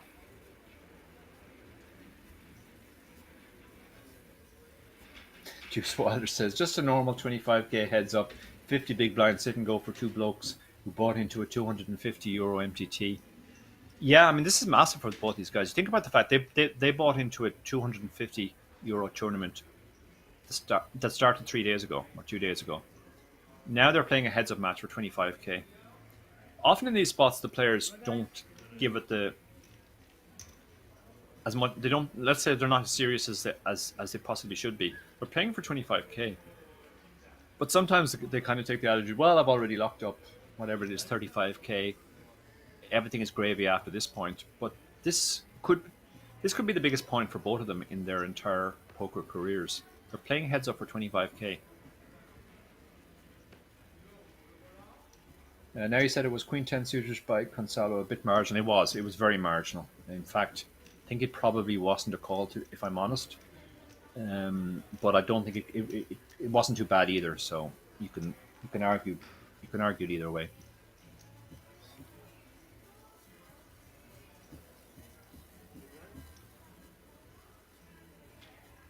So no break. We just straight on. We'll just get on with the heads up. In heads up, the small blind is also the button. So he acts first pre-flop.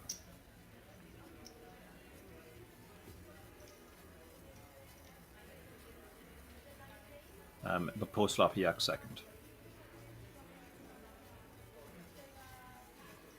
Big blind ante still in play, so there is 2 million in every pot.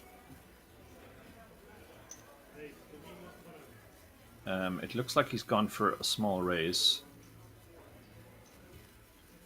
And he takes the pot. I think we're going to see a lot of this. I think he'll probably raise close to any two on the button. I'm more interested to see what Matthias' strategy is going to be. There's a strong possibility, I would say, that he might be overfolding heads up. He might not be raising his button often enough, and he might be folding his big blind too often. Juice Wilder says, I thought Queen Jack would be marginal. It would be, to be honest. I mean, they're very similar hands, really. They're in the same sort of shape against the value range. So what's Matthias going to do with the Queen 3 here? He does raise. Okay, this is good to see. Not afraid to play heads up. Gonzalo, normally this would be a flash. This is a very good hand to flash. It's not really the type of hand you want to 3-bet. You want to 3-bet more polar, in other words, stronger hands than this that you're happy to face a 4-bet with, and weaker hands that flop worse. They both flop something, a pair. Pair is very, very big heads up, so this pot could get big. The Queen is going to bet mostly to clear out equity here. Can't imagine the Jack is folding to a single bet. As I said, a pair heads up is very big, and he does call.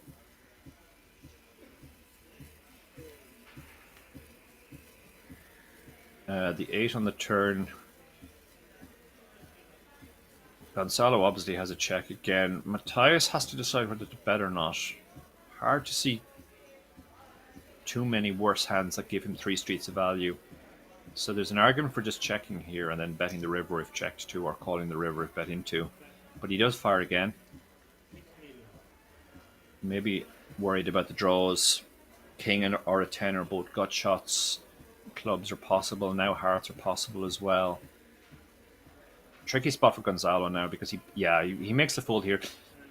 He just figures this opponent is never betting twice with a worse hand. So he does find the fold, even though, as I said, a pair is a pretty big hand heads up. Max Value says the players were very nits in and then forehanded they were very loose. Yeah, I mean, to be honest, that was kind of the correct strategy given we had this weird ICM of the 4 added tickets. Finishing top 4 was very important.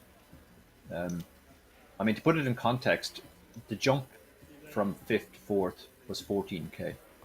The jump from 4th to 3rd was only 6k. And the jump from 3rd to 2nd was 11k. So the real big jump was 5 to 4.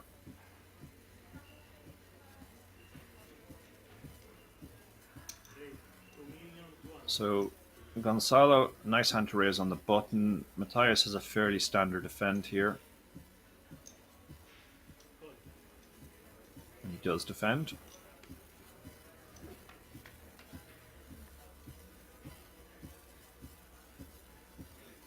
So he flops well, middle pair, got some backdoors as well. Unorthodox lead here. Gonzalo is wrapped around the jack, so you would normally continue against most players, but against Matthias, it's difficult to say what you're really supposed to do here.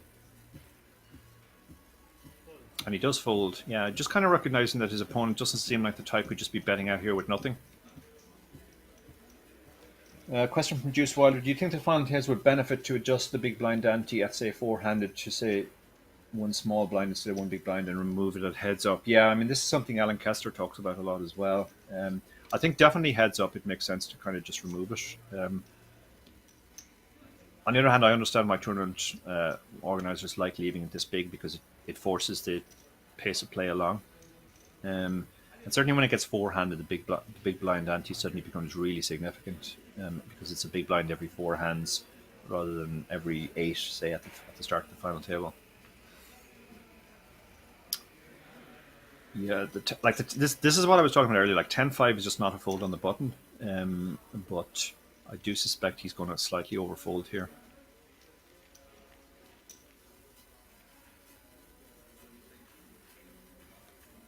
We're already seeing a sort of a contrast in styles. Gonzalo is playing cautiously and giving respect to Matthias when he bets. Matthias is just tending to bet with his strong hands and raise with his strong hands pre-flop. If he gets enough strong hands and he flops better than his opponent, he will win because he has the chip lead. But if he doesn't, then Gonzalo is almost certainly going to win because he will just gradually grind him down.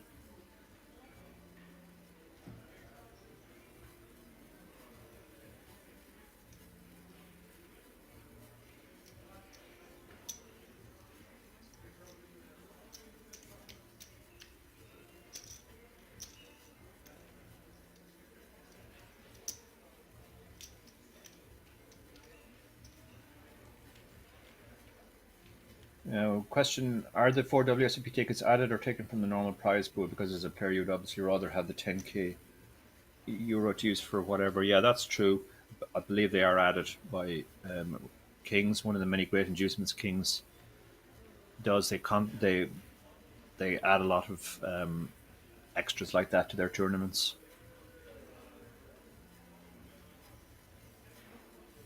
So Matthias on the button with the queen 5. He's not going to fold this. He does recognize that a picture card is pretty strong heads up. He went for a big raise, which is why we saw 6-3 folding there. The full three big blind raise. As I said, I expect this to go if the deck hits Matthias pretty hard in the face, he could win this reasonably quickly. But if it doesn't, I expect we'll see Gonzalo winning a lot of small pots uncontested.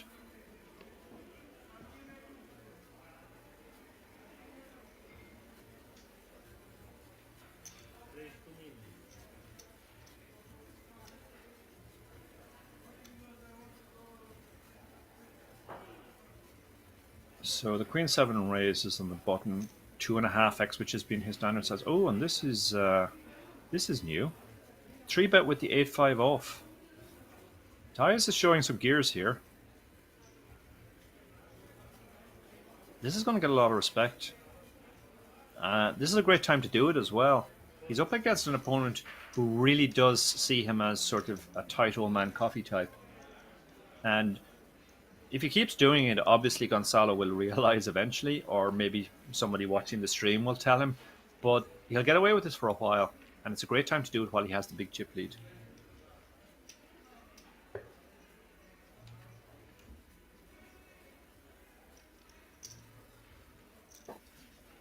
So I may have to reassess my prediction that if he doesn't run well, Matthias could take a while to get the job done here.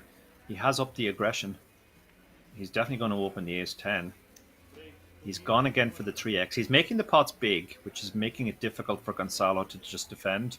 And Gonzalo is going to fold the a3 correctly. But the problem is, with the big blind ante, there's 2.5 big blinds out there. Effectively, you're posting 1.25 per hand. So you're going to blind down very quickly unless you start winning pots.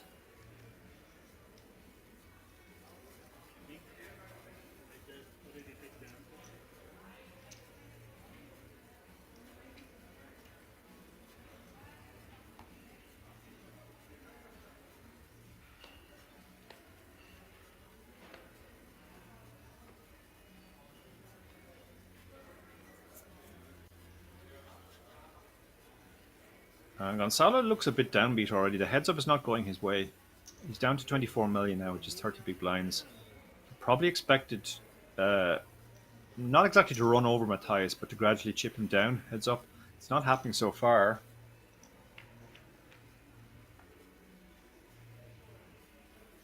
And once again, Matthias has outflopped Gonzalo. I mean, he was ahead pre-flop. Gonzalo has bottom pair and some backdoors here. And again, he's let out. He just tends to bet when he has it. He's hit the flop. Gonzalo can't possibly fold here because he has, apart from his pair, he's got a backdoor flush draw, backdoor straight draw. So he is going to just continue.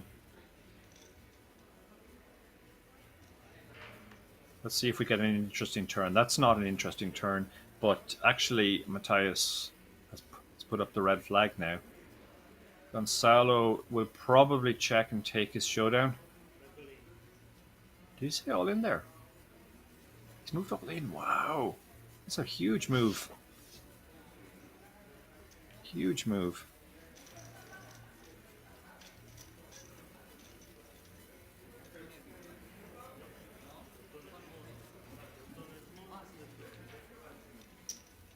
So now the stacks are roughly 2-1.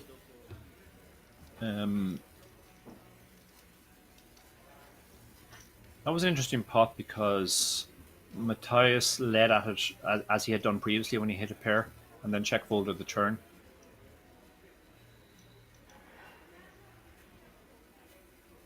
That's a very exploitable style if your opponent knows that's what you're doing.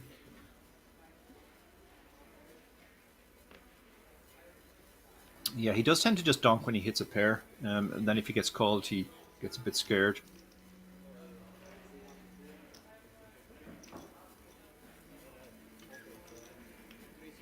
So here we have, this is a real bread and butter heads up spot where both players have absolutely nothing, and you can see there. There's going to be a lot of hands at that heads up, and a lot of the time when they're this deep, it'll come down to who wins those spots where both players have nothing. The most often that wins.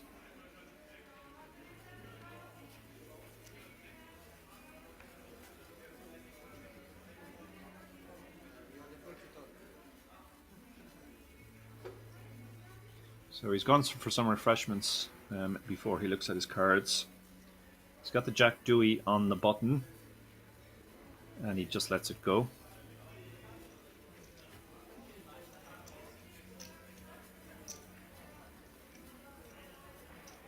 Button shifts. Matthias posts his small blind. Gonzalo posts big blind and ante.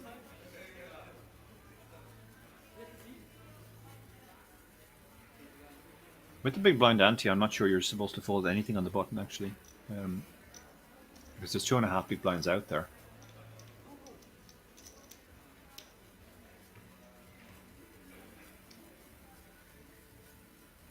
But both players are willing to fold the bottom of the range.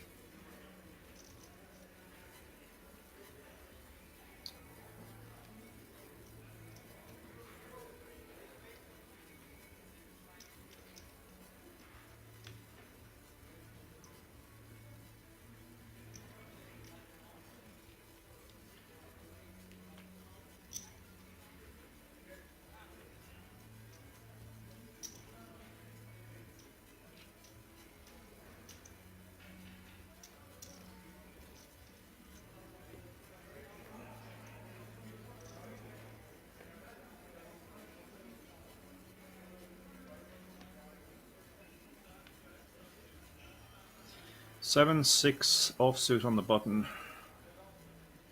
40 big blinds deep. He's going to go for his... No, he's introduced a limp, it looks like. Limp. Matthias has made a pretty big raise. Can't imagine this is a limp fold, although it is a big old raise. It's the raise is to... What does that work out at? 4.75 big blinds. Matthias is applying pressure pre-flop now, which is it's messing with Gonzalo's plan. Like, Gonzalo's plan going into this would have been try to keep things relatively small pre-flop and play small ball poker. Matthias is not allowing him to do that. The problem with the big raise is he has a really bad hand, Queen 3 offsuit, and he's out of position now. So essentially he's just bloated the pot. But let's see if he can outflop. Yeah, he has flopped second pair, but it's second pair really bad kicker. As it happens, Gonzalo has absolutely nothing, so he's almost certainly going to give up here. I've been wrong before, though. Is he going to float here? He's counted out 4 million as if he's considering the float. Very brave, because the ace and the queen both hit the raiser's range.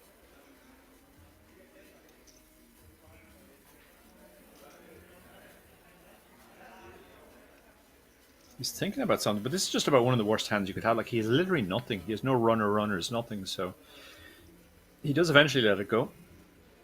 And Matthias continues to apply the hammer, making it big pre-flop, betting almost every flop, using big sizings, forcing Gonzalo to make a hand, which is difficult heads up.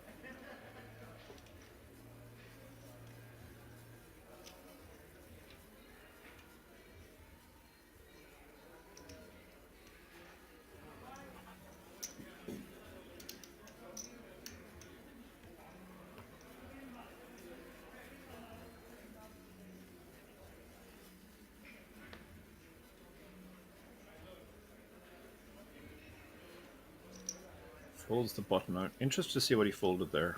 Yeah, 9-2. Okay, that's probably one of the few hands you can fold heads up.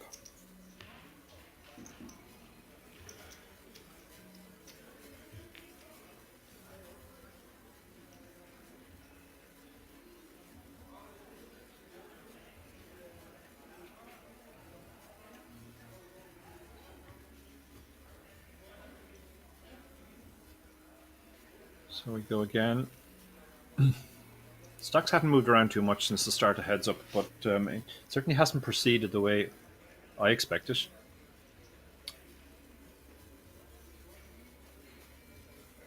You sometimes get this when players get heads up, they just change their game up a lot. It can be quite hard to read. What's Gonzalo going to do with Jack 6? This is definitely not a fold, but he has introduced the limp.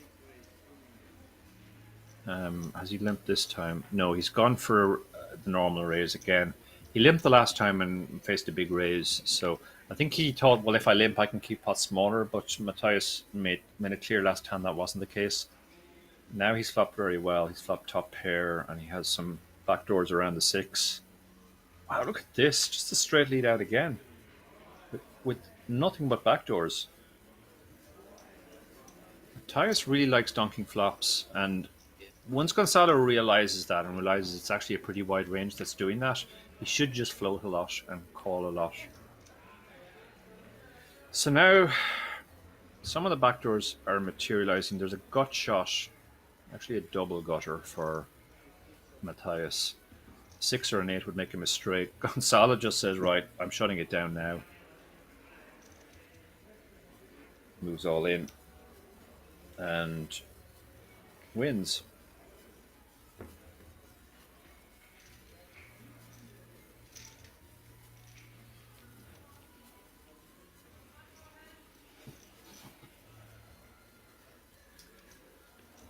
Runner says, haha, great play. Is this a free roll tournament?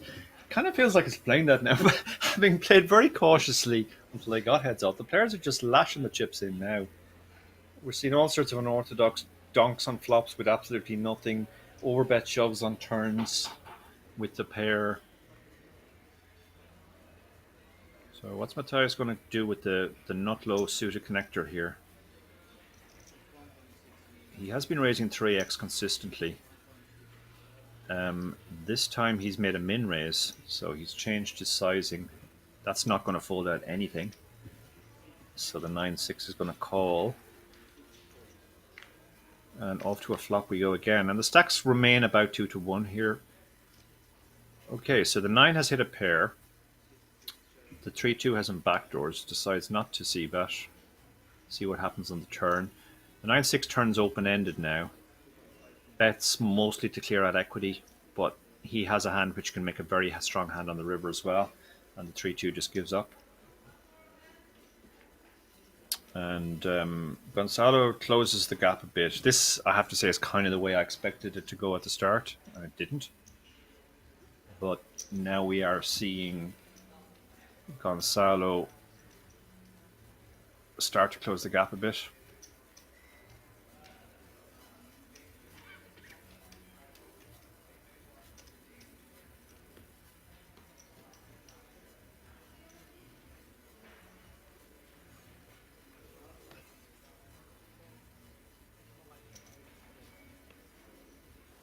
Eight-two suited on the button.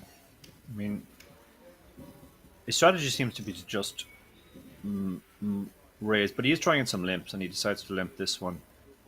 The 9-4 checks. No, he's raised. Wow. So he's really he's just interpreting all the limps as weak and always attacking them.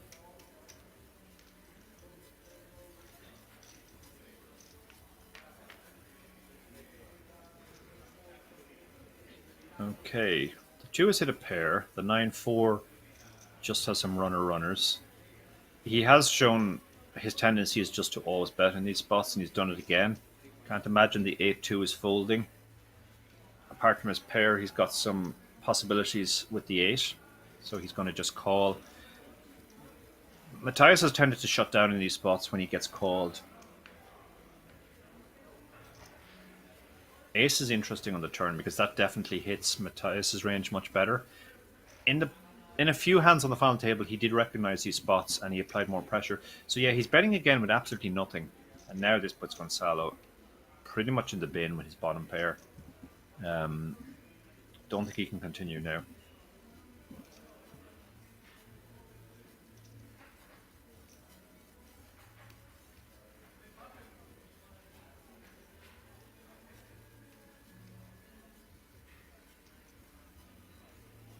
Yeah, I mean, I think he strongly suspects larceny here. It's just Matthias's post-flop betting frequencies are off the charts now. He's just betting a lot more. But it's hard when you can't see the guy's cards. You don't know whether he's just gone on a rush. The ace was a very good card for Matthias to represent, so he did, and he pays. He reaps the reward.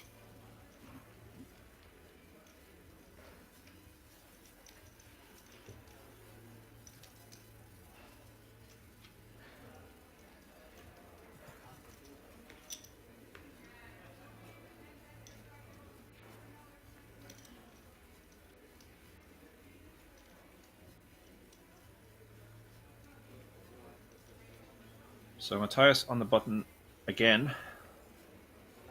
He's re-established his his greater than 2-1 chip lead.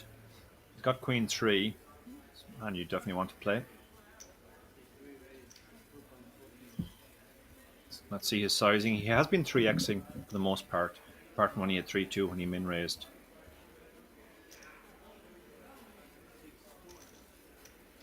Gonzalo calls, as he should do most hands, heads up.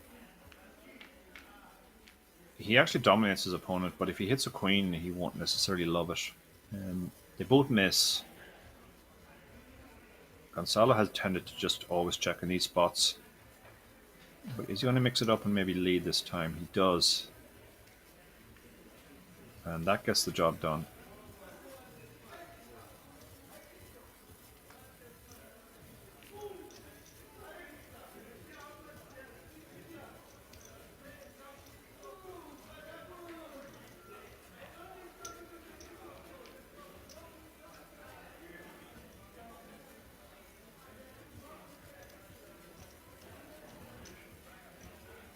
Most of these hands are resolving fairly early on the flop or on the turn, where we haven't seen too many rivers.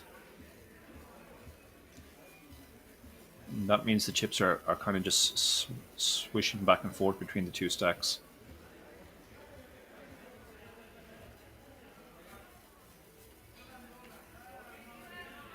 So Gonzalo on the button, ace-8, a very strong hand, heads up. This would be strong enough to get all in for 40 big blinds if necessary.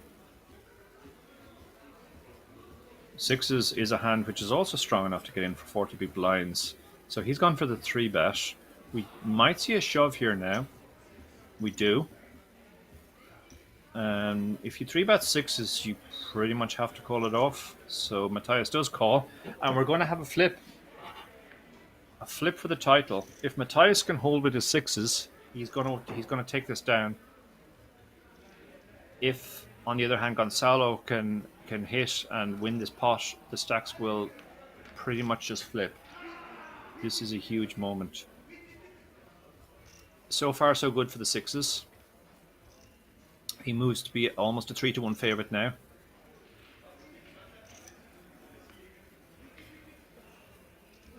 And that introduces some additional outs into the mix for Gonzalo. The sixes can get counterfeited now by a king or a 9, in addition to the ace or the 8. And the king counterfeits him. So cruel. The stacks flip. The sixes got counterfeited. One of the cruelest ways to lose, I always feel. You're in a flip with a pair and your opponent doesn't even hit, but you still somehow lose. I feel for Matthias here. The one time I've got heads up in a really big tournament, a WSOP event in Vegas in 2015, I got it in a similar spot, flipping with the pair against the 2 overcards and got counterfeited. It's definitely the cruelest way to lose, I think. A lot of blinds to shove the ace. I mean, 40 big blinds, heads up, ace-8 is just kind of a monster.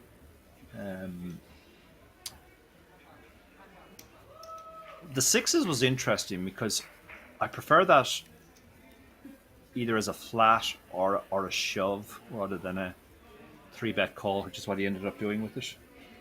But I think once you 3-bet sixes, you have to call it off because a pair is just so big heads up. An above average ace is also a big hand, so it's just kind of a cooler. Yeah, so the stacks have flipped around now, and Gonzalo moves into a 2-1 chip lead.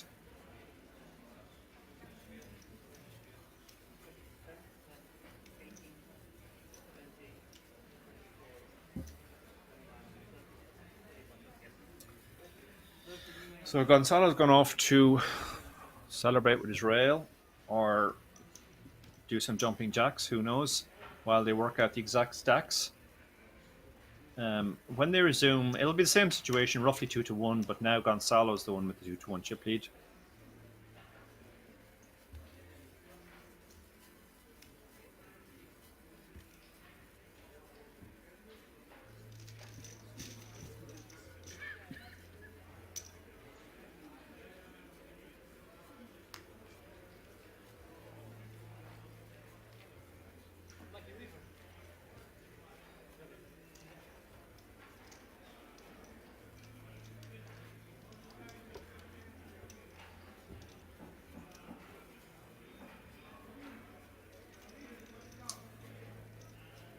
That's the first major setback for Matthias heads up. The heads up had been going very well for him. He had been showing very good aggression, but now he finds himself suddenly, to no real fault of his own, he lost a flip, but he's 2-1 down in chips.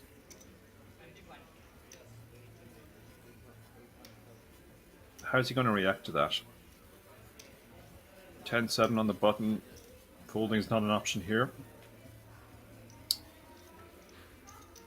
He throws in the raise, which is the standard raise he's been doing, the 3x. Ace-8 suited, yeah, this is strong enough to just shove. And I can't imagine the 10-7 is calling.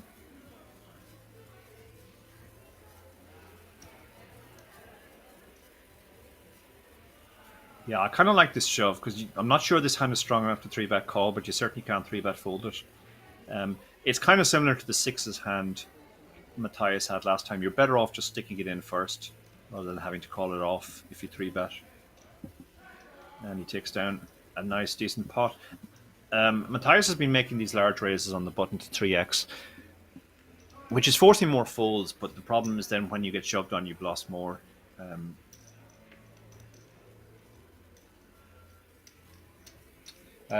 Yeah, the question from average players: why isn't Gonzalo raising instead of all in? I think he doesn't want to get shoved on and then have to call it off. He thinks he won't necessarily be in great shape against that range, but if he shoves himself, he can get some pairs to fold. He can get some hands that have good equity against his hand. It is a very recent development where people will happily shove 30, 40 big blinds with those type of hands, and it kind of comes down to like it's just better than the alternatives of 3-bet calling or 3-bet folding. So here they both have the same hand. These are always interesting spots. Matthias doesn't lead. Now, this is the first time we have seen him actually check a flop, I think, since they got heads up. Gonzalo's going to keep up the pressure and bet. Matthias will let this go. He has literally nothing here. So, more chips for Gonzalo. He pulls away clear.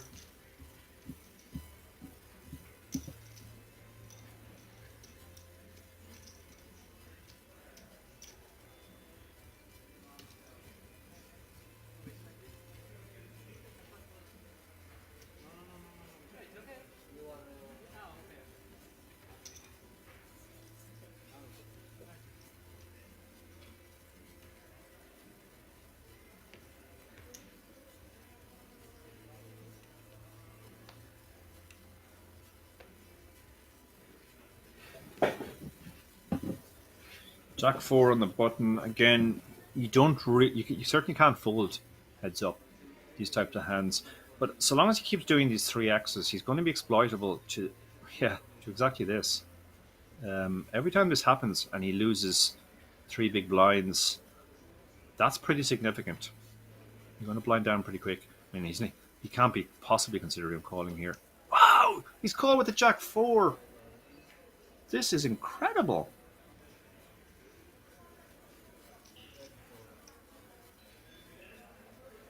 This is amazing.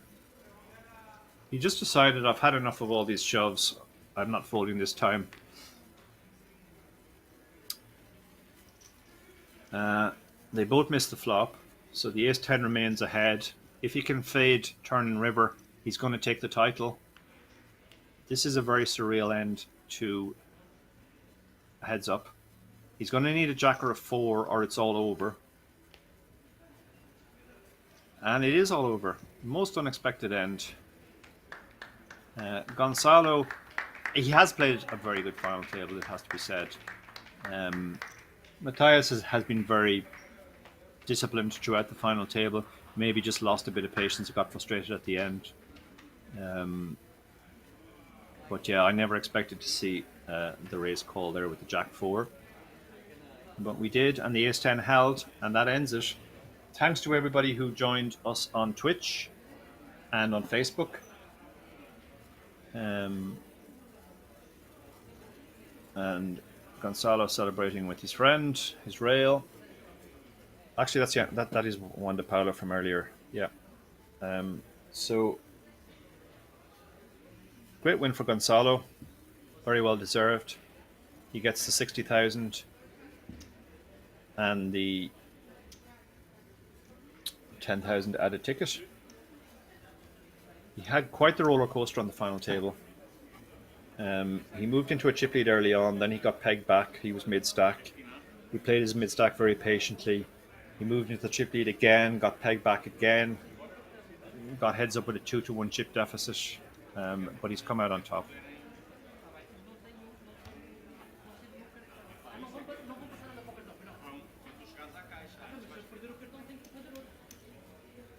And now you said it says you could see that coming since he got counterfeited. Yeah, it's possible the counterfeiting just tilted him.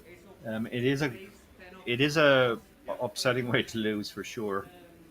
But I think when he looks back on this, he'll wonder why exactly he thought Jack 4 was a good enough hand to call a shove with.